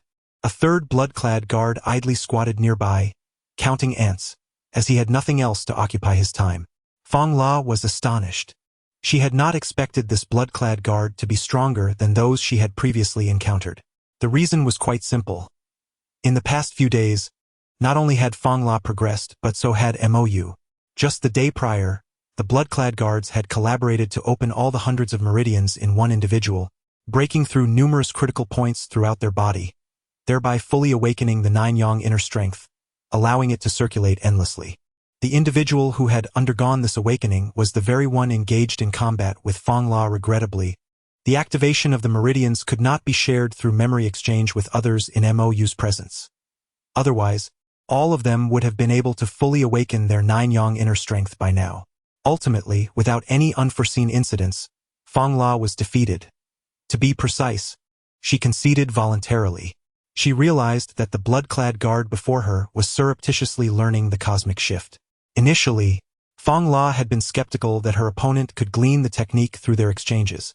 But as time passed, she suddenly noticed that the way he released force bore a resemblance to the cosmic shift. Eventually, she was startled to discover that he could mimic her movements with a remarkable degree of similarity, compelling her to concede immediately. More than the fear of defeat, she wished to prevent the secrets of the demonic sect from leaking to others. Thus, MOU effortlessly reclaimed Hangzhou, quelling the uprising without shedding blood. However, he did not imprison the members of the demonic sect. Instead, he released them, stating that, considering they had not harmed the common folk, he would grant them a reprieve.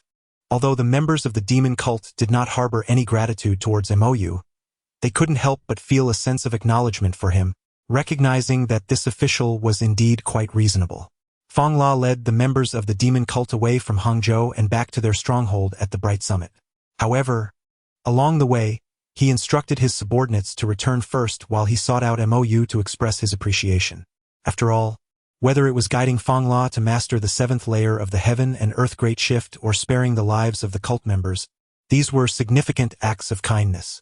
Even among the demon cult, one must repay enmity with enmity and kindness with kindness. On a night when the moon was obscured by clouds and the wind howled, Fong La stealthily infiltrated Hangzhou and arrived at MOU's residence. Under the pretense of silence from the blood-clad guards, Fong La successfully entered the Prince MOU's chamber. As Fong La gazed upon MOU, who lay asleep with his garments slightly askew, revealing his firm chest and abdomen, her cheeks flushed with embarrassment, and she muttered a word of reproach. Standing before MOU's bed, Fong La paced back and forth, seemingly wrestling with her thoughts. At that moment, MOU unexpectedly spoke. "Now that you are here, what is there to ponder?" Startled by his sudden voice, Fong La took 2 steps back. "Why you are not asleep?" she stammered in astonishment. "I was, but your pacing has awakened me," MOU yawned. "My apologies," Fong La murmured softly. "So what brings you here?" MOU asked, his interest piqued. Fong La took a deep breath and, looking earnestly at MOU, said, "The grace of Wang Wuan is beyond our ability to repay. If Wang Wuan does not disdain my humble self, I am willing. As she spoke, her voice dwindled to a whisper, her cheeks aflame. Despite being a woman of the martial world and the leader of the demon cult, the words of offering herself were exceedingly difficult to utter. "Are you willing to offer yourself?" MOU replied with a mischievous smile. No. I am the leader of the holy cult. I cannot submit to anyone. It is merely for one night." Fong La, blushing and lowering her head, spoke softly. She thought to herself that given MOU's previous gentlemanly conduct, he would likely refuse her proposition, yet a flicker of hope remained in her heart, an indefinable anticipation. "Very well," MOU said with a smile. "I knew it, with Wang Wuan's gentlemanly nature." "Huh? What did you say?" Fong La thought she had misheard. MOU approached her, and as she attempted to retreat, he held her firmly in place. Leaning close to Fong La's ear, he whispered, "I said very well." With that, he exerted a gentle pull, drawing Fong La onto the bed. "Wait, I am not ready, Fong La struggled briefly before MOU silenced her with a kiss. "As for the ensuing events, I know many do not wish to dwell upon them, so I shall spare you the details, only noting that this chapter was originally meant to span 5,000 words. The excess 3,000 words can be summarized in a poem. The Yellow River flows far above the clouds, a solitary city amidst towering mountains. Why must the Chong flute lament the willows? The spring wind does not pass through the Jade Gate." The following day, the midday sun streamed into MOU's chamber as Fong La awoke, her body aching all over. She brushed aside the hair that fell across her forehead, gazing at the person beside her. With clenched teeth, she struck Mo's chest with a punch, exclaiming, "What a disgrace for a gentleman. Men's words are but deceitful lies," Mo remarked, seizing Fong La's delicate hand. He opened his eyes, offering no words but a warm smile directed at her. Soon, Fong La felt her face flush under his gaze, burying her head in his embrace. Mo held her close, a triumphant glint in his eyes. Although he had anticipated this moment, it was now confirmed. Among all the MOs, he was the first to find love. At that moment, Fong La lifted her head and addressed Mo. "I must leave." "Leave? Return to your demonic sect?" Mo raised an eyebrow. "It is the holy sect, and I informed you last night that I am the leader of the holy sect." "I shall not submit to anyone," Fong La replied softly. Mo's lips curled slightly, clearly unfazed by her rationale, yet he resolved to persuade her to stay. "Even if you return, after this defeat you will undoubtedly face blame. What can you achieve upon your return?" he inquired. Fong La paused for a moment before responding. "Regardless, my life was granted by the holy sect. The former leader showed me kindness, and for the sake of the holy sect, I am willing to sacrifice my life." Mo understood that individuals with such deep convictions were the most challenging to sway. Altering a belief they had devoted their lives to was nearly impossible. After contemplating, he spoke, "Very well, even if you return, what will your sect do next? While I did not slay your comrades, your losses are substantial, and you will be pursued by the court.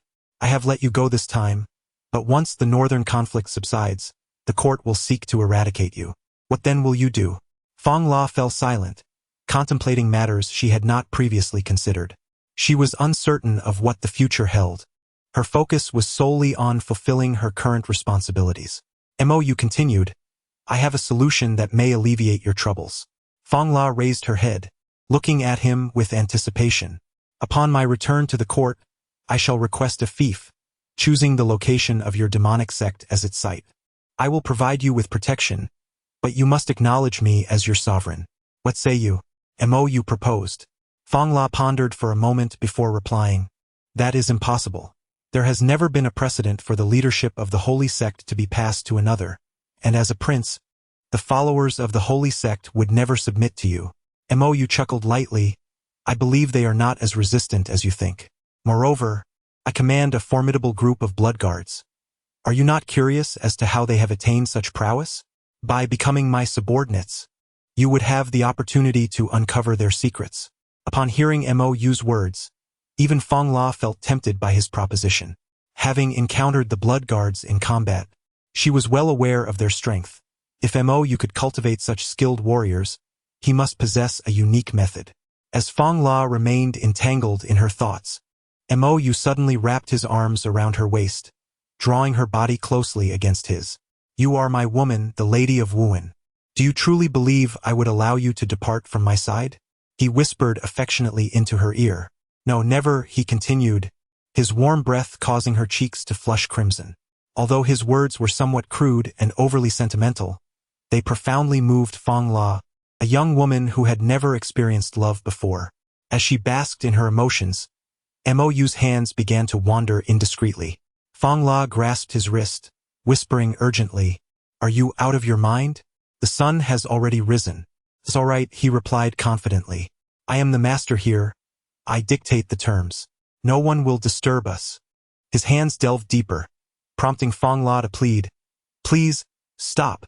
It still hurts. You were too intense last night." "Fear not, I shall be gentle," he assured her, draping the blanket over their heads. Later, Fong La would learn that a man's words should not be taken at face value, especially in the intimacy of the bedroom. Once matters had settled, Mo took Fong La back to the capital.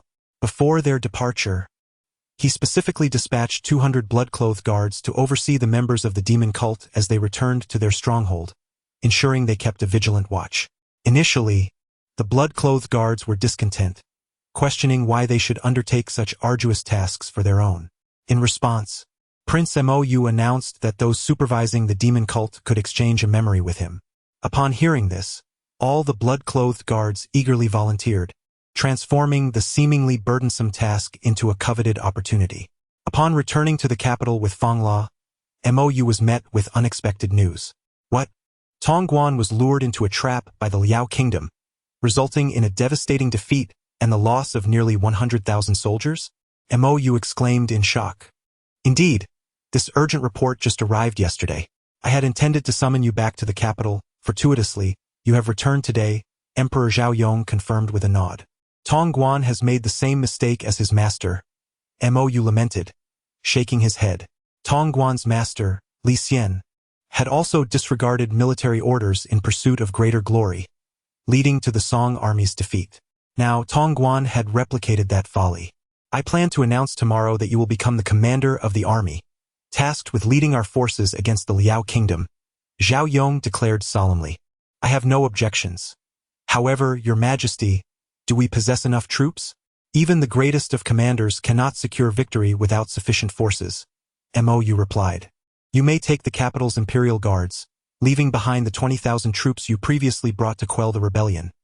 That will suffice, Zhao Yong asserted gravely. Your Majesty, are you serious? The capital's garrison has never been fewer than 100,000. This is a reckless gamble, a do-or-die situation that the court ministers will surely oppose. Montag you responded, as Tonis hit. Coughing softly, Zhao Yong remarked, if the borders cannot be held, then what purpose does having numerous guards in the capital serve? I have no desire to become a wandering emperor. With a serious demeanor, he continued, prompting Mou to regard him with newfound respect. As an emperor, Zhao Yong indeed possessed a greater resolve than the subsequent emperors of the Song dynasty. He declared, tomorrow at court, I shall announce my name change from Zhao Yong to Zhao Shi, to demonstrate my determination. Coughing again, Zhao Yong, now Zhao Shi, began to cough. Mou immediately grasped his hand, gently channeling his internal energy into him. The pallor of Zhao Shi's face improved significantly, and his cough subsided. So this is the power of internal energy. No wonder you can fight on the battlefield without succumbing to illness. Had I known, I would have trained alongside you in my youth, thus avoiding my present frailty. Zhao Shi remarked with a bitter smile. Observing Zhao Shi's weakened state, Mou felt an unsettling worry. He genuinely feared that his elder brother might fall ill without warning. Grasping Zhao Shi's hand firmly, he solemnly stated, Brother, I promise you that I will repel the Liao kingdom and reclaim the 16 prefectures of Yenyun. But I have but one condition. Zhao Shi's face brightened at being addressed as brother. Speak your mind, he encouraged with a smile. You must live to witness my triumphant return, Mou insisted earnestly. Ha ha ha, cough. Good. I await your victorious return. On that day, I shall once again hold your horse for you. Zhao Shi laughed heartily. Having departed the imperial palace, Missouri returned to his residence in the capital. He harbored no apprehension regarding the northern Liao kingdom. With his current prowess, should he wish, a mere few blood-clad guards could easily assassinate the Liao emperor.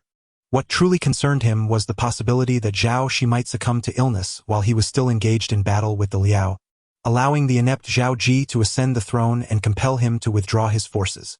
Thus, Mou felt compelled to admonish Zhao Shi. Before heading north, I must undertake some preparations. However, today marks the annual day of connection with my true self.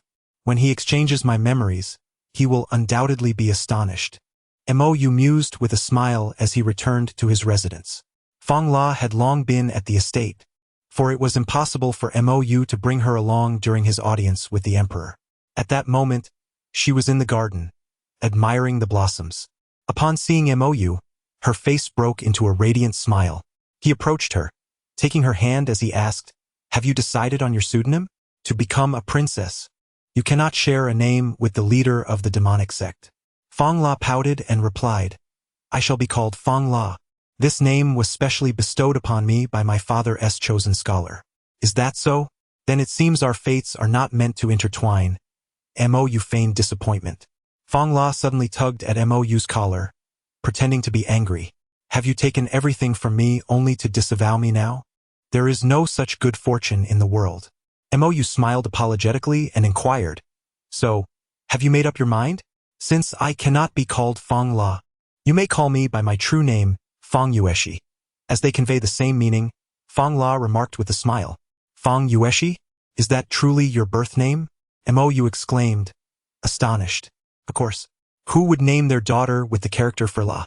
Fong La, or rather Fong Yueshi, replied. I once thought that the teacher your father hired had poor judgment, hence giving you such a name. But why do people still call you Fong La if your name is Fong Yueshi? Montag you inquiret. Fong Yueshi's expression softened as she reminisced. It happened when I was a maid to the saintess. She misread my name from the nameplate, as it was written horizontally from left to right, and thus I have been called Fong La ever since. Mou nodded, relieved. Otherwise, having a beloved with such a masculine name would have been quite distressing.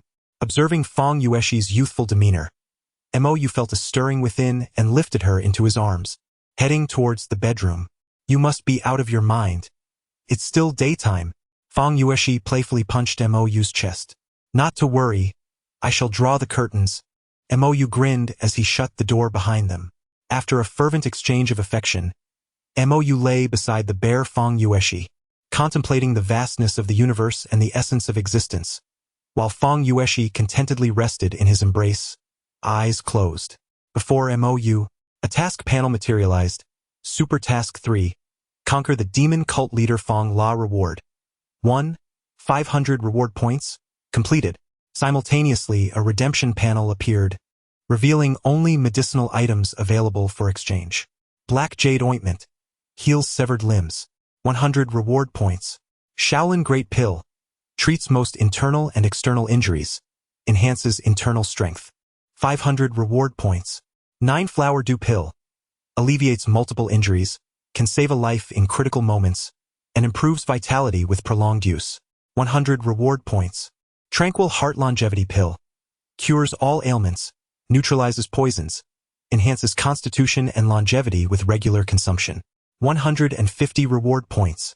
Pill of Heavenly Support. Nourishes and strengthens the kidneys, effectively enhancing length, firmness, and endurance. An elixir for marital harmony. 50 reward points. After glancing over the myriad of available pills, Mou formed a general plan of exchange and turned his gaze back to Fong Yueshi, feeling immensely satisfied. With his formidable physical prowess and profound internal strength, most women could hardly withstand his fervent advances. Only Fong Yueshi, possessing remarkable inner strength and having cultivated to the 7th level of the Chen Kuan Great Shift, could engage with him on equal footing. Who would have thought that Chen Kuan Great Shift could be utilized in such a manner? It seems I may exert myself a bit more next time, Mou thought with a mischievous grin. Seeing the expression on Mou's face, Fong Yueshi lowered her head and spat softly, knowing he was undoubtedly scheming something unwholesome. Mou shifted slightly, pulling Fong Yueshi closely into his embrace. This simple motion resulted in the bed creaking incessantly. After all, it was the royal bed, not some ordinary piece of furniture. Yet after just one night with Mou and Fong Yueshi, it seemed on the verge of collapse. Mou pondered that perhaps constructing a Kong would be a more prudent choice in the future. At that moment, Fong Yueshi traced circles on Mou's chest with her finger and softly remarked, I have heard that the situation in the north regarding the war is quite dire. Yes, I shall be heading to the front lines shortly, Mou responded. And when shall we marry? Fong Yueshi inquired, her cheeks flushed, her voice barely above a whisper. Well, Mou found himself momentarily at a loss for words. Fong Yueshi's brow furrowed slightly, a hint of dissatisfaction brewing within her. She had devoted her entire being to him, yet here he was, hesitating at the mention of marriage. Mou was certainly not a scoundrel. Otherwise, he would not have kept Fong Yueshi by his side.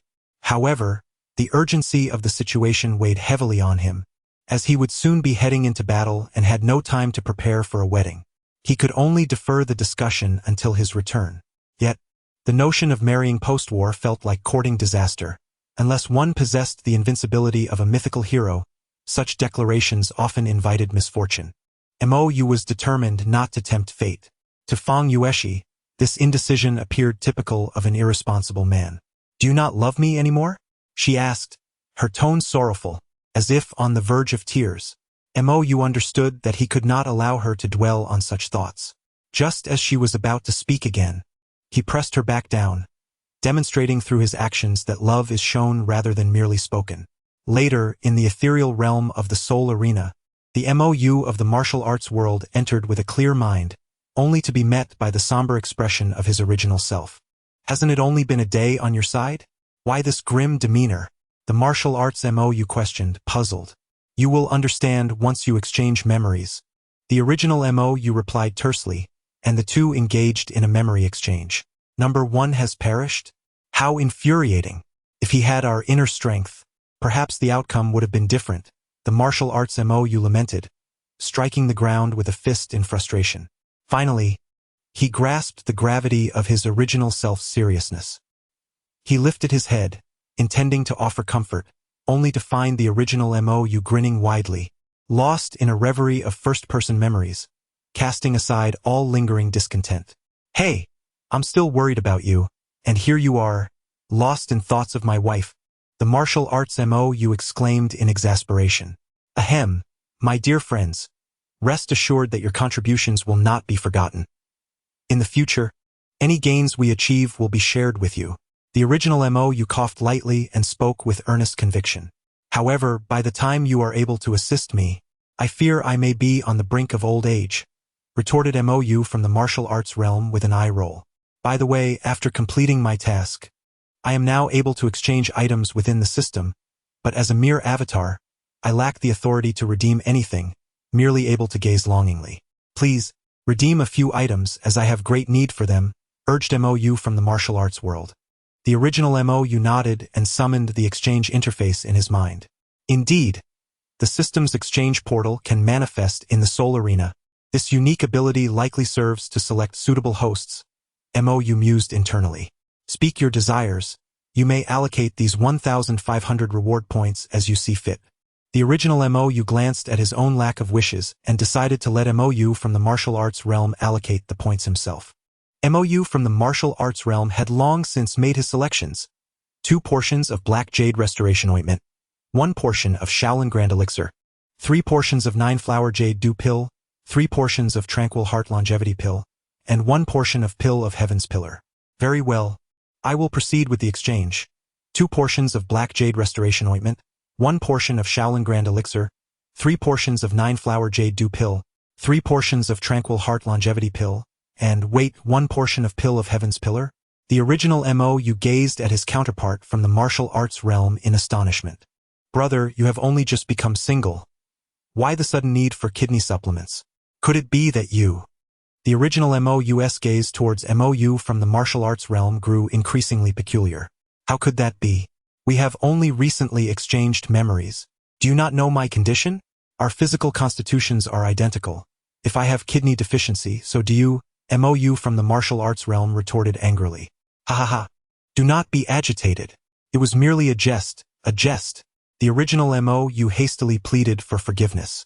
After bestowing the items upon MOU from the martial arts realm, they parted ways, as there was little left to discuss. They were already aware of each other's memories and thoughts, rendering further conversation rather pointless. Upon returning, the original MOU exchanged memories with several other versions of himself. In an instant, all the MOUs in the studio displayed expressions of delight. Goodness!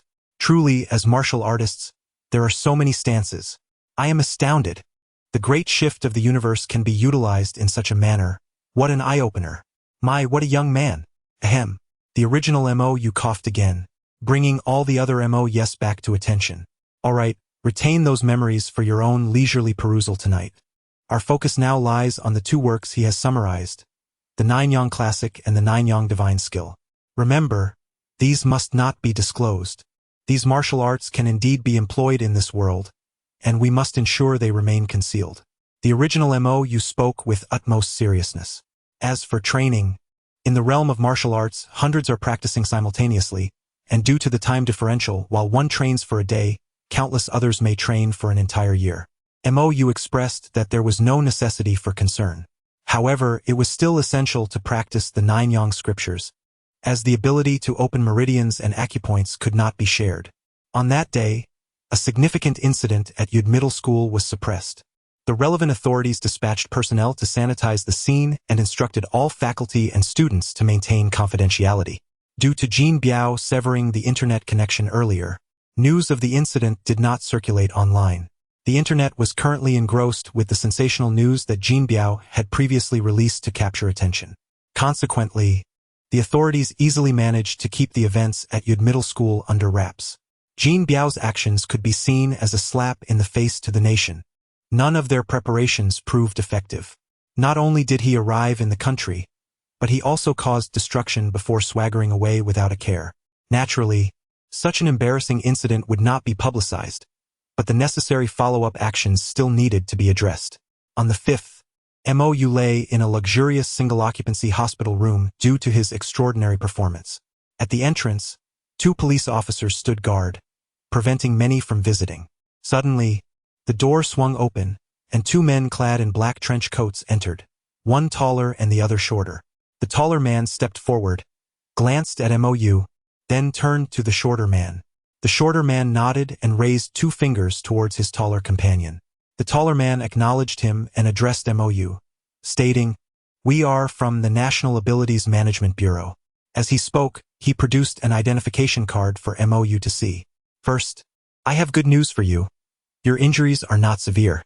With proper care, there will be no lasting effects," the taller man informed him. "What about my classmates?"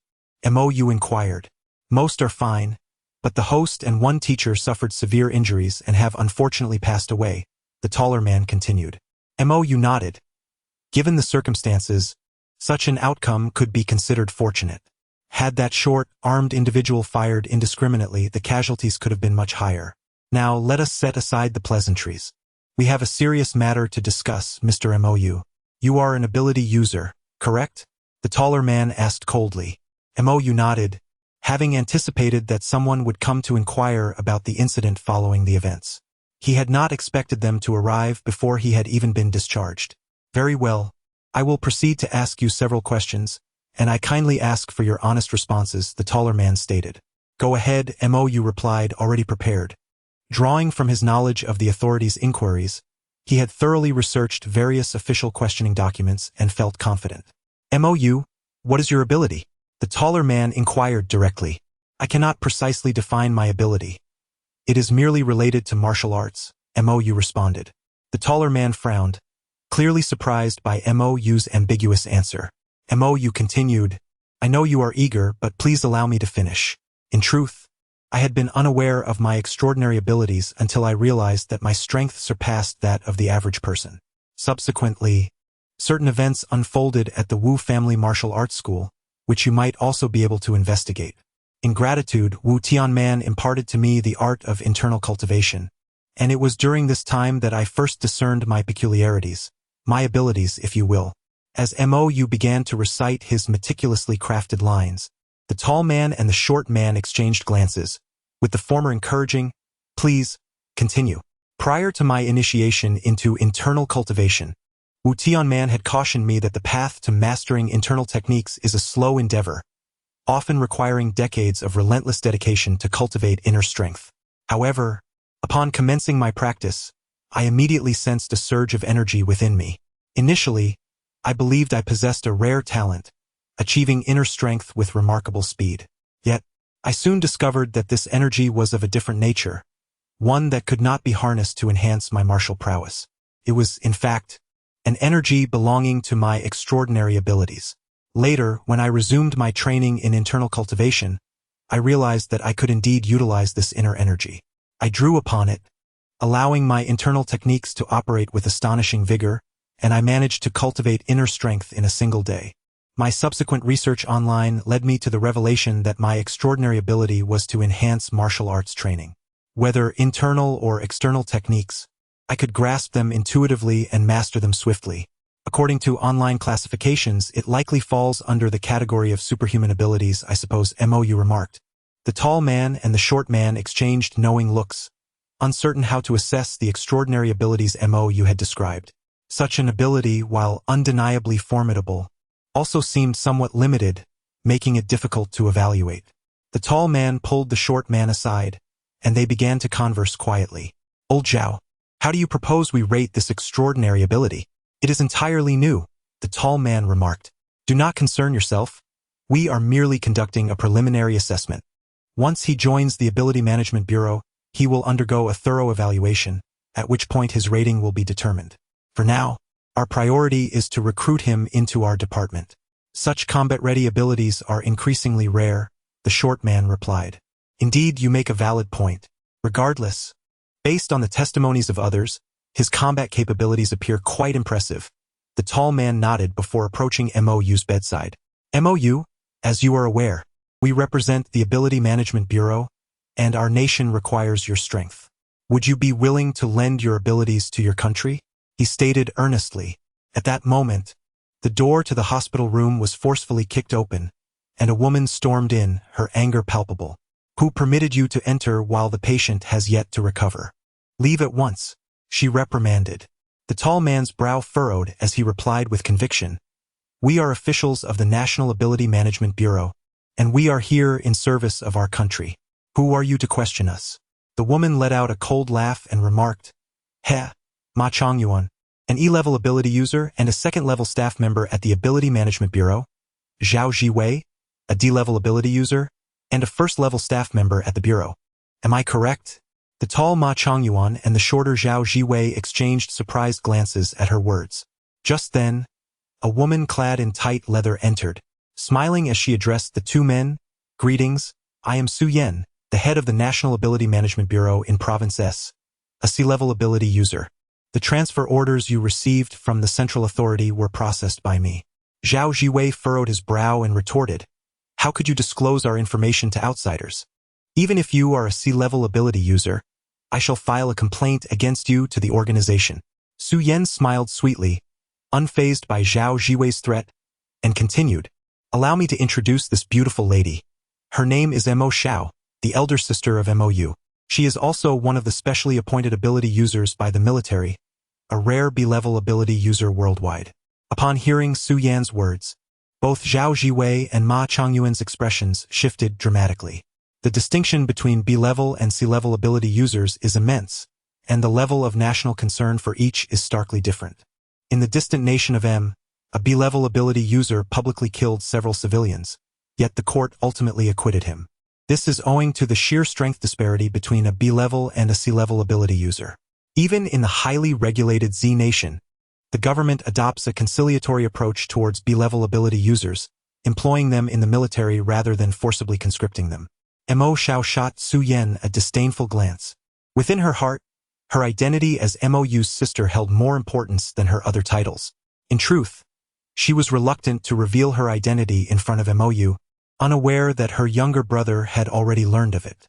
Upon acquiring Jin Biao's abilities, MOU had immediately sought out Mo Xiao's information, poring over her details repeatedly. My brother will follow the standard procedures to enter the Ability Academy. He will not join the Ability Management Bureau at this time. If you have finished your inquiries, please take your leave, Mo Xiao stated coldly.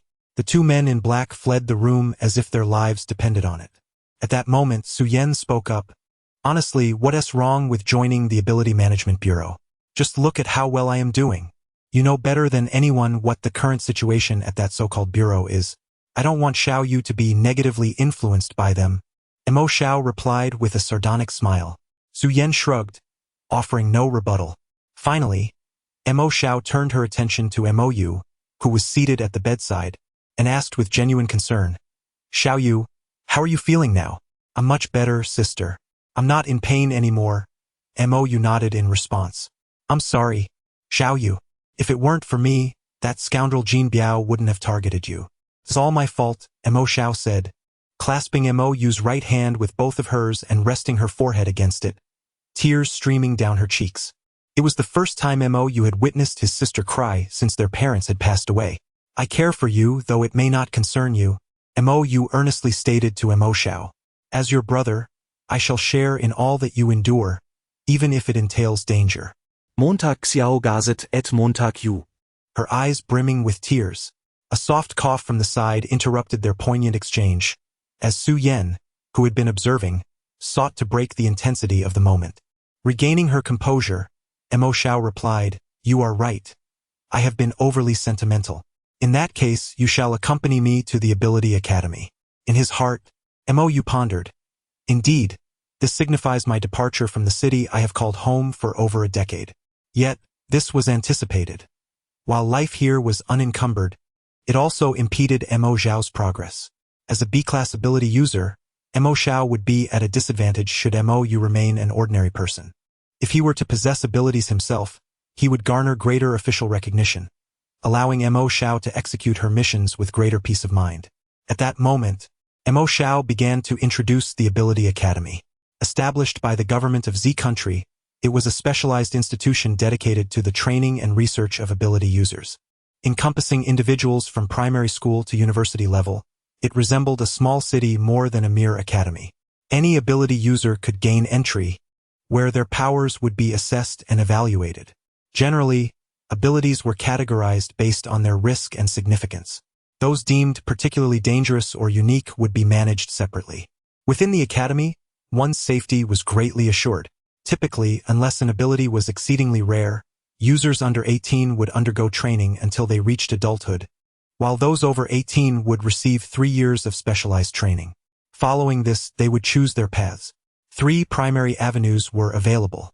The first was the National Ability Management Bureau, akin to civil service, where one would clock in daily to address domestic matters.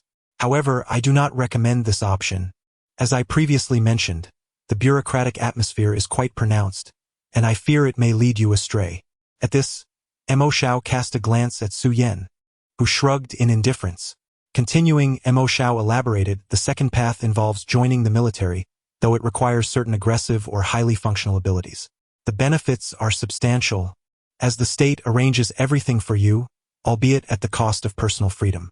The third option is to align with an organization of ability users, similar to my own, operating under a collective name and contracted by the military to resolve intricate issues in exchange for corresponding compensation.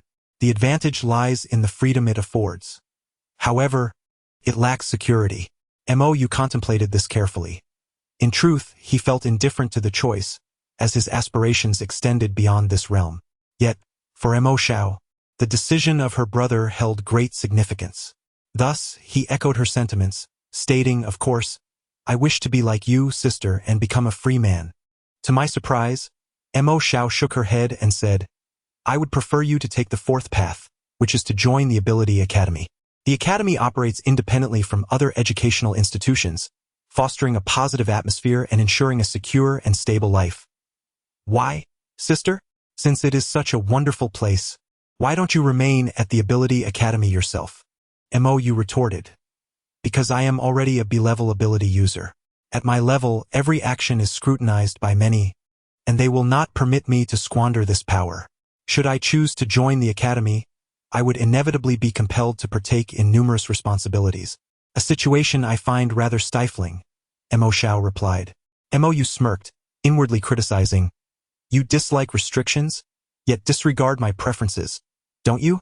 This sentiment echoes the thoughts of many parents, who often prioritize their children's security over their desires.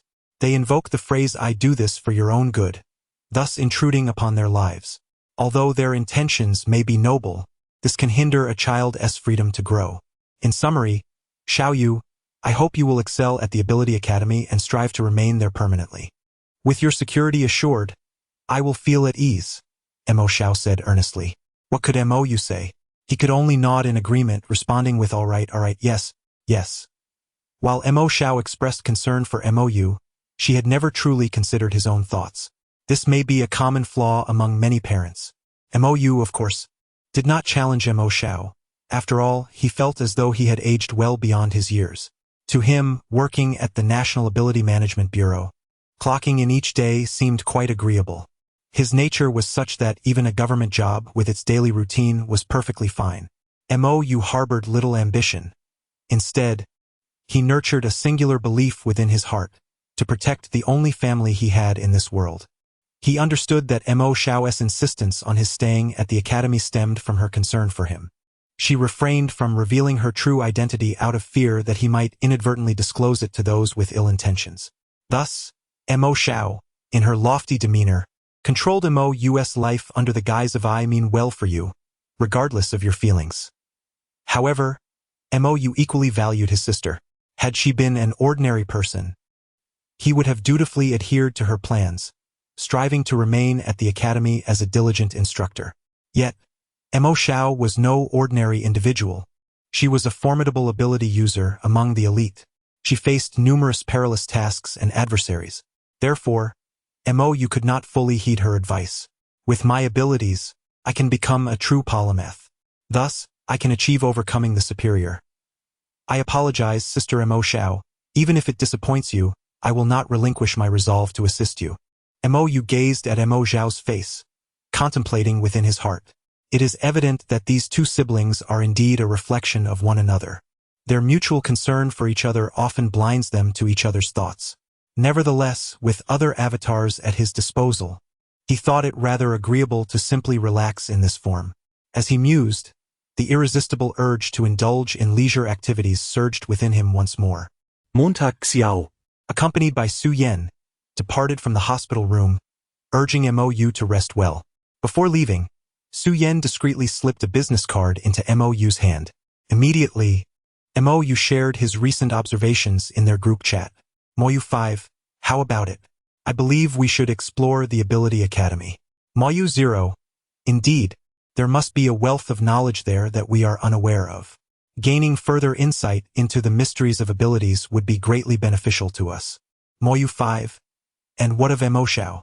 How should we proceed regarding her? MOU 0, Number 4 will develop our own faction. I have already consented to his use of the Fujiang plan. Soon we will have formidable external support. MOU 2, MOU 3, as shocked. JPG MOU 5.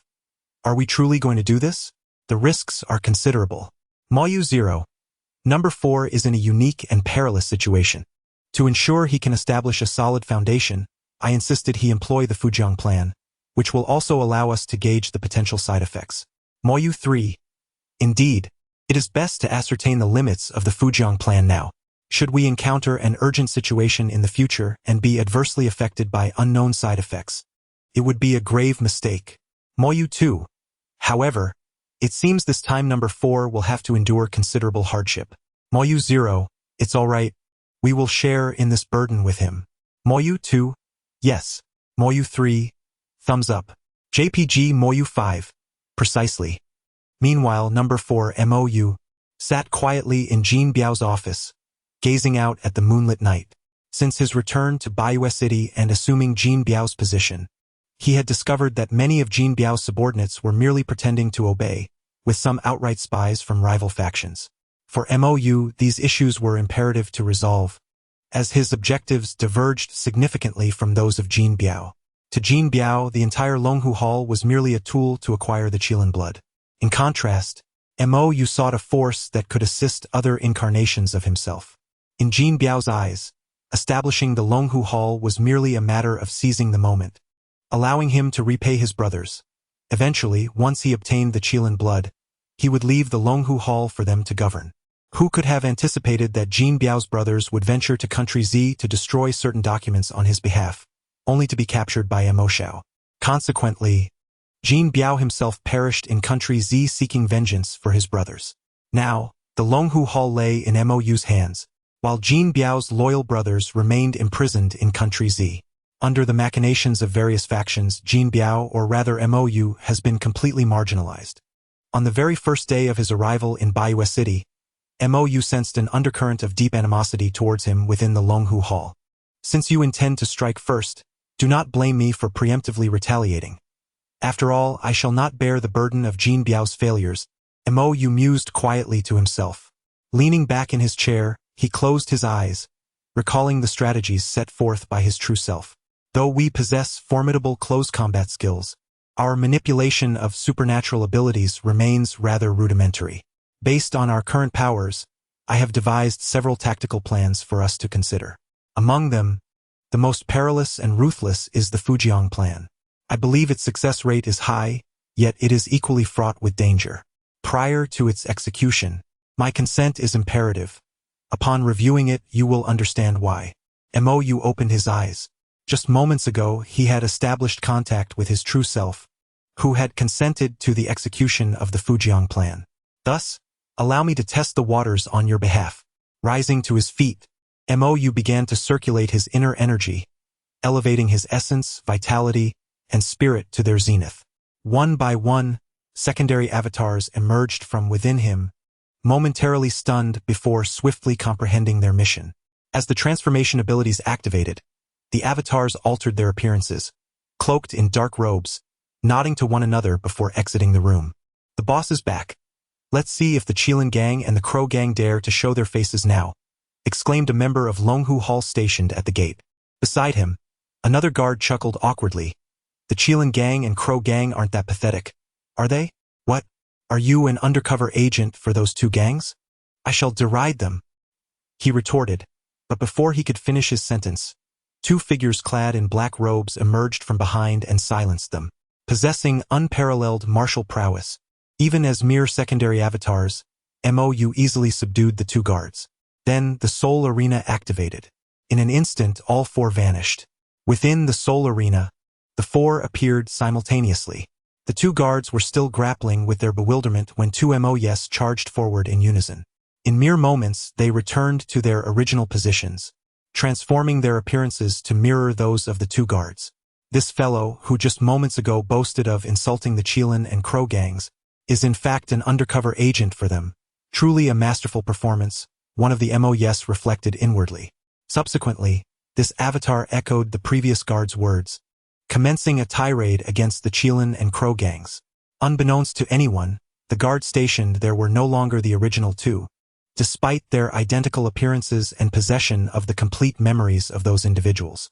Such occurrences transpired throughout the Dragon and Tiger Hall, as one after another, its members were drawn into the Soul Arena by MOU's secondary avatars, subsequently absorbing their memories and acting in their stead.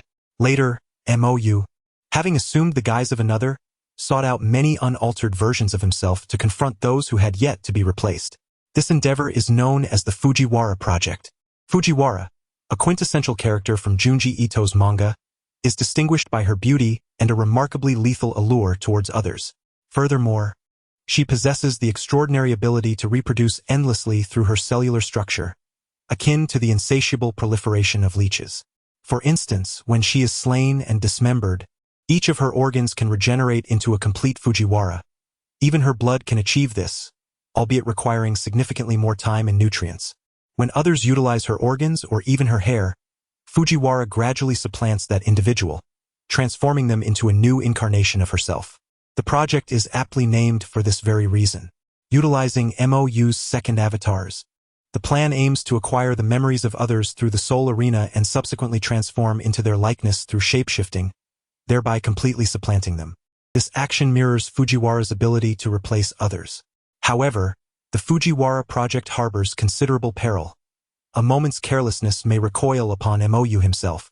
Absorbing too many memories at once risks MOU becoming lost within the memories of others, potentially leading to an inability to discern his own identity. The most dire outcome would be that all incarnations of MOU become independent, each believing themselves to be the original or, influenced by the memories of others, cease to identify as MOU, resulting in mutual hostility or even civil strife among them. This unfortunate result resonates with Fujiwara's animosity towards her other selves, sometimes culminating in a desire to eliminate them. This is why the original MOU mandates that consent is required before the Fujiwara project can be employed. A moment of negligence could affect all versions of himself. The experience of MOU in the martial arts realm has already substantiated this concern, as his memories from over 2 decades in that world differ vastly from those of his current self. After exchanging memories with his martial arts counterpart, the original MOU found it necessary to take time to disentangle himself from the complex and chaotic memories he inherited. The Fujiwara project, with its simultaneous absorption of numerous memories, would undoubtedly exert a profound influence on all versions of MOU. Nevertheless, as number 3 aptly articulated, failing to attempt this now would be folly, especially when faced with future emergencies where the repercussions of the Fujiwara project may hinder their efforts. Number 4 MOU contemplated this, steeling himself for the task ahead. As the night wore on, virtually all members of the Dragon and Tiger Hall, save for a few captives and women for release, had been supplanted by MOU. At this moment, number 4 MOU had exchanged memories with everyone, becoming ensnared in a vast ocean of recollections. In other dimensions of MOU, several individuals have succumbed to self-cognitive disorders due to the exchange of numerous memories. Particularly, those who have received the most memories are scarcely distinguishable from the 4th MOU, their recollections having become utterly chaotic. The crisis has thus descended. The original MOU sits on the bed. Since the advancement of his abilities, he has acquired the capacity for secondary avatars and has ceased to create primary ones.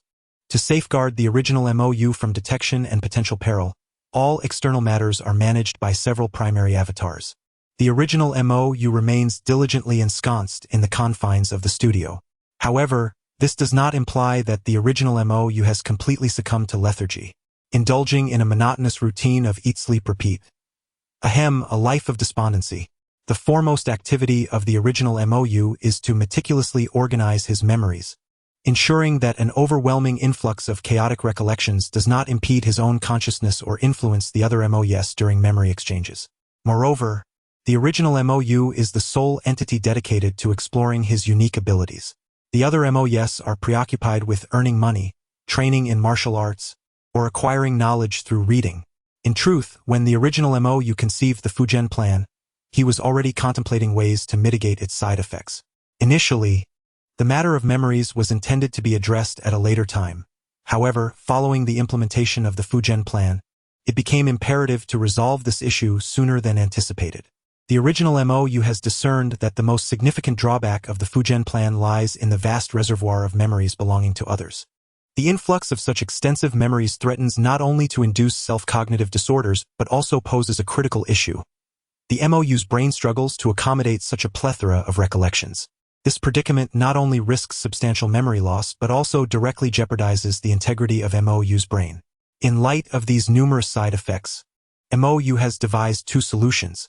The first involves seeking an ability akin to that of reincarnating, one capable of alleviating the burden. Without hesitation, MOU employed an ability detector to pinpoint an individual capable of controlling memories. Yet, the endeavor did not unfold as smoothly as anticipated. The detector failed to locate anyone possessing such an ability within its search parameters. Consequently, the first plan faltered, compelling MOU to resort to his second approach. This second method entails utilizing his existing abilities to weave his memories into an extensive network, akin to an internet server. MOU intends to construct a vast cloud server wherein all memories are stored, thereby relieving the brains of each avatar MOU from the necessity of retaining such an overwhelming amount of information. They need only retrieve it when required. This concept had long been incubating in MOU's mind. However, the urgency of the situation had not previously warranted immediate action. Now, with the fourth MOU activating the Fujian plan and facing an abrupt deluge of memories, the original MOU finds himself compelled to expedite the implementation of the strategy. The method, in theory, presents no significant issues. If my conjecture holds true, once the memory network platform is established, the network sovereign ability should be applicable within it, thereby simplifying the platform's integration considerably. The only dilemma remains the server. Contemplating this, the entity MOU chuckled softly to himself, muttering, "In truth, this hardly qualifies as a problem. The solution is abundantly clear." Approaching the full-length mirror in the room, he gazed at his reflection and smiled, remarking, "Who, if not myself, could possibly serve as the connection among all MOUs?" The thought of self-sacrifice elicited no panic within him. Rather, he wore a serene smile, as if a weight had been lifted. Number 1 perished for us, Number 4 fell into chaos, and the other MOUs continuously dedicate themselves for our cause. Now, it is finally my turn to contribute in whatever capacity I can. He addressed his reflection. Is this truly worthwhile? A voice within him seemed to pose this question. MOU merely smiled and replied, "If the other MOUs can make sacrifices, why should I not be able to? They are my avatars. Their personalities and thought processes are indistinguishable from my own. If they can sacrifice themselves, so too can I." Returning to his bed, he glanced at the moon outside, exclaiming, "What a beautiful moon."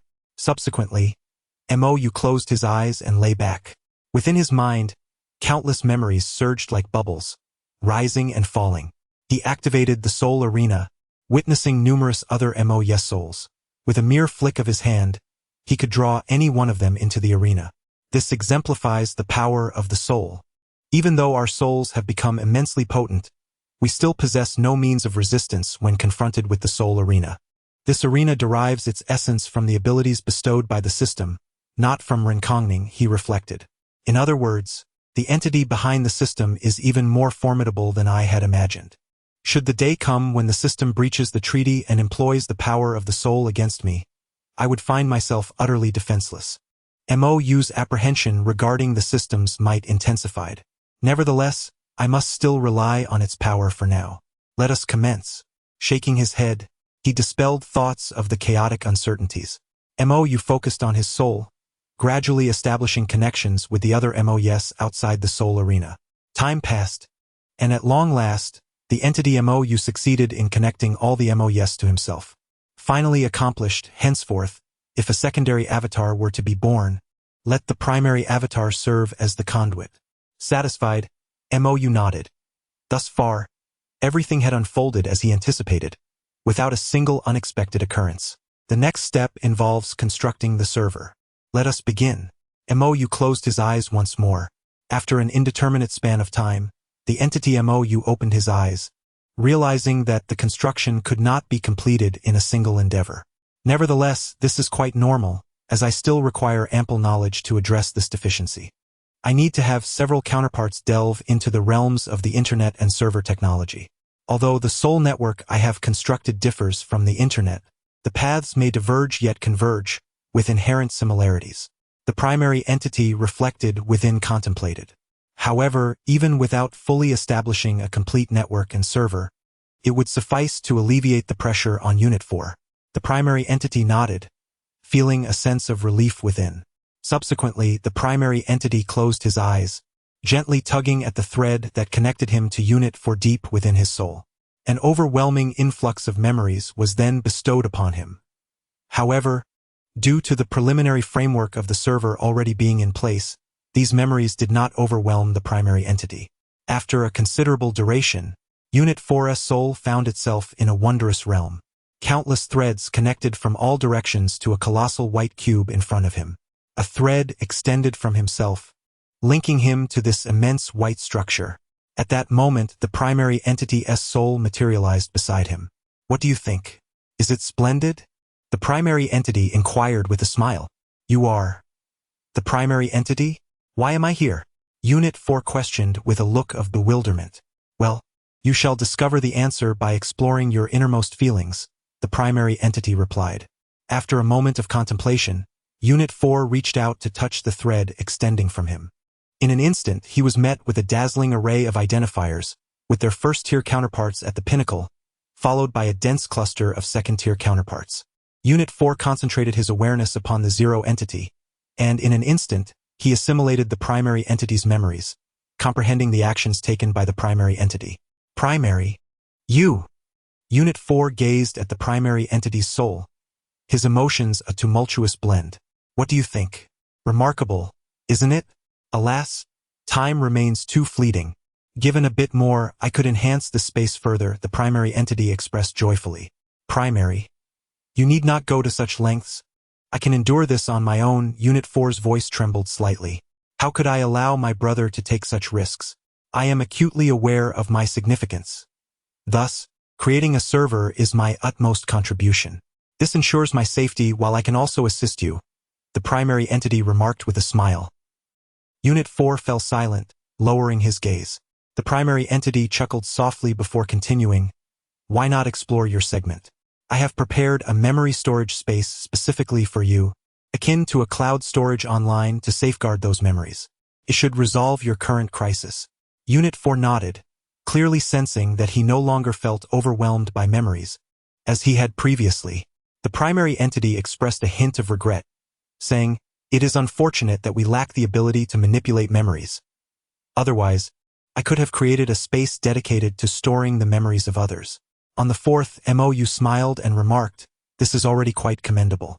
The original MOU nodded in acknowledgement and replied, "I understand, yet it is ultimately only a temporary solution. Should we ever resort to the Fujiang plan again in the future, the overwhelming accumulation of memories will inevitably lead to confusion." At that moment, the fourth MOU extended his fist towards the original MOU, exclaiming, "Truly worthy of being our origin, you can indeed be addressed as Big Brother." Surprised by the suddenness of this declaration, the original MOU responded, "What's this talk of big brothers? We are all MOU, we are fundamentally the same. The original MOU chuckled and shook his head. Nevertheless, he extended his own fist and bumped it against that of the fourth MOU. Is your body all right? The fourth MOU inquired. No issues at all. I will require some time before I transform into a server. During this period, there will be no significant difference between my current self and my previous one, replied the original MOU. Now, we should be able to exchange memories over a distance, correct? The fourth MOU asked again. Indeed, but it requires mutual consent. Although we are all MOU, we must afford each other a measure of personal space. The original MOU had already contemplated this aspect. Can we exchange memories in the martial arts world as well?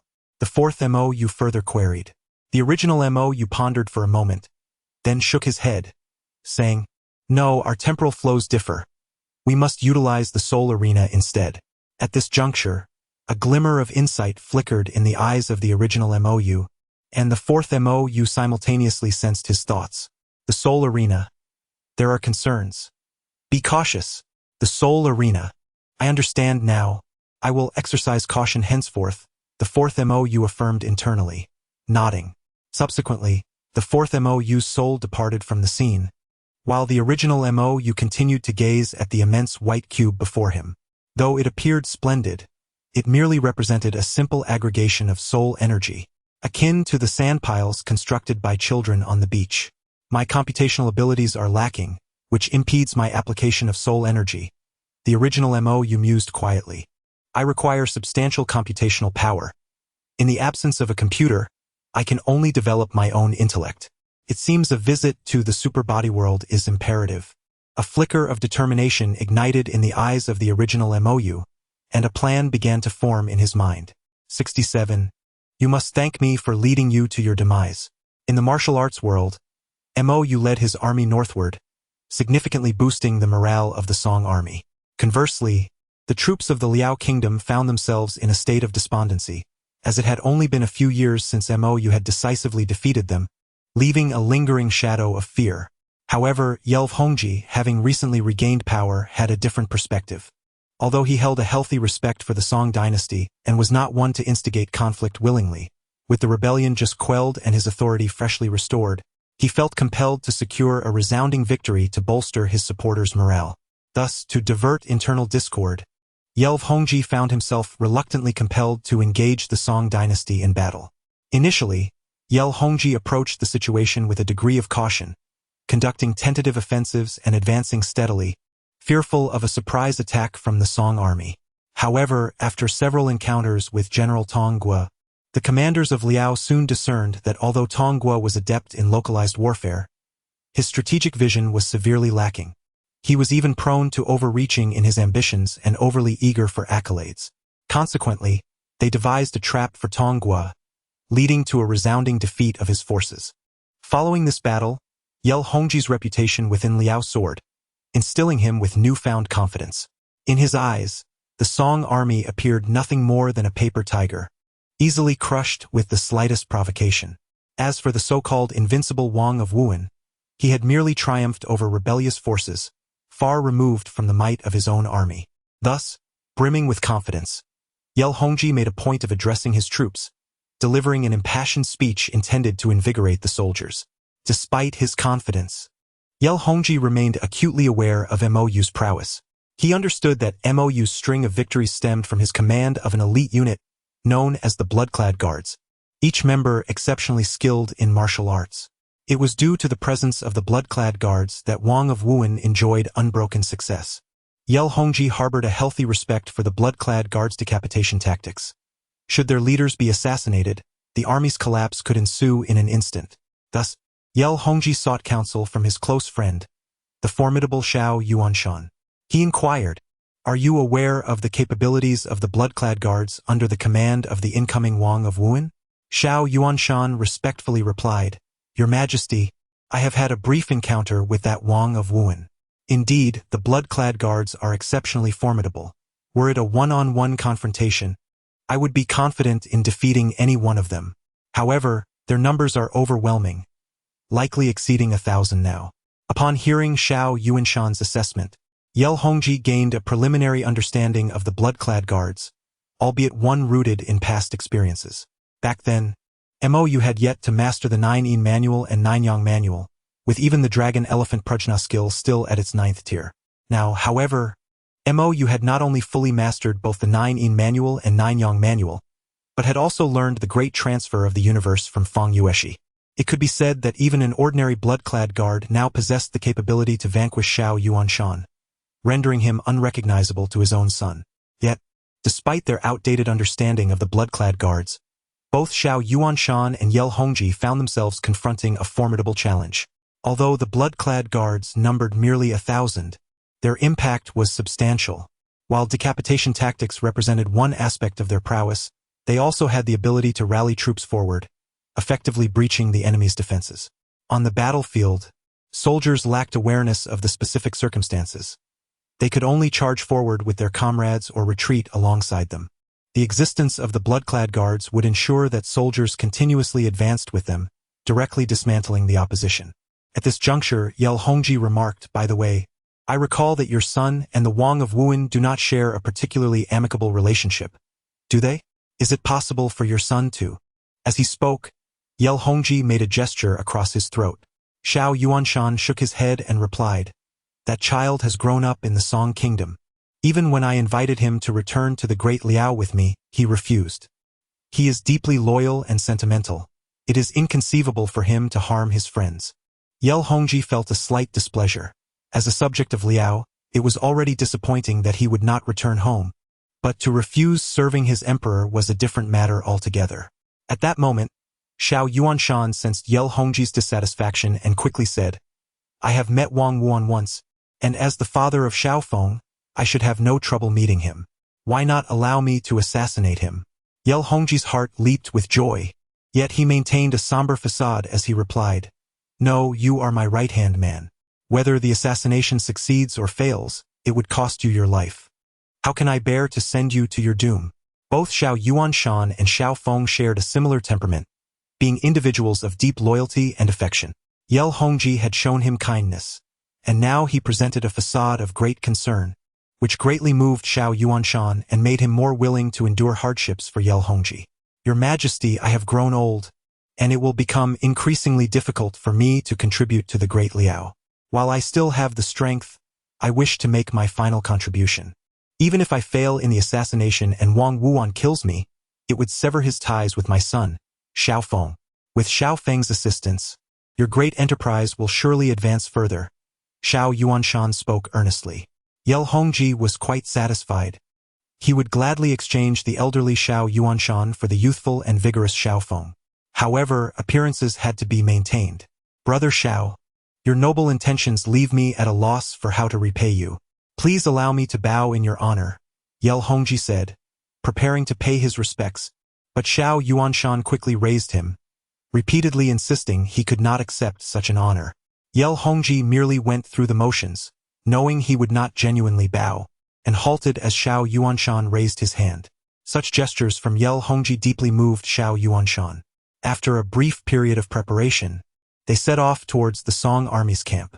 Yel Hongji even gifted Xiao Yuanshan a poisoned dagger, capable of delivering a lethal blow. It was evident that Yel Hongji had long been prepared to send someone to assassinate MOU, and only someone of Xiao Yuanshan's caliber could be oblivious to Yel Hongji's true intentions. Meanwhile, within the Song army's camp, tensions were also brewing. MOU had been dispatched by imperial decree to command the troops, putting the original commander, Tong Guan, in an awkward position. Tong Guan had committed grave errors and was to be escorted back to the capital for trial. However, a military unit could not function without a leader for even a day, and many officers had already been won over by Tong Guan, making his dismissal a matter that could only be postponed. Now that MOU had arrived at the front lines, logically, Tong Guan should have been relieved of his post, surrendered the Tiger Talisman, and been escorted back to the capital. Yet, Tong Guan was unwilling to accept this fate. He still sought to redeem himself. Thus, he played the emotional card with MOU, refusing to leave the front lines and had cleverly concealed the Tiger Talisman, unwilling to hand it over to MOU. MOU was profoundly disappointed with Tong Guan. Initially, he had hoped to assist Tong Guan out of respect for Li Xian, but was taken aback by Tong Guan's utter lack of merit. Under Li Xian's tutelage, Tong Guan had failed to absorb any of his mentor's virtues, instead excelling only in the vices of ambition and arrogance. Naturally, Mou was disinclined to waste any more time on Tong Guan and ordered the blood-clad guards to apprehend him on a dark, stormy night. Although Tong Guan had trained in the Sunflower Manual, his prowess paled in comparison to Mou and his allies. Mou's strength had become unfathomable.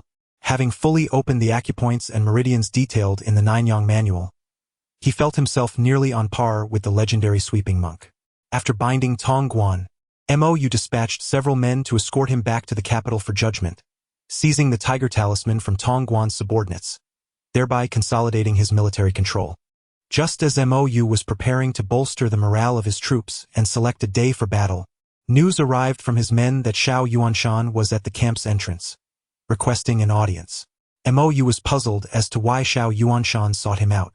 Perhaps it was related to the impending conflict, for unlike Xiaofeng, Xiao Yuanshan held a deeper connection to the Liao kingdom. I should tread carefully, Mou mused, stroking his chin. He instructed his subordinates to admit Xiao Yuanshan, who soon arrived at Mou's encampment. Mou greeted him with a cupped fist, saying, "Uncle Xiao, what brings you here today?"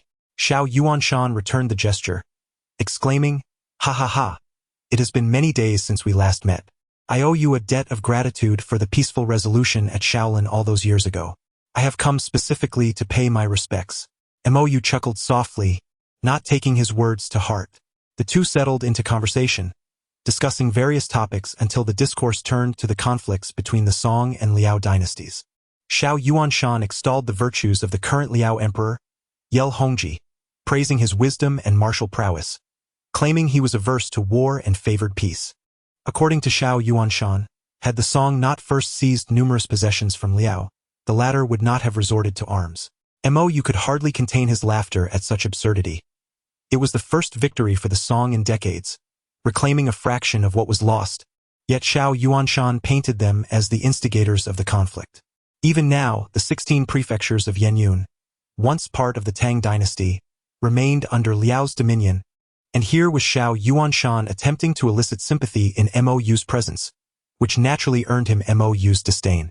Xiao Yuanshan further suggested that if the Song withdrew their troops, Liao would reciprocate, and both sides would refrain from fortifying their borders as a gesture of goodwill. Upon hearing this, Mou scoffed, "Uncle Xiao, do you take me for a fool? To suggest that both sides remain unguarded? Such flowery words. When the fighting begins, it is the unguarded who will be the true fools." Feigning ignorance, Xiao Yuanshan inquired, "What do you mean, dear nephew? Would it not be better for all to coexist in harmony?" Mou rolled his eyes and replied, "Uncle Xiao, it is fortunate that it is you before me. Were it anyone else attempting to persuade me to withdraw my forces, I would take their head as a trophy. Let us not discuss this matter further." The smile on Xiao Yuanshan's face faded as he stepped closer to Mou and said, "Esteemed nephew, at this distance, I could take your life with a single strike. You should consider my words carefully." "Uncle Xiao, should I interpret this as a threat?" Mou retorted with a cold chuckle. "You may indeed perceive it as such. Esteemed nephew, your martial prowess is not a well-kept secret in the Jianghu. Should I wish to kill you, a single move would suffice," Xiao Yuanshan declared with unwavering confidence. A hearty laugh erupted from Mou, leaving Xiao Yuanshan perplexed by the source of his amusement. In frustration, Xiao Yuanshan launched an attack, aiming for Mou's throat, intending to subdue him swiftly. However, Mou deftly stepped back, leaning away to evade the grasp, and then seized Xiao Yuanshan's elbow, twisting it gently until Xiao Yuanshan was subdued. "What?" Xiao Yuanshan was enveloped in shock, caught off guard before he could react. He attempted to resist, but Mou struck a few pressure points on his body, rendering him weak and incapacitated. Mou shook his head, recognizing that Xiao Yuanshan's strength was considerable, but his overconfidence had laid bare his vulnerabilities, allowing Mou to easily overpower him. "Uncle Xiao, if you had engaged me with your full strength, perhaps you could have exchanged a few blows with me. However, your casual approach is a grave underestimation of my capabilities," Mou said, laced with a hint of mockery. Xiao Yuanshan's face flushed red. He had not anticipated Mou's formidable strength, which even surpassed his own. To act so carelessly against such a master was tantamount to courting death. Uncle Xiao, I sense your reluctance to accept this outcome. How about we make a wager? Mou proposed with a smile. Xiao Yuanshan, still unable to articulate a response, could only watch as Mou continued. You may choose any 3 from the blood-clothed guard. If you can defeat even one of them, I shall withdraw my forces. But should you fail to best even a single opponent, then, dear Uncle Xiao, I kindly request that you reside in the prison cell for a few days. As Xiao Yuanshan remained incapacitated and unable to reply, Mou summoned 2 guards from the entrance. He instructed them to carry Xiao Yuanshan to the blood-clothed guard's encampment. The atmosphere within the blood-clothed guard's camp was notably more relaxed than that of a typical military barrack, as all were comrades, devoid of the need for rigid military discipline. Within the camp, Mou and his companions indulged in meat, rested, and trained without adherence to military protocols. Fortunately, even during their relaxation, they maintained their magical forms, concealing their true appearances. Upon arriving, Mou released Xiao Yuanshan from his pressure points and said, Uncle Xiao, please. Xiao Yuanshan glanced at Mou, bewildered by his unwavering confidence. Xiao Yuanshan regarded himself as one of the foremost masters within the martial world, having trained in the art of combat since childhood in the Liao Kingdom, and later clandestinely studying martial arts for decades at the Shaolin Temple. He held a firm belief in his own prowess. While he acknowledged that there were certainly individuals in the Jianghu who could surpass him, he was convinced that they were few in number. The fact that Mou was capable of defeating him had already astonished Xiao Yuanshan. He could not fathom that among the over 1,000 members of the blood-clothed guard, there existed none whom he could best. Thus, with unwavering confidence, Xiao Yuanshan entered the blood-clothed guard to select his opponents. The outcome was predictable. Today, every Mou was a master who had attained great mastery in both the 9-yin manual and 9-yang manual, with their internal energy continuously accumulating. In terms of internal strength, one could assert that Mou was unparalleled throughout history. Consequently, Xiao Yuanshan faced a swift and disheartening defeat. He chose 3 individuals whom he perceived to be less formidable. A bald man picking his nose, an uncle reclining in a chair basking in the sun, and a middle-aged man sweeping the floor. Observing Xiao Yuanshan's choices, the Mou members could not help but shake their heads. This fellow truly lacks discernment. These 3 individuals are evidently among the strongest, equivalent to major bosses in other tales, and he dares to challenge them. One Mou remarked. Indeed, and moreover, these 3 were the first among us to break through all acupoints and achieve mastery of the 9-yang manual, making them the elite within our ranks.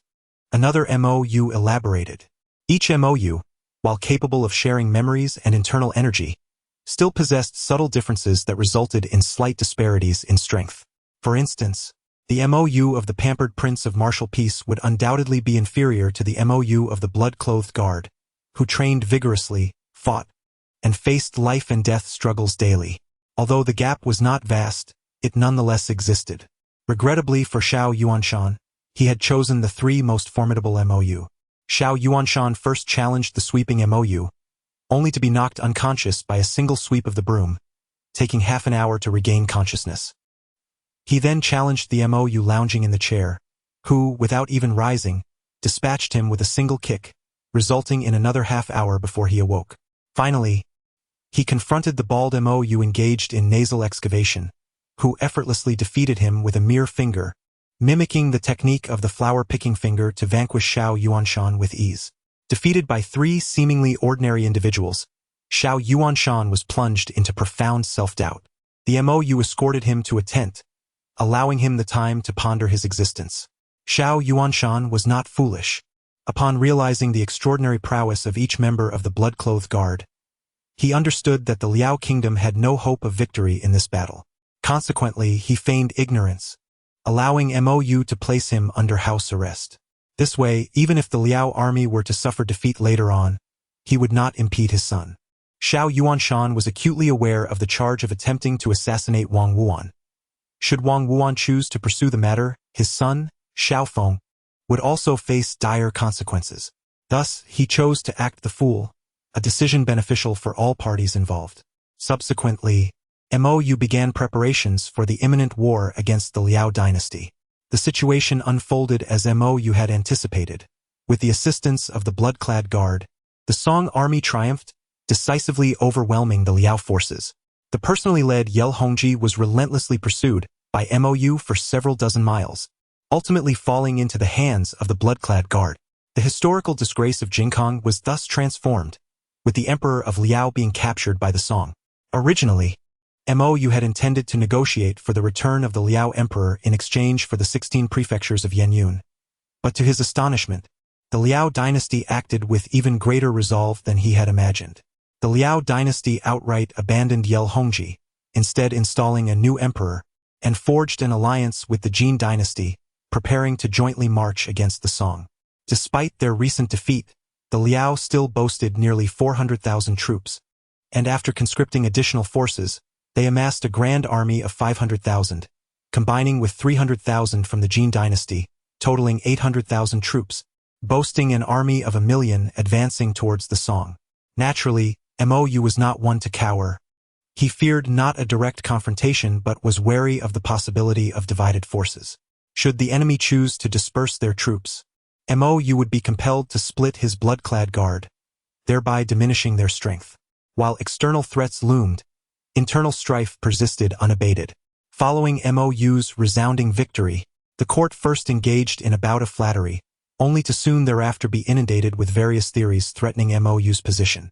Many ministers sought to impeach him, yet they could not produce irrefutable evidence. Moreover, the current emperor, Zhao Shi, held Mo Yu in high esteem, rendering the ministers powerless against him. Their animosity towards Mo Yu stemmed from a desire to curb the power of military officials. As the Song dynasty had historically favored civil governance over military might, and the civil officials were naturally reluctant to witness the rise of martial authority. Had it merely been idle gossip about Mo Yu, the situation might have been manageable. However, as time progressed, the ministers began to wield their influence, causing frequent disruptions in the logistics of Mo Yu's army, resulting in him not having yet set foot in Liao territory despite his victories. Yet, this merely delayed Mo Yu's advance and did not alter the overall situation. A more significant event loomed on the horizon. Emperor Zhao Shi fell gravely ill, bedridden and unable to rise. The minds of the ministers began to stir with activity. With Zhao Shi's support, Mo Yu had previously been free to lead his campaigns without concern for the rear. Now, should Zhao Shi pass, Mo Yu would undoubtedly be summoned back and placed under house arrest. Zhao Shi had not reigned long, and despite possessing numerous consorts, he had yet to produce an heir. If Zhao Shi were to die, the throne would pass to his brothers. Wang Wuan was not to ascend. This was not only the late emperor's will but also a consensus among the ministers. Thus, the ministers sought to identify a more conservative candidate from among Zhao Shi's brothers to ascend the throne. Consequently, Zhao Ji came into their sights. A considerable number of ministers began to cultivate relationships with Zhao Ji, who, in turn, exhibited a preference for scholarly pursuits over martial affairs, thereby garnering the admiration of the civil officials. Meanwhile, reports of victories continued to flow in from the north, and some officials, observing that Zhao Shi could endure for a few more years, grew increasingly restless. Consequently, a few individuals resorted to desperate measures, bribing palace maids and eunuchs close to Zhao Shi with the intent to secretly poison him. However, this plot was uncovered by the blood-clad guards, whom Mo Yu had strategically placed by Zhao Shi's side. Prior to his departure, concerned about potential turmoil, Mo Yu had arranged for several blood-clad guards to discreetly protect Zhao Shi. Knowing that Zhao Shi would likely harbor resentment if he learned of the scheme, the guards remained concealed. Even upon discovering the assassination attempt, they refrained from immediate intervention. Instead, they waited until Zhao Shi had already been poisoned and was suffering before rushing to his side, administering the meticulously prepared Qingxin Yanshou pill to rescue him from the brink of death. Subsequently, the blood-clad guards informed Zhao Shi of the situation and presented the evidence they had gathered, which infuriated him to the point of near collapse. Fortunately, the efficacy of the Qingxin Yanshou pill was remarkable. Not only did it neutralize the poison, but it also significantly improved his health. The following day, when Zhao Shi attended court, everyone assumed he would remain absent, yet he emerged looking vigorous and lively, hardly resembling a sick man. Armed with the evidence provided by the blood-clad guards, Zhao Shi executed several officials and implied to the others that he was well aware of their actions, assuring them he would be closely monitoring them henceforth. Following this incident, Zhao Shi restructured the court and placed Zhao Ji under house arrest, thereby clearing the way for MOU to focus entirely on the impending conflict with the Jin and Liao allied forces. After surmounting all obstacles, MOU could finally engage in battle with the Jin and Liao without reservation. In a bid to maximize their military strength, the Jin and Liao forces gathered together to launch an assault on the Song. This development played directly into MOU's hands. He feared a division of their forces far more than their unification. After all, the Jin and Liao bore long-standing enmity towards one another, and even when united, their collaboration would inevitably lead to friction, diminishing their overall efficacy. Should they choose to split their forces, MOU would find himself in a precarious situation, as the Song army could muster only around 500,000 troops. A division of the enemy forces could present significant challenges, potentially allowing one faction to breach the defenses and race towards the capital. Nevertheless, even in a direct confrontation, the Song army held no advantage, as the enemy greatly outnumbered them. During the initial engagement, the opposing forces used their lives to fill the gaps created by the blood-clad guards, ultimately driving the Song troops back, resulting in the loss of dozens of blood-clad guards. Fortunately, the blood-clad guards proved formidable in defense. Otherwise, the Song forces would have faced a crushing defeat. Recognizing the difficulties of prevailing in a direct confrontation, MOU resolved to employ the tactics of the renowned champion Marquis from years past, leaving a mere 100 blood-clad guards to defend the city, while the remainder formed a cavalry unit to circumvent the enemy's main force and directly target the capital of Liao. This is a bold decision, executed without logistical support, as the blood-clad guards advance unencumbered. Even though each of them is a master of exceptional skill, a moment's carelessness could lead to their demise in the Liao kingdom. Nevertheless, this strategy, meticulously considered by MOU and discussed with his team of military advisors, presents the most viable opportunity for a triumphant reversal. The Liao kingdom, having suffered internal strife and conflict, has already depleted much of its military strength. Moreover, after their previous defeat by MOU, they have lost even more soldiers. Following the recent conscription, the internal forces of the Liao kingdom are now exceedingly thin. The over 1,000 elite warriors of the blood-clad guards possess the capability to seize the capital of the Liao kingdom. Once the strategy was decided, it was time for execution. On a dark and stormy night, the blood-clad guards stealthily departed the main camp in several groups. With the war horses acquired as reparations from their last victory over the Liao kingdom, their advance was swift, penetrating deep into the heart of Liao territory within just a few days. Shortly after their departure, the Song army chose to adopt a passive defense, prompting the Liao and Jin armies to assume the Song forces had been cowed and immediately launch an offensive. MOU had long been prepared for a siege, stockpiling rolling logs, cauldrons of oil, and molten metal. Before long, a bloody battle for the city erupted, claiming countless lives on the battlefield, with mounds of corpses filling the entire moat beneath the city walls.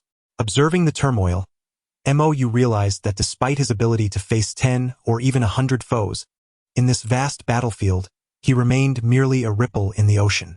No matter how formidable his internal strength, it bore little significance in this arena. His power felt woefully inadequate.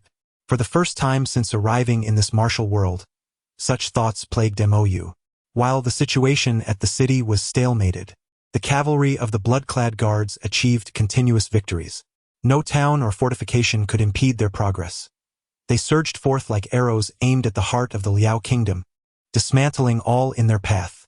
The Liao forces soon recognized this peril and dispatched urgent messages to the front lines, summoning all nearby garrison troops to the capital. However, the time taken for this back-and-forth communication proved too sluggish, while the cavalry of the blood-clad guards moved with remarkable speed. By the time the frontline Liao forces received the news, the cavalry had already arrived at the gates of the Liao capital. The gates of the capital stood firmly shut, braced for an impending assault. Yet, for the blood-clad guards, breaching these gates proved an effortless endeavor. A handful of them easily scaled the walls, clearing the area and swiftly opening the gates, allowing their comrades to enter the capital and subsequently the imperial palace. Leading the charge, Mou seized the newly crowned young emperor of the Liao kingdom from his throne, gripping him by the nape like a chick, and presented him before the ministers of Liao. In front of the assembled Liao dignitaries, Mou declared, "Should your Liao kingdom dare to infringe upon the territory of the Great Song again, I shall return, and next time, it shall not be so simple."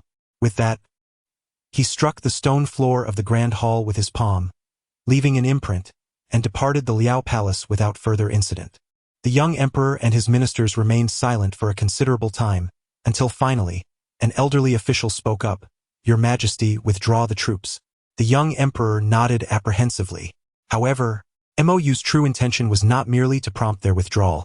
He sought to divert the attention of the Liao army on the front lines.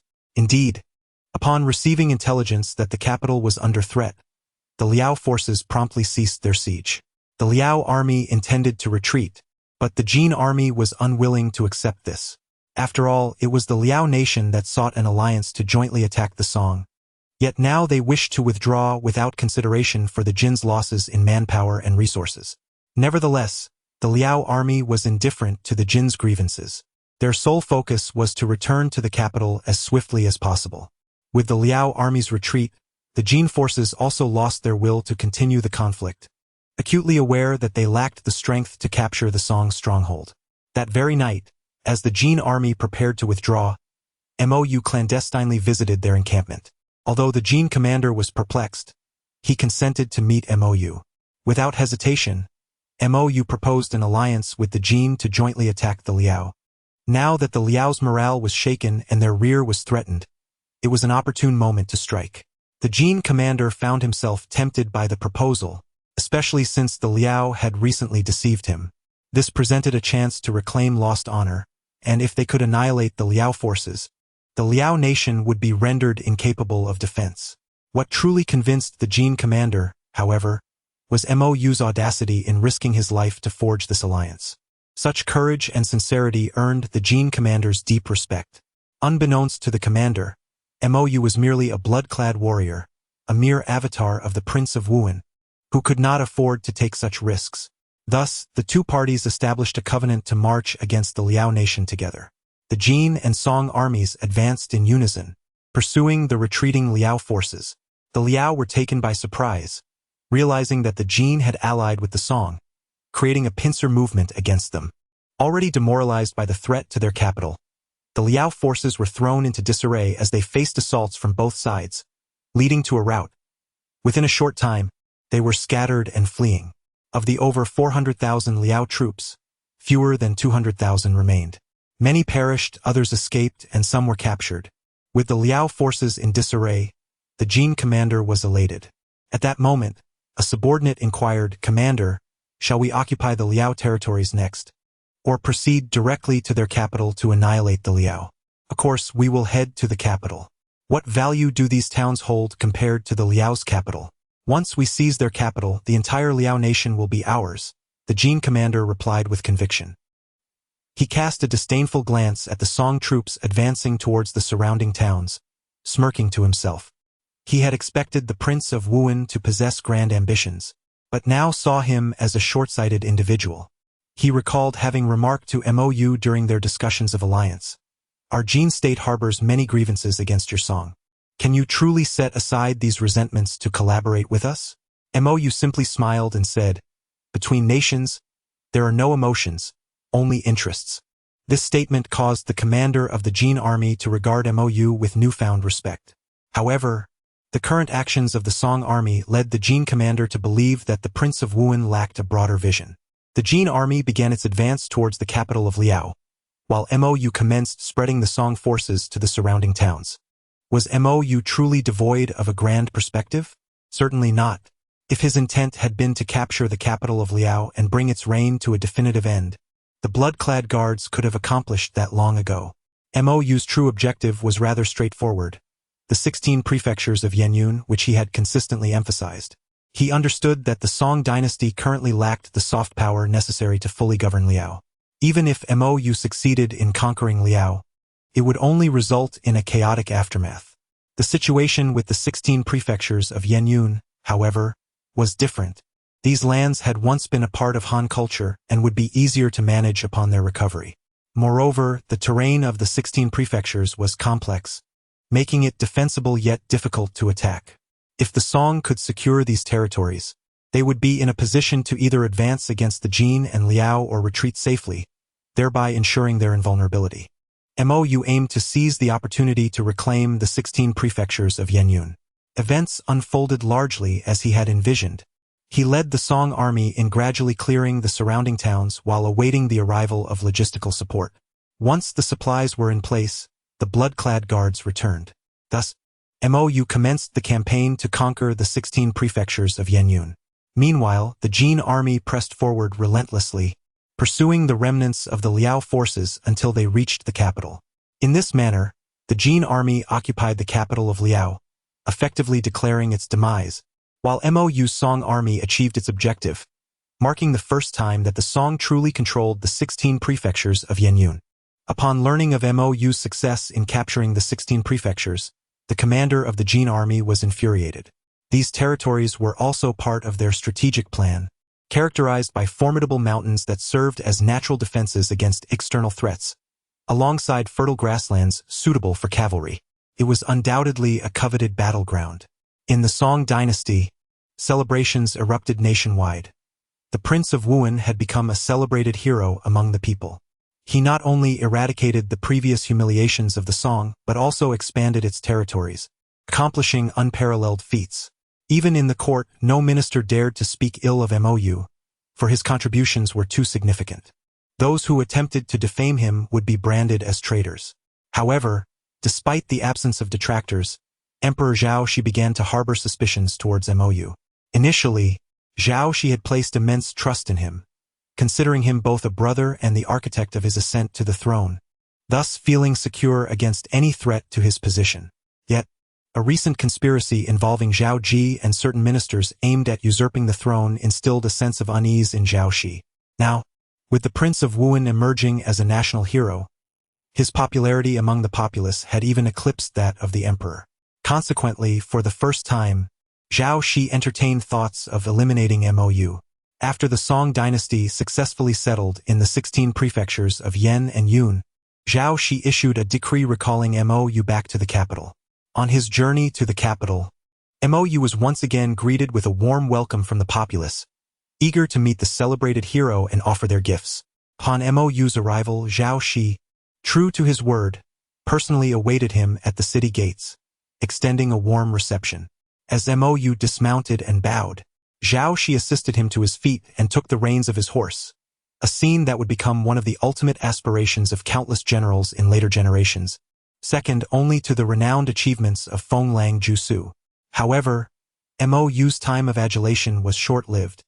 He was soon stripped of his military power and control over the blood-clad guards, subsequently placed under house arrest with restrictions on his movements. Regrettably, many within the blood-clad guards were loyal to Mou, and soon, some discreetly conveyed warnings to the Prince of Wuhan. Tongguan was once again summoned by Zhao Shi and dispatched to the 16 prefectures of Yan and Yun to command the troops defending the region. Meanwhile, numerous individuals infiltrated the blood-clad guards, incessantly probing for information. Before long, the civil officials began to maneuver, and within a matter of days, public opinion in the capital shifted focus, ceasing discussions about the Prince of Wuhan. It was then that Mou realized his elder brother had begun to harbor suspicions against him. Historically, serving a sovereign is akin to walking with a tiger. As the saying goes, when the birds are gone, the good bough is hidden. When the cunning hare dies, the hounds are cooked. With a resigned shake of his head, Mou reflected upon the treachery that accompanies the imperial throne, where even brotherly bonds are fraught with suspicion. Despite my indifference towards the throne, why must you press me so? Mou lamented as he gazed at Zhao Shi, who had come to the prince's residence. Zhao Shi shook his head, replying, "Your merits are too great. I initially believed it sufficient for you to repel the Liao army, yet you not only succeeded but also managed to drive back the Jin forces and reclaim the 16 prefectures. Your accomplishments are monumental. You have already been conferred a title. There is no higher honor to bestow without encroaching upon my own position. How can I not be concerned?" Zhao Shi's tone reflected his own helplessness. Mo Yu fell silent, choosing not to respond. Yet Zhao Shi continued, I am aware of your disinterest in the throne. Otherwise, you would have claimed it long ago. However, people can change. My dear brother, your achievements are vast, and should you ever reconsider, what recourse would I have? Mo Yu nodded in agreement. Indeed, people can change, and you have already transformed. Perhaps I had no intention of doubting you, yet your decision to place the blood-clad guards to monitor me raises questions. Had I not been gravely ill at the outset, I might have remained oblivious. My dear brother, if you truly possess no interest in the throne, why the constant surveillance? Zhao Shi replied with a cold laugh. Ha ha ha, when the birds are gone, the good bough is hidden. When the cunning hare dies, the hounds are cooked. When the enemy nation falls, the strategists perish. Who would have thought I would witness such a day? Mo Yu chuckled bitterly. Zhao Shi silently observed him. After Mo Yu finished laughing, Zhao Shi spoke, I shall present you with a cup of wine, a medicinal concoction devised by the royal physicians. Once you partake, you shall feel no suffering. Mo Yu chuckled and inquired, when? This very night, Zhao Shi replied. I will declare that a band of remnants from the Liao dynasty has infiltrated the royal palace and assassinated the Prince of Wuhan. Under this pretext, I shall cleanse the court. Rest assured, I will ensure the glory of the Song dynasty endures. Zhao Shi stated earnestly. Mo Yu smiled and remarked, you are rather eager, aren't you? In that case, let us converse further.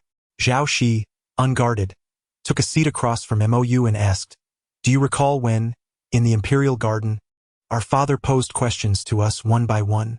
Indeed, Mo Yu replied. He insisted we approach sequentially, creating an air of mystery. Reflecting upon it now, he must have already resolved not to allow me to inherit the throne. Mo Yu shrugged. Is that so? I remember father asked us, if you were to pick a flower from the Imperial Garden, which would you choose?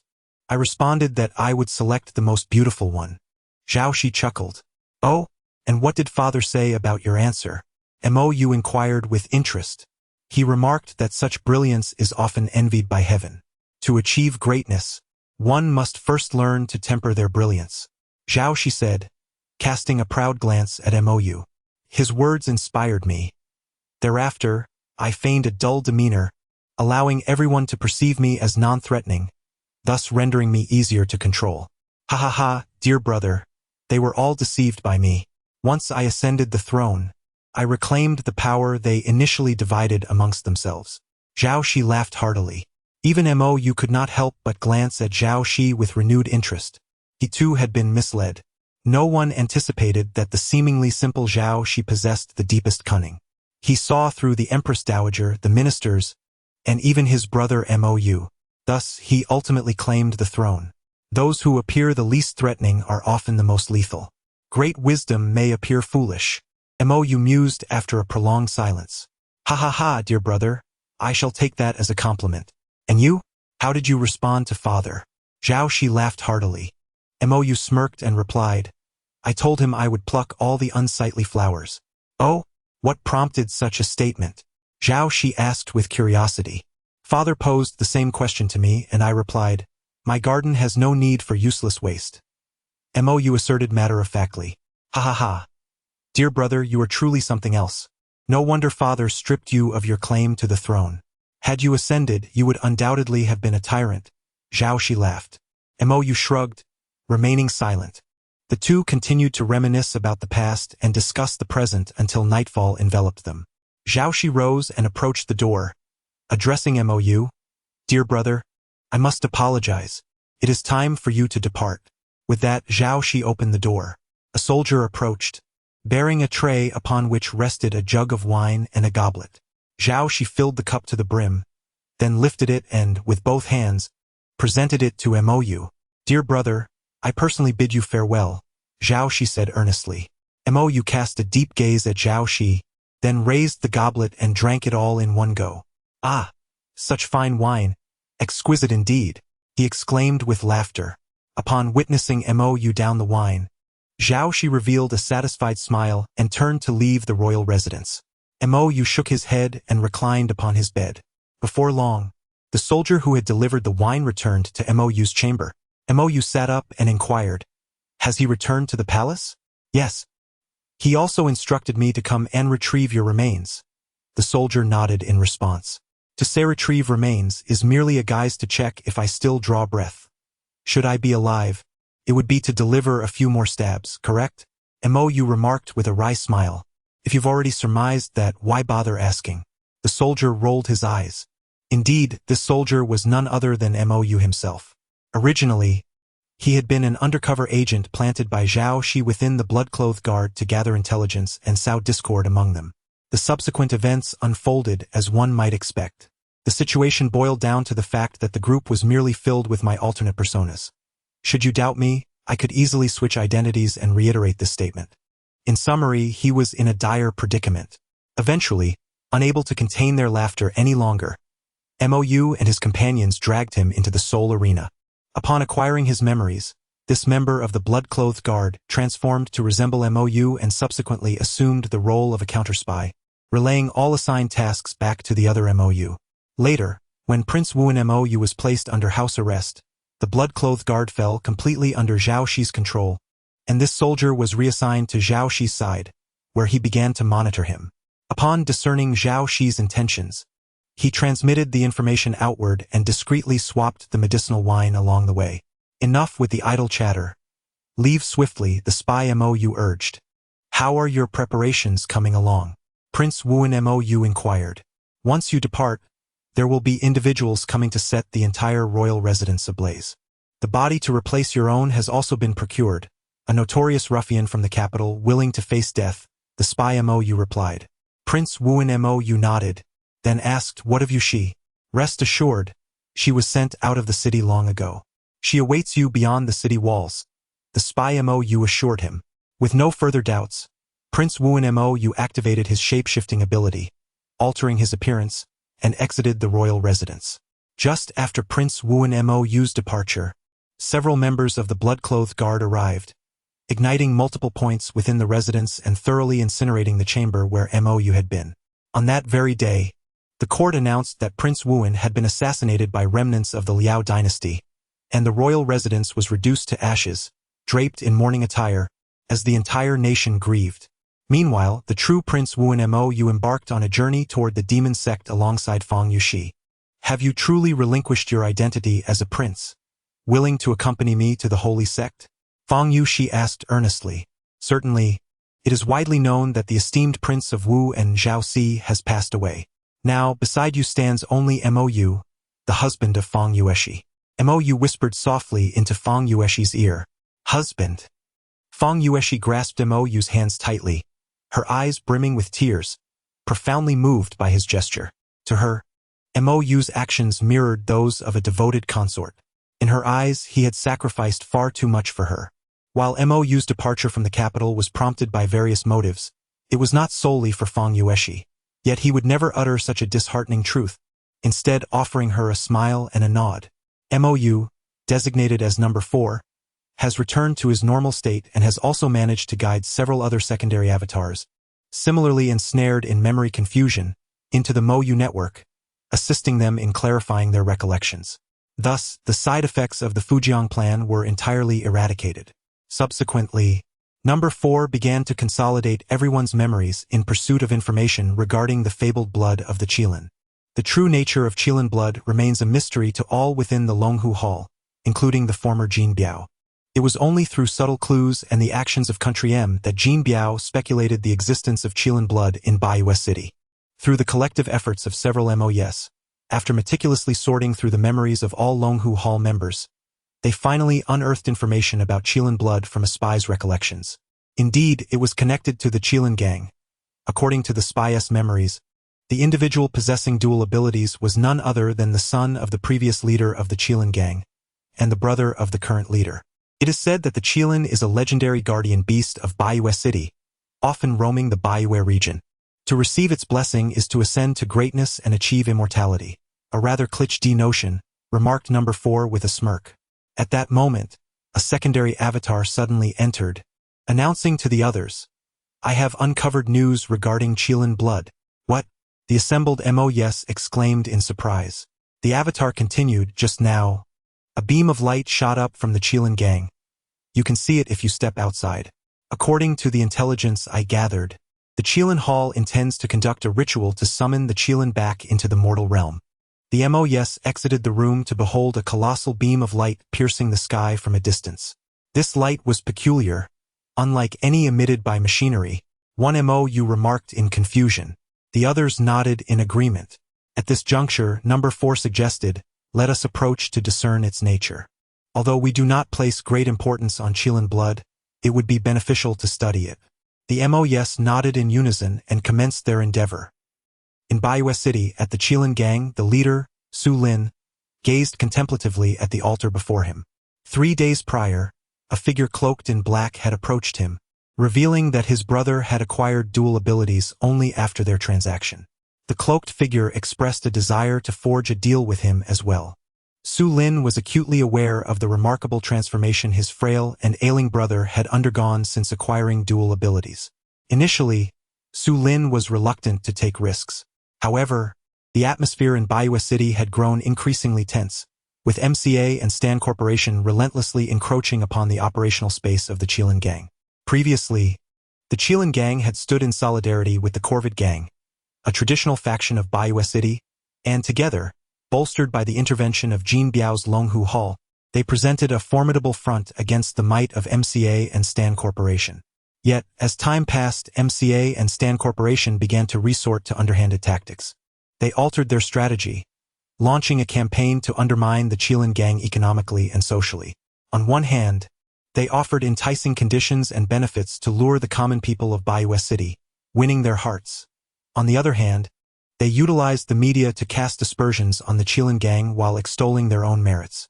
Furthermore, MCA operatives sought to sow discord between the Qilin gang and the Corvid gang, incessantly instigating conflict among their ranks, which inevitably led to friction. Although the leadership of both the Qilin gang and the Corvid gang recognized these maneuvers as mere ploys and remained steadfast against them, tensions escalated among the mid-level and grassroots members. After all, Baiwei City was a lawless zone, devoid of government oversight or police presence, where crime thrived. The youth, lacking systematic education and possessing limited cultural awareness, were all too easily manipulated. Additionally, members of MCA and Stan Corporation would provocatively stir trouble at the fringes of the Qilin gang's territory, inciting their members.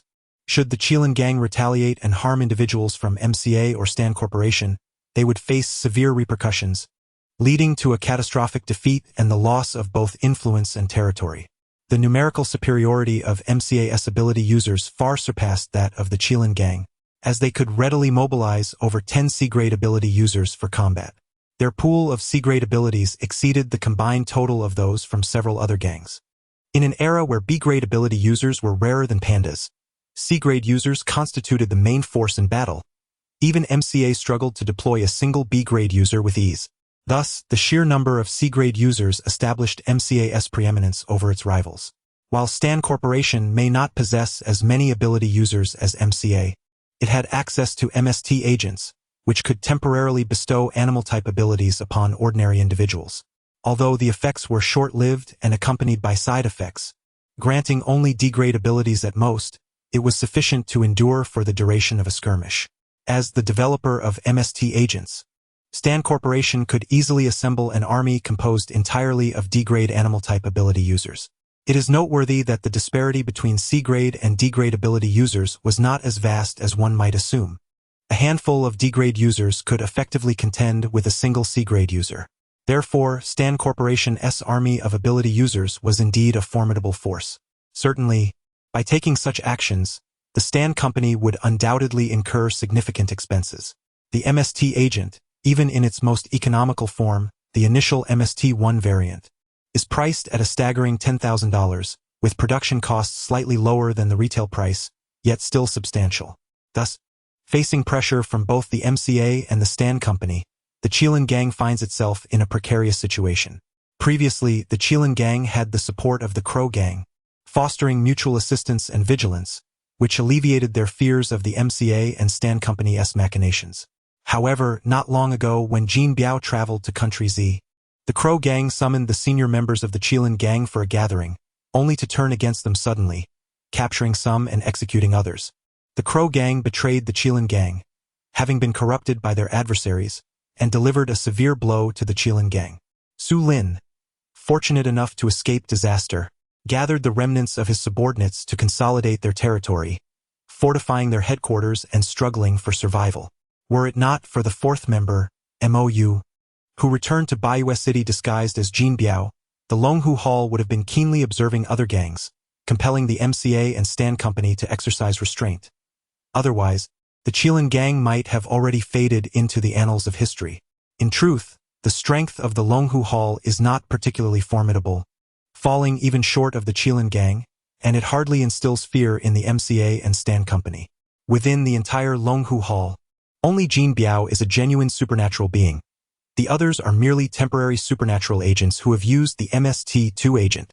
Nonetheless, it is precisely because of Jin Biao's presence that the MCA and Stan Company tread carefully, hesitant to act rashly. Jin Biao possesses knowledge of numerous secrets, and even a single careless revelation could inflict incalculable damage upon the MCA and Stan Company. Naturally, one might wonder why, given Jin Biao's formidable threat, the M country has yet to apprehend or eliminate him. This is due to Jin Biao's public declaration that he has concealed the unspeakable secrets of many nations within a website accessible solely to him. Should he fail to log into that website for over 72 hours, he will disseminate those secrets. Jin Biao has even disclosed some of the secrets he intends to release to several major powers, compelling them to abandon their assassination plans against him. The same reasoning applies to his capture. Should they attempt to seize him and be discovered, they would face the risk of intelligence leaks. The elaborate efforts by Country Z to encircle Jin Biao, which ultimately proved too slow and allowed his escape, were likely a deliberate act of letting him go. After MOU transformed into Jin Biao, he deleted all information pertaining to Country Z from the website while maintaining its existence. Returning to the Qilin gang, Su Lin finds himself at a dead end. If he indeed possessed information related to the Qilin blood, he would undoubtedly sell it to secure a means of escape. The issue lies in Su Lin's own ignorance of what the Qilin blood truly entails. His brother, Su Qi, indeed possesses dual abilities, but Su Qi never disclosed this to their family. Su Lin only learned of this fact after his brother was captured by M Country. Su Lin found it perplexing why those individuals from the M Country had fixated on Baiyu City. In any case, Su Lin felt he had reached a dead end, and thus, when the figure in the black robe approached him, he resolved to strike a bargain. Complete the sacrifice, and you shall receive the blood of the Qilin, the black-robed figure assured him. Although Su Lin remained unaware of the true intentions of this mysterious individual, he became convinced of the man's words upon witnessing the demonstration of two distinct supernatural abilities. Consequently, in his desperation, Su Lin rallied his remaining subordinates to orchestrate the ritual under the banner of summoning the Qilin. The chosen venue for the ceremony was the Grand Hall of the Qilin gang's headquarters. The preparations were not overly complex. A large cauldron, a bonfire, and a censer of incense would suffice. Following the instructions of the figure in black, Su Lin meticulously inscribed a formation on the ground using vermilion powder and began gathering the offerings. The procurement of the offerings proved to be the most arduous task. According to the black-robed man, the sacrifices were to be arranged from low to high, with both male and female specimens required. 2 chickens, 2 ducks, 2 fish, 2 turtles, 2 snakes, 2 frogs, 2 cattle, and 2 sheep. Lastly, 2 humans were also necessary. Each offering had to be disemboweled and prepared accordingly. Under Su Lin's stern insistence, the hall of the Qilin gang became a gruesome scene, drenched in blood and flesh. Ultimately, all the offerings were placed into the cauldron. Su Lin recited the incantation as directed by the black-robed figure. Soon after, the atmosphere shifted dramatically, and ominous clouds gathered in the sky. A beam of light surged from the cauldron towards the heavens. Indeed, an extraordinary phenomenon was occurring, yet contrary to Su Lin's expectations, it bore no resemblance to the auspicious arrival of a Qilin. Rather, it resembled the foreboding signs heralding the emergence of a malevolent entity, with dark clouds looming over the city, suffused with a sinister aura. At that moment, Su Lin's confidant approached him and remarked, "Brother, this scene hardly appears to herald the arrival of a Qilin." Observing the chaotic spectacle, Su Lin too understood that it was unlikely to signal the descent of a benevolent Qilin. He had likely been deceived by the figure in black. However, Having already embarked on this treacherous path, he realized there was no turning back. The bizarre occurrence at the Chilean gang naturally drew the attention of several other factions. Members of the Stan Company promptly relayed the intelligence back to M Country, notifying their headquarters. The MCA received similar news. As the overseer of the MCA in Bayou City, Barton immediately transmitted the information to headquarters and began to organize a response. He swiftly mobilized all available sea-level supernatural beings in Bayou City, instructing that aside from the Celtic brothers remaining at the branch, all other sea-level abilities should converge upon the Chilean gang. Don't you think we should request support from headquarters and have them dispatch a B-level superhuman? A tall man beside Barton asked nonchalantly, trimming his nails as he spoke. Barton, engrossed in issuing directives via his phone, glanced at him and replied, "Are you willing to collaborate with those arrogant bigwigs?" "Roger, I can hardly tolerate that." The man known as Roger shrugged and remarked, "Barton, as your friend and bodyguard, I know you well. You never undertake actions without certainty. Even if you harbor disdain for those big shots, you would still submit a request to headquarters to ensure the mission's flawless completion." Barton paused in his task, turning to Roger with earnestness. "Roger, this is not the time for such discussions. The situation is critical. We must prioritize our work. I will explain everything upon our return." With that, Barton made to exit the office.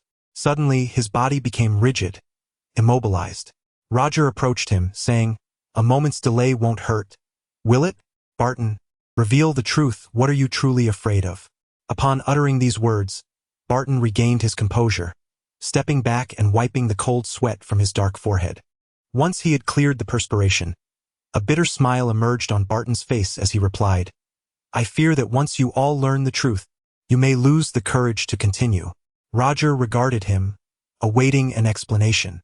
Observing the inquisitive expression on Roger's face, Barton sighed, locked the room's door, and returned to his seat. Leaning back in his chair, he lit a cigarette, inhaling deeply and releasing a slow plume of smoke. Roger noted that Barton had been smoke-free for quite some time. Today, he had faltered. "In Bayou City, there exists an A-level ability user," Barton said slowly. "What?" This explosive revelation detonated in Roger's mind like a nuclear bomb. His jaw dropped in disbelief at this staggering news. Barton took another drag from his cigarette, exhaling a lazy ring of smoke, then continued, "You heard me correctly. I was just as astonished when I first learned of this." "Are you joking? An A-level ability user? Does such a thing truly exist?" Roger exclaimed in disbelief. Barton nodded, replying, "Of course it exists. Otherwise, what would be the purpose of ability rankings?" Roger fell silent, his thoughts a chaotic whirl. The reality of an A-level ability user existing in the lawless Bayou City nearly shattered his sanity. An indescribable fear enveloped his heart. He felt an inexplicable sensation that a terrifying entity was observing his every move, like a hunter in the night, poised to tear him apart at the slightest misstep. Roger understood that this so-called A-level ability user likely had no interest in tracking him, yet the feeling of dread lingered. After a prolonged silence, Roger finally spoke. "You are right. This information must remain concealed." Even he was engulfed in profound terror upon learning this news, let alone other ability users. This realization compelled Roger to admire his dear friend Barton.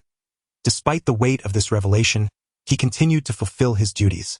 Were it not for Roger's deep understanding of him, he would have never noticed Barton's unease. In the eyes of outsiders, Barton's demeanor revealed no signs of anomaly.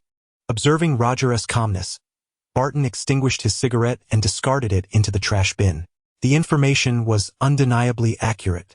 Upon learning of the potential existence of the legendary Chilean blood in Bayou City, headquarters had dispatched a B-level ability user to undertake a mission.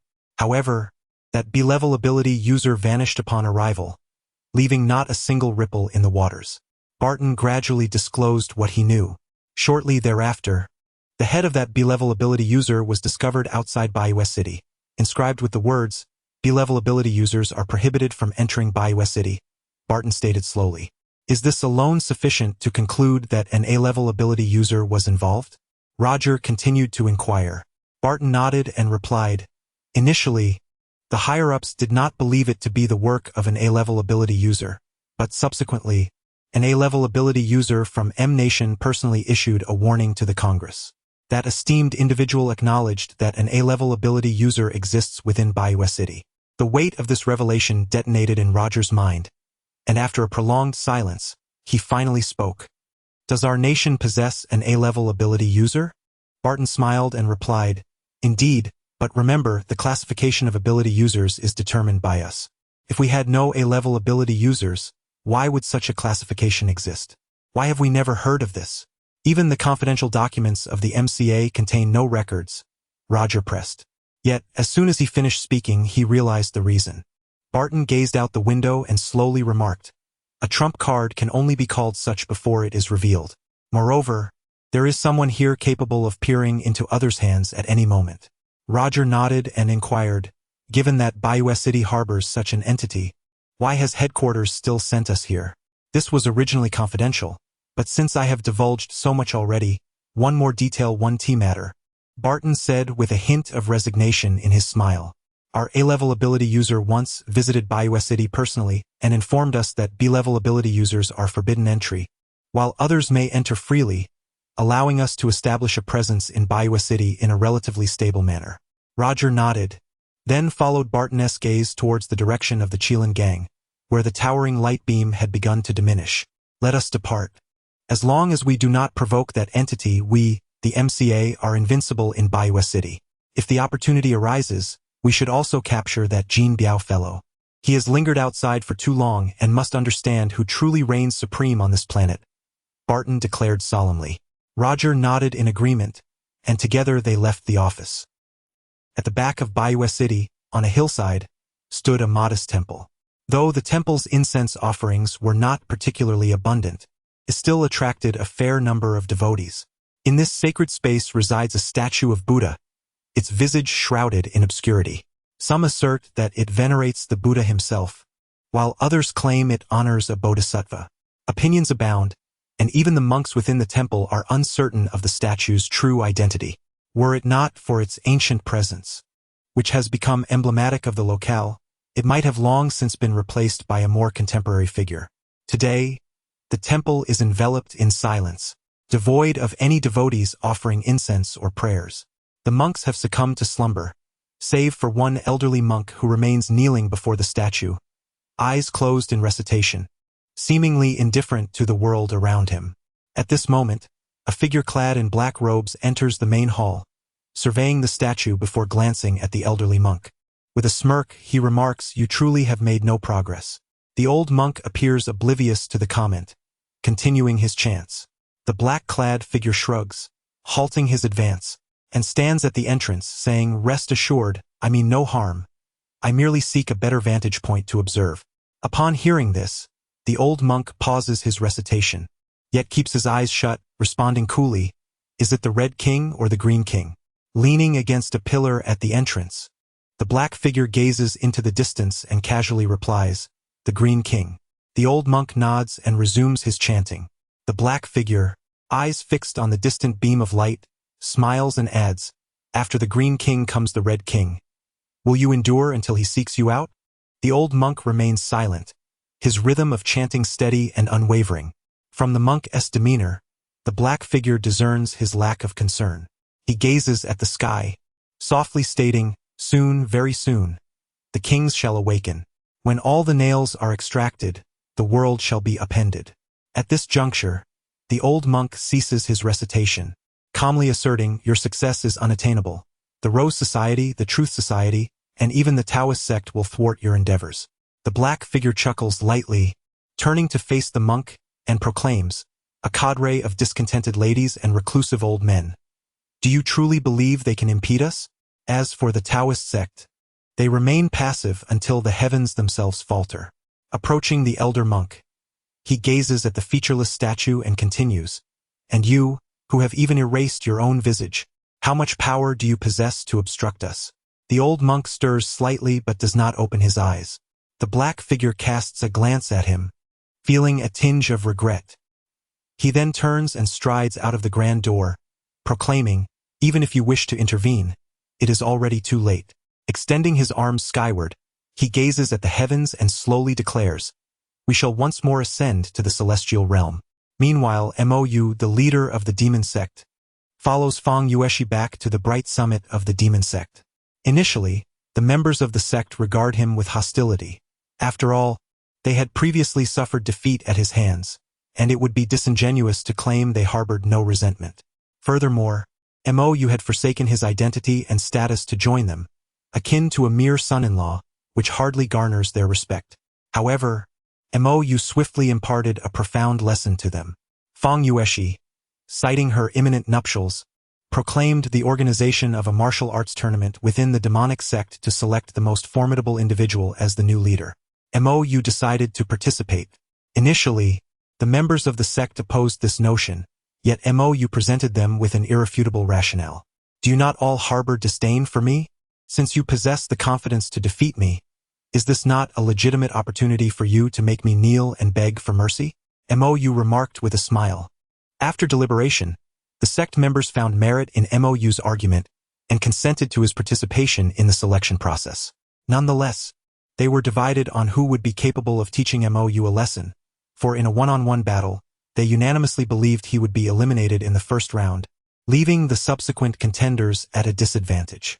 Thus, Fang Yueshi, displaying her understanding, proposed to transform the one-on-one duels into a grand melee.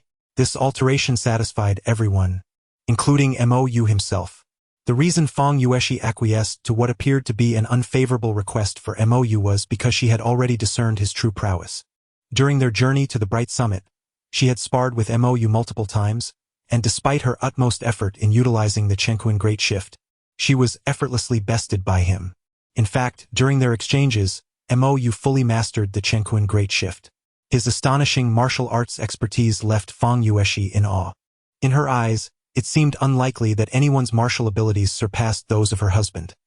Even an intricate skill like the Chenkuan Great Shift could be learned merely by observation, and she surmised that other techniques would likely be grasped by him at a mere glance.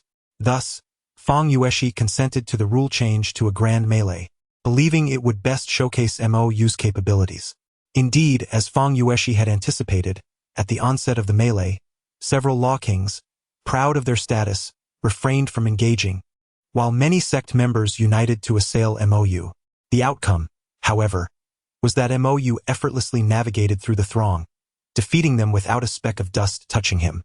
Graceful as a startled swan, elegant as a drifting dragon. This spectacle immediately captured the attention of the Law Kings, who exchanged glances and promptly launched an assault against Mou. Yet, he easily evaded their attacks and, in the process, learned their respective techniques, subsequently using their own skills to vanquish them. In fact, when they unleashed their techniques from Mou's hands, they proved more potent than when wielded by themselves, for he had rectified the flaws inherent in their martial arts before executing them. After enhancing their techniques one by one, Mou personally taught them in the midst of battle, unblocking their internal meridians. His prowess astonished all present. Following this confrontation, every Law King and sect member acknowledged Mou's supremacy, collectively revering him as the new leader of the demonic sect. No, the holy sect leader. At that moment, Mou had accomplished yet another task. Super Task 2. Unify the demon path and become the leader of the demon sect. Reward: 1,000 reward points. Completed, Mou has once again acquired 1,000 reward points. He glanced at the remaining tasks on the taskbar. Ultimate Task 1. Eliminate the Sweeping Monk. Reward: 10,000 reward points. Ultimate Task 2. Lead the Song Army to annihilate the Liao and Jin kingdoms. Reward: 30,000 reward points. Ultimate Task 3. Establish a sect comparable to the Shaolin Temple, a legacy to endure through the ages. Reward: 10,000 reward points. Super Task 1. Unify the righteous path and become the leader of the Martial Arts Alliance. Reward: 2,000 reward points. Mou shook his head, expressing a hint of regret. The Liao Kingdom has already been destroyed, and I am confident in my ability to eliminate the Jin Kingdom. Alas, fate does not align with human desires. That 30,000 reward points are now beyond my reach.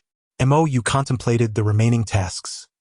Among them, the elimination of the Sweeping Monk presents an opportunity, but it will require a few more years. My current strength has yet to reach its peak. Once I have honed my abilities to their utmost, I shall take action. As for establishing a sect and unifying the righteous path, those tasks may prove exceedingly difficult. Wait, perhaps not entirely impossible. Mou's thoughts suddenly grew lively. At this moment, Huang Chong, who was governing the land of the 16 prefectures of Yan and Yun, had also heard the news of the assassination of the king of Wuhan. Initially, Huang Chong dismissed the news as false. He had collaborated with the king of Wuhan in studying Taoist classics and co-authored the Nine Yin Manual and Nine Yang Manual. Fully aware of the king's formidable prowess, he could not possibly be slain by a mere handful of assassins. However, as more credible reports emerged, Huang Chong was compelled to accept the possibility that the king of Wuhan had indeed been caught off guard by the attackers. Feeling somewhat disheartened, Huang Chong reflected on their joint creation of the Nine Yin Manual and Nine Yang Manual. He had deemed these martial arts, one internal and one external, excessively formidable for widespread dissemination, fearing the bloodshed it might incite. Now, with the king of Wuhan deceased, Huang Chong recalled the king's military campaigns to pacify the north and reclaim the 16 prefectures of Yan and Yun. He must have harbored ambitions to bring peace to the realm. Thus, Huang Chong resolved to donate both manuals to the military, aiming to bolster the strength of the Song army. At that moment, Huang Chong received a letter from the blood-clothed guard. Huang Chong, by the time you read this letter, you must have received the news of my demise. Indeed, I anticipate my death, yet it is not due to an accident, but rather the machinations of the court. I have overstepped my bounds, inciting the suspicions of the officials. How ironic, is it not? Despite my martial prowess and numerous victories, I find myself defenseless against the blades of my own kin. Perhaps this is destiny. As for the Nine Yin Manual and Nine Yang Manual, I implore you not to surrender them to the court, for human greed runs deep. Once relinquished, they may be hidden away. Considering my fate serves as a cautionary tale, you should know what must be done. Ultimately, the decision rests in your hands. At last, Huang Chong, my dear friend, I wish you smooth sailing in the days to come. Should you ever miss me, do come to Mount Tai for a nostalgic reunion. After reading the letter, Huang Chong remained silent for a long time, ultimately letting out a deep sigh before incinerating the letter. He then securely concealed the Nine Yin Manual and its modifications, never to retrieve them again. After ascending to the position of the leader of the demonic sect, Mou began to instruct his followers in martial arts, making slight alterations to the Nine Yin Manual to develop several sets of techniques, which he imparted to the members of the sect.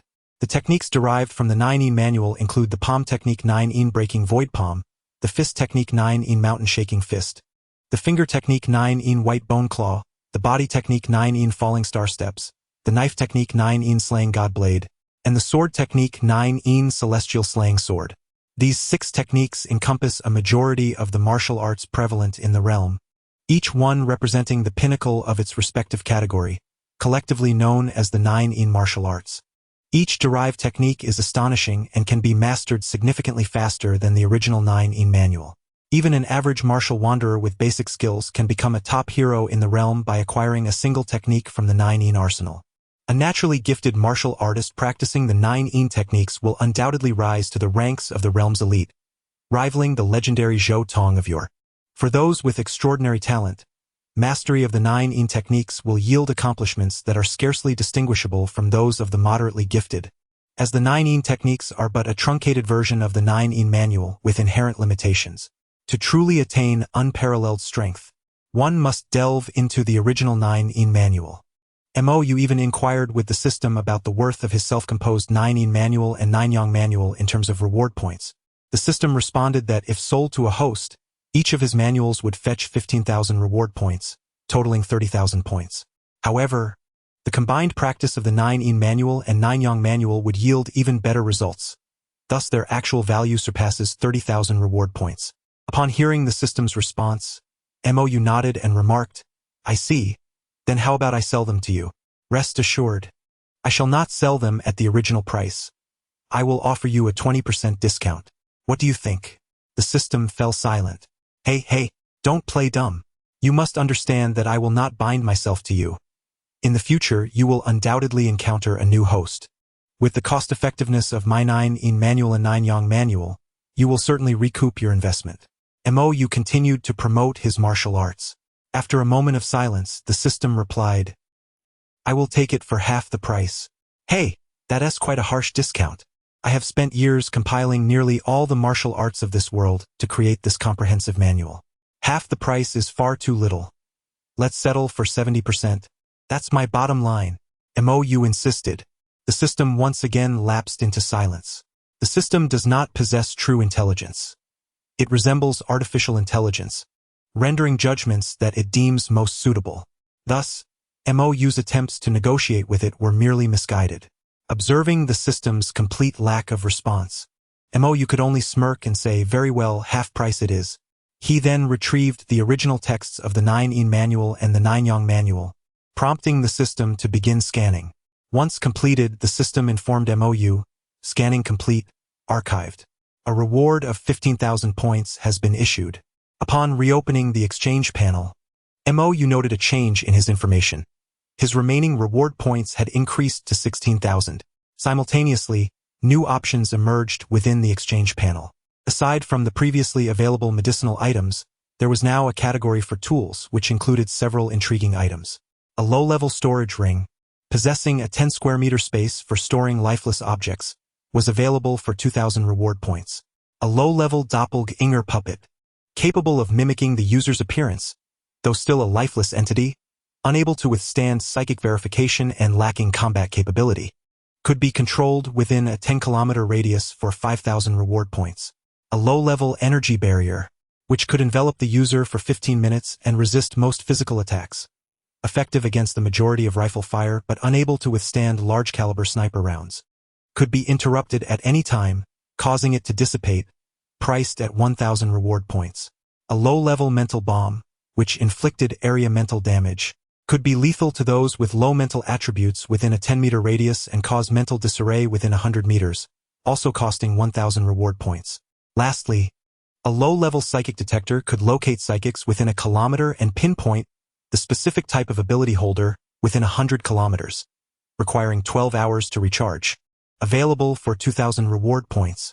MOU's eyes sparkled at the sight of these items. Notably, the storage ring was something he had long coveted. After all, while other system hosts began their journeys with built-in storage space, or acquired storage rings swiftly, he had progressed through 76 chapters without one. He dismissed the idea of the doppelganger puppet after a mere glance. He already possessed numerous avatars, each indistinguishable from his true self, rendering such a flawed puppet unnecessary. The energy barrier and mental bomb, though single-use items, seemed quite useful. Albeit a bit pricey at 1,000 reward points each, they were not beyond his means. As for the final item, the psychic detector, it resembled the glasses once worn by Renkongning, which had vanished after his defeat in the Soul Arena. After reviewing these items, MOU could not help but exclaim, "It seems I've truly pushed the system to its limits by extracting so many benefits. It is now hastily enticing me to spend." Though he was quite tempted, the ultimate decision rested with his true self, and thus he could only wait. Although the reward of 16,000 points may seem substantial, the number of individuals involved is equally significant. Each of the first-level avatars requires a storage ring, not to mention the energy barriers and mental bombs necessary for both offense and defense. When divided among the participants, this sum quickly proves insufficient. Nevertheless, I shall leave these concerns to the main body while I focus on accumulating more reward points. The leader of the demonic sect, MOU, shrugged off the issue, casting it aside. Under MOU's deliberate orchestration, the blood-clad guards were once again assigned to the front lines by Zhao Shi, where they provided mutual cover and executed various feigned deaths to escape peril. However, the commander of the front lines, Tong Gua, observed that the once invincible blood-clad guards under MOU's command were now repeatedly suffering defeats, even falling to a group of remnants from the Liao Kingdom during one mission. Although they claimed that formidable experts were among those remnants, Tong Gua was far from convinced by their assertions. Ultimately, he issued an edict to dissolve the blood-clad guards, citing their lackadaisical attitude and duplicity, redistributing them among the various armies. Thus, the blood-clad guards faded into history. Though Tong Gua's actions faced considerable opposition, he enjoyed the unwavering support of Zhao Shi, who harbored lingering resentment over the blood-clad guards' earlier rescue of him. In Zhao Shi's view, if the blood-clad guards were capable of covertly saving him, they could just as easily covertly end his life. Naturally, he would remain vigilant. Consequently, the blood-clad guards became a relic of the past. the populace's dissatisfaction with Tong Guo gradually intensified. After all, the Prince of Wuan was a great hero, and the blood-clad guards were his followers, equally heroic. Now, in the wake of the prince's death, the blood-clad guards had left no trace. The civil officials, eager to exploit this discontent, fueled the flames, for their adversary was the entire military faction.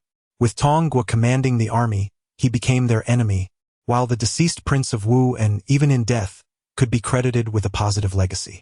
Thus, under the encouragement of the officials, the voices of the citizens praising the prince and cursing Tong Guo grew ever louder. Mou's stature among the common folk began to rival that of the revered Guan Yu, with citizens spontaneously offering incense in his honor at home. Meanwhile, the true blood-clad guards blended into the military ranks, each finding their way to escape the front lines. Given the ongoing standoff between the Song dynasty and the Jin kingdom, and the frequent skirmishes along the borders, the occasional disappearance of individuals went unnoticed. The blood-clad guards who returned to the Central Plains commenced the execution of Mou's next scheme. Atop Mount Tai, there existed an obscure sect known as the Mount Tai School, which, despite being the foremost of the 5 great mountains, merely engaged in operating a few Taoist temples. On this particular day, 1,000 blood-clad guards arrived at the Mount Tai School, rendering its members unconscious and transporting them to the foot of the mountain, leaving each with 10 taels of gold, enough to secure their livelihoods. Subsequently, the blood-clad guards embarked on a monumental construction project at the peak of Mount Tai. With the concerted efforts of 1,000 skilled individuals, a vast fortress soon rose majestically at the summit. On the day of its completion, the members of MOU deliberately inscribed the 2 characters for hero as a plaque. Within the immense fortress, all the MOU gathered together for a meeting. Though it was termed a meeting, it was, in essence, a collective experience of holding hands and absorbing the memories transmitted by a blood-clad courier from the demon sect leader, MOU. Thus, it dawned upon them that they could unify the righteous path and ascend to its pinnacle. Regrettably, their strength had yet to reach its zenith. Otherwise, they would have eagerly sought to challenge the sweeping monk. Nevertheless, it would be wiser to wait until their power was fully realized before making a move. Additionally, the memories conveyed included the principles of the Great Shift of the universe, which they resolved to study further, as it might enhance their understanding of the 9-in manual. The Great Shift of the universe proved to be extraordinarily impressive. Who would have thought it could be applied in such intimate settings? Truly, it lived up to its reputation, showcasing remarkable versatility. In comparison, the 9-in manual seemed trivial, as it could not be executed in such circumstances, leaving them in a rather disadvantageous position. Astoundingly, the one above displayed such creativity. It was indeed an enlightening experience. As the MOU exchanged memories, their focus began to wane. They found themselves extolling the greatness of the Great Shift of the universe while deriding the inadequacies of the 9-in manual, lamenting its inability to be utilized in bed. Thus, they spent an entire day engrossed in a VR cinematic experience, relishing every moment. During this period, the martial world became aware of a new sect atop Mount Tai, known as the Heroes. Legend has it that a faction called Heroes suddenly emerged at the summit of Mount Tai, sending the original members of the Mount Tai sect down to the foot of the mountain, bestowing upon each a bounty of 10 taels of gold. Within a mere few days, a magnificent fortress arose at the peak, with the characters for hero prominently displayed above. Following its appearance, this fortress remained shrouded in mystery. Many wandering heroes sought to pay their respects but were met with closed doors, attended only by a gatekeeper. According to this gatekeeper, he had aspired to join the hero fortress, but the inhabitants deemed him unworthy, hence his role as guardian. The gatekeeper was amiable and loquacious, engaging in delightful conversations with numerous martial heroes. Yet, with visitors came troublemakers, among them the notorious quartet of flower thieves led by the ruthless Yun Zhonghe. Due to a shift in the narrative, Yun Zhonghe had not met his demise. After Duan Yanqing's departure, Yi Ernyang's downfall, and the execution of Yu Laosan, Yun Zhonghe thrived.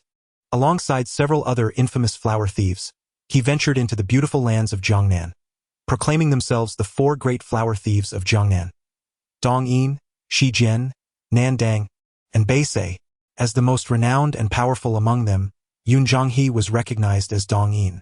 Although their martial prowess was not particularly formidable, even the strongest among them, Yun Zhonghe, ranked merely as a second-tier hero in the martial world.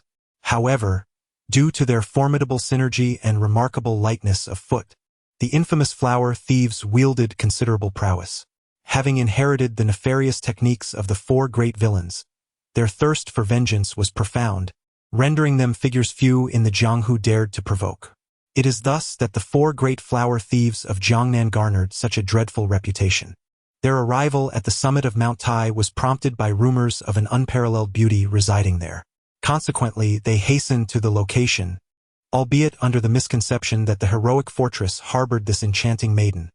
In truth, they had been manipulated into acting as pawns. Upon their arrival and discovering only a mere attendant guarding the entrance, they were decidedly displeased and immediately set about tormenting him. However, as soon as the brash Western rogue attempted to speak, the attendant swiftly subdued him, pressing him to the ground. The others, witnessing this, rushed to his aid but were promptly incapacitated, collapsing in a heap at the attendant's feet.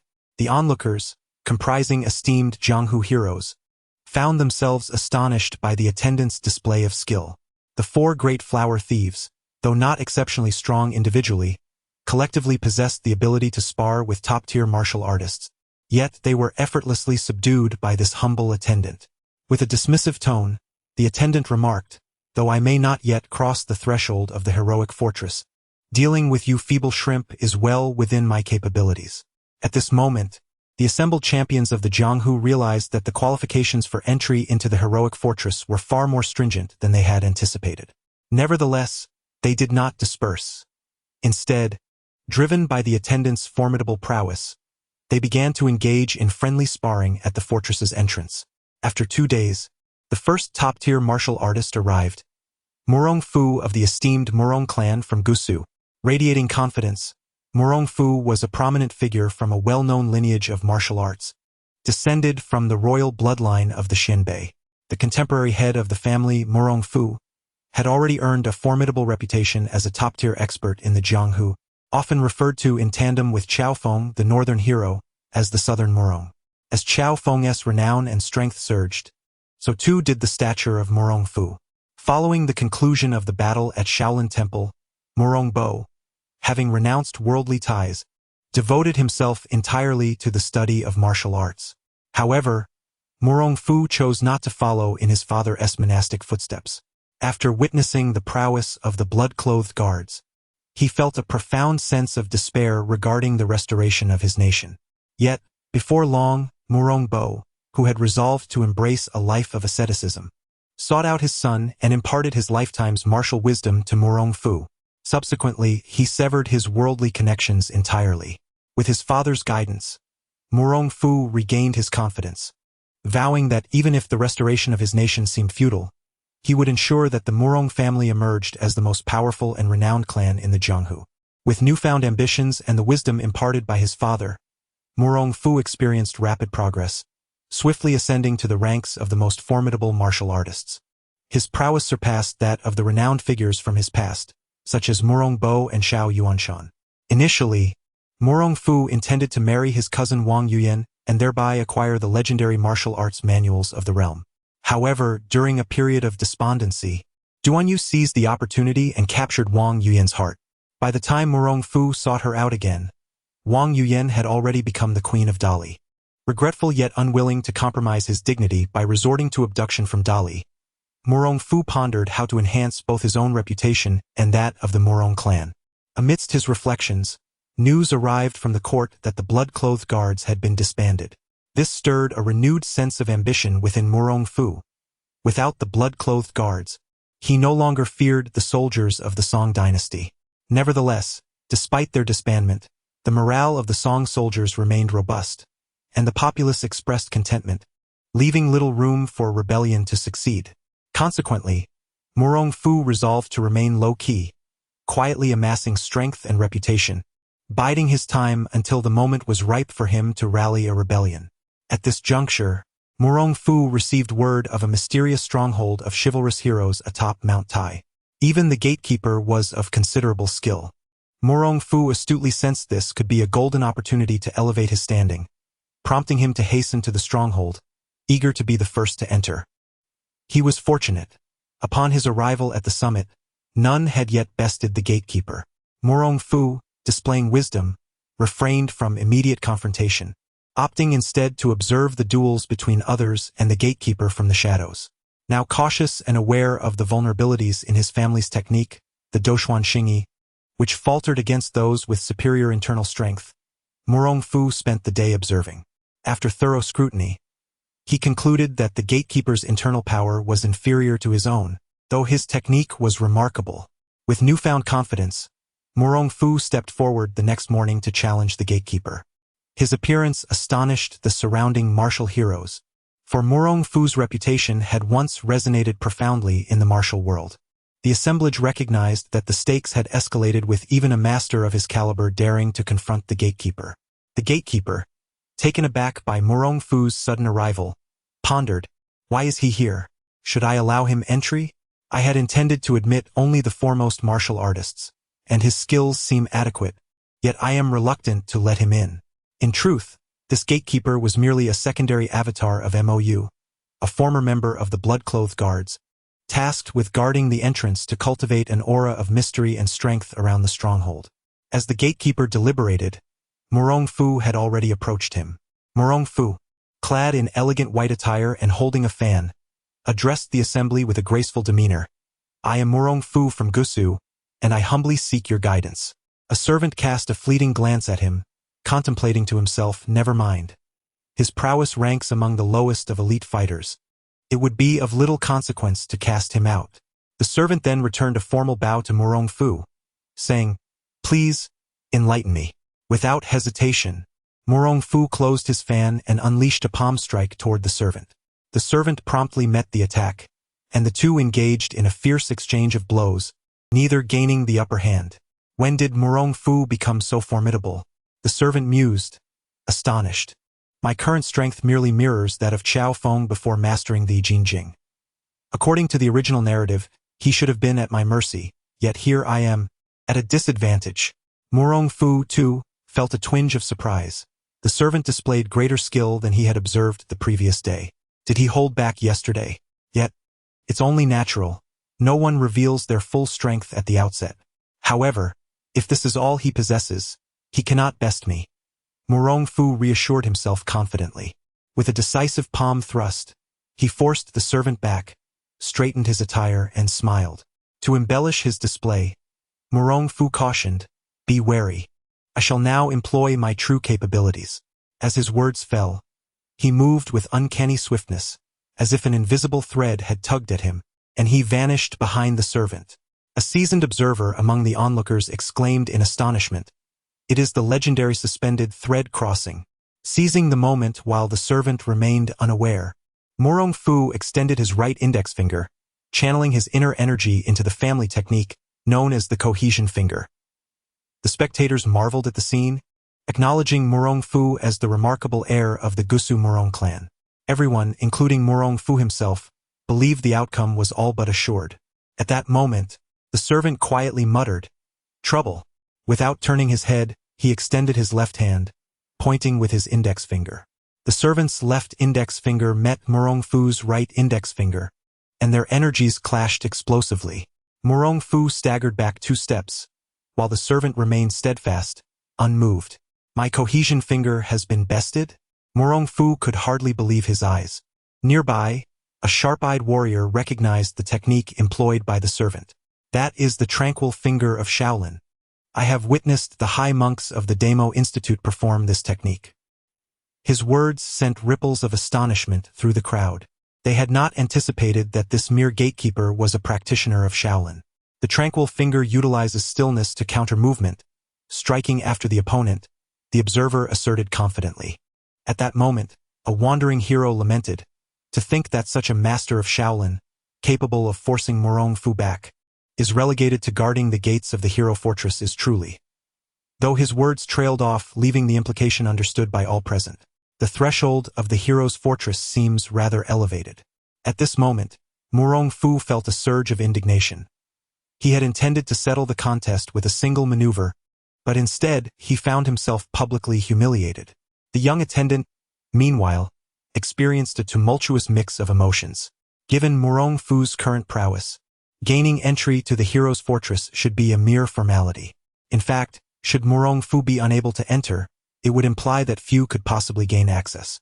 However, the young attendant was also a member of the MOU clan, who held little regard for Murong Fu.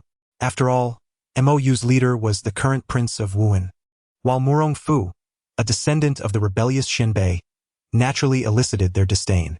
Regardless, the prince of Wuhan was now deceased, and for the sake of the mission, the attendant chose to endure. He contemplated briefly before collapsing onto the ground, feigning agony.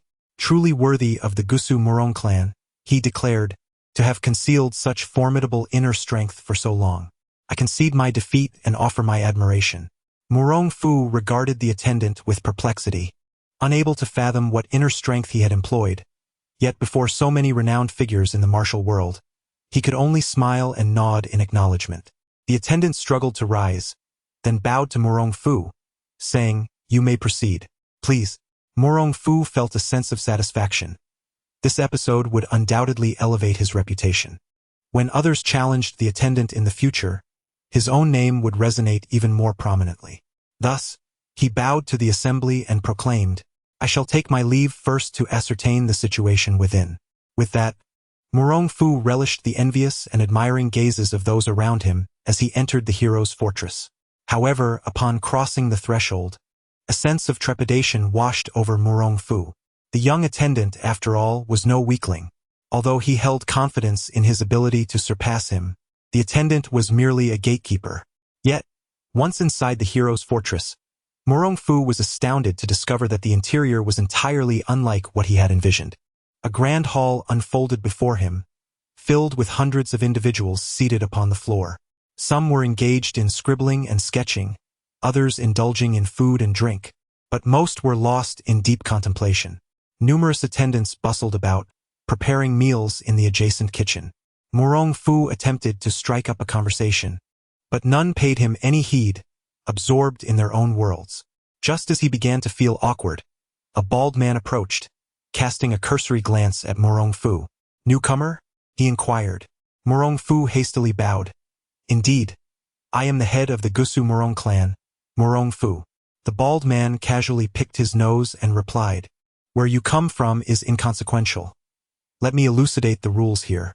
Noticing the man's unseemly behavior, Murong Fu frowned and said, "Might I request you refrain from such actions? It is rather unbecoming." "Is that so? Very well. If it displeases you, I'll desist," the bald man responded, then flicked the contents of his nose towards the wall. With a resounding crash, the wall was punctured by the projectile. Murong Fu gaped in disbelief at the scene before him, utterly incredulous.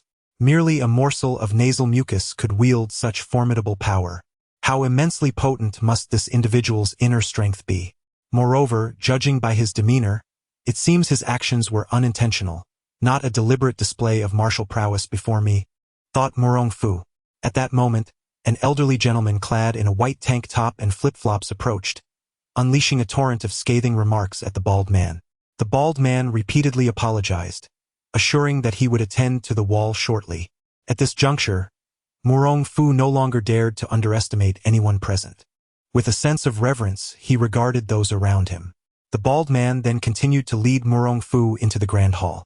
Inside the hall, there were no statues or idols, only a colossal stone inscribed with an extensive treatise spanning tens of thousands of words. Before the bald man could utter a word, Murong Fu began to study the text. Initially driven by mere curiosity, he soon found himself utterly captivated by the content. He delved deeper into the reading, becoming increasingly engrossed. Suddenly, a hand clapped upon Murong Fu's shoulder, jolting him back to reality. "How do you find it?" inquired the bald man, the one who had interrupted his contemplation. Murong Fu, feeling the sweat dampening his back, swallowed hard and replied, "It is both exquisite and profound.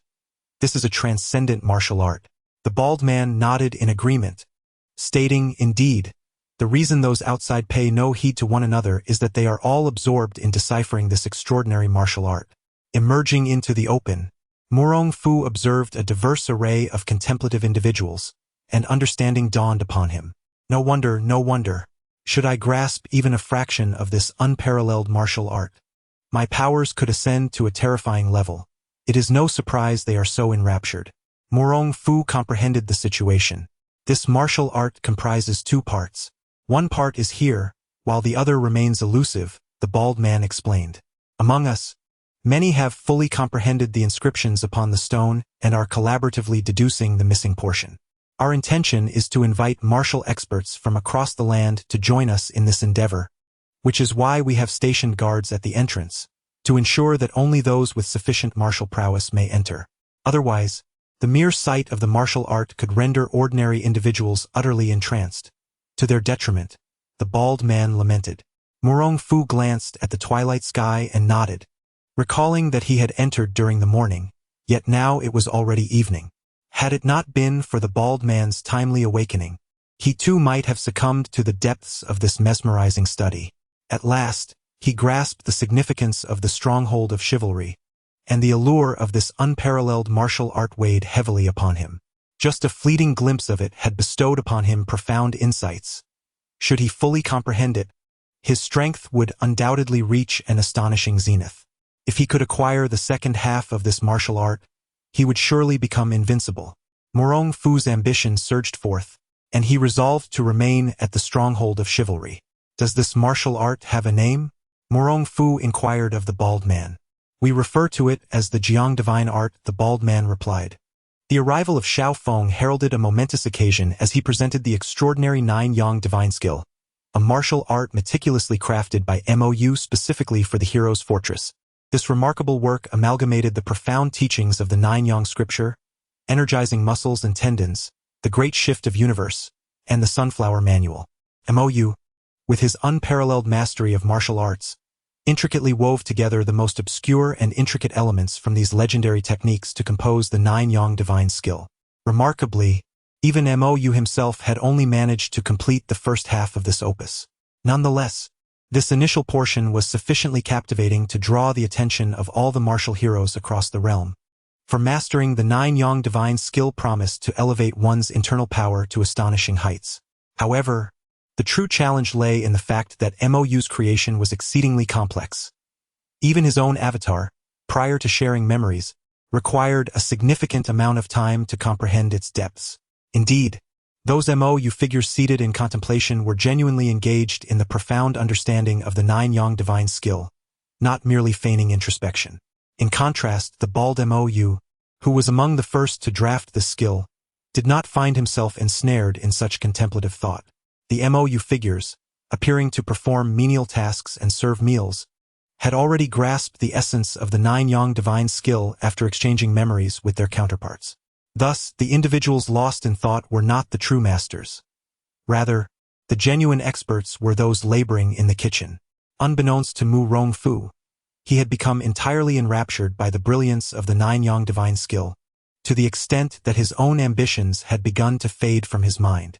Immersed in this profound art, he remained oblivious to the outside world, which was rife with speculation.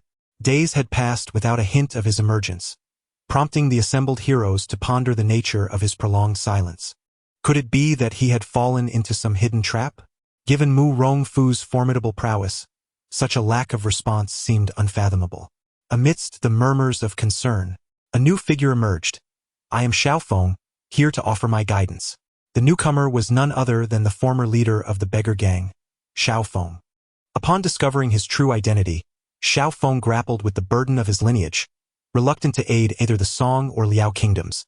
Following a visit from his father, he remained steadfast in his decision not to assist Liao, especially when his friend, the valiant Wu and Wang, was embroiled in battle against them. Caught in a web of loyalty and filial piety, Xiao Feng ultimately chose to abstain from aiding either side. Although he felt a pang of sorrow upon Liao's downfall, his lack of personal ties to the kingdom dulled the impact of such events. Later, upon learning that his father had attempted to assassinate MOU but was instead captured, Xiao Feng discovered that MOU had chosen not to harm his father, but merely placed Xiao Yuanshan under house arrest. Eventually, MOU even dispatched individuals to incapacitate Xiao Yuanshan and deliver him to Xiao Feng's residence.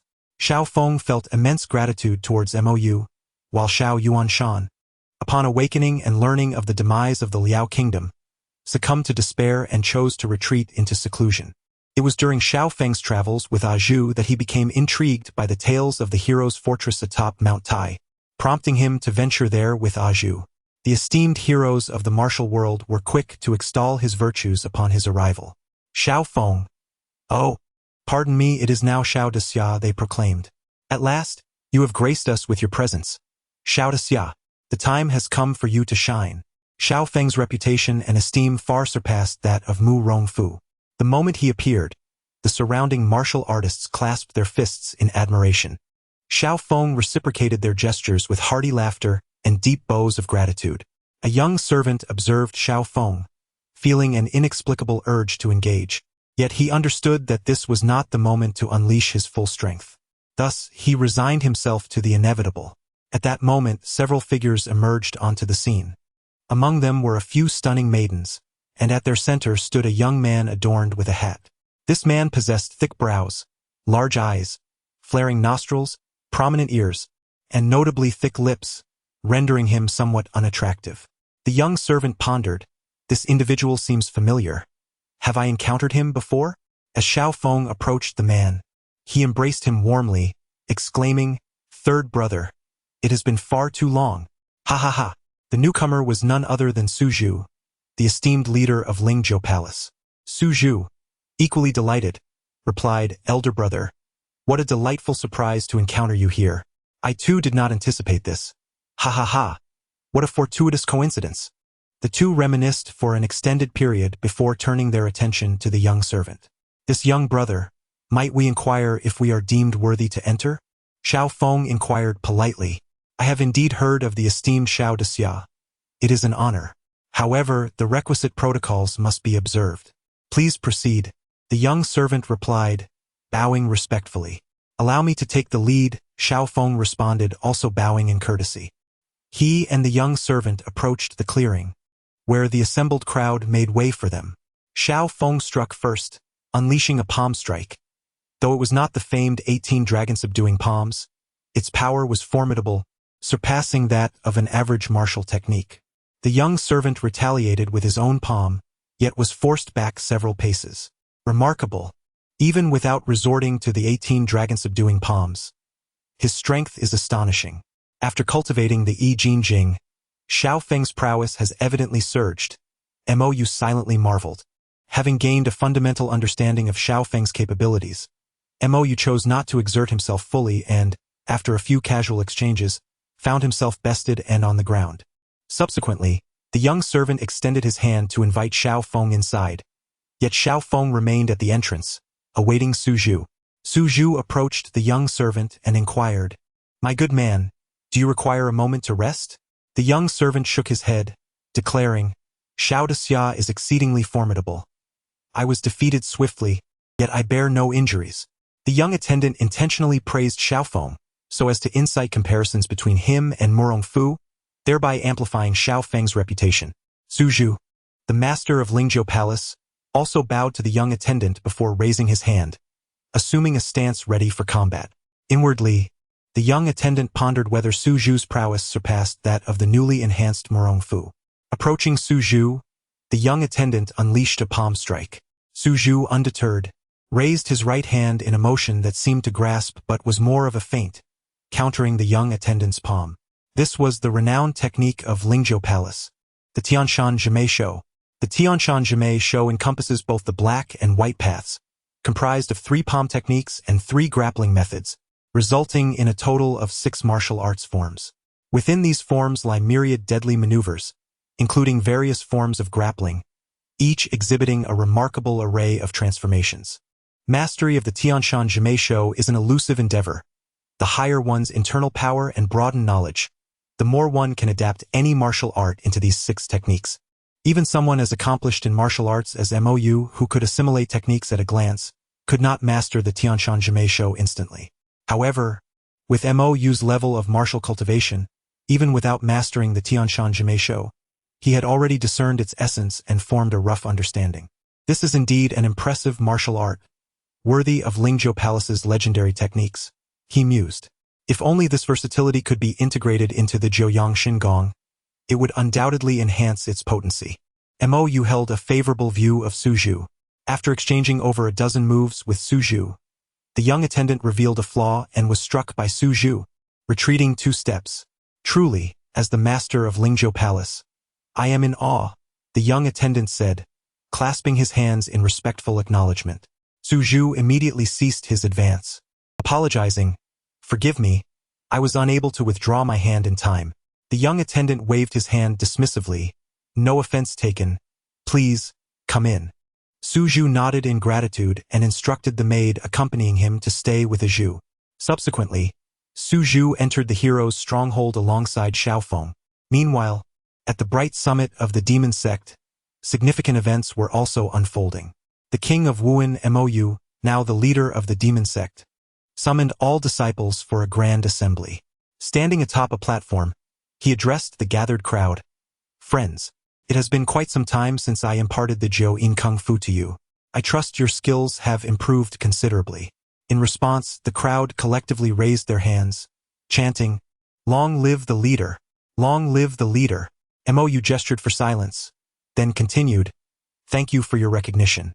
Now our demon sect, no, our holy sect, has gathered sufficient strength. It is time to unify the martial world." The disciples erupted in cheers. Due to the widespread dissemination of the 9 martial arts within the demon sect, even the weakest of its members now possess skills comparable to second-rate experts of the martial world.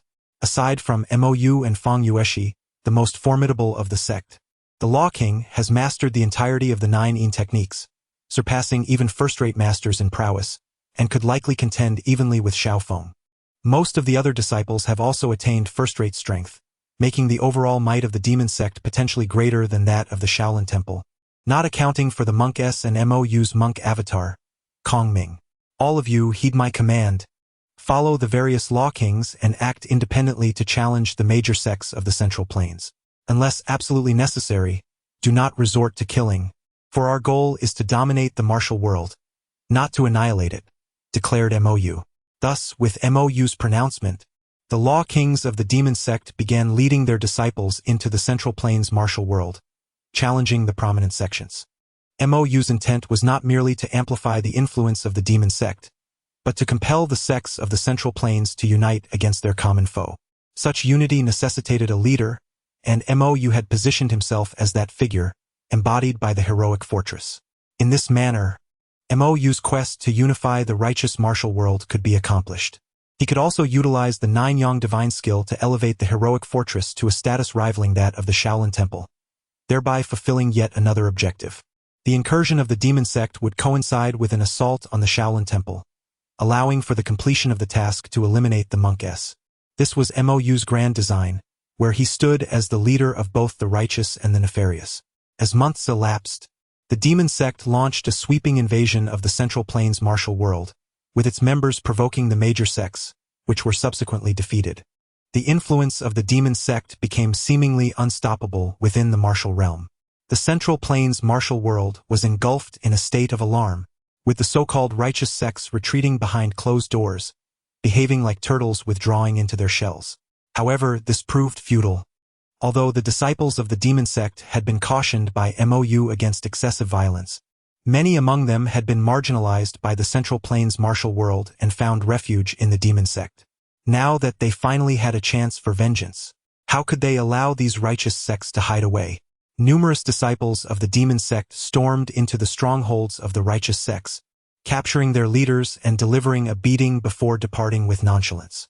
The demon sect's brazen demeanor incited considerable ire among the martial practitioners of the Central Plains, yet they found themselves powerless to retaliate, as they could not match the strength of their adversaries. At this juncture, some members of the demon sect sought to breach the heroic fortress to demonstrate their prowess, only to be repelled by the steward at the entrance. A few disgruntled disciples reported this incident, leading to a Law King of the demon sect arriving at the summit of Mount Tai with dozens of adept followers. However, Mou, disguised as a steward, slipped away unnoticed, and for the first time, someone emerged from the heroic fortress, none other than Morong Fu. Upon his emergence, Morong Fu engaged in a fierce battle with the Law King of the demon sect, with both parties exhibiting extraordinary strength, leaving the onlooking heroes of the martial world astounded. At this moment, Murong Fu displayed a strength that had multiplied several fold since his entrance. Engaging in combat with the king of the demon cult, he gained the upper hand through dozens of exchanges, ultimately using a remarkably deft finger technique to repel his opponent. The king of the demon cult, retreating in a dejected manner with his subordinates, left behind a gaze filled with hatred, likely to seek reinforcements. After fending off the king of the demon cult, Murong Fu was preparing to return and further comprehend the nine-yang divine art when he was encircled by the heroes of the martial world, who inquired about the details within. Though Murong Fu felt somewhat displeased, he nonetheless provided a brief overview of the situation. A peerless divine skill, individuals deep in contemplation, and a formidable bald-headed warrior. His words left all present in disbelief. They had never anticipated such circumstances within the hero fortress, where nearly 1,000 individuals were absorbed in understanding this skill. Murong Fu also mentioned that he was, in fact, the weakest among them. Although he had entered the hero fortress first, both Xiaofeng and Su Zhu, who followed, were grasping the nine-yang divine art at a considerably faster pace than he.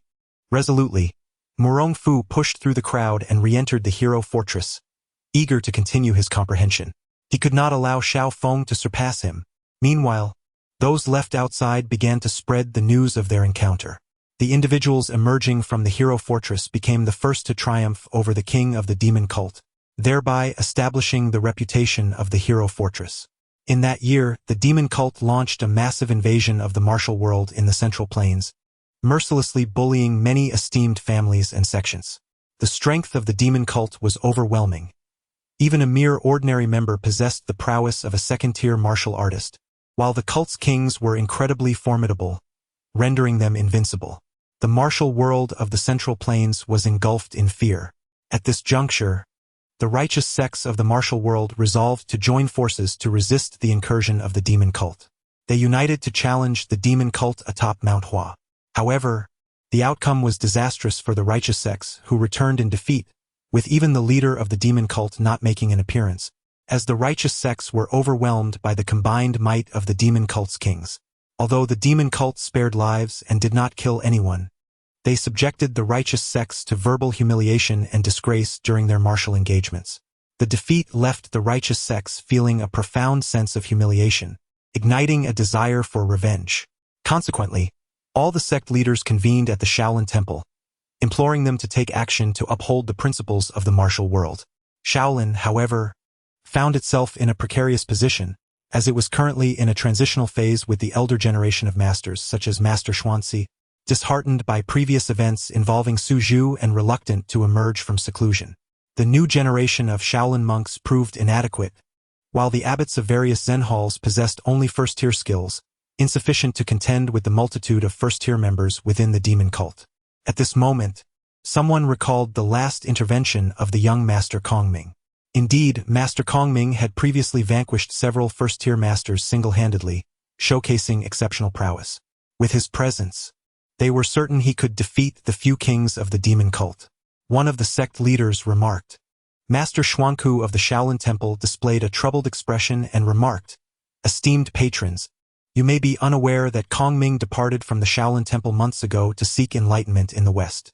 The leaders of various righteous sects were left speechless. What can a mere novice monk learn from the Tang monk's quest for scriptures? However, Master Xuanku spoke the truth. Kongming indeed ventured westward. This was not due to any clandestine communication from the enigmatic MOU, nor was it a desire to join forces with the cult leader MOU, but rather a manifestation of his own aspirations. Even the cult leader MOU was oblivious to the fact that the Kongming, who had studied Buddhism for many years, had diverged from the path of others like him. As the sect leaders deliberated strategies with the monks of Shaolin, the demonic cult made their presence known once again. The 6 great kings of the cult convened, accompanied by hundreds of followers, each formidable enough to rival top-tier martial artists. This overwhelming force had the potential to obliterate any faction in the martial world, save for MOU's own stronghold. Upon witnessing the cult's assembly, the sect leaders felt their resolve wane. Having just suffered a defeat at the hands of the cult, they now found themselves cornered at the Shaolin Temple, seemingly destined to endure another thrashing. However, the Shaolin Temple was not easily intimidated. The halls of Luohan, Prajna, Damo, Discipline, and Bodhi united to confront the threat. The cult, undeterred, charged into the temple upon the command of their king. The Luohan Hall formed the formidable array of 108 arhats, ensnaring several cult followers within its grasp. The Prajna Hall unleashed an array of palm techniques, with the foremost disciple executing the legendary thousand-handed Tathagata palm in battle against one of the cult's kings. The elders of the Demo Hall collaboratively established the Shaolin King Kong demon-subduing circle to confront another king of the cult. The monks of the Discipline Hall, unabashed in their ferocity, proved more ruthless than the cult itself, engaging most of the cult's followers in fierce combat. Meanwhile, the erudite practitioners of the Bodhi Hall saw their foremost disciple wielding the Bodhi blade technique against a king, while the remaining elders engaged the rest of the cult's followers. The sect leaders within the Shaolin Temple also joined the fray, restraining one of the cult's kings. As the battle erupted within the temple, the reclusive Murong Bo and the introverted Xuanzi emerged from their seclusion. They intended to confront the last two kings of the cult. However, fate was unkind, for even in their collaboration, they could only contend with the second most powerful king among them. The cult's strongest king remained unchallenged. Thus, he brazenly advanced into the depths of the Shaolin Temple, seeking to seize the Yijin Jing and extinguish the temple's pride. However, he encountered the humble sweeping monk, who was diligently cleaning the grounds. As the most formidable king of the cult, second only to the leader and his consort, he regarded the aged sweeper with disdain. Confidently, he launched his attack only to be met with defeat.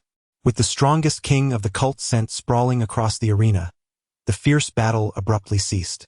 The sweeping monk's intervention had swiftly vanquished the cult's mightiest king. Many were left uncertain about the true strength of the sweeping monk, as it was only recently that Kong Ming had showcased his prowess. On this occasion, the sweeping monk made his move, astonishing all present, including those within the Shaolin Temple. No one had anticipated that such an extraordinary master was concealed within the hallowed grounds of Shaolin. It is well known that the leaders of the demonic sect are top-tier experts, renowned even among elite fighters. The most formidable of them, the supreme leader, possesses unparalleled prowess, categorizing him as a peerless master. Yet now, this paragon of martial skill has been sent flying, for the sweeping monk exceeds even him in strength. The righteous faction of the Shaolin Temple rejoiced, having thought that the demonic sect's dominance over the martial world was irreversible. Now, the tides had turned. Although the followers of the demonic sect wore expressions of dismay, they remained undaunted, harboring unwavering faith in their leader. Just as the righteous sect began to display their triumph, a burst of fireworks erupted in the sky, revealing the shapes of the sun and moon. The disciples of the demonic sect knelt on one knee, bowing their heads in reverence, chanting, "O great leader, your might is unmatched, spanning generations and unifying the martial realm." Descending from the heavens, the leader Mou, adorned with a mask, appeared almost divine, landing with such grace that not even a single leaf stirred in the breeze. "What remarkable lightness of foot!" exclaimed a nearby sect leader. Indeed, this was the grand entrance meticulously crafted by Mou, infused with a sense of superiority, and he shamelessly borrowed the iconic lines of the invincible Eastern hero. However, given that this era predates even the birth of Eastern Invincible's ancestor, Mou could claim originality. With a subtle gesture, several law kings knelt behind Mou, forming a chair of sorts. Mou seated himself upon them, his voice resonating with authority as he proclaimed, "I am the leader of the demonic holy sect, Dugu Chobai, a life of solitude, seeking but one defeat." Indeed, Mou audaciously appropriated the name of the sword demon Dugu Chobai, displaying remarkable audacity. Glancing at the sweeping monk, Mou declared, "You are the last trump card of Shaolin, are you not? Very well, today I shall annihilate your temple." "Annihilate Shaolin?" "Ah!" The sweeping monk chuckled, brandishing his broom as he charged towards Mou. Mou rose to meet him, and with blinding speed, the sweeping monk swung his broom towards Mou's head, a motion so swift that none but Mou could perceive it. Without hesitation, Mou placed one hand atop the broom, twisting and pulling, sending the sweeping monk's weapon flying. The sweeping monk, unfazed, seized the opportunity as Mou's right hand relinquished the broom, launching a flurry of punches aimed at Mou's heart and abdomen. Yet, MOU sidestepped, placing his left hand upon the sweeping monk's right, deftly guiding the monk's hands into a misalignment. The sweeping monk's left hand struck MOU's abdomen, but MOU utilized the momentum to step back, redirecting the sweeping monk's right hand and forcefully pushing, returning all the power of the sweeping monk's assault back upon him. The monk, known for his sweeping prowess, staggered back 2 steps after being inadvertently struck by his own force. This series of movements transpired in the blink of an eye. The monk couldn't help but regard MOU with newfound respect. What profound mastery of internal energy you possess. In terms of power application, you have indeed surpassed me, he remarked with a calm demeanor. MOU offered no reply, instead choosing to patiently await the monk's next move. During this period, MOU, the leader of the demonic sect, had devoted himself to teaching martial arts to his followers and delving into the intricacies of the sect's unique technique, the great shift of heaven and earth. Alongside his counterparts, he had developed the 9-yang divine skill and had further deduced the final 3 layers of the great shift of heaven and earth. Thus, beyond the initial 7 layers, 3 additional layers had been unveiled. However, these latter layers were increasingly complex. Even MOU himself had only reached the 9th layer. The 10th layer, as he calculated, would enable one to transform all things into a part of their own strength, achieving a true mastery over the universe's flow. Although MOU had only attained the 9th layer, his control over his own body had reached a level of perfection, allowing him to neutralize any force exerted upon him. It was for this reason that the monk regarded MOU with admiration, acknowledging his martial prowess. In terms of bodily control, even the monk had to concede. Yet, martial arts encompass more than mere bodily control. The monk decided to cease holding back and vanished from sight. Onlookers struggled to discern when he had disappeared. In a flash, MOU too vanished, and their explosive speed rendered the assembled masters unable to follow their movements. Both MOU and the monk reappeared on a distant rooftop of the Shaolin Temple, simultaneously emanating their formidable auras. The monk's presence was serene, radiating like the light of Buddha, while MOU's aura was enigmatic, akin to a swirling mass of impenetrable darkness, leaving onlookers bewildered. Benefactor, for the sake of peace in the world, I implore you to depart, the monk stated calmly. Though his voice was subdued, it resonated clearly for all to hear. The leaders of the martial arts world nearby gasped in awe. What terrifying internal energy! Even from this distance I can feel the pressure. They marveled at the monk's mastery of internal energy control, noting that he could communicate clearly across such a vast expanse, an ability far more challenging than picking up grains of rice with chopsticks while blindfolded. Additionally, their lightness of foot was extraordinary, as they had traversed such a distance in the blink of an eye. The title of the world's strongest may very well lie between these two, they mused, with no one daring to dispute this sentiment, as they believed no one could surpass these two individuals. As they remained at an impasse, the monk, unwilling to prolong the standoff, pressed his palms together and said, I kindly request you to depart. With that, he struck towards the shadowy figure, unleashing a radiant burst of Buddhist light from his palm. In that moment, the crowd instinctively closed their eyes. The first move of the Buddha's palm, radiance of the Buddha, the monk declared coldly. Why did the world of martial arts give rise to the cultivation of immortality? The leader, MOU, could not help but express his disdain. At that moment, the system responded.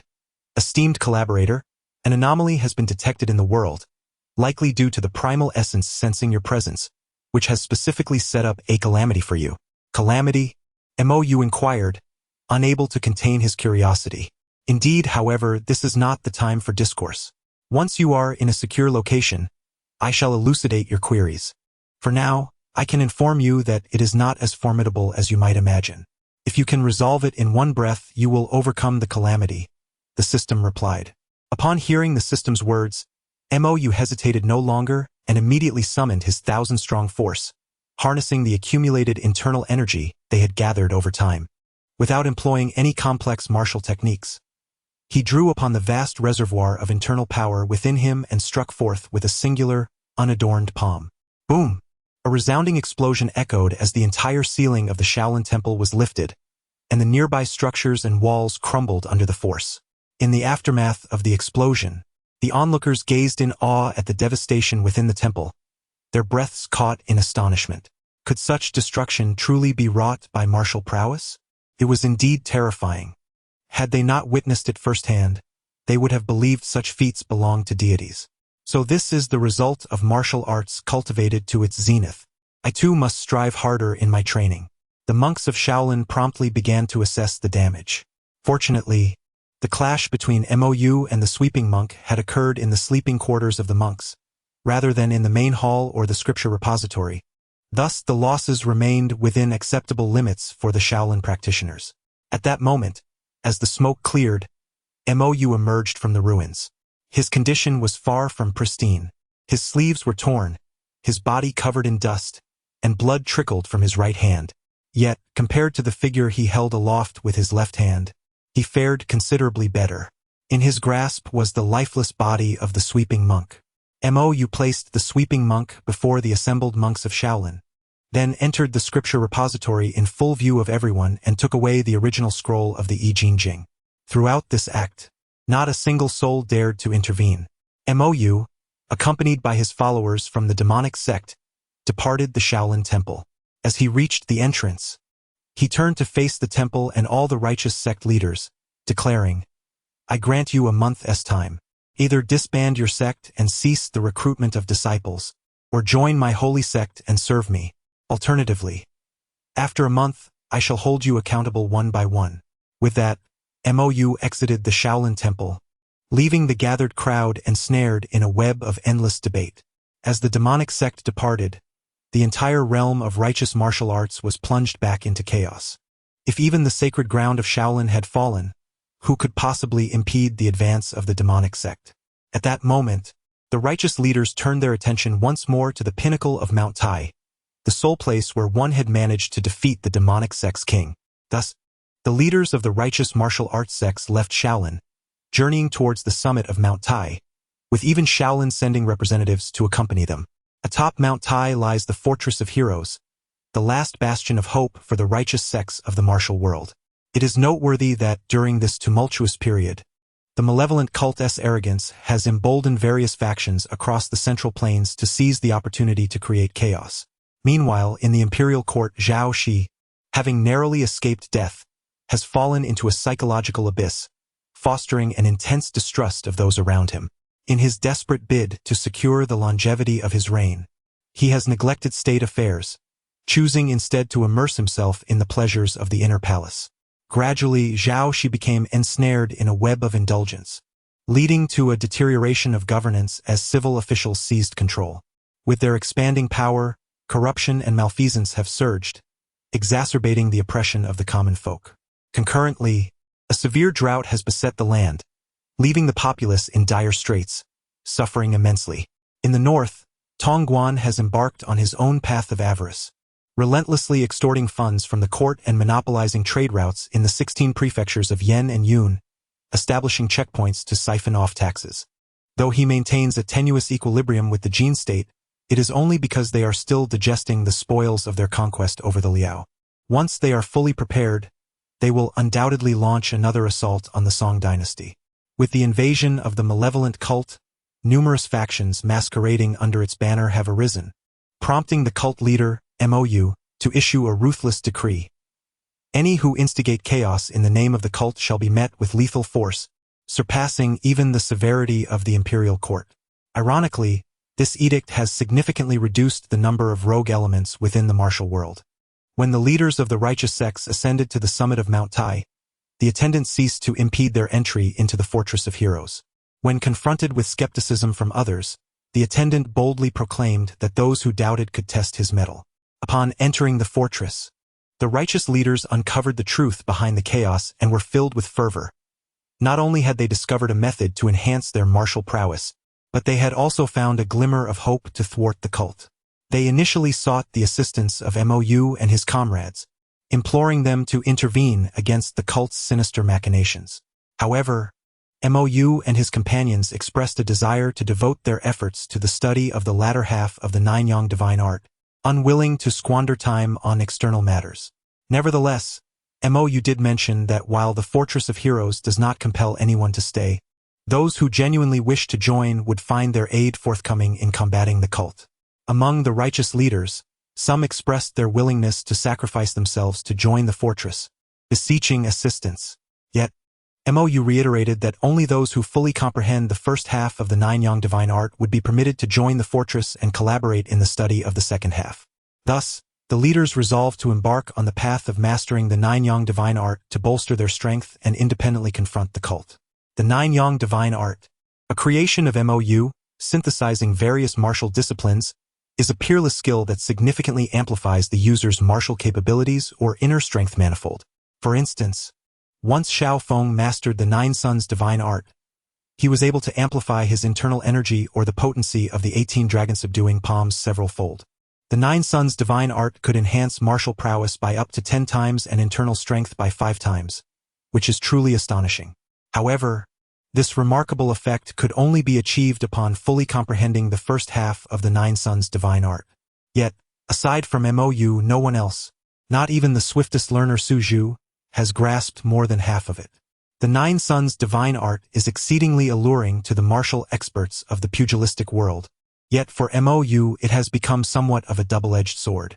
This is because the enhancement provided by the Nine Suns divine art is limited, and MOU has already approached the maximum potential it can offer. Take internal strength as an example. While the Nine Suns divine art can quintuple one's internal energy, this effect is not permanent and only manifests during its application.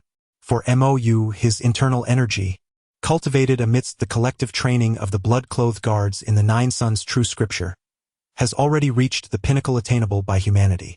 He could vanquish the sweeping monk solely through his internal strength, a testament to its formidable nature. The enhancement from the Nine Suns divine art for MOU is nearly imperceptible, akin to the minuscule size of a mosquito's leg, and requires him to maintain a state of using the art, making it more of a burden than a boon.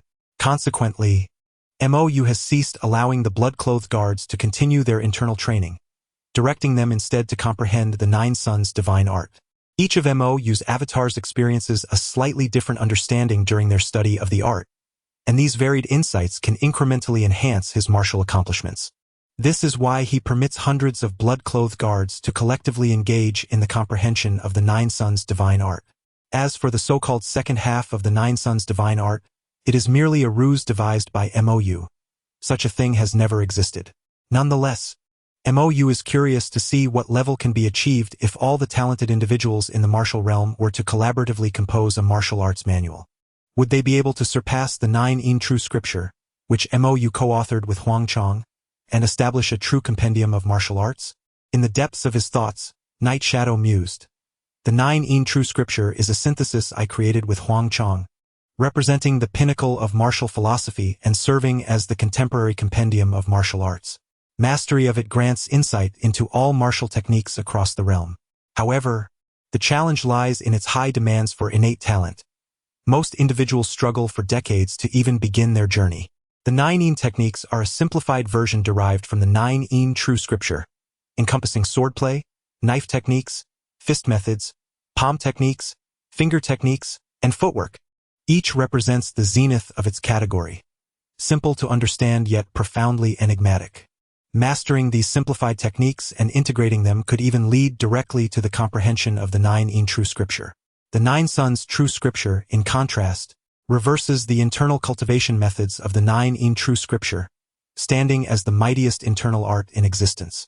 Once mastered, one's internal energy flows endlessly, never depleting, and upon opening the acupoints it can multiply manifold, far exceeding that of an ordinary person. The Nine Suns divine skill, which amalgamates the most challenging elements from various martial arts, possesses the remarkable ability to enhance one's inner strength and the potency of martial prowess. However, despite its astonishing capabilities, it remains merely a supplementary technique. Without the requisite personal strength, it proves to be of little utility. Indeed, in the eyes of MOU, the Nine Suns divine skill, which has captivated the attention of countless martial arts masters, is arguably the most ineffective of all skills. At this juncture, MOU realized that although the esteemed leaders were engrossed in mastering the Nine Suns divine skill at the heroic fortress, the system had yet to notify him of the task's completion. Pondering this, He surmised that their failure to genuinely integrate into the heroic fortress was likely the reason his own faction had not been recognized as unified in righteousness. It appeared he needed to exert a bit more pressure. In a discreet corner, unnoticed by the myriad of martial heroes, a blood-clothed guard stealthily descended the mountain to report to the leader, MOU. Upon receiving the news, MOU promptly commanded all members of the demonic sect to gather at the summit of Mount Tai. With a swift motion, he sent a servant flying with a single slap. The servant spun thrice in midair before crashing to the ground, blood erupting in a fountain 2 feet high, earning high scores from the onlookers. Had MOU not been aware of his own restrained strength, he might have doubted whether he had struck too forcefully. Ignoring the overly eager servant, MOU forcefully pushed open the door of the heroic fortress. "Do you think that hiding within these walls renders you beyond my reach?" he declared with authority. Despite his fierce demeanor, MOU was internally berating, who in their right mind decided to construct the door from heavy silver. Is there an excess of wealth to squander? Look at my hand, it's bruised. Had I known, I would have employed my inner strength instead. As he continued his inner monologue, the various leaders emerged from their meditative states, startled by the impending advance of MOU and his followers. At this moment, the bald-headed MOU stepped forward and, with an air of bravado, proclaimed, "This is the heroic fortress. I kindly ask you to refrain from making a ruckus here, lest you force me to act ungraciously. This is not how the script was supposed to unfold. Why are you stepping out?" MOU inwardly fumed in frustration. Unfortunately, the others lacked the ability to sense his thoughts, leaving him unable to convey his displeasure to the bald-headed MOU. Thankfully, with a mask obscuring his features, his emotions remained concealed. In the original narrative, MOU was meant to confront the heroic fortress, prompting the 4 formidable leaders to engage him in battle, culminating in a stalemate that would preserve his dignity while showcasing the fortress's strength. However, due to the unscripted performance of the bald-headed MOU, the original plot had been rendered obsolete. MOU approached the bald-headed figure and, with a decisive strike, sent him crashing into the main hall. That should suffice. Refrain from improvising your role and go summon reinforcements, MOU mused internally. At that moment, the bald-headed MOU emerged from the grand hall. His body marred by several wounds, blood trickling down his forehead. Clenching his right fist, he struck his chest and declared, "How despicable! I will not allow you to harm the people here. The hero's fortress is my family, and I will not let you destroy it. I shall be the one to protect the hero's fortress." The leaders of the righteous sects nearby could not help but cheer him on. Well done. Truly, one should not judge by appearances. No wonder he is from the hero's fortress. He is indeed loyal and righteous. Splendid. If only he weren't bald. Meanwhile, the leader MOU silently seethed. Guarding this place? Spare yourself the theatrics. Are you auditioning for One Punch Man? The only thing you have in common with Saitama is your hairstyle. Just after MOU had delivered his impassioned speech, he felt an itch in his nose and promptly inserted his finger into it, leaving those who were touched by his words in an awkward silence. At that moment, 3 more figures emerged from the grand hall. An elderly man clad in a white vest, an old gentleman sweeping the floor, and a middle-aged man who appeared to have just lost his job. These 3, along with the nose-picking MOU, suddenly exuded an overwhelming aura of strength. Even the onlooking leaders of the righteous sects felt an unanticipated pressure. What is happening? They seemed like 4 useless individuals, yet why do they emanate such might? Is this the legendary aura of a master achieved through the pinnacle of martial arts? Leader MOU had no desire to continue mocking them or give these 4 any opportunity for posturing. He charged forward. This battle once again reshaped the perceptions of the leaders of the righteous sections. It turned out that martial arts could reach such heights. The conflict among the 5 shattered nearly half of the hero's fortress, with scarcely a whole tile remaining on the ground. They soared into the sky and plummeted to the earth, traversing Mount Tai, breaking countless trees, and forcefully carving a new path upon the mountain. Even Xiao Feng and Su Zhu, who had just awakened from their meditative states, could only watch the fierce battle unfold, unable to participate. Both understood that, with their current strength, they were unworthy to join in and would only become burdens. However, rather than despair, Xiao Feng's eyes sparkled with fighting spirit. He believed that one day he would reach their level. Su Zhu, on the other hand, was indifferent, showing little concern for his own martial prowess. In summary, the two were not daunted by the spectacle before them. Conversely, many of the leaders of the righteous sects lost their fighting spirit. Even if my martial arts were to increase tenfold, I would still be no match for them. What more is there to practice in martial arts? Some leaders, overwhelmed by despair, left the hero's fortress disheartened. Even Murong Fu, who was watching from the sidelines, felt similarly. After my inner strength increases, will my family star shifting truly be able to contend with these formidable beings? Are they even human anymore? Murong Fu could not help but feel a tinge of despair within himself. However, upon casting a glance at Xiao Feng beside him, he noticed the fire of determination gleaming in Xiao Feng's eyes. In that fleeting moment, the despair in Murong Fu's heart dissipated. If Xiao Feng possesses such confidence, why should I falter? He can achieve it, so can I, Murong Fu contemplated. He had never considered himself inferior to Xiao Feng. Before long, the battle concluded, with the sect leader Mou and the 4 formidable warriors of the heroic fortress suffering mutual injuries, resulting in no clear victor. Once my divine skills reach perfection, I shall return to seek your guidance. However, next time I shall not hold back. Even if rivers run red with blood, I will unify the martial world of the Central Plains, declared Mou, turning to depart with his followers, leaving the heroic fortress behind. The leaders of the righteous sects in the martial world breathed a sigh of relief, yet unease gripped their hearts due to Mou's final words. The pressure imposed by the demonic sect leader was immense, prompting the various leaders to convene and realize that only the heroic fortress could withstand the demonic sect. Consequently, they decided to form an alliance, unanimously electing the heroic fortress as their leader. Although this was merely a scheme by these so-called righteous sects seeking refuge under the mighty heroic fortress, it aligned with Mou's intentions, as he sought to unite the righteous path to fulfill the system's tasks.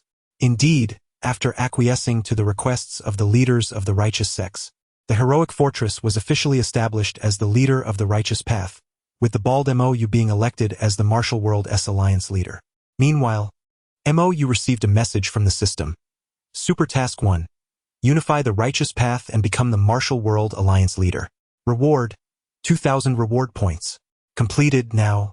Having reaped the benefits of the system and vanquished the sweeping monk, Mou had amassed a total of 28,000 reward points.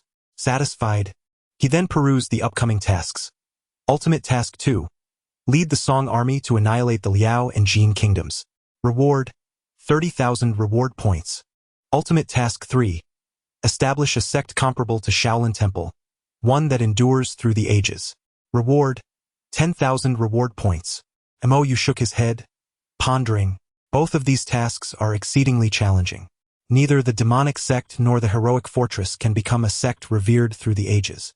He decided to let go of these concerns, reasoning that he intended to live in this world for a lifetime and would have ample time to gradually accomplish these tasks. In the primary world, the 5th Mou, after several days of recuperation, finally left the hospital accompanied by Mo Xiao. Though his injuries had not fully healed, through his own internal cultivation, they no longer impeded his daily life, as long as he refrained from vigorous activities. Mo Xiao led Mou to the school to process his withdrawal, after which they would head to the Ability Academy. Mou's return stirred quite a commotion within the school. Firstly, he had undeniably saved the entire faculty and student body, earning the title of a true hero. Secondly, there remained a faction of individuals who believed Mou had drawn the terrorists to them, harboring lingering resentment towards him. The debate surrounding Mou echoed incessantly within the school, with some individuals even hurling objects at him from above. However, given Mou's remarkable agility, he remained unscathed. Mo Xiao cast a glance at them before turning to her indifferent brother and inquired, "Are you not concerned?" Mou shrugged and replied, "What is there to care about? We shall not meet again." Mo Xiao nodded, her perception of her brother shifting. She then retrieved her phone and made a call, instructing Mou to head to the classroom and gather his belongings. As Mou walked towards his classroom, many onlookers in the corridor observed him. When students noticed the bandages still wrapped around his body and his slight limp, those who had initially intended to confront him found themselves at a loss for words. At that moment, a stunning girl emerged from the crowd, her eyebrows like wisps of smoke, her eyes shimmering like autumn waters, her lips a vibrant red, and her complexion as smooth as cream. Do we know each other? Mou asked, puzzled. Do you not remember me? You saved my life. She replied with a gentle smile. Oh, I recall now. You are the girl who was bullied by that short guy, Mou responded, recalling the incident when he had intervened as the short bully tore at the girl's clothing. The girl nodded and said, yes, thanks to you my life was spared. I am truly grateful. Mou waved his hand dismissively, saying it was nothing. I merely acted on impulse. Had it not been for me, you might have faced a dire fate. The girl shook her head, insisting, I am a results-oriented person. Regardless of the circumstances, amidst so many bystanders, only you stepped forward to save me, and that is the truth. Listening to her words, the surrounding students were taken aback. While it was understandable to prioritize one's own safety, the only person who had intervened, apart from the principal, was Mou. The girl approached Mou earnestly and declared, My name is Man Qingwan. Remember it well. Afterward, she raised her hand, embraced Mou's head, and, before the crowd, planted a kiss on his cheek. Blushing, she then turned and hurried back into the throng. The students erupted in commotion, but the teachers swiftly quelled the excitement. Seizing the moment, Mou retreated into his classroom. He touched the spot on his face where he had been kissed, feeling a mix of helplessness, joy, and pride. He suddenly recalled that Man Qingwan was renowned as the school beauty of Yudhai, hailing from a well-off family, known for her kindness and striking beauty, making her quite popular not only within Yudhai but also in neighboring schools. Being kissed by such a beautiful girl in front of many students made Mou feel that his school life was now devoid of regrets. For the coming years, he would become a legend at Yudhai, not merely for saving someone but for being publicly kissed by Man Qingwan. Upon returning to the classroom, Mou disregarded the peculiar gazes of his classmates, organized his books, and prepared to leave. As Mou reached the threshold of the classroom, an individual suddenly seized the fabric of his attire. Turning around, he beheld Wu Xuejian, her head bowed in silence. Mou, are you truly leaving this place? She inquired, her voice unexpectedly tinged with sorrow, though her expression remained obscured from view. Yes, I am an ability wielder and must attend the Ability Academy, Mou replied. Wu Xuejian remained silent, yet her grip on his clothing did not waver. After a moment's reflection, Mou retrieved a notebook from his backpack and extended it towards her. This is for you as a token of gratitude for your hospitality that night, he stated. Wu Xuejian accepted the notebook, cradling it in her arms while continuing to avert her gaze. Mou offered a gentle smile and bid her farewell. Goodbye, Wu Xuejian. He then departed the classroom, and her tears fell to the ground below. Unlike Man Qingwan, Wu Xuejian's upbringing forbade her from exhibiting such overt displays of emotion, leaving her with no choice but to weep in silence. As Mou exited, murmurs regarding him resurfaced within the classroom. Though he had grown indifferent to their chatter, it still pierced the air with its noise. However, when Mo Xiao summoned an armed helicopter, which descended onto the schoolyard, all fell silent. They realized, in that moment, that they were no longer inhabitants of the same world as Mou. How do you like the helicopter? Quite flashy, isn't it? Montag Xiao remarked, Patting Mou on the back with evident pride. Sister, is this truly necessary? Mou responded, his expression one of bemusement. Of course, my little brother must depart in style. Mo Xiao laughed heartily. Noticing Mou's incredulous demeanor, Mo Xiao quickly stifled her laughter. All right, I shan't tease you any longer. They are here to fetch me for an urgent mission, so I must leave promptly. The helicopter cannot land in the city, hence my request for them to come to the school, she elucidated. Do you have a mission? Mou asked, astonished. Rest assured, it is not a perilous one. However, I fear I won't have the time to accompany you to the Ability Academy. But worry not, I have arranged everything there. You can take a flight to Beijing when the time comes, Mo Xiao assured him. Subsequently, Mou was escorted aboard the helicopter, experiencing the thrill of riding in an armed aircraft. Thus, he became a legend at Yud High School. On the 5th, Mou returned home and reported the day's events to his group via his phone. To his astonishment, Mo Xiao had instructed the helicopter to hover above their residence, allowing him to descend via a soft ladder. By the time he reached the ground, He was so frightened that his legs felt weak. The soft ladder was no simple matter. It swayed in the air and even spun around. Mou nearly plummeted from it, but fortunately, his inner strength proved to be profound. In the family group chat of Leisure Seekers, Leisure Seeker number 5 remarked, "I have gifted the 9-Yang manual to Wu Shuejian as a token of my previous gratitude." Leisure Seeker number 3 responded, "That's quite commendable. The 9-Yang manual has the lowest threshold, though the challenge lies in unlocking the acupoints later, which will enhance her internal strength and potentially extend her lifespan. In this era dominated by firearms and extraordinary abilities, it is far superior to the ostentatious skills presented in the 9-Yin manual." Leisure Seeker number 4 added, "Thank you, Wu Shuejian. I genuinely have quite an affection for this young lady."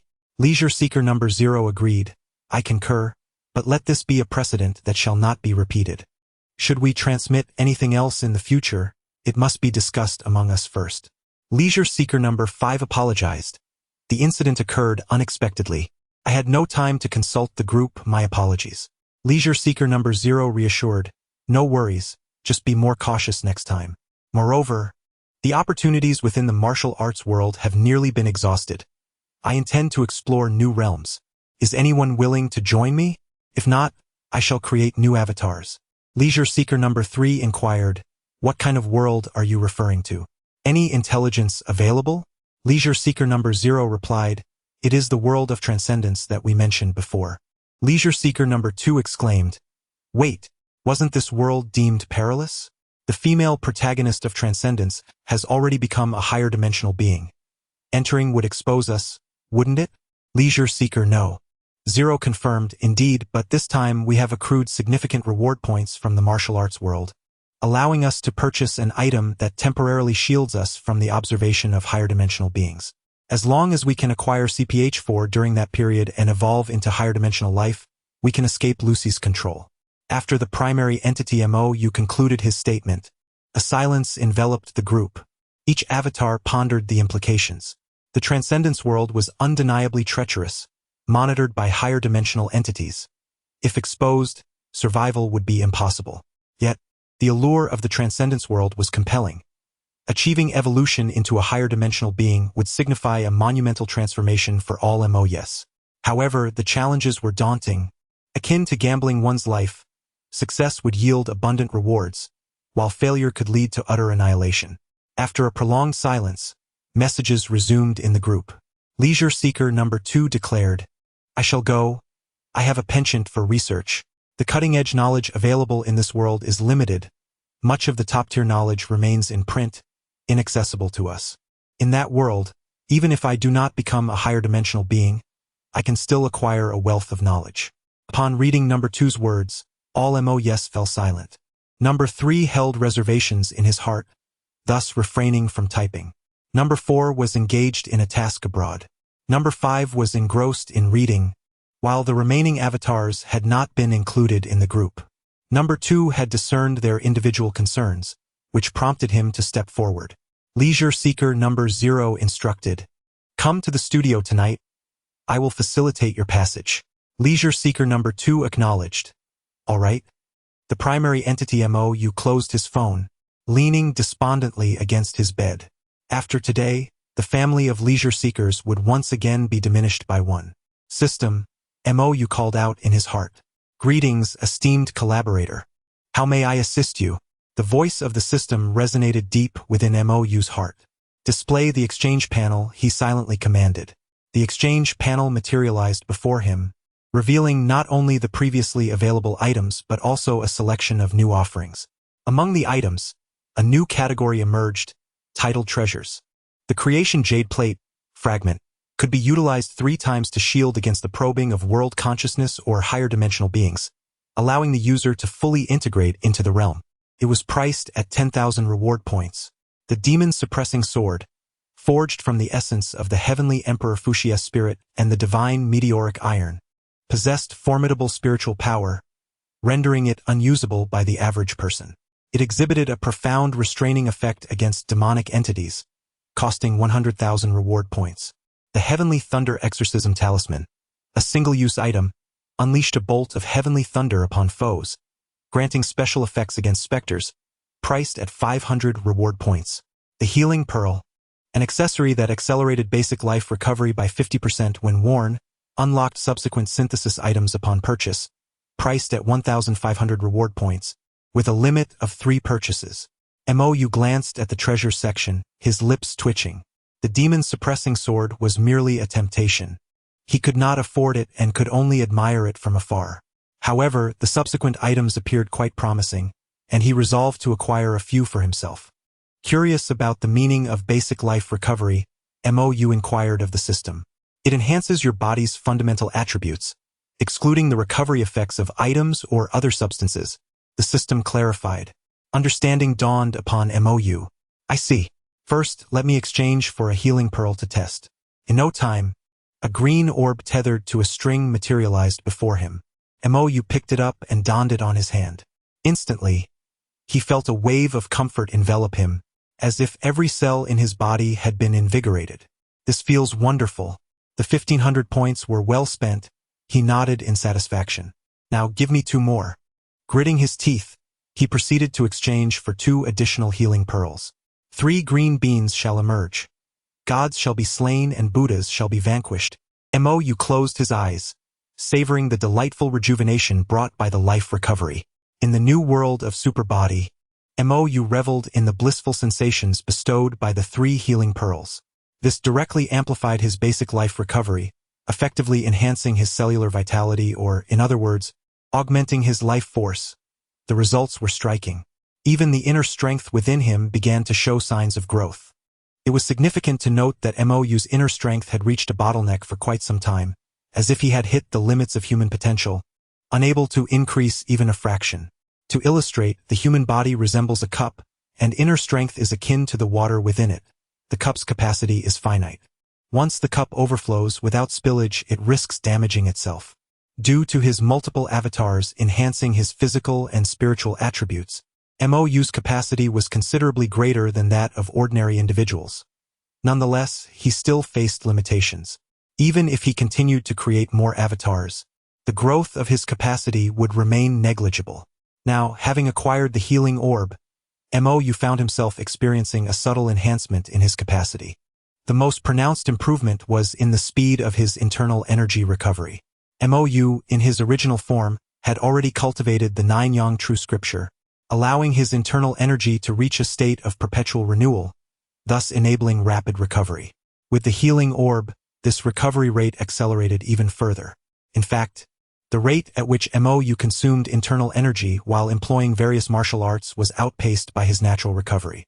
Internal energy is a manifestation of physical strength, and the healing orb enhances the restoration of fundamental vitality, explaining its effect on internal energy. This revelation brought clarity to Mou. At that moment, the second Mou entered the room of the original Mou. No longer preoccupied with the healing orb's mysteries, the original Mou gazed at the second Mou and expressed his gratitude with complexity. Thank you. We are all comrades. There is no need for thanks, the second Mou replied, waving his hand dismissively. The original Mou nodded, placing his hand upon the shoulder of the second Mou, conveying his genuine feelings. If circumstances allowed, the original Mou would willingly venture into another world. However, his existence was intertwined with the lives of all other Mous, and he could not afford to falter. The 2 Mous shared a profound understanding, both aware of each other's thoughts. The second Mou recognized that the original did not regard them as expendable, but rather as true brothers. Likewise, the original Mou understood that the second Mou had volunteered to take risks for the sake of the others. They exchanged nods before releasing their hold. At that moment, the second Mou was astonished to discover a peculiar change within his body. What is happening to me? Original, did you just do something? The second Mou delved into recollection and soon uncovered the answer. The effects of the healing orb were seemed to extend to me, he exclaimed in surprise. The original Mou also realized that the second Mou had gained the fundamental vitality restoration effect of 3 healing orbs. Wait, if this is true, perhaps we can exploit the system, the original Mou mused, his eyes brightening. The second Mou comprehended his implication. The original Mou removed the 3 healing orbs he wore, and the comforting sensation dissipated swiftly. The second Mou then nodded at the original, stating, My vitality restoration effect remains. The original MOU made contact with the second MOU once more, revealing an expression of delight. It worked. My fundamental vitality restoration effect has become a permanent state. The original MOU exclaimed joyfully. Hurry! Put the healing orbs back on and see. The second MOU urged with excitement. The thrill of this newfound advantage momentarily overshadowed their earlier sorrows of parting. The original MOU donned the healing orbs again. However, reality dashed their hopes as the original MOU still possessed only the effect of 3 healing orbs, without the anticipated augmentation they had envisioned. At that moment, the system suddenly appeared before the night shadow, coldly remarking, "Please do not merely fleece a single sheep and do not regard the system as a fool collaborator." A dry chuckle escaped the true entity, MOU, who then regretfully ceased the experiment. Originally, he had intended for the second MOU to further explore the effects of wearing the healing gem. Clearing his throat, he redirected the conversation. "Very well, system. Let us exchange for a few more items and then transport him to the superbody realm. Please select the items you wish to exchange for, collaborator." The system seemed to be irritated, even omitting the respectful address. The true entity, unfazed, responded, "I would like to exchange for 1 fragment of the Fate Creation Jade Plate, 3 Heavenly Thunder Exorcism Talismans, 1 low-level storage ring, 2 low-level energy barriers, and 2 low-level mental bombs. As you wish, collaborator. This will consume a total of 17,500 reward points, leaving you with 6,000 reward points remaining," the system replied. Turning to the second MOU, the true entity stated, "All these items are prepared for you, so be cautious." The second MOU nodded, having recently exchanged memories with the true entity. He was now privy to certain information regarding this journey. With the fragment of the Fate Creation Jade Plate, the conditions for this traversal were significantly improved compared to the martial arts world. Firstly, he would not have to reincarnate as an infant. Instead, he could directly inhabit the body of an adult on the brink of death or recently deceased, inheriting their memories and physique. Secondly, during the transition, he could bring along some items, such as those recently exchanged by the true entity, eliminating the prolonged wait that the MOU in the martial arts world had endured to acquire items through the system. Lastly, under the protection of the Fate Creation Jade Plate, the second MOU need not fear being targeted by the world, unlike the MOU of the martial arts realm, who might inadvertently attract the attention of a cultivator seeking trouble. Upon learning this information, the second MOU first marveled at how the reward points had been well spent, and then he appreciated that the true entity indeed did not consider him as a mere pawn to be cast aside. At that moment, the system also bound its subsidiary system to the second MOU, assigning him tasks. Then, "Farewell, MOU, take care," the true entity said earnestly. "Ah, you too take care. Do not let me thrive while you encounter troubles first, MOU," the second MOU responded with a smile. "Commencing the traversal," the system stated coldly. In a flash of brilliance, the second MOU closed his eyes and dissipated into specks of light, leaving only his clothing and phone behind. 89. The journey begins with a green hat. The true entity, MOU, gazed at the spot where the second MOU had vanished, feeling a sense of loss. At that moment, the system spoke again, "Collaborators, you need not worry. With the effects of the Fate Creation Jade Plate fragment, he will face only minor issues at the outset, without further troubles." "Yes, I understand.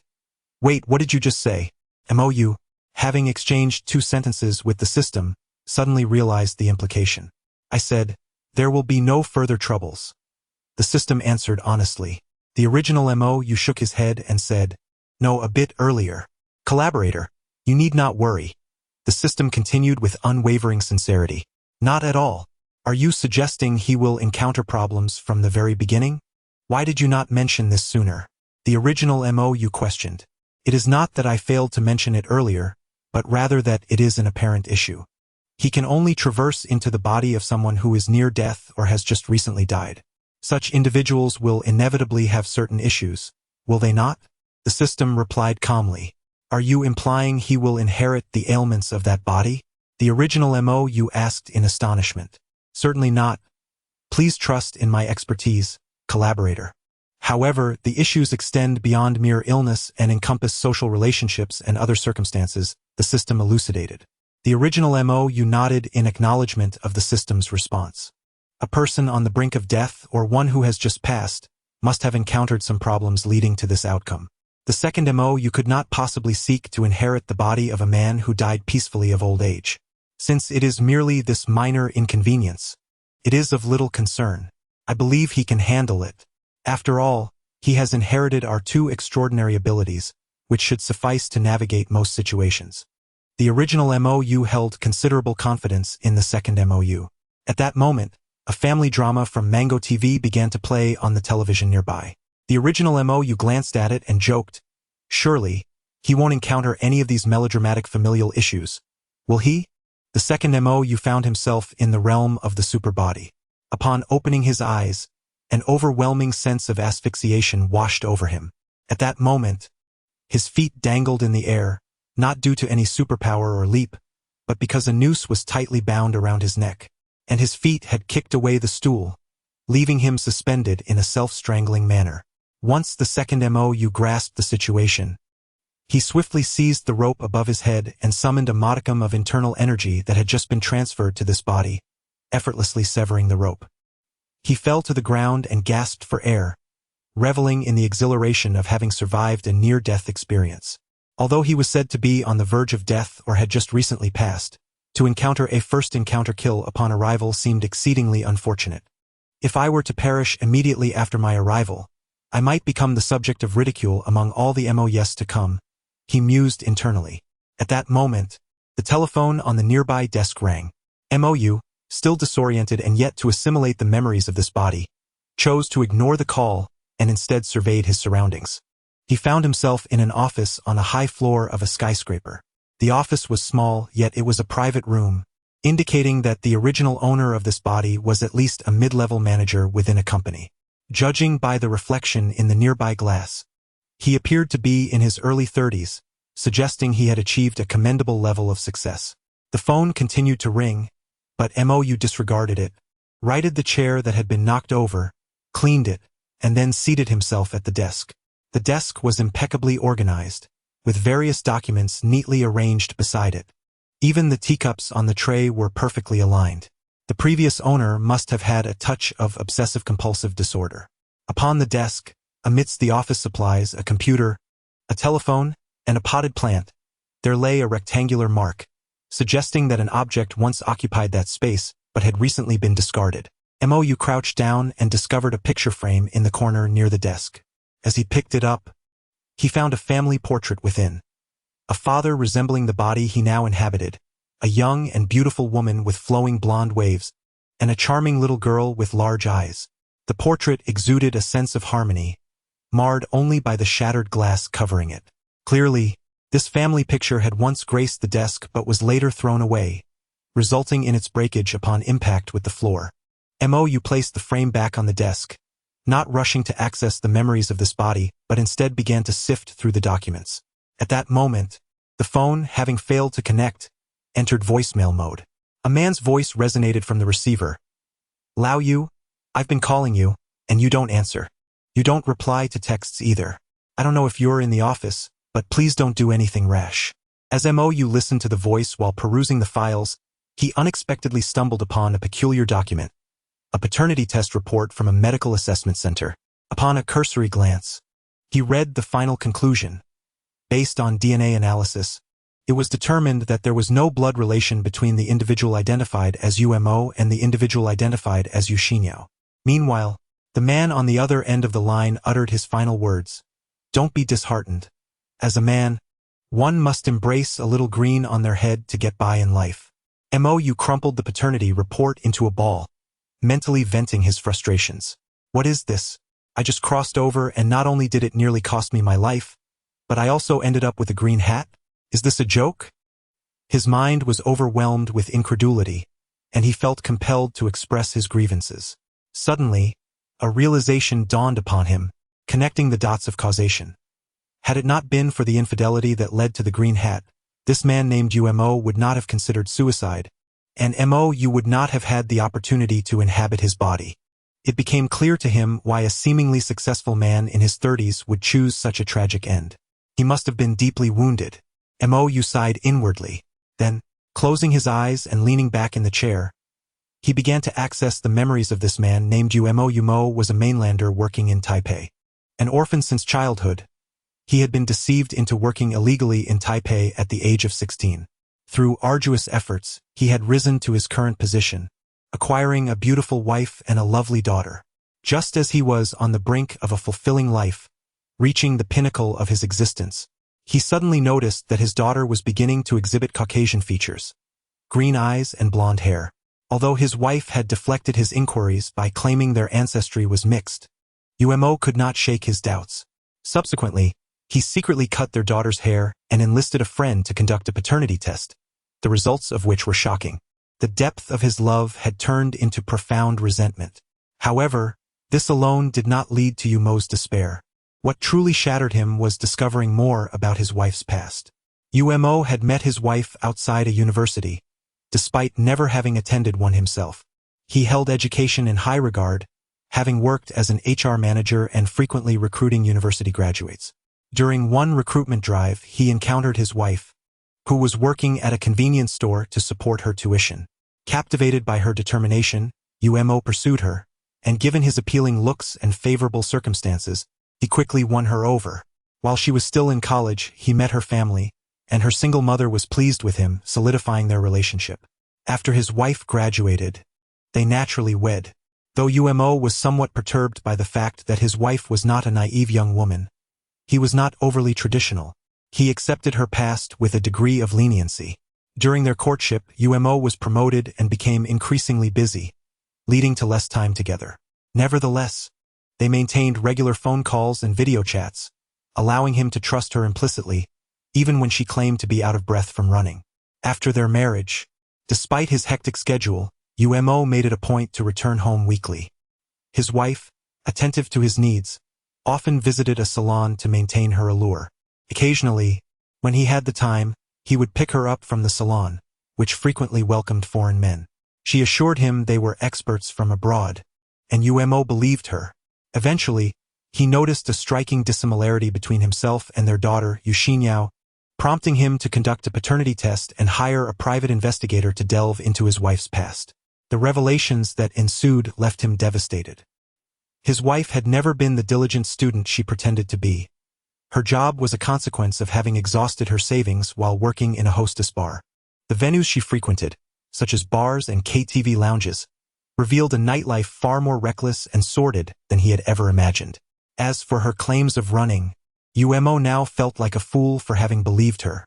The salon she frequented was, in truth, a front catering to affluent women seeking the company of handsome men. What tormented Umo the most was the realization that his wife had never truly loved him. She regarded him merely as a source of financial support. She had even expressed her disdain for him in front of numerous witnesses, declaring her aversion to carrying his child. The sanctuary he once cherished and the beliefs that guided his life crumbled into dust. In his despair, Umo was unwilling to make that woman pay for her transgressions. He opted instead for the finality of death. Even in his absence, she would inherit all his wealth and receive a substantial insurance payout. How utterly humiliating! How could fate be so cruel as to have him inhabit the body of a green-skinned turtle? Mo seethed as he lambasted Umo. After venting his frustration, Mo's fury began to dissipate. Thankfully, the person now in control of this body is me. I will fulfill your unrequited wishes, he thought resolutely.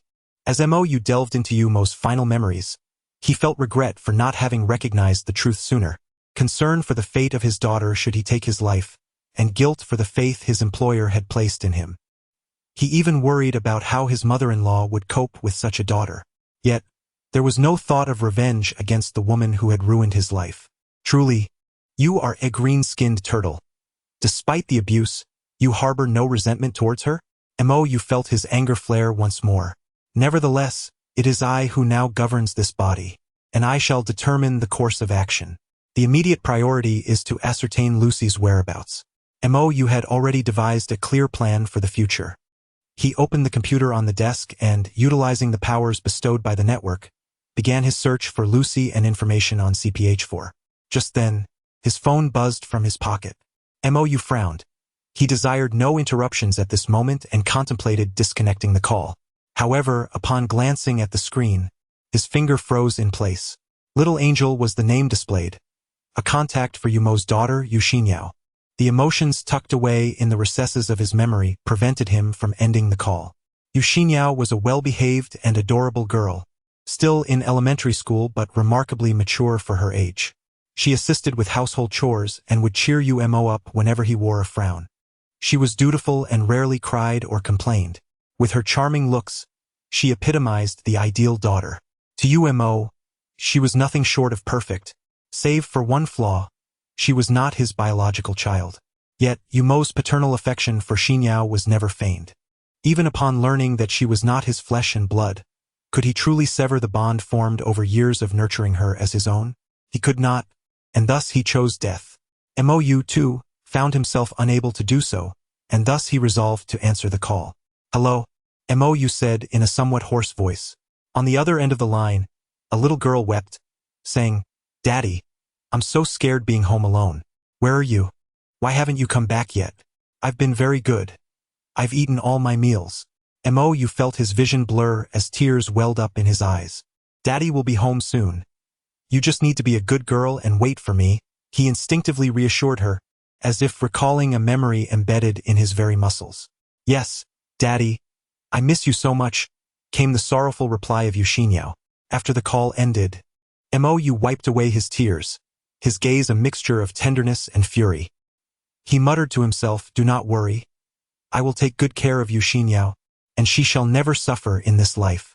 But I will not spare that woman." Upon uttering this, he suddenly sensed a rejection from his very soul. With a disdainful expression, he declared, "Resistance is futile. I tell you, at the moment we shared that profound connection, I came to love Yu Xinyao as deeply as you do. Yet, the depth of my love for her only deepens my loathing for that woman. For the sake of Yu Xinyao's future, you would do well not to obstruct me." 91. Revenge upon the one who betrayed. As he spoke, the sensation of repulsion dissipated. Between his daughter and his wife, Mou made the same choice as before, his daughter. "Very well. This is the first time we have shared the same decision since I traversed into your being." He smiled, then pulled up all the files pertaining to his wife from the computer. "How shall I exact my revenge? Should I crush her directly, or—" Adjusting his glasses, the reflection from the screen obscured his eyes. Mou returned to his home in Taipei. Upon opening the door, a little girl with golden hair dashed towards him, leaping into his embrace. It was Yu Xinyao. "Daddy, you finally came back. You haven't been home for so many days," she cried. "Do not worry. From now on, I will have plenty of time to be by your side," Mou gently assured her. "Really?" Yu Xinyao seemed skeptical. He smiled, pulled out a tissue from his pocket, and wiped her tears and runny nose, saying, "Of course it's true. Let us make a pinky promise." They linked their pinky fingers together. "Daddy, you promise to always be by my side," Yu Xinyao said, her tears turning into a smile. "I said for a long time," Mou replied with a hint of resignation, shaking his head. "What about Mommy? Is she not back yet?" Upon mentioning that woman, his tone grew noticeably colder. "Mommy went to the beauty salon. She hasn't returned in 3 days," Yu Xinyao replied softly, lowering her head. "I see. Heh." Mou let out a cold laugh. Little did that woman know that all her secrets had been unveiled to her husband, while she continued to revel outside. The woman, surprisingly indifferent to Xinyao, would have left her to starve at home were it not for the housekeeper who came daily to prepare meals for the child. Mou's disdain for that woman deepened. Suddenly, an idea struck him, and he turned to Xinyao. "Xinyao, has your mother ever taken you to that beauty salon?" "Yes, she did. But the people there were so unpleasant, especially one foreign uncle who insisted I call him Daddy. I was furious, so I refused to go whenever my mother suggested it," Xinyao replied, clearly agitated. "I see, Xinyao, you were right to feel that way." Mou gently patted her head, his gaze growing colder. After coaxing Xinyao to bed and ensuring she fell asleep, he retreated to his own room. There, he was met by the sight of a large wedding photo on his bedside table, which filled him with a sense of revulsion. Suppressing his discomfort, he opened his computer and set his revenge plan into motion. Firstly, at this moment, Lucy was merely an ordinary individual, and the narrative had yet to unfold. Professor Samuel Norman's research was still in the theoretical stage, with the plot not yet set in motion. He had ample time to execute his plan for vengeance. Secondly, the research on CPH4 did indeed exist in this world. Through various clues, he discovered that a company in country Y had extracted a minuscule amount of CPH4 through inhumane experiments. Shortly thereafter, a catastrophic fire obliterated the laboratory along with its researchers, leaving those CPH4 remnants as the last of their kind, transported to Taipei with intentions of being sold by a gang from Country K. Unfortunately, CPH4's whereabouts were currently unknown. MOU realized he could not monitor Lucy's movements continuously. He would have to wait until she was wanted before he could act. For now, it was time to gather strength. That night was destined to be sleepless for many. Yumo's wife reveled in the beauty salon, surrounded by numerous handsome men. Lucy fretted over her irresponsible boyfriend, Richard, who had once again strayed from the right path. Professor Samuel Norman remained uncertain whether his hypothesis represented the essence of life or merely a farcical joke, repeatedly cross-checking his research data. Meanwhile, on Wall Street in Country M, a financial storm was brewing, with countless economists scratching their heads in vain to uncover its origins. In Taipei, a new company was suddenly registered, emerging like an invisible beast that voraciously devoured assets across various sectors, with dozens of leading enterprises abruptly acquiring a new owner, all within the span of a single night. The following morning, MOU took Xinyao to school. After dropping her off, he sent a text message. At the beauty salon, Yumo's wife, dragging her weary body, answered the call. Hello? What is it? What? You're not deceiving me, are you? Is it truly so? Her disbelief was palpable as she absorbed the news on the other end of the line. Yumo's wife, Aylin, as she candidly stated, is the daughter of a foreigner, a truth she did not conceal from Yumo. Her admiration for foreigners, stemming from her father's heritage, allowed her to engage intimately with them with remarkable ease. Aylin possessed an unwavering confidence in her beauty. Despite being married and a mother, this only augmented her allure as a mature woman. Recently, a talent scout approached her, expressing a desire for her to star in a production, prompting her to attend an audition alongside her close friend. Although the director advised her to await further notice, Aylin had presumed her chances were slim. To her astonishment, she received a call inviting her back for a screen test. The prospect of possibly becoming a star invigorated her, dispelling much of her fatigue from the previous night's revelry. Aylin promptly bathed and donned fresh attire. Having frequently spent nights at this beauty salon, she even had her own wardrobe there. Initially, she contemplated wearing a low-cut dress that accentuated her figure, but upon inspection, she discovered remnants from her night of celebration, which would be evident in revealing clothing. Thus, she opted for a more conservative outfit. Despite her exhaustion, Aylin arrived at the audition site, where she encountered the renowned director celebrated throughout Asia. In her heart, she mused, should I secure a role in his film, I could finally escape the burdens of my current life and pursue my own happiness.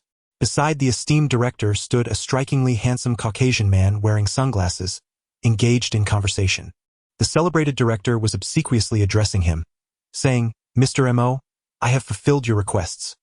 Rest assured, I keep my promises. Once the audition concludes and you meet my conditions, the funds will be transferred to your account without any trace. The man, MOU, transformed into a Caucasian figure, replied with a smile, 92, disgusting, utterly repulsive. The director immediately donned an understanding smile, responding, haha, I naturally trust your word. You can be assured I comprehend your intentions. MOU shrugged nonchalantly, his gaze casually sweeping over the crowd of auditioners, lingering momentarily on Aylin. She felt the weight of his attention, a thrill coursing through her, for he embodied the very type she found appealing, exuding an unmistakable air of high status that captivated her. After bidding farewell to the director, MOU departed the audition venue without attempting to draw closer to Aylin or engage her in conversation, fully aware that to ensnare her interest, subtlety was essential. The ensuing events unfolded as scripted by MOU, and Aylin ultimately realized her aspiration of becoming a part of this new film. Aylin is indeed a woman of considerable cunning, her acting skills exceptional, quickly garnering the director's favor and securing a supporting role in the film, likely as the third female lead. Filming is set to commence in 2 days. Overjoyed, Aylin returned home, intending to rest thoroughly for 2 days, preparing to embrace her new future with the utmost vigor. Upon her arrival, she was somewhat taken aback to find Mou at home. Had he not said he would be away for another 5 days? How could he return so soon? Thankfully, she had not been at home. Mou smiled at Island and said, "My dear, I returned early just to surprise you." "Really? I'm delighted, but Umo, please give me a call when you come back next time, so I can brace myself. Otherwise, you might genuinely frighten me," Island replied, feigning a pitiful tone. She thought to herself, "I must keep this useless man supporting me for a while longer, ensuring he remains oblivious to any signs. Otherwise, this ATM will vanish." All right, my dear Mou replied with a smile. "Do you know what today is? It's our wedding anniversary, and I've prepared these flowers for you. From now on, a bouquet will arrive at our home every day. You must remember to collect them." With that, Mou presented her with a red rose from behind his back. "Wow, what a beautiful flower. I'm so happy," Island exclaimed, feigning surprise. She then took the flower and said to Mou, "I'm hungry. Please prepare me something to eat." Mou nodded and entered the kitchen. Once he left, Island scoffed and tossed the rose onto the balcony outside the window. However, her little actions did not escape Mou's notice. "Look, she cares not a whit for your sincerity. What more can you possibly justify?" Montag muset invatli. Indeed, it was unlikely for Mou to have purchased flowers for Island. He had arranged for a long-term flower delivery service himself, preparing for their anniversary a month prior and ordering the flowers at that time. Yet, no one could have anticipated the numerous events that unfolded over the past month. He chuckled softly. "It's all right. Soon enough we shall see how long you can continue to smile." As he cooked, Island casually exchanged a few words with him before lying down to catch up on sleep. At that moment, Mou lay beside her, resting his hand on Island's abdomen. Island understood this as her husband's romantic signal. Under usual circumstances, she would suppress her revulsion and indulge him.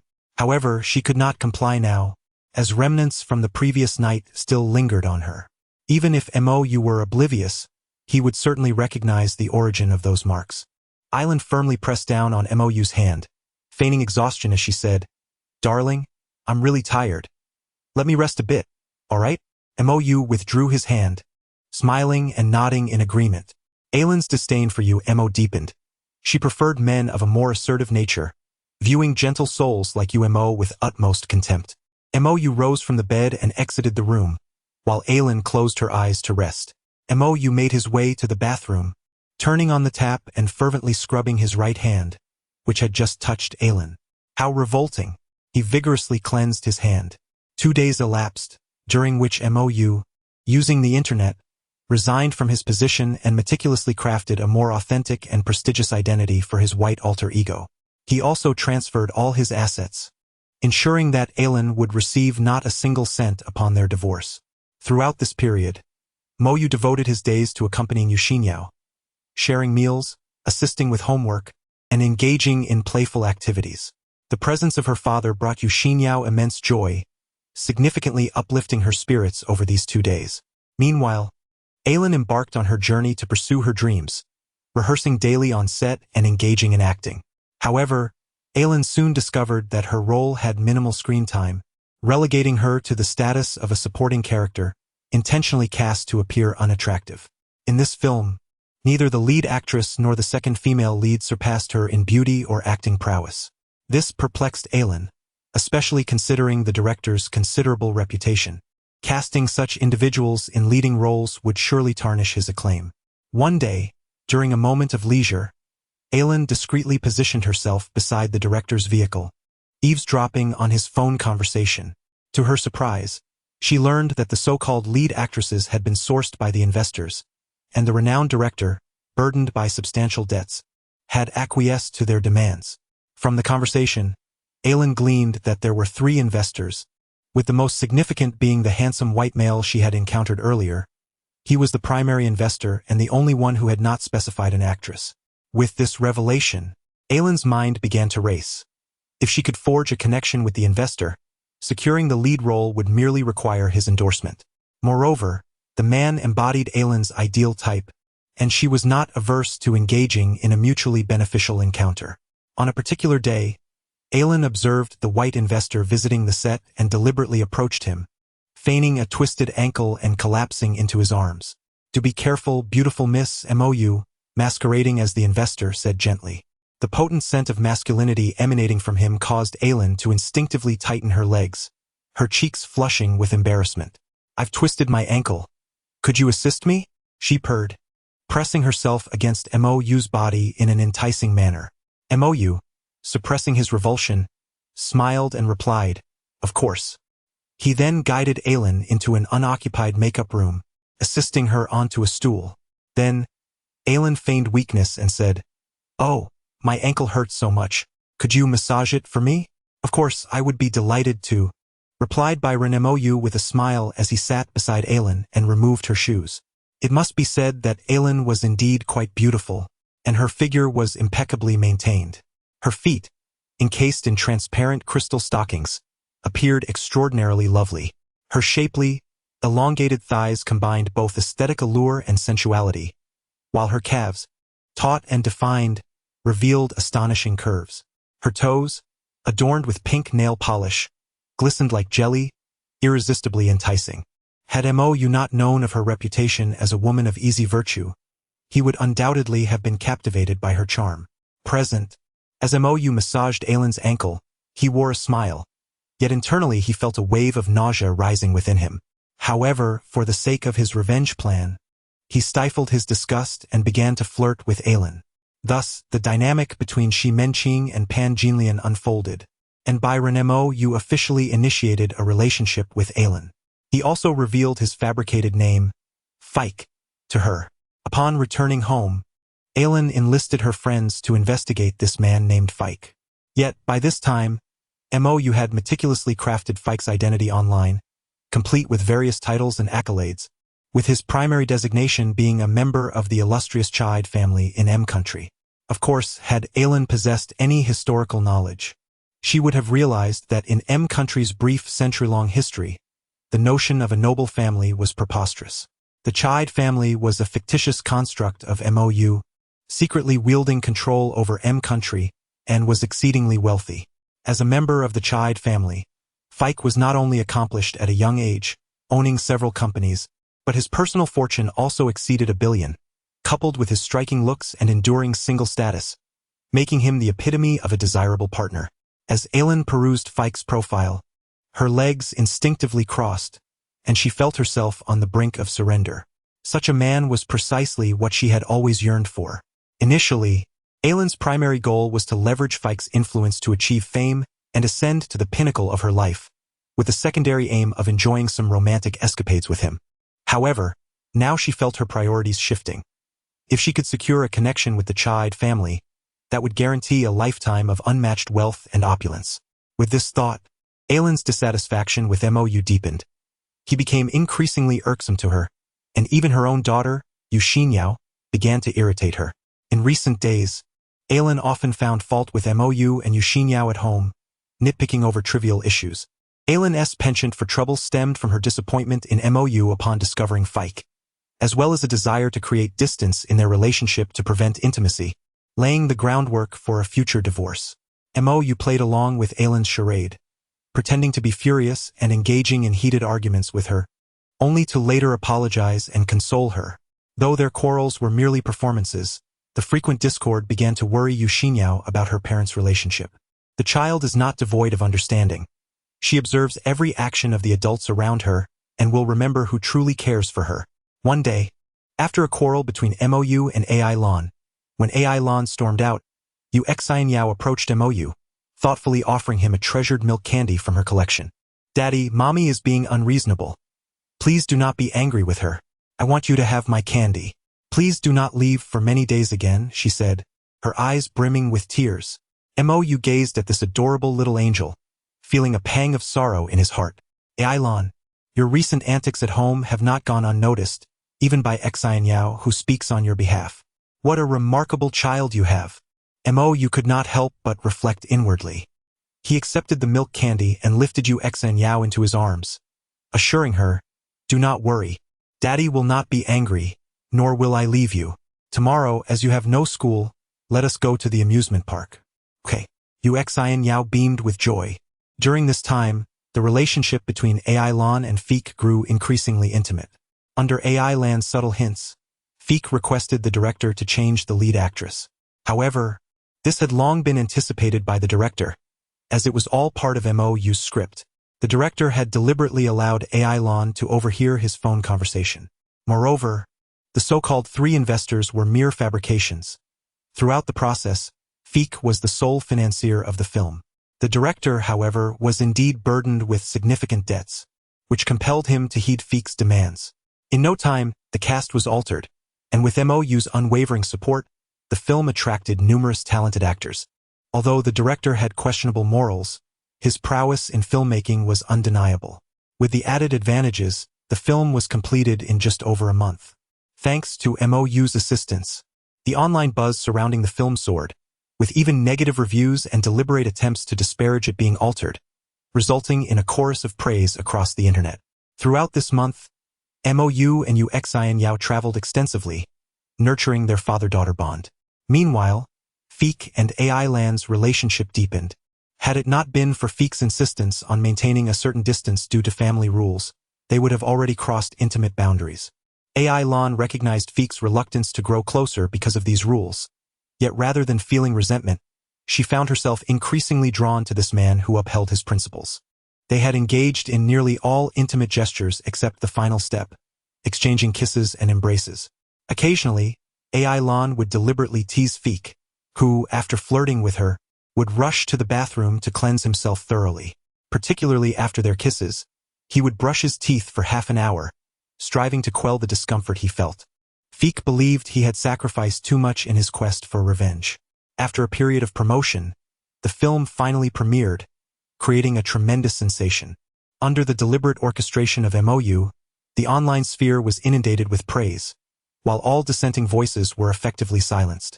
In an instant, propelled by the endorsements of several influential figures, AI Lan ascended to unparalleled prominence, becoming the most celebrated actress of the moment.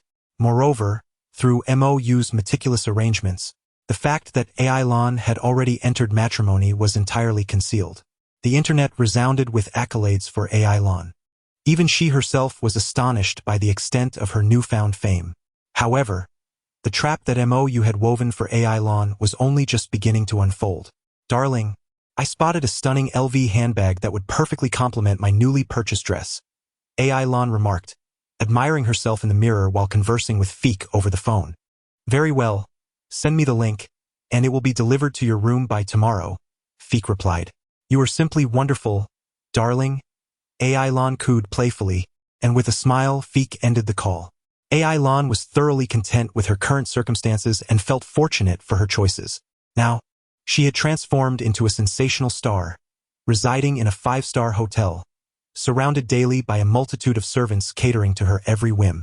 She reveled in this lifestyle, believing her decisions to be entirely justified.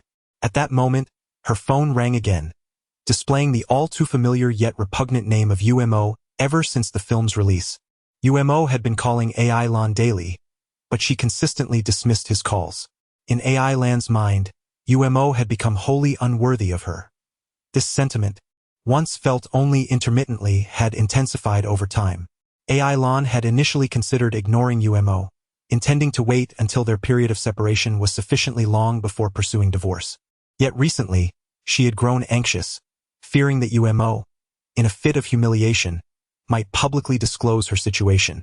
While she deemed such a possibility unlikely, the risk still loomed. Consequently, AI Lan decided to answer the call, prepared to confront UMO directly. "Hello?" AI Lan answered the phone. UMO's voice immediately resonated from the other end. "Hello? Darling, where have you been? Why haven't you returned home in so many days? And what's this about the newly released movie?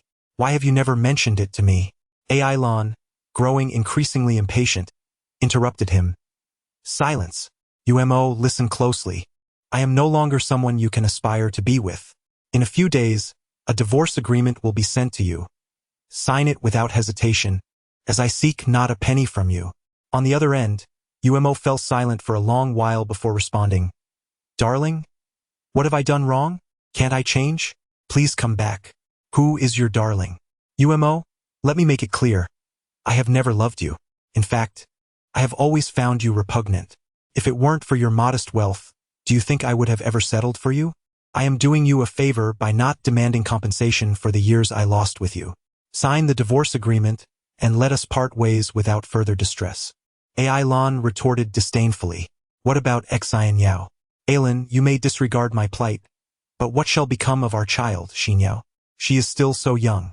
I implore you, do not let her suffer. Yumo's desperate pleas were ruthlessly interrupted by Alan. A child? Ha! Umo, you remain blissfully unaware, do you not? That child is not yours. Did you truly believe I would bear a child for you? Dream on. I deliberately sought out several men the night before our wedding, and even after, I frequently visited establishments to find others. Whose child she is, I cannot say, but it certainly is not yours, Alan mocked derisively. No, Ailan. This cannot be true. No. On the other end, Yumo's voice trembled on the brink of collapse. If you do not want that little wretch, hand her over to my lawyer. I will ensure she is sent to an orphanage. If you wish to keep her, then raise a child that belongs to another. Ha! Alan continued to mock Umo without mercy. No, Alan, you cannot do this. I beg you, do not. Umo's pleas persisted. Alan's gaze grew increasingly contemptuous. To her, Umo's lack of fortitude was utterly repulsive.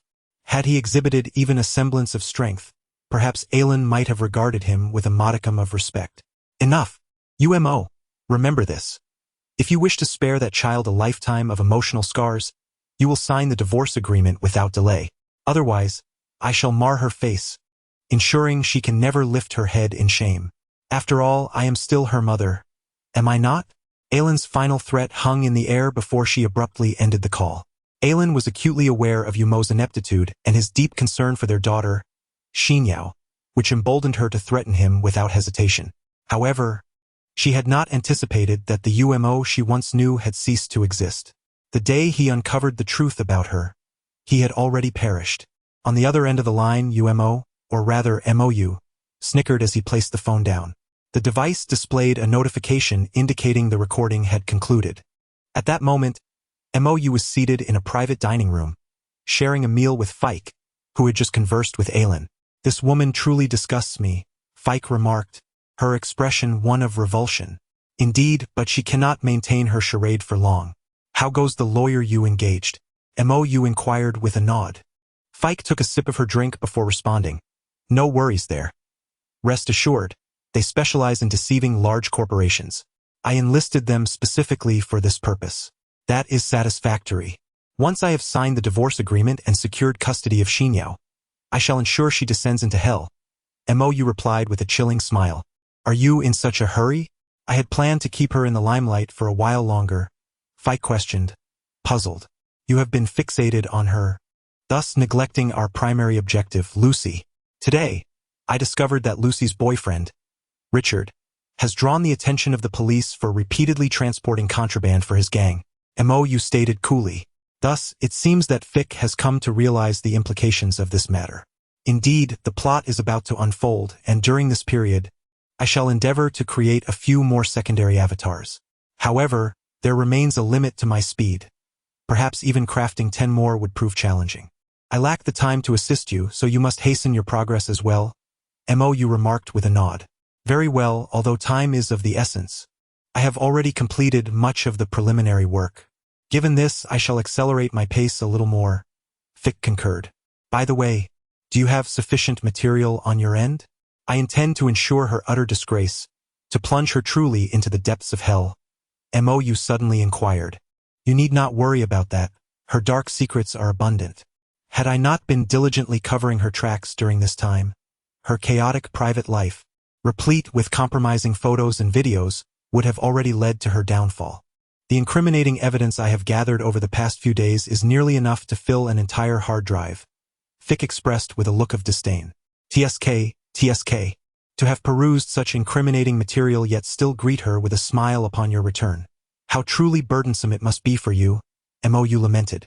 Indeed, each time I recall that her lips, which recently caressed another's treasures, have also touched mine, I feel an overwhelming sense of nausea. Fick's expression of revulsion deepened.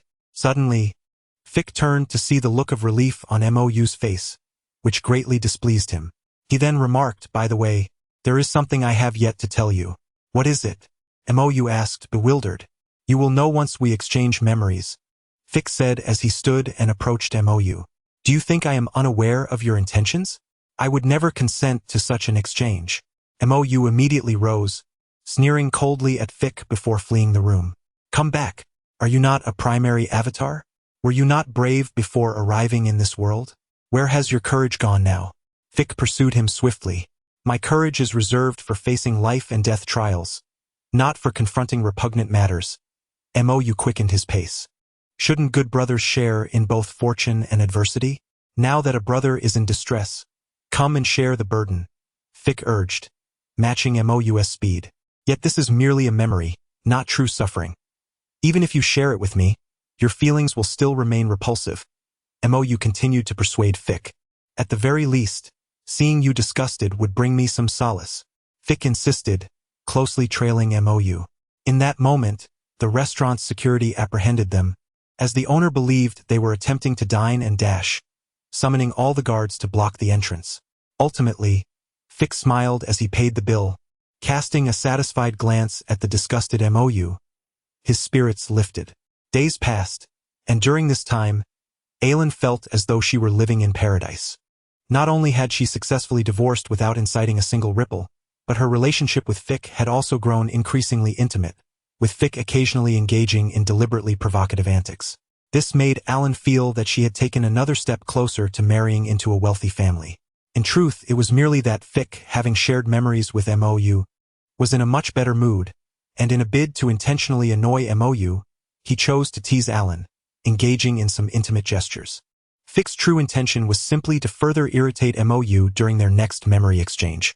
As for Alan, during this time, Fick had also found her a brokerage firm under his own company and an exceptionally professional legal team, enabling Alan to not only secure a peaceful divorce but also to sign numerous advertising contracts.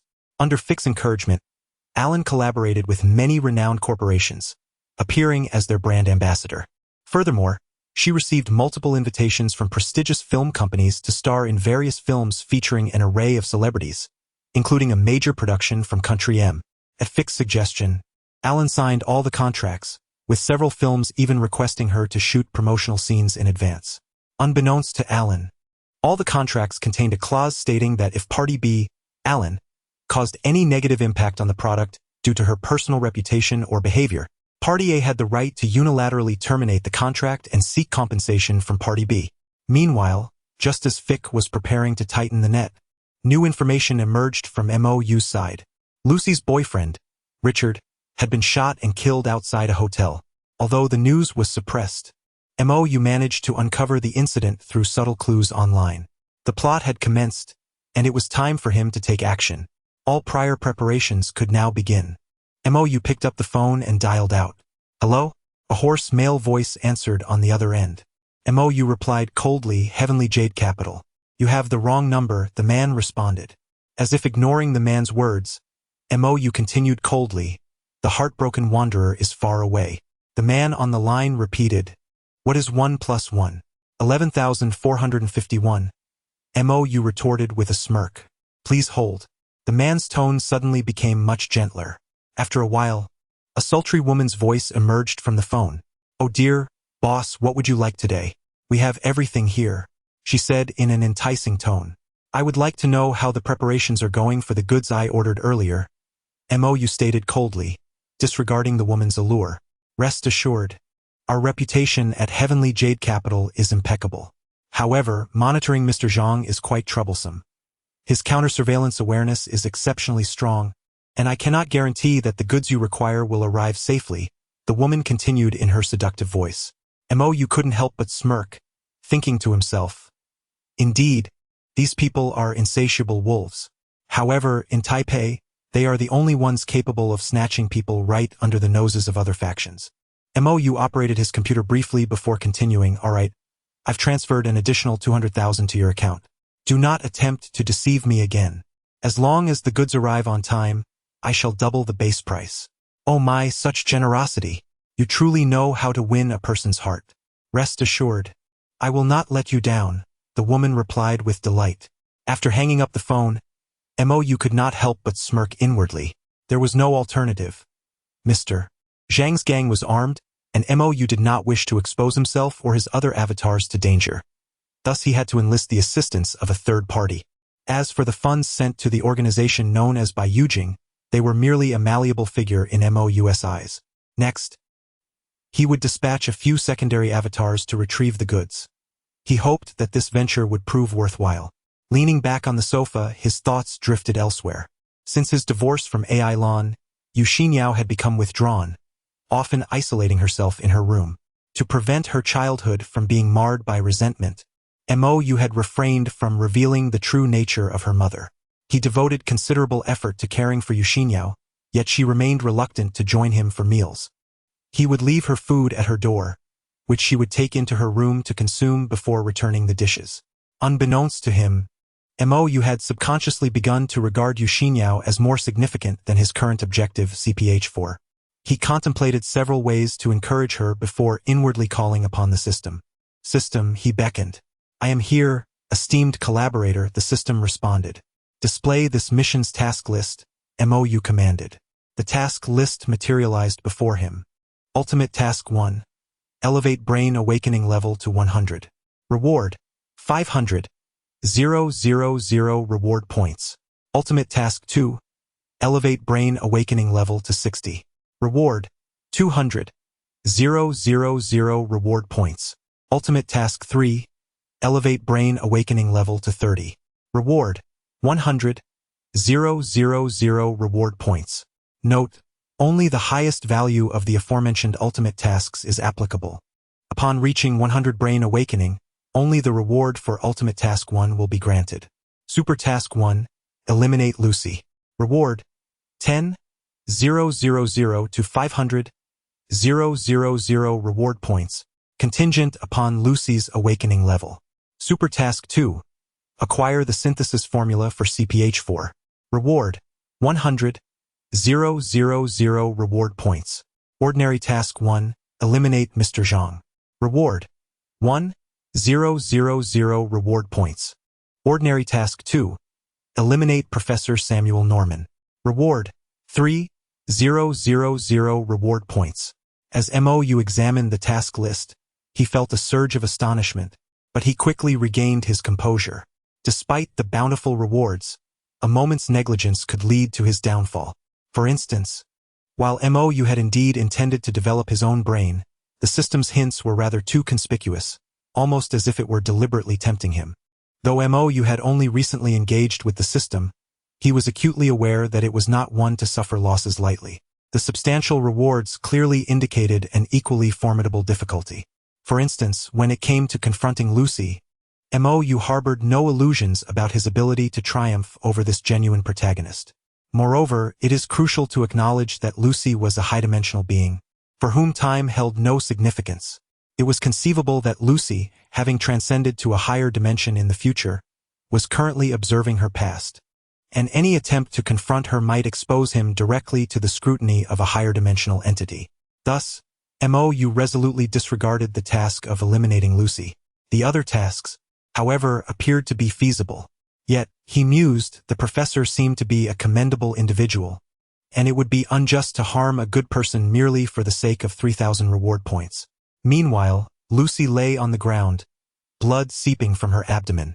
The man who had attempted to assault her had been met with her fierce resistance, resulting in her sustaining a beating, which had reopened her wounds.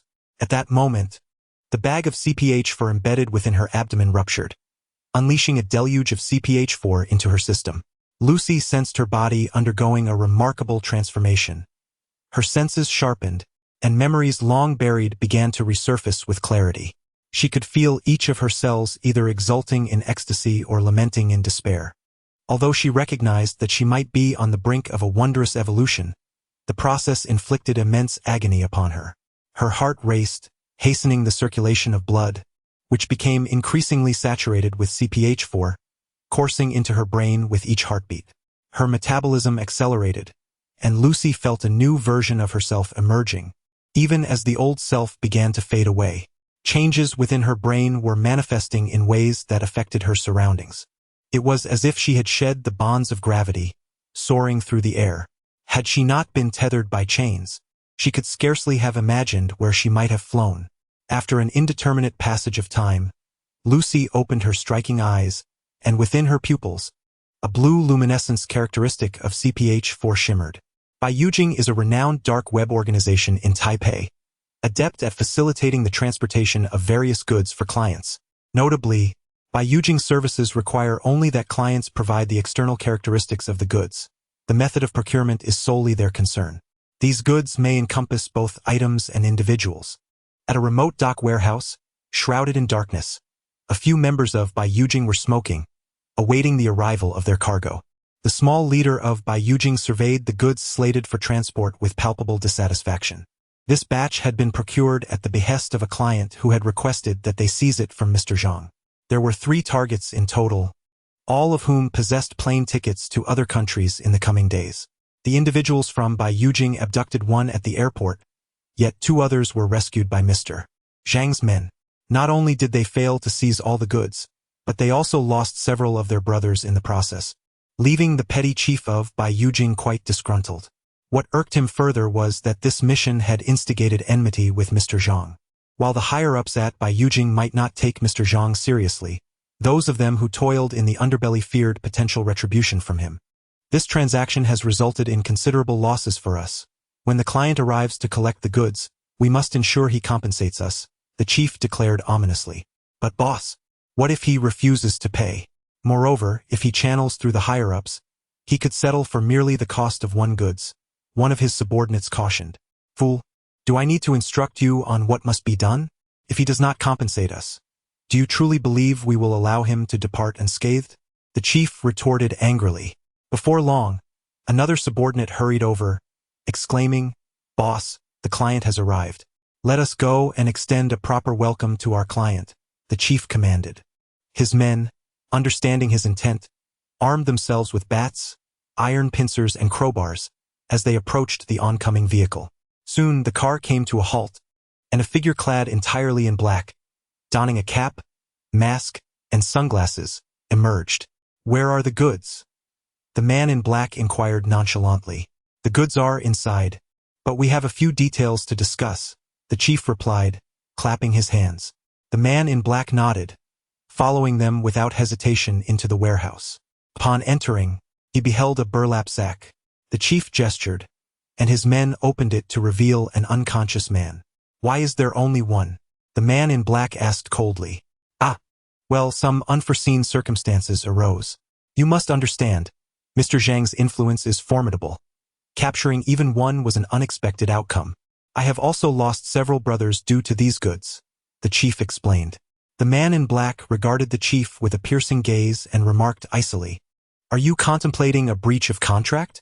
The chief subtly unfastened his jacket, revealing a handgun at his waist. No, I merely seek a slight compensation from the boss.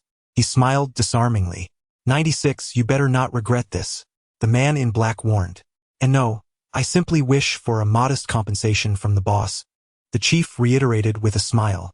The man in black, clearly unfazed, pulled out his mobile phone, which was in the process of dialing. The chief paused when he glimpsed the number on the screen. Ignoring the chief, the man in black spoke into the phone. Did you hear that? These are his exact words. From the other end, a sultry voice responded. I heard, but we did indeed deliver the goods to you, so these personal grievances are not our responsibility. Upon hearing the woman's words, the small-time leader exhaled in relief.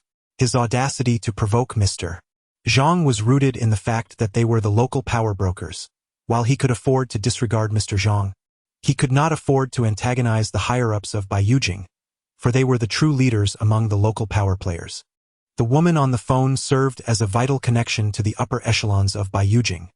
Should he cross her, a mere whisper to her superiors could seal his fate, leaving him no chance of fleeing Taipei. The small-time leader drew his weapon, aiming it at the head of the man in black. You heard that, right? Pay up without any fuss and we'll let you go.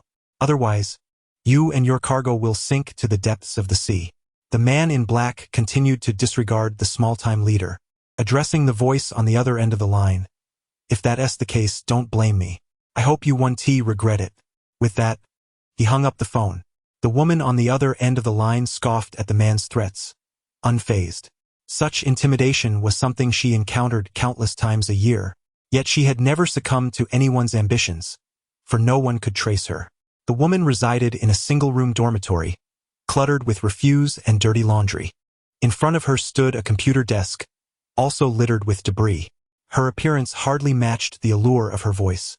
She resembled an ordinary university student, easily blending in among a sea of similar-looking peers. Who would have thought that the spokesperson for the dark web organization by Yujing was merely a college student? A prodigious hacker, she had exhibited remarkable computer aptitude from a young age, despite growing up in a single-parent household. Initially, her future seemed bright, but her mother's remarriage to a scoundrel deterred her from venturing too far from home.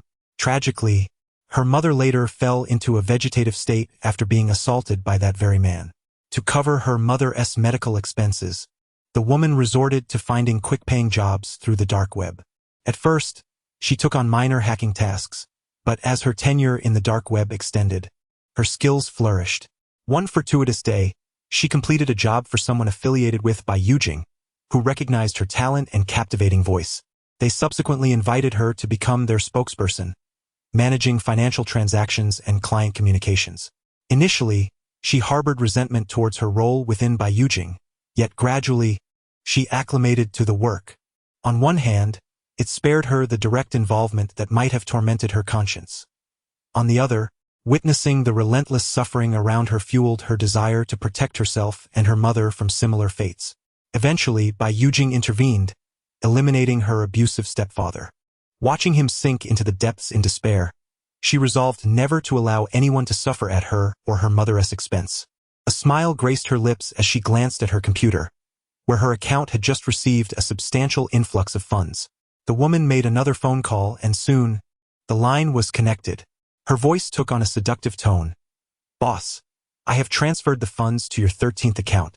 An electronically modified voice responded from the